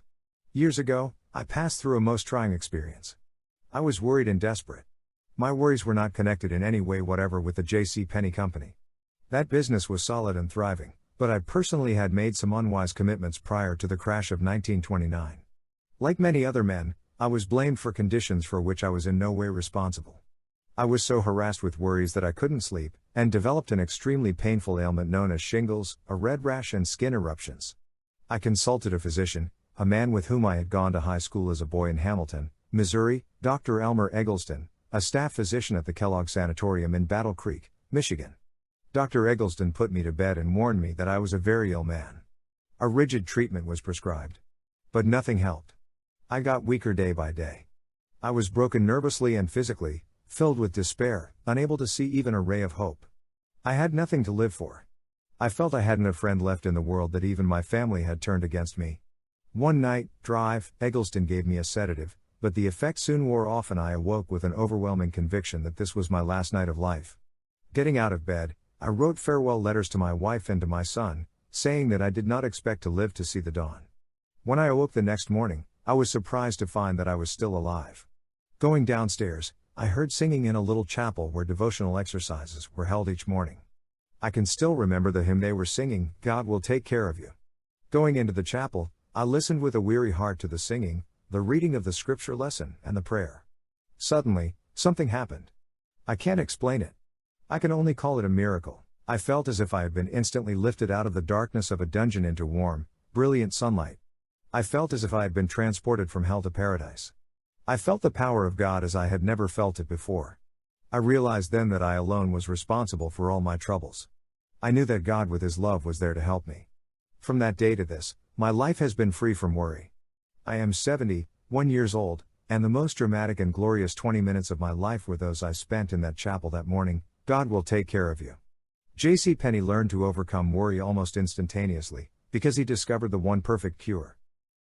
Part 10. How I Conquered Worry, 32 True Stories. I Go to the Gym to Punch the Bag or Take a Hike Outdoors. By Colonel Eddie Egan. New York attorney, Rhodes Scholar Chairman, New York State Athletic Commission, former Olympic light heavyweight champion of the world. When I find myself worrying and mentally going round in endless circles like a camel turning a water wheel in Egypt, a good physical workout helps me to chase those blues away. It may be running or a long hike in the country, or it may be a half-hour of bag punching or squash tennis at the gymnasium. Whichever it is, physical exercise clears my mental outlook. On a week, and I do a lot of physical sport, such as a run around the golf course, a game of paddle tennis, or a ski week, and in the Adirondacks. By my becoming physically tired, my mind gets a rest from legal problems, so that when I return to them, my mind has a new zest and power. Quite often in New York, where I work, there is a chance for me to spend an hour at the Yale Club gym. No man can worry while he is playing squash tennis or skiing. He is too busy to worry. The large mental mountains of trouble become minute molehills that new thoughts and acts quickly smooth down. I find the best antidote for worry is exercise. Use your muscles more and your brain less when you are worried, and you will be surprised at the result. It works that way with me. Worry goes when exercise begins. Part 10.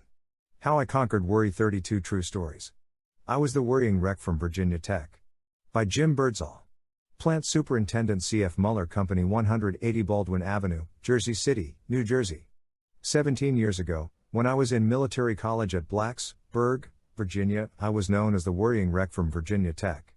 I worried so violently that I often became ill. In fact, I was ill so often that I had a regular bed reserved for me at the college infirmary at all times. When the nurse saw me coming, she would run and give me a hypo. I worried about everything. Sometimes I even forgot what I was worrying about. I worried for fear I would be busted out of college because of my low grades. I had failed to pass my examinations in physics and other subjects, too. I knew I had to maintain an average grade of 75/84. I worried about my health, about my excruciating attacks of acute indigestion, about my insomnia. I worried about financial matters. I felt badly because I couldn't buy my girl candy or take her to dances as often as I wanted to. I worried for fear she would marry one of the other cadets. I was in a lather day and night over a dozen intangible problems. In desperation, I poured out my troubles to Professor Duke Baird, Professor of Business Administration at VPI. The 15 minutes that I spent with Professor Baird did more for my health and happiness than all the rest of the 4 years I spent in college. "Jim," he said, "you ought to sit down and face the facts. If you devoted half as much time and energy to solving your problems as you do to worrying about them, you wouldn't have any worries. Worrying is just a vicious habit you have learned." He gave me 3 rules to break the worry habit. Rule 1. Find out precisely what is the problem you are worrying about. Rule 2. Find out the cause of the problem. Rule 3. Do something constructive at once about solving the problem. After that interview, I did a bit of constructive planning. Instead of worrying because I had failed to pass physics, I now asked myself why I had failed. I knew it wasn't because I was dumb, for I was editor-in-chief of the Virginia Tech Engineer. I figured that I had failed physics because I had no interest in the subject. I had not applied myself because I couldn't see how it would help me in my work as an industrial engineer. But now I changed my attitude. I said to myself, if the college authorities demand that I pass my physics examination before I obtain a degree, who am I to question their wisdom? So I enrolled for physics again. This time I passed because instead of wasting my time in resentment and worrying about how hard it was, I studied diligently. I solved my financial worries by taking on some additional jobs, such as selling punch at the college dances, and by borrowing money from my father, which I paid back soon after graduation. I solved my love worries by proposing to the girl that I feared might marry another cadet. She is now Mrs. Jim Birdsall. As I look back at it now, I can see that my problem was one of confusion, a disinclination to find the causes of my worry and face them realistically. Jim Birdsall learned to stop worrying because he analyzed his troubles. In fact, he used the very principles described in the chapter How to Analyze and Solve Worry Problems. Part 10. How I Conquered Worry. 32 True Stories. I have lived by this sentence. By Dr. Joseph R. Sizu. President, New Brunswick Theological Seminary, the oldest theological seminary in the United States, founded in 1784, years ago, in a day of uncertainty and disillusionment, when my whole life seemed to be overwhelmed by forces beyond my control. One morning quite casually I opened my New Testament and my eyes fell upon this sentence, "He that sent me is with me, the Father hath not left me alone." My life has never been the same since that hour. Everything for me has been forever different after that. I suppose that not a day has passed that I have not repeated it to myself. Many have come to me for counseling during these years, and I have always sent them away with this sustaining sentence. Ever since that hour when my eyes fell upon it, I have lived by this sentence. I have walked with it and I have found in it my peace and strength. To me it is the very essence of religion. It lies at the rock bottom of everything that makes life worth living. It is the golden text of my life. Part 10. How I Conquered Worry. 32 True Stories. I Hit Bottom and Survived. By Ted Erickson. 16,237 South Cornuta Avenue, Bellflower, California. Southern California. Representative, National Enameling and Stamping Company. I used to be a terrible worrywart. But no more. In the summer of 1942, I had an experience that banished worry from my life, for all time, I hope. That experience made every other trouble seem small by comparison. For years I had wanted to spend a summer on a commercial fishing craft in Alaska, so in 1942 I signed on a 32-foot salmon seining vessel out of Kodiak, Alaska. On a craft of this size, there is a crew of only 3, the skipper who does the supervising, and 2 men who assist the skipper, and a general workhorse, who is usually a Scandinavian. I am a Scandinavian. Since salmon seining has to be done with the tides, I often work 20 hours out of 24. I kept up that schedule for a week at a time. I did everything that nobody else wanted to do. I washed the craft. I put away the gear. I cooked on a little wood, burning stove in a small cabin where the heat and fumes of the motor almost made me ill. I washed the dishes. I repaired the boat. I pitched the salmon from our boat into a tender that took the fish to a cannery. My feet were always wet in rubber boots. My boots were often filled with water, but I had no time to empty them. But all that was play compared to my main job, which was pulling what is called the cork line. That operation simply means placing your feet on the stem of the craft and pulling in the corks and the webbing of the net. At least, that is what you are supposed to do. But, in reality, the net was so heavy that when I tried to pull it in, it wouldn't budge. What really happened was that in trying to pull in the cork line, I actually pulled in the boat. I pulled it along on my own power, since the net stayed where it was. I did all this for weeks on end. It was almost the end of me, too. I ached horribly. I ached all over. I ached for months. When I finally did have a chance to rest, I slept on a damp lumpy mattress piled on top of the provisions locker. I would put one of the lumps in the mattress under the part of my back that hurt most, and sleep as if I had been drugged. I was drugged by complete exhaustion. I am glad now that I had to endure all that aching and exhaustion because it has helped me stop worrying. Whenever I am confronted by a problem now, instead of worrying about it, I say to myself, Erickson, could this possibly be as bad as pulling the cork line? And Erickson invariably answers, no, nothing could be that bad. So I cheer up and tackle it with courage.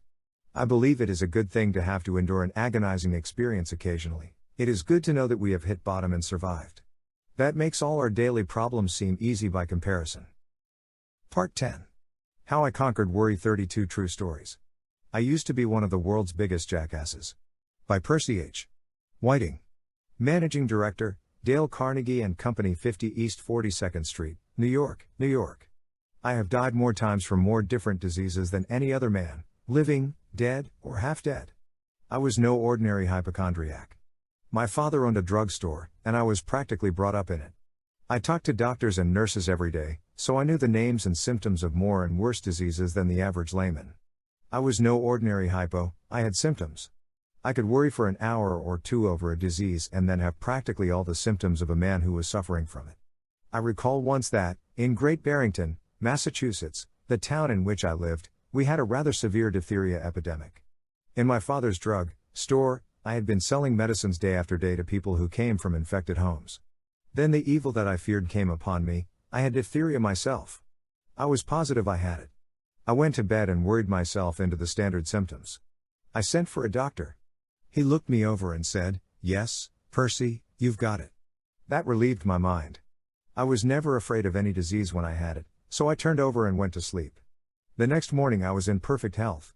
For years I distinguished myself and got a lot of attention and sympathy by specializing in unusual and fantastic disease. I died several times of both lockjaw and hydrophobia. Later on, I settled down to having the run-of-mill ailments, specializing on cancer and tuberculosis. I can laugh about it now, but it was tragic then.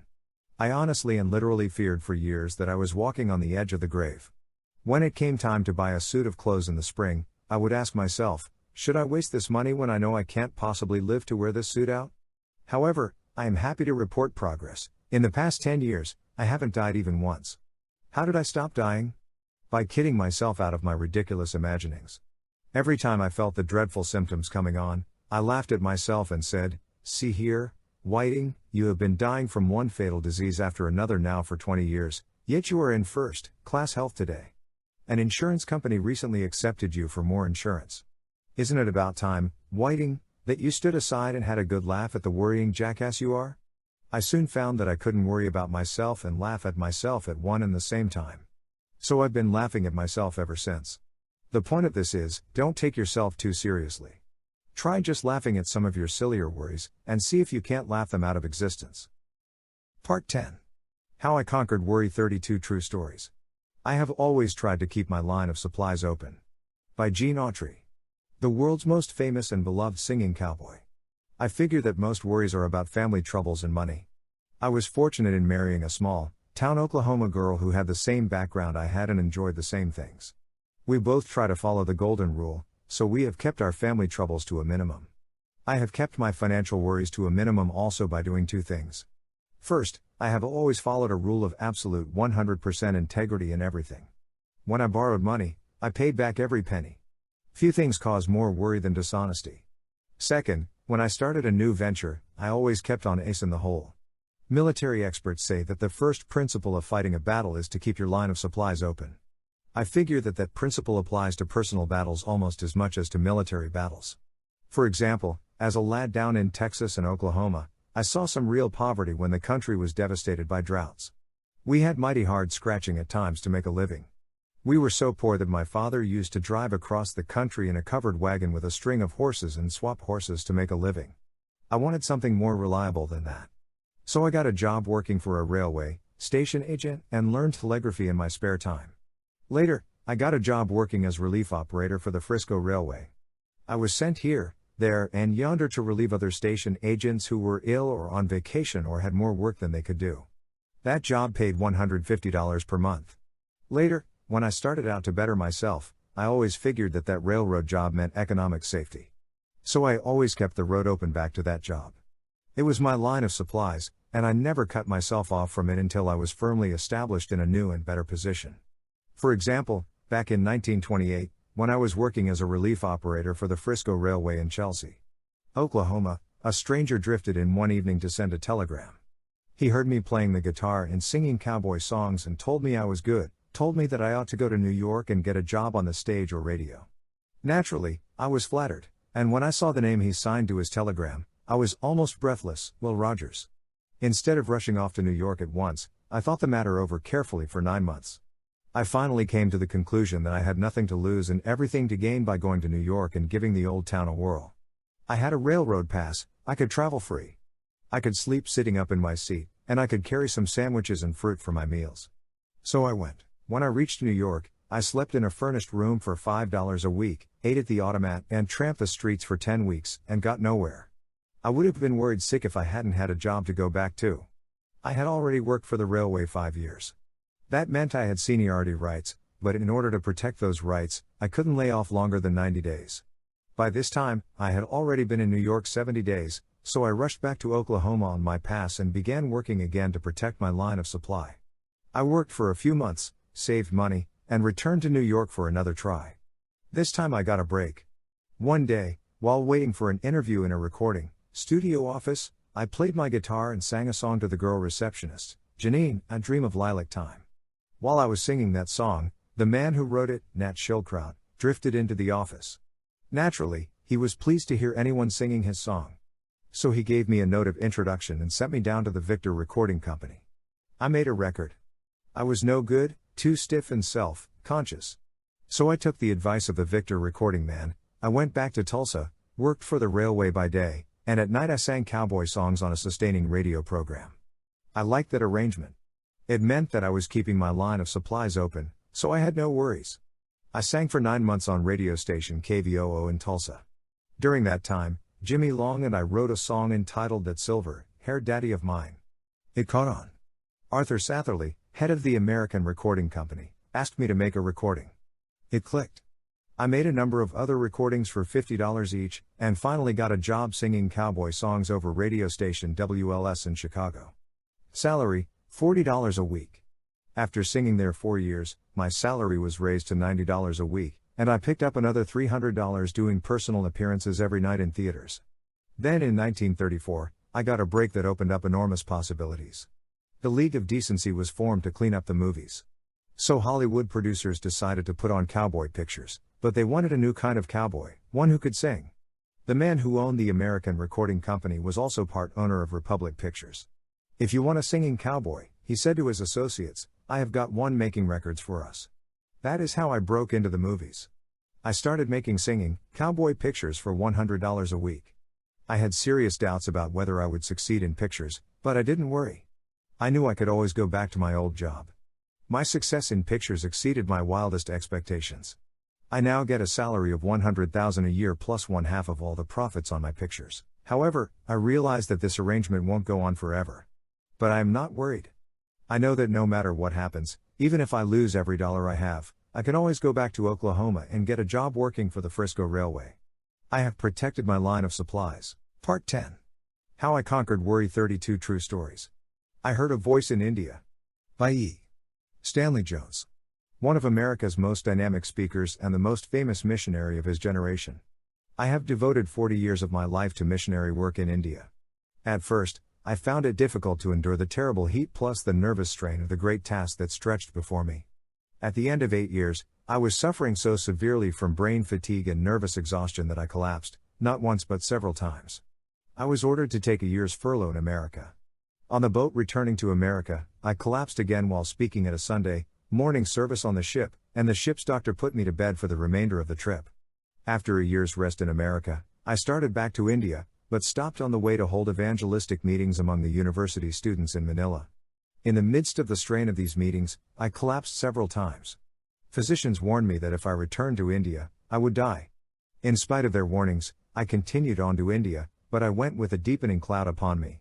When I arrived in Bombay, I was so broken that I went straight to the hills and rested for several months.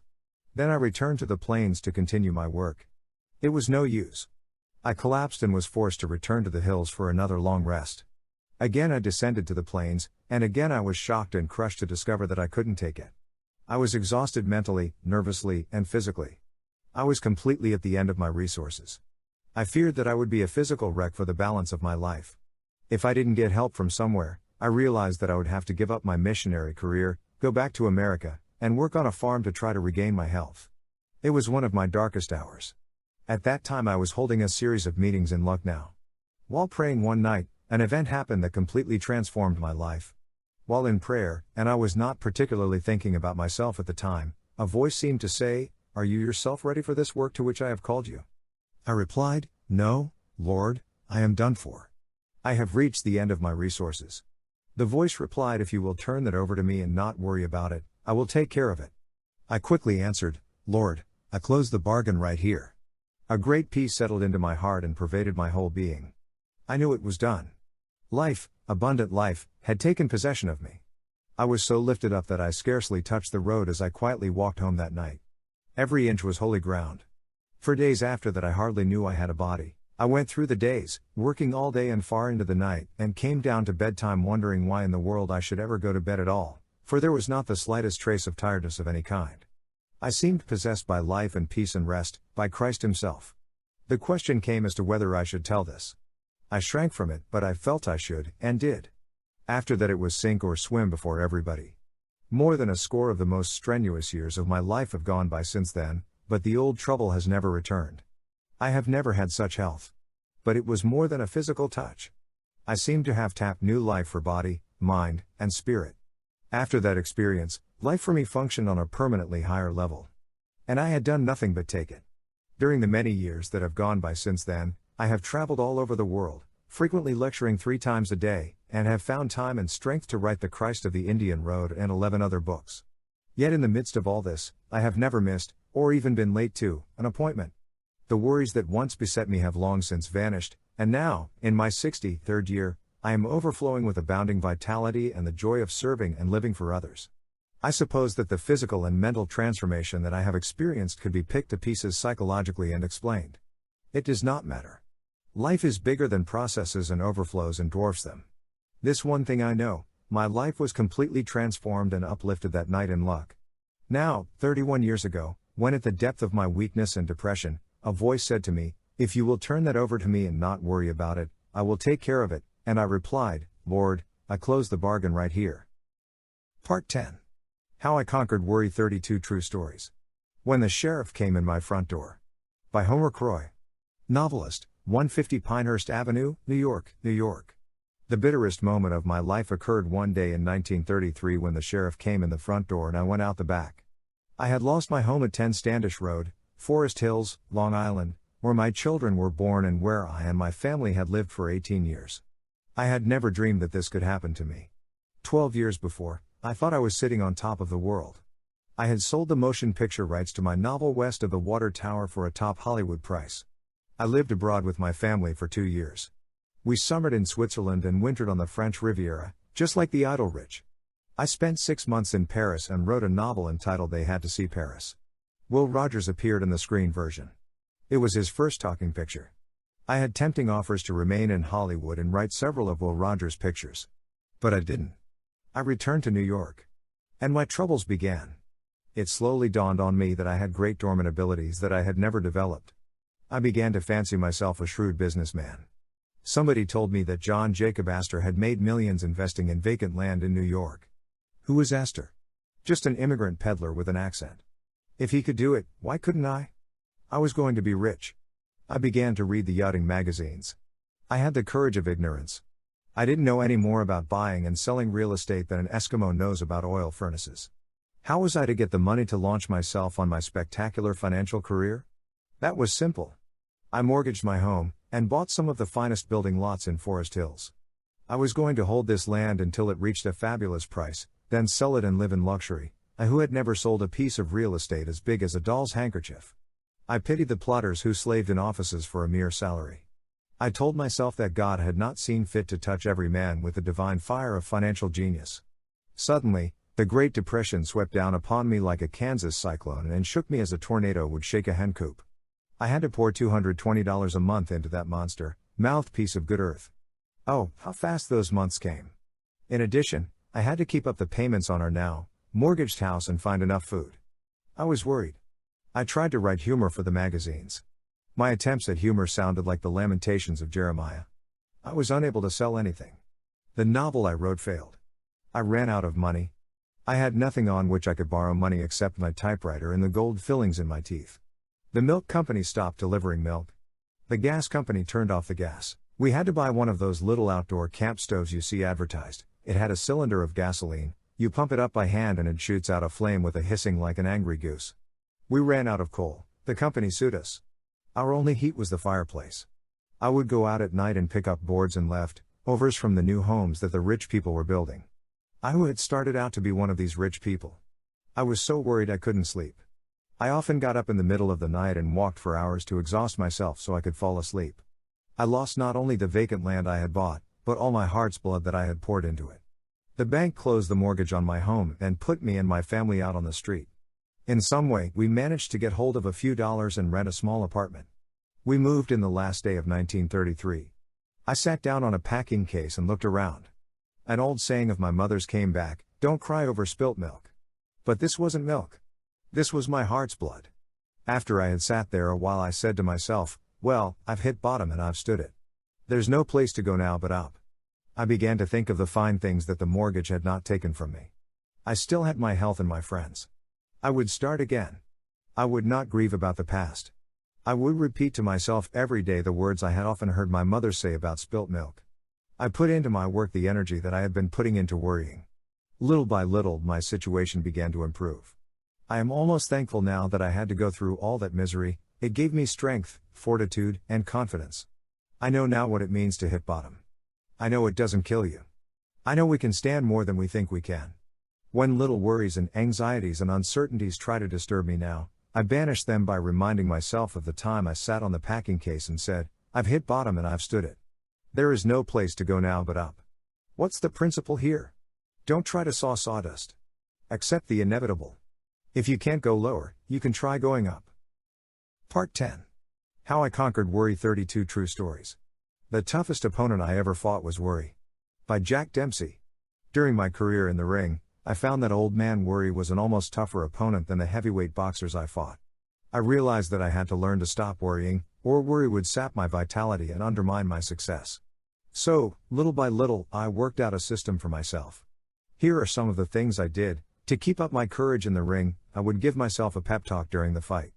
For example, while I was fighting Firpo, I kept saying over and over, nothing is going to stop me. He is not going to hurt me. I won't feel his blows. I can't get hurt. I am going to keep going, no matter what happens. Making positive statements like that to myself, and thinking positive thoughts, helped me a lot. It even kept my mind so occupied that I didn't feel the blows. During my career, I have had my lips smashed, my eyes cut, my ribs cracked, and Firpo knocked me clear through the ropes, and I landed on a reporter's typewriter and wrecked it. But I never felt even one of Firpo's blows. There was only one blow that I ever really felt. That was the night Lester Johnson broke 3 of my ribs. The punch never hurt me, but it affected my breathing. I can honestly say I never felt any other blow I ever got in the ring. Another thing I did was to keep reminding myself of the futility of worry. Most of my worrying was done before the big bouts, while I was going through training. I would often lie awake at nights for hours, tossing and worrying, unable to sleep. I would worry for fear I might break my hand or sprain my ankle or get my cut badly in the first round so I couldn't coordinate my punches. When I got myself into this state of nerves, I used to get out of bed, look into the mirror, and give myself a good talking to. I would say, "What a fool you are to be worrying about something that hasn't happened and may never happen. Life is short. I have only a few years to live, so I must enjoy life." I kept saying to myself, "Nothing is important but my health. Nothing is important but my health."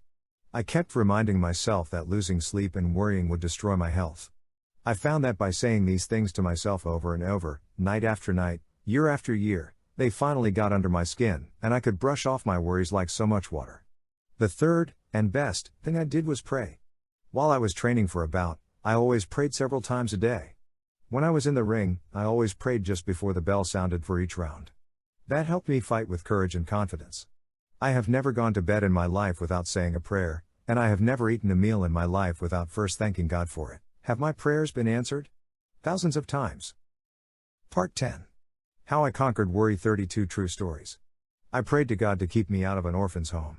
By Kathleen Halter. Housewife, 1074 Roth, University City 14, Missouri. As a little child, my life was filled with horror. My mother had heart trouble. Day after day, I saw her faint and fall to the floor.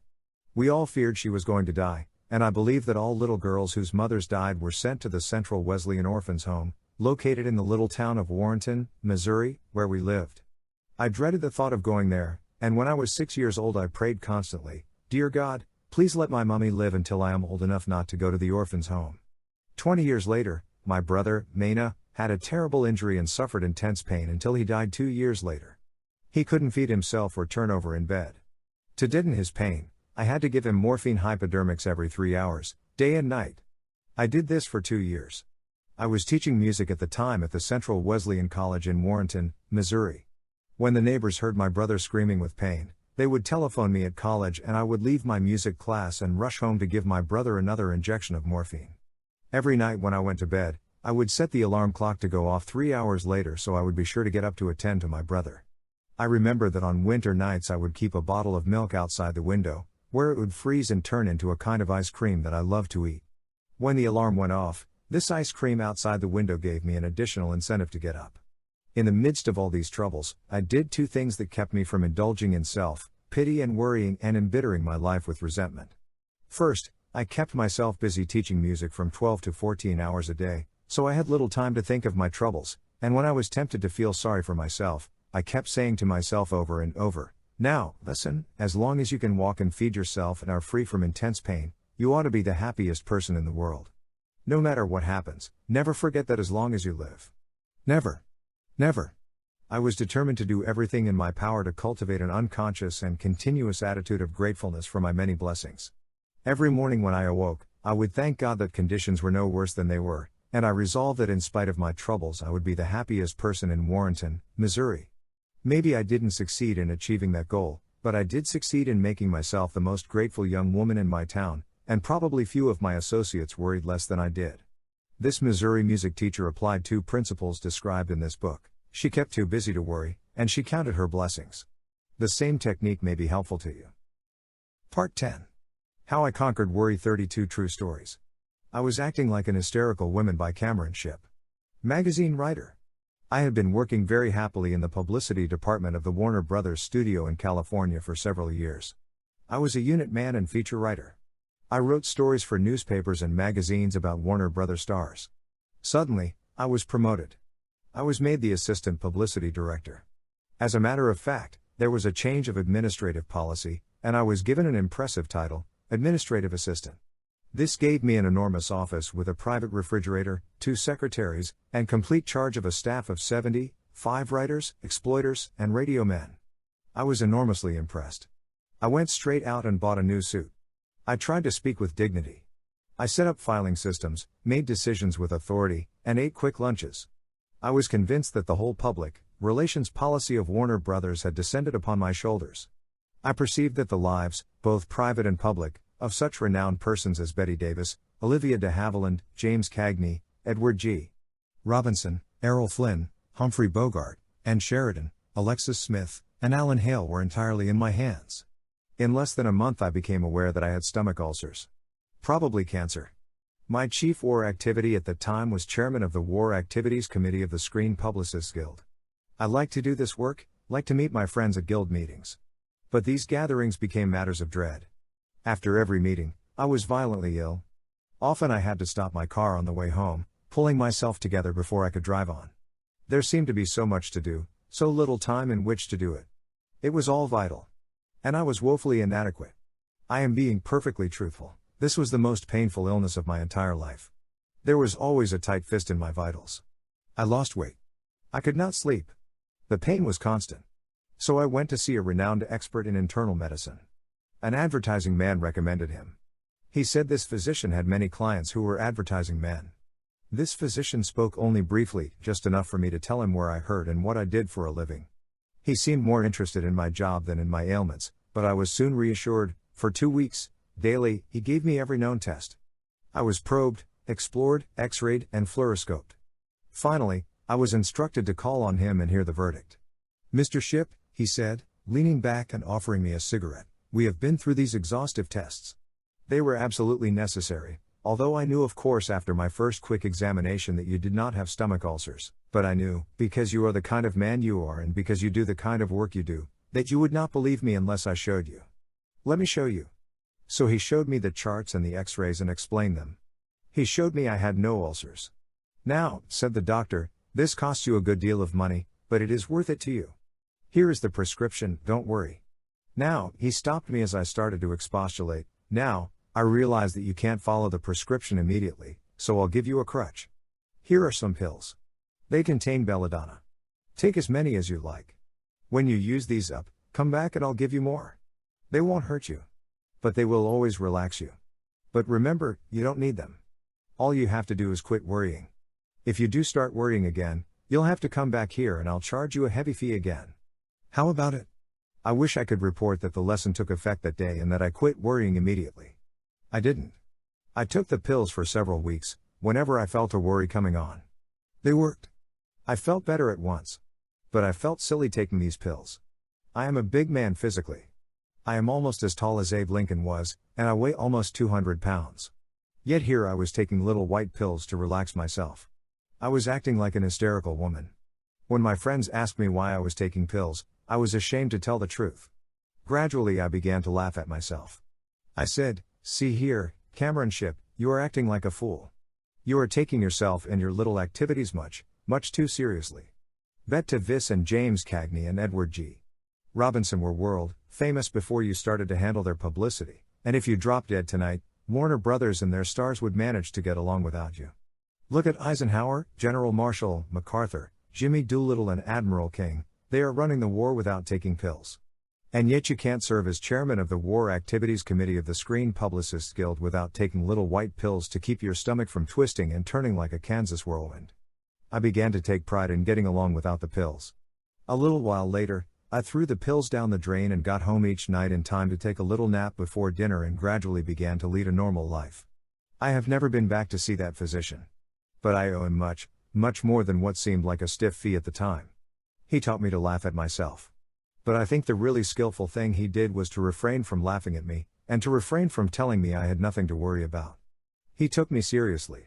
He saved my face. He gave me an out in a small box, but he knew then, as well as I know now, that the cure wasn't in those silly little pills, the cure was in a change in my mental attitude. The moral of this story is that many a man who is now taking pills would do better to read Chapter 7, and relax. Part 10. How I Conquered Worry. 32 True Stories. I learned to stop worrying by watching my wife wash dishes. By Reverend William Wood. 204 Herbert Street, Charlevoix, Michigan. A few years ago, I was suffering intensely from pains in my stomach. I would awaken 2 or 3 times each night, unable to sleep because of these terrific pains. I had watched my father die from cancer of the stomach, and I feared that I too had a stomach cancer, or, at least, stomach ulcers. So I went to Burns Clinic at Petoskey, Michigan, for an examination. Dr. Lilga, a stomach specialist, examined me with a fluoroscope and took an X-ray of my stomach. He gave me medicine to make me sleep and assured me that I had no stomach ulcers or cancer. My stomach pains, he said, were caused by emotional strains. Since I am a minister, One of his first questions was, "Do you have an old crank on your church board?" He told me what I already knew: I was trying to do too much. In addition to my preaching every Sunday and carrying the burdens of the various activities of the church, I was also chairman of the Red Cross, president of the Kiwanis. I also conducted 2 or 3 funerals each week and a number of other activities. I was working under constant pressure. I could never relax. I was always tense, hurried, and high-strung. I got to the point where I worried about everything. I was living in a constant dither. I was in such pain that I gladly acted on Dr. Lilga's advice. I took Monday off each week, and began eliminating various responsibilities and activities. One day while cleaning out my desk, I got an idea that proved to be immensely helpful. I was looking over an accumulation of old notes on sermons and other memos on matters that were now past and gone. I crumpled them up one by one and tossed them into the wastebasket. Suddenly I stopped and said to myself, "Bill, why don't you do the same thing with your worries that you are doing with these notes? Why don't you crumple up your worries about yesterday's problems and toss them into the wastebasket?" That one idea gave me immediate inspiration, gave me the feeling of a weight being lifted from my shoulders. From that day to this, I have made it a rule to throw into the wastebasket all the problems that I can no longer do anything about. Then, one day while wiping the dishes as my wife washed them, I got another idea. My wife was singing as she washed the dishes, and I said to myself, "Look, Bill, how happy your wife is. We have been married 18 years, and she has been washing dishes all that time. Suppose when we got married she had looked ahead and seen all the dishes she would have to wash during those 18 years that stretched ahead. That pile of dirty dishes would be bigger than a barn. The very thought of it would have appalled any woman." Then I said to myself, the reason my wife doesn't mind washing the dishes is because she washes only one day's dishes at a time. I saw what my trouble was. I was trying to wash today's dishes, yesterday's dishes, and dishes that weren't even dirty yet. I saw how foolishly I was acting. I was standing in the pulpit, Sunday mornings, telling other people how to live, yet I myself was leading a tense, worried, hurried existence. I felt ashamed of myself. Worries don't bother me anymore now. No more stomach pains. No more insomnia. I now crumple up yesterday's anxieties and toss them into the wastebasket, and I have ceased trying to wash tomorrow's dirty dishes today. Do you remember a statement quoted earlier in this book? The load of tomorrow, added to that of yesterday, carried today, makes the strongest falter. Why even try it? Part 10. How I Conquered Worry. 32 True Stories. I found the answer: keep busy. By Del Hughes. Public Accountant, 607 South Euclid Avenue, Bay City, Michigan. In 1943 I landed in a veterans hospital in Albuquerque, New Mexico, with 3 broken ribs and a punctured lung. This had happened during a practice marine amphibious landing off the Hawaiian Islands. I was getting ready to jump off the barge, onto the beach, when a big breaker swept in, lifted the barge, and threw me off balance and smashed me on the sands. I fell with such force that one of my broken ribs punctured my right lung. After spending 3 months in the hospital, I got the biggest shock of my life. The doctors told me that I showed absolutely no improvement. After some serious thinking, I figured that worry was preventing me from getting well. I had been used to a very active life, and during these 3 months I had been flat on my back 24 hours a day with nothing to do but think. The more I thought, the more I worried about whether I would ever be able to take my place in the world. I worried about whether I would remain a cripple the rest of my life, and about whether I would ever be able to get married and live a normal life. I urged my doctor to move me up to the next ward, which was called the country club because the patients were allowed to do almost anything they cared to do. In this country club ward, I became interested in contract bridge. I spent 6 weeks learning the game, playing bridge with the other fellows, and reading Culbertson's books on bridge. After 6 weeks, I was playing nearly every evening for the rest of my stay in the hospital. I also became interested in painting with oils, and I studied this art under an instructor every afternoon from 3 to 5. Some of my paintings were so good that you could almost tell what they were. I also tried my hand at soap and wood carving, and read a number of books on the subject and found it fascinating. I kept myself so busy that I had no time to worry about my physical condition. I even found time to read books on psychology given to me by the Red Cross. At the end of 3 months, the entire medical staff came to me and congratulated me on making an amazing improvement. Those were the sweetest words I had ever heard since the days I was born. I wanted to shout with joy. The point I am trying to make is this: when I had nothing to do but lie on the flat of my back and worry about my future, I made no improvement whatever. I was poisoning my body with worry. Even the broken ribs couldn't heal. But as soon as I got my mind off myself by playing contract bridge, painting oil pictures, and carving wood, The doctors declared I made an amazing improvement. I am now leading a normal, healthy life, and my lungs are as good as yours. Remember what George Bernard Shaw said. The secret of being miserable is to have the leisure to bother about whether you are happy or not. Keep active, keep busy. Part 10. How I Conquered Worry, 32 True Stories. Time Solves a Lot of Things. By Louis T. Monton Jr. Sales and Market Analyst, 114 West 64th Street, New York, New York.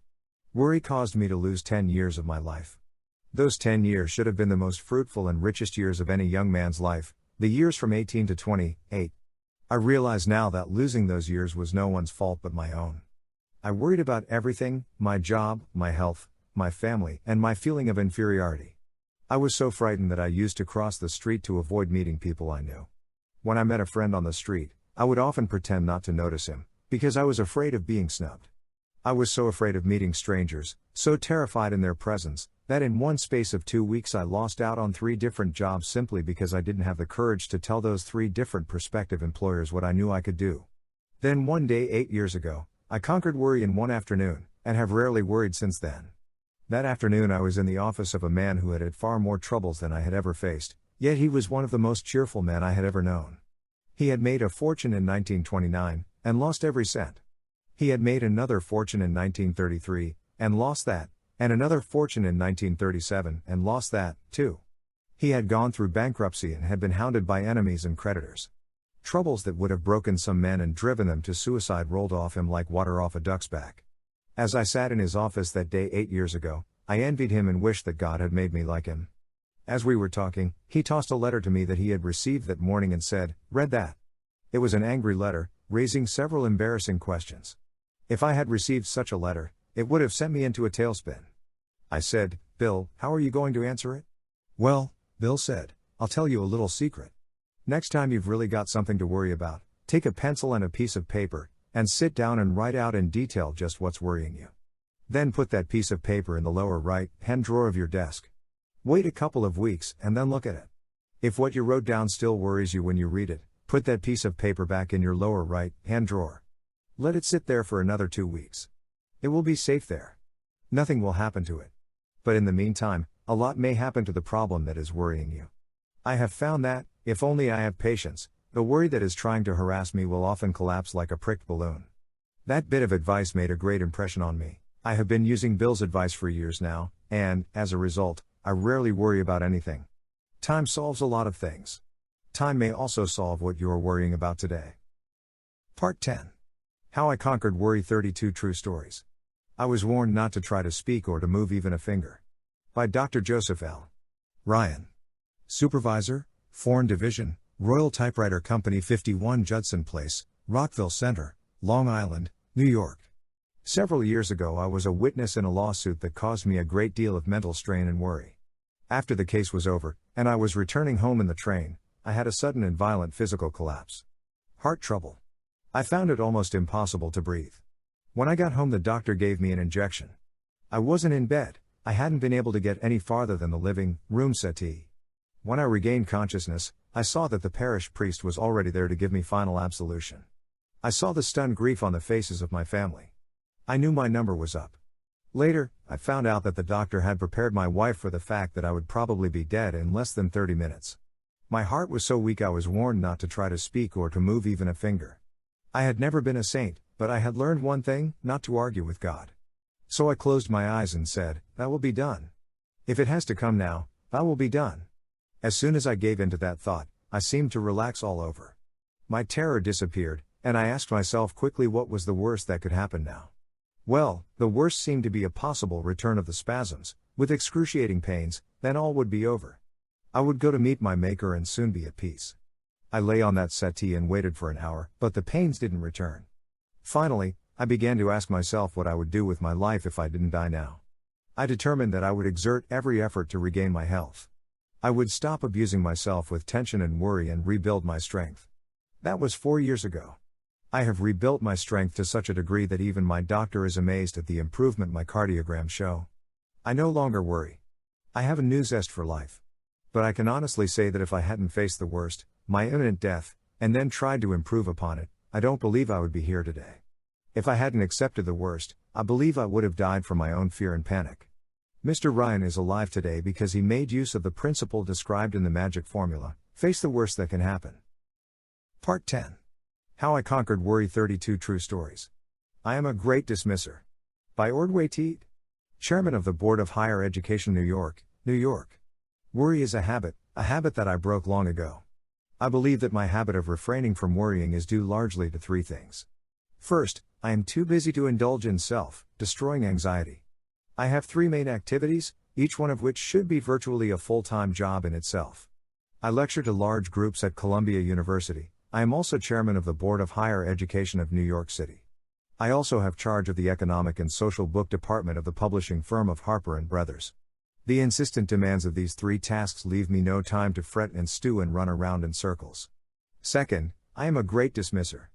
When I turn from one task to another, I dismiss all thoughts of the problems I had been thinking about previously. I find it stimulating and refreshing to turn from one activity to another. It rests me. It clears my mind. Third, I have had to school myself to dismiss all these problems from my mind when I close my office desk. They are always continuing. Each one always has a set of unsolved problems demanding my attention. If I carried these issues home with me each night, and worried about them, I would destroy my health, and in addition, I would destroy all ability to cope with them. Ordway Teed is a master of the Part 10. How I Conquered Worry. 32 True Stories. If I had not stopped worrying, I would have been in my grave long ago. By Connie Mack. I have been in professional baseball for over 63 years. When I first started, back in the 80s, I got no salary at all. We played on vacant lots, and stumbled over tin cans and discarded horse collars. When the game was over, we passed the hat. The pickings were pretty slim for me, especially since I was the main support of my widowed mother and my younger brothers and sisters. Sometimes the ball team would have to put on a strawberry supper or a clam bake to keep going. I have had plenty of reason to worry. I am the only baseball manager who ever finished in last place for 7 consecutive years. I am the only manager who ever lost 800 games in 8 years. After a series of defeats, I used to worry until I could hardly eat or sleep. But I stopped worrying 25 years ago, and I honestly believe that if I hadn't stopped worrying then, I would have been in my grave long ago. As I looked back over my long life, I was born when Lincoln was president. I believe I was able to conquer worry by doing these things. I saw how futile it was. I saw it was getting me nowhere and was threatening to wreck my career. I saw it was going to ruin my health. I kept myself so busy planning and working to win games in the future that I had no time to worry over games that were already lost. I finally made it a rule never to call a player's attention to his mistakes until 24 hours after the game. In my early days, I used to dress and undress with the players. If the team had lost, I found it impossible to refrain from criticizing the players and from arguing with them bitterly over their defeats. I found this only increased my worries. Criticizing a player in front of the others didn't make him want to cooperate. It really made him bitter.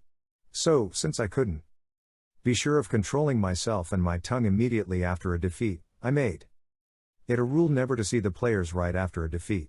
I wouldn't discuss the defeat with them until the next day.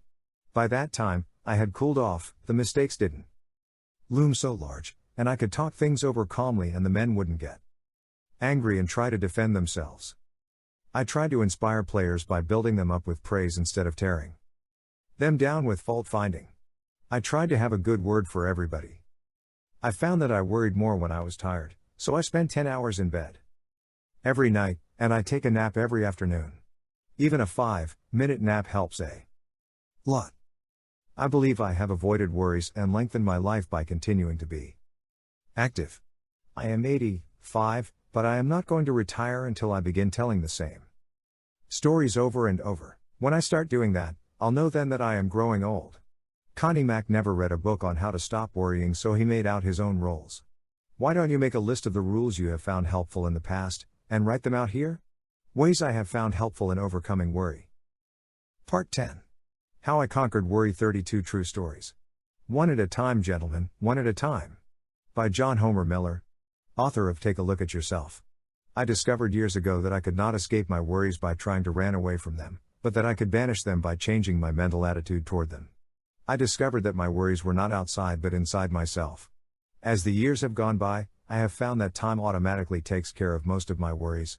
In fact, I frequently find it difficult to remember what I was worrying about a week ago. So I have a rule, never to fret over a problem until it is at least a week old. Of course, I can't always put a problem completely out of mind for a week at a time, but I can refuse to allow it to dominate my mind until the allotted 7 days have passed. Either the problem has solved itself or I have so changed my mental attitude that it no longer has the power to trouble me greatly. I have been greatly helped by reading the philosophy of Sir William Osier, a man who was not only a great physician, but a great artist in the greatest of all arts, the art of living. One of his statements has helped me immensely in banishing worries. Sir William said, "At a dinner given in his honor, more than to anything else, I owe whatever success I have had to the power of settling down to the day's work and trying to do it well to the best of my ability and letting the future take care of itself."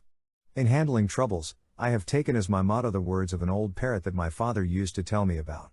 Father told me of a parrot that was kept in a cage hanging over the doorway in a hunting club in Pennsylvania.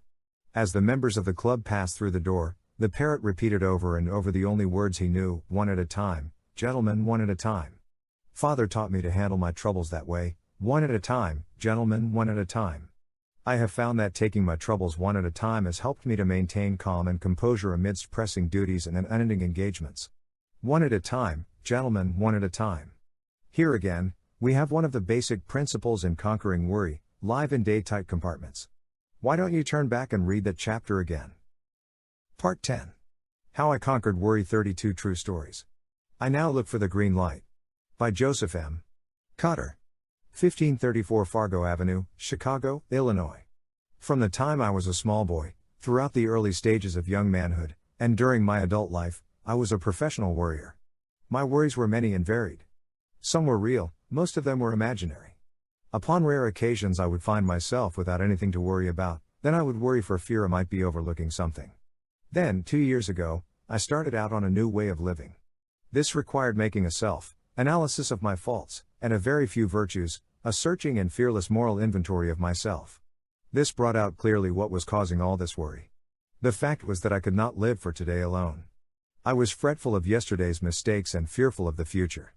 I was told over and over that today was the tomorrow I had worried about yesterday. But it wouldn't work on me. I was advised to live on a 24-hour program. I was told that today was the only day over which I had any control and that I should make the most of my opportunities each day. I was told that if I did that, I would be so busy I would have no time to worry about any other day, past or future. That advice was logical, but somehow I found it hard to put these darned ideas to work for me. Then, like a shot from out of the dark, I found the answer, and where do you suppose I found it? On a North-Western Railroad platform at 7 p.m. on May 31, 1945. It was an important hour for me. That is why I remember it so clearly. We were taking some friends to the train. They were leaving on the City of Los Angeles, a streamliner, to return from a vacation. War was still on, crowds were heavy that year. Instead of boarding the train with my wife, I wandered down the tracks towards the front of the train. I stood looking at the big shiny engine for a minute. Presently I looked down the track and saw a huge semaphore. An amber light was showing. Immediately this light turned to a bright green. At that moment, the engineer started clanging a bell. I heard the familiar "all aboard." And, in a matter of seconds, that huge streamliner began to move out of that station on its 2,300-mile trip. My mind started spinning. Something was trying to make sense to me. I was experiencing a miracle. Suddenly it dawned on me.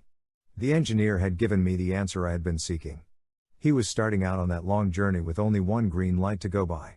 If I had been in his place, I would want to see all the green lights for the entire journey. Impossible, of course, yet that was exactly what I was trying to do with my life, sitting in the station, going no place, because I was trying too hard to see what was ahead for me. My thoughts kept coming. That engineer didn't worry about trouble that he might encounter miles ahead. There probably would be some delays, some slowdowns, but wasn't that why they had signal systems? Amber lights, reduce speed and take it easy. Red lights, real danger up ahead, stop. That was what made train travel safe. A good signal system. I asked myself why I didn't have a good signal system for my life. My answer was, I did have one. God had given it to me. He controls it, so it has to be foolproof. I started looking for a green light. Where could I find it? Well, if God created the green lights, why not ask Him? I did just that. And now by praying each morning, I get my green light for that day. I also occasionally get amber lights that slow me down. Sometimes I get red lights that stop me before I crack up. No more worrying for me since that day 2 years ago when I made this discovery. During those 2 years, over 700 green lights have shone for me, and the trip through life is so much easier without the worry of what color the next light will be. No matter what color it may be, I will know what to do. Part 10. How I Conquered Worry. 32 True Stories. How John D. Rockefeller Lived on Borrowed Time for 45 Years. By Dr. Joseph R. Sizu. John D. Rockefeller, Sr., had accumulated his first million at the age of 33. At the age of 43, he had built up the largest monopoly the world has ever seen, the Great Standard Oil Company. But where was he at 53? Worry had got him at 53. Worry and high tension living had already wrecked his health. At 53 he looked like a mummy, says John K. Winkler, one of his biographers. At 53, Rockefeller was attacked by mystifying digestive maladies that swept away his hair, even the eyelashes and all but a faint wisp of eyebrow. So serious was his condition, says Winkler, that at one time John D. was compelled to exist on human milk. According to the doctors, he had alopecia, a form of baldness that often starts with sheer nerves. He looked so startling, with his stark bald dome, that he had to wear a skullcap. Later, he had wigs made, $500 apiece, and for the rest of his life he wore these silver wigs. Rockefeller had originally been blessed with an iron constitution. Reared on a farm, he had once had stalwart shoulders, an erect carriage, and a strong, brisk gait. Yet at only 53, when most men are at their prime, his shoulders drooped and he shambled when he walked. When he looked in a glass, says John T. Flynn, another of his biographers, he saw an old man. The ceaseless work, the endless worry, the streams of abuse, the sleepless nights, and the lack of exercise and rest had exacted their toll. They had brought him to his knees. He was now the richest man in the world, yet he had to live on a diet that a pauper would have scorned. His income at the time was $1 million a week, but $2 a week would probably have paid for all the food he could eat. Acidulated milk and a few biscuits were all the doctors would allow him. His skin had lost its color. It looked like old parchment drawn tight across his bones. And nothing but medical care, the best money could buy, kept him from dying at the age of 53. How did it happen? Worry. Shock. High pressure and high tension living. He drove himself literally to the edge of the grave. Even at the age of 23, Rockefeller was already pursuing his goal with such grim determination that, according to those who knew him, nothing lightened his countenance save news of a good bargain. When he made a big profit, he would do a little war dance, throw his hat on the floor and break into a jig. But if he lost money, he was ill. He once shipped $40,000 worth of grain by way of the Great Lakes. No insurance. It cost too much, $150. That night a vicious storm raged over Lake Erie. Rockefeller was so worried about losing his cargo that when his partner, George Gardner, reached the office in the morning, he found John D. Rockefeller there, pacing the floor. "Hurry," he quavered. "Let's see if we can take out insurance now, if it isn't too late." Gardner rushed uptown and got the insurance, but when he returned to the office, he found John D. in an even worse state of nerves. A telegram had arrived in the meantime. The cargo had landed, safe from the storm. He was sicker than ever now because they had wasted the $150. In fact, he was so sick about it that he had to go home and take to his bed. Think of it. At that time, his firm was doing gross business of $500,000 a year, yet he made himself so over $150 that he had to go to bed. He had no time for play, no time for recreation, no time for anything except making money and teaching Sunday school. When his partner, George Gardner, purchased a second-hand yacht, with 3 other men, for $2,000, John D. was aghast, refused to go out in it. Gardner found him working at the office one Saturday afternoon, and pleaded, "Come on, John, let's go for a sail. It will do you good. Forget about business. Have a little fun." Rockefeller glared. "George Gardner," he warned, "you are the most extravagant man I ever knew. You are injuring your credit at the banks, and my credit too. First thing you know, you'll be wrecking our business. No, I won't go on your yacht, I don't ever want to see it." And he stayed plugging in the office all Saturday afternoon. The same lack of humor, the same lack of perspective, characterized John D. all through his business career. Years later he said, "I never placed my head upon the pillow at night without reminding myself that my success might be only temporary." With millions at his command, he never put his head upon his pillow without worrying about losing his fortune. No wonder worry wrecked his health. He had no time for play or recreation, never went to the theater, never played cards, never went to a party. As Mark Hanna said, the man was mad about money.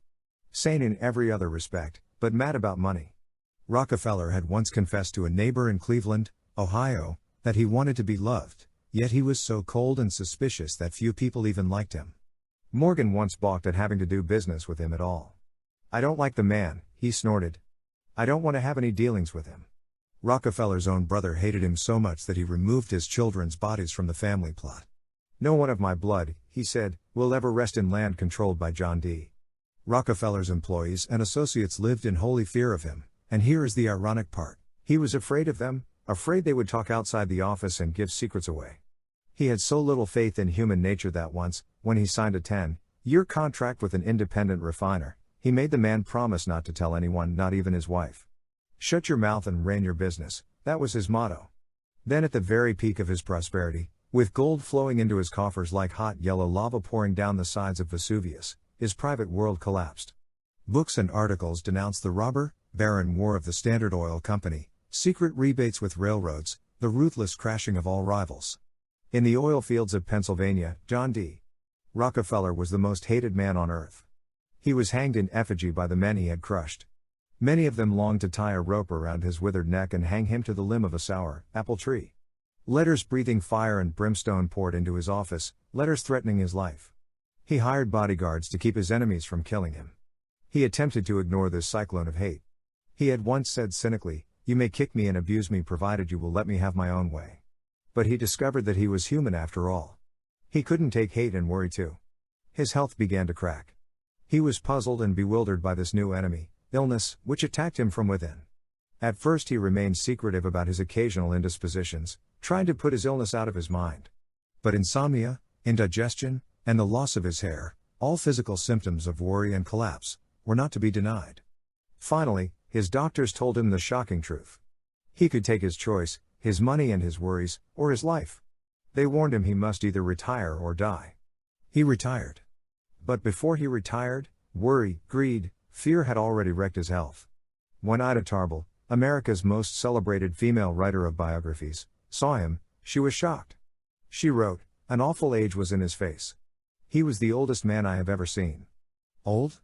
Why, Rockefeller was then several years younger than General MacArthur was when he recaptured the Philippines. But he was such a physical wreck that Ida Tarbell pitied him. She was working at that time on her powerful book which condemned the Standard Oil and all that it stood for. She certainly had no cause to love the man who had built up this octopus. Yet, she said that when she saw John D. Rockefeller teaching a Sunday school class, eagerly watching the faces of all those around him, I had a feeling which I had not expected, and which time intensified. I was sorry for him. I know no companion so terrible as fear. When the doctors undertook to save Rockefeller's life, they gave him three rules which he observed, to the letter, for the rest of his life. Here they are. 1. Avoid worry. Never worry about anything, under any kind of circumstances. 2. Relax, and take plenty of mild exercise in the open air. 3. Watch your diet. Always stop eating while you're still a little hungry. John D. Rockefeller obeyed those rules, and they probably saved his life. He retired. He learned to play golf. He went in for gardening. He chatted with his neighbors. He played games. He sang songs. But he did something else too. During days of torture and nights of insomnia, says Winkler, John D. had time for reflection. He began to think of other people. He stopped thinking, for once, of how much money he could get, and he began to wonder how much that money could buy in terms of human happiness. In short, Rockefeller now began to give his millions away. Some of the time it wasn't easy. When he offered money to a church, pulpits all over the country thundered back with cries of tainted money. But he kept on giving. He learned of a starving little college on the shores of Lake Michigan that was being foreclosed because of its mortgage. He came to its rescue and poured millions of dollars into that college and built it into the now world-famous University of Chicago. He tried to help the Negroes. He gave money to Negro universities like Tuskegee College, where funds were needed to carry on the work of George Washington Carver. He helped to fight hookworm. When Dr. Charles W. Stiles, the Hookworm Authority, said, 50 cents worth of medicine will cure a man of this disease which ravages the South, but who will give the 50 cents? Rockefeller gave it. He spent millions on hookworm, stamping out the greatest scourge that has ever handicapped the South. And then he went further. He established a great international foundation, the Rockefeller Foundation, which was to fight disease and ignorance all over the world. I speak with feeling of this work, for there is a possibility that I may owe my life to the Rockefeller Foundation. How well I remember that when I was in China in 1932, cholera was raging all over the nation. The Chinese peasants were dying like flies, yet in the midst of all this horror, we were able to go to the Rockefeller Medical College in Peking and get a vaccination to protect us from the plague. Chinese and foreigners alike, we were able to do that. And that was when I got my first understanding of what Rockefeller's millions were doing for the world. Never before in history has there ever been anything even remotely like the Rockefeller Foundation. It is something unique. Rockefeller knew that all over the world there are many fine movements that men of vision start. Research is undertaken, colleges are founded, doctors struggle on to fight a disease, but only too often this high-minded work has to die for lack of funds. He decided to help these pioneers of humanity, not to take them over, but to give them some money and help them help themselves. Today you and I can thank John D. Rockefeller for the miracles of penicillin, and for dozens of other discoveries which his money helped to finance. You can thank him for the fact that your children no longer die from spinal meningitis, a disease that used to kill 4 out of 5. And you can thank him for part of the inroads we have made on malaria and tuberculosis, on influenza and diphtheria, and many other diseases that still plague the world. And what about Rockefeller? When he gave his money away, did he gain peace of mind? Yes, he was contented at last. If the public thought of him after 1900 as brooding over the attacks on the Standard Oil, said Ellen Kevins, the public was much mistaken. Rockefeller was happy. He had changed so completely that he didn't worry at all. In fact, he refused even to lose one night's sleep when he was forced to accept the greatest defeat of his career. That defeat came when the corporation he had built, the huge Standard Oil, was ordered to pay the heaviest fine in history. According to the United States government, the Standard Oil was a monopoly, in direct violation of the antitrust laws. The battle raged for 5 years. The best legal brains in the land fought on interminably in what was, up to then, the longest court war in history. But Standard Oil lost. When Judge Kennesaw Mountain Landis handed down his decision, lawyers for the defense feared that old John D. would take it very hard. But they didn't know how much he'd changed. That night one of the lawyers got John D. on the phone. He discussed the decision as gently as he could, and then said with concern, "I hope you won't let this decision upset you, Mr. Rockefeller. I hope you'll get your night's sleep." And old John D.? "Why," he crackled right back across the wire, "don't worry, Mr. Johnson, I intend to get a night's sleep. And don't let it bother you either. Good night." That from the man who had once taken to his bed because he had lost $150. Yes, it took a long time for John D. to conquer worry. He was dying at 53, but he lived to 98. Part 10. How I Conquered Worry. 32 True Stories. Reading a book on sex prevented my marriage from going on the rocks. By B. R. W. I hate to make this story anonymous. But it is so intimate that I could not possibly use my name. However, Dale Carnegie will vouch for the truth of this story. I first told it to him 12 years ago. After leaving college, I got a job with a large industrial organization, and 5 years later, this company sent me across the Pacific to act as one of its representatives in the Far East. A week before leaving America, I married the sweetest and most lovable woman I have ever known. But our honeymoon was a tragic disappointment for both of us, especially for her. By the time we reached Hawaii, she was so disappointed, so heartbroken, that she would have returned to the States, had she not been ashamed to face her old friends and admit failure in what can be, and should be, life's most thrilling adventure. We lived together 2 miserable years in the Orient. I was so unhappy that I had sometimes thought of suicide. Then one day I chanced upon a book that changed everything. I have always been a lover of books, and one night while visiting some American friends in the Far East, I was glancing over their well-stocked library when I suddenly saw a book entitled Ideal Marriage, by Dr. Van de Velde. The title sounded like a preachy, goody document. But, out of idle curiosity, I opened it.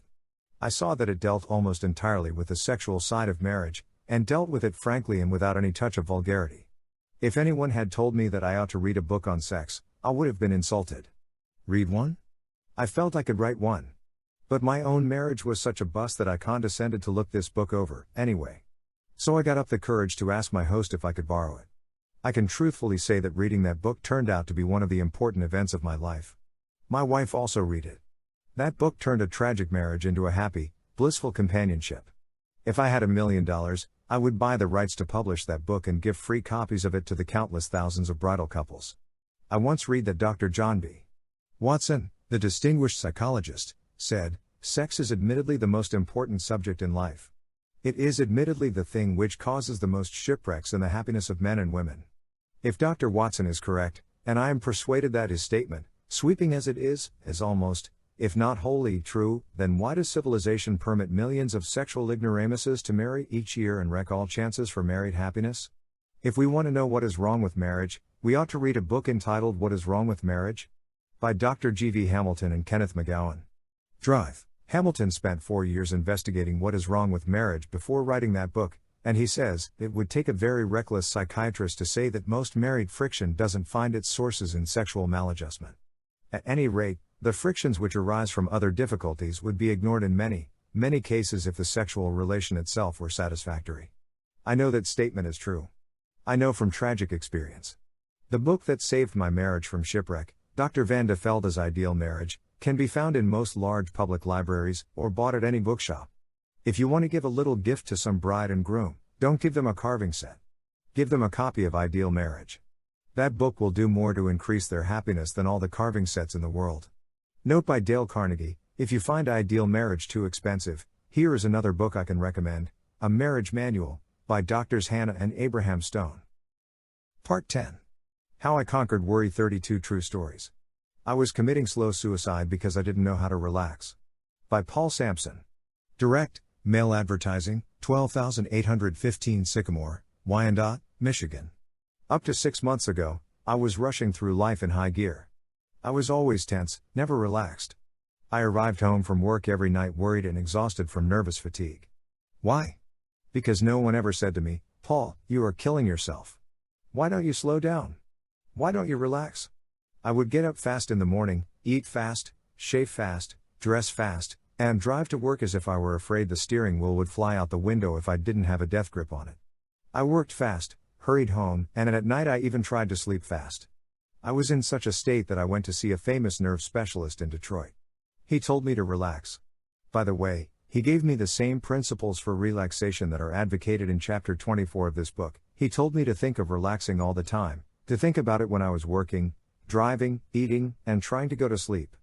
He told me that I was committing slow suicide because I didn't know how to relax. Ever since then I have practiced relaxation. When I go to bed at night, I don't try to go to sleep until I've consciously relaxed my body and my breathing. And now I wake up in the morning rested, a big improvement, because I used to wake up in the morning tired and tense. I relax now when I eat and when I drive. To be sure, I am alert when driving, but I drive with my mind now instead of my nerves. The most important place I relax is at my work. Several times a day I stop everything and take inventory of myself to see if I am entirely relaxed. When the phone rings now, no longer do I grab it as though someone were trying to beat me to it, and when someone is talking to me, I'm as relaxed as a sleeping baby. The result? Life is much more pleasant and enjoyable, and I'm completely free of nervous fatigue and nervous worry. Part 10. How I Conquered Worry, 32 True Stories. A Real Miracle Happened to Me. By Mrs. John Berger. 3940 Colorado Avenue, Minneapolis, Minnesota. Worry had completely defeated me. My mind was so confused and troubled that I could see no joy in living. My nerves were so strained that I could neither sleep at night nor relax by day. My 3 young children were widely separated, living with relatives. My husband, having recently returned from the armed service, was in another city trying to establish a law practice. I felt all the insecurities and uncertainties of the post-war readjustment period. I was threatening my husband's career, my children's natural endowment of a happy, normal home life, and I was also threatening my own life. My husband could find no housing, and the only solution was to build. Everything depended on my getting well. The more I realized this and the harder I would try, the greater would be my fear of failure. Then I developed a fear of planning for any responsibility. I felt that I could no longer trust myself. I felt I was a complete failure. When all was darkest and there seemed to be no help, my mother did something for me that I shall never forget or cease being grateful for. She shocked me into fighting back. She upbraided me for giving in and for losing control of my nerves and my mind. She challenged me to get up out of bed and fight for all I had. She said I was giving in to the situation, fearing it instead of facing it, running away from life instead of living it. So I did start fighting from that day on. That very weekend I told my parents they could go home, because I was going to take over, and I did what seemed impossible at the time. I was left alone to care for my 2 younger children. I slept well, I began to eat better, and my spirits began to improve. A week later, when they returned to visit me again, they found me singing at my ironing. I had a sense of well-being because I had begun to fight a battle and I was winning. I shall never forget this lesson. If a situation seems insurmountable, face it. Start fighting. Don't give in. From that time on, I forced myself to work, and lost myself in my work. Finally, I gathered my children together and joined my husband in our new home. I resolved that I would become well enough to give my lovely family a strong, happy mother.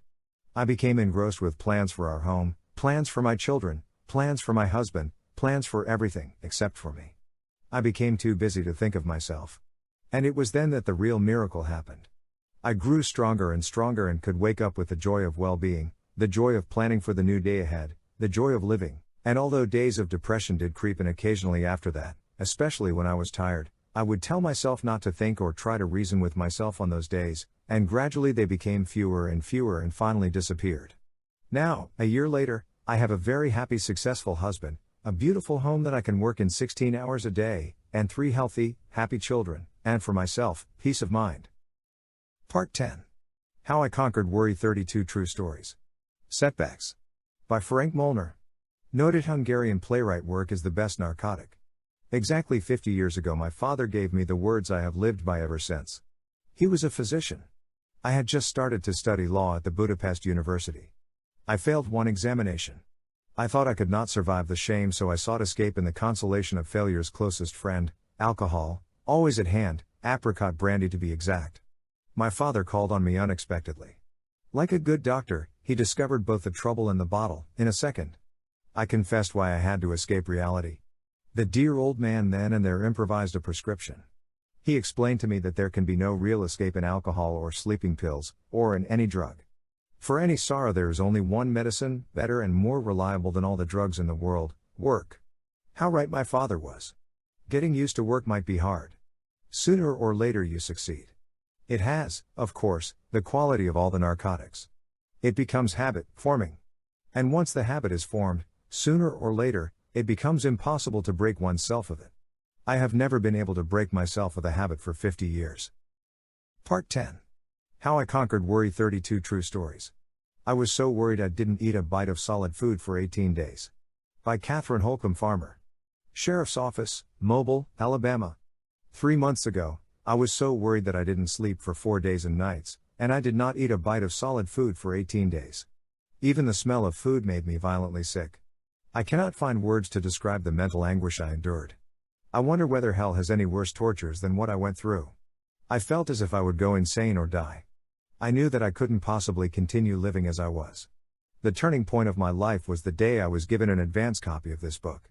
During the last 3 months, I have practically lived with this book, studying every page, desperately trying to find a new way of life. The change that has occurred in my mental outlook and emotional stability is almost unbelievable. I am now able to endure the battles of each passing day. I now realize that in the past, I was being driven half mad not by today's problems but by the bitterness and anxiety over something that had happened yesterday or that I feared might happen tomorrow. But now, when I find myself starting to worry about anything, I immediately stop and start to apply some of the principles I learned from studying this book. If I am tempted to tense up over something that must be done today, I get busy and do it immediately and get it off my mind. When I am faced with the kind of problems that used to drive me half crazy, I now calmly set about trying to apply the 3 steps outlined in Chapter 2, Part 1. First, I ask myself what is the worst that can possibly happen. Second, I try to accept it mentally. Third, I concentrate on the problem and see how I can improve the worst, which I am already willing to accept, if I have to.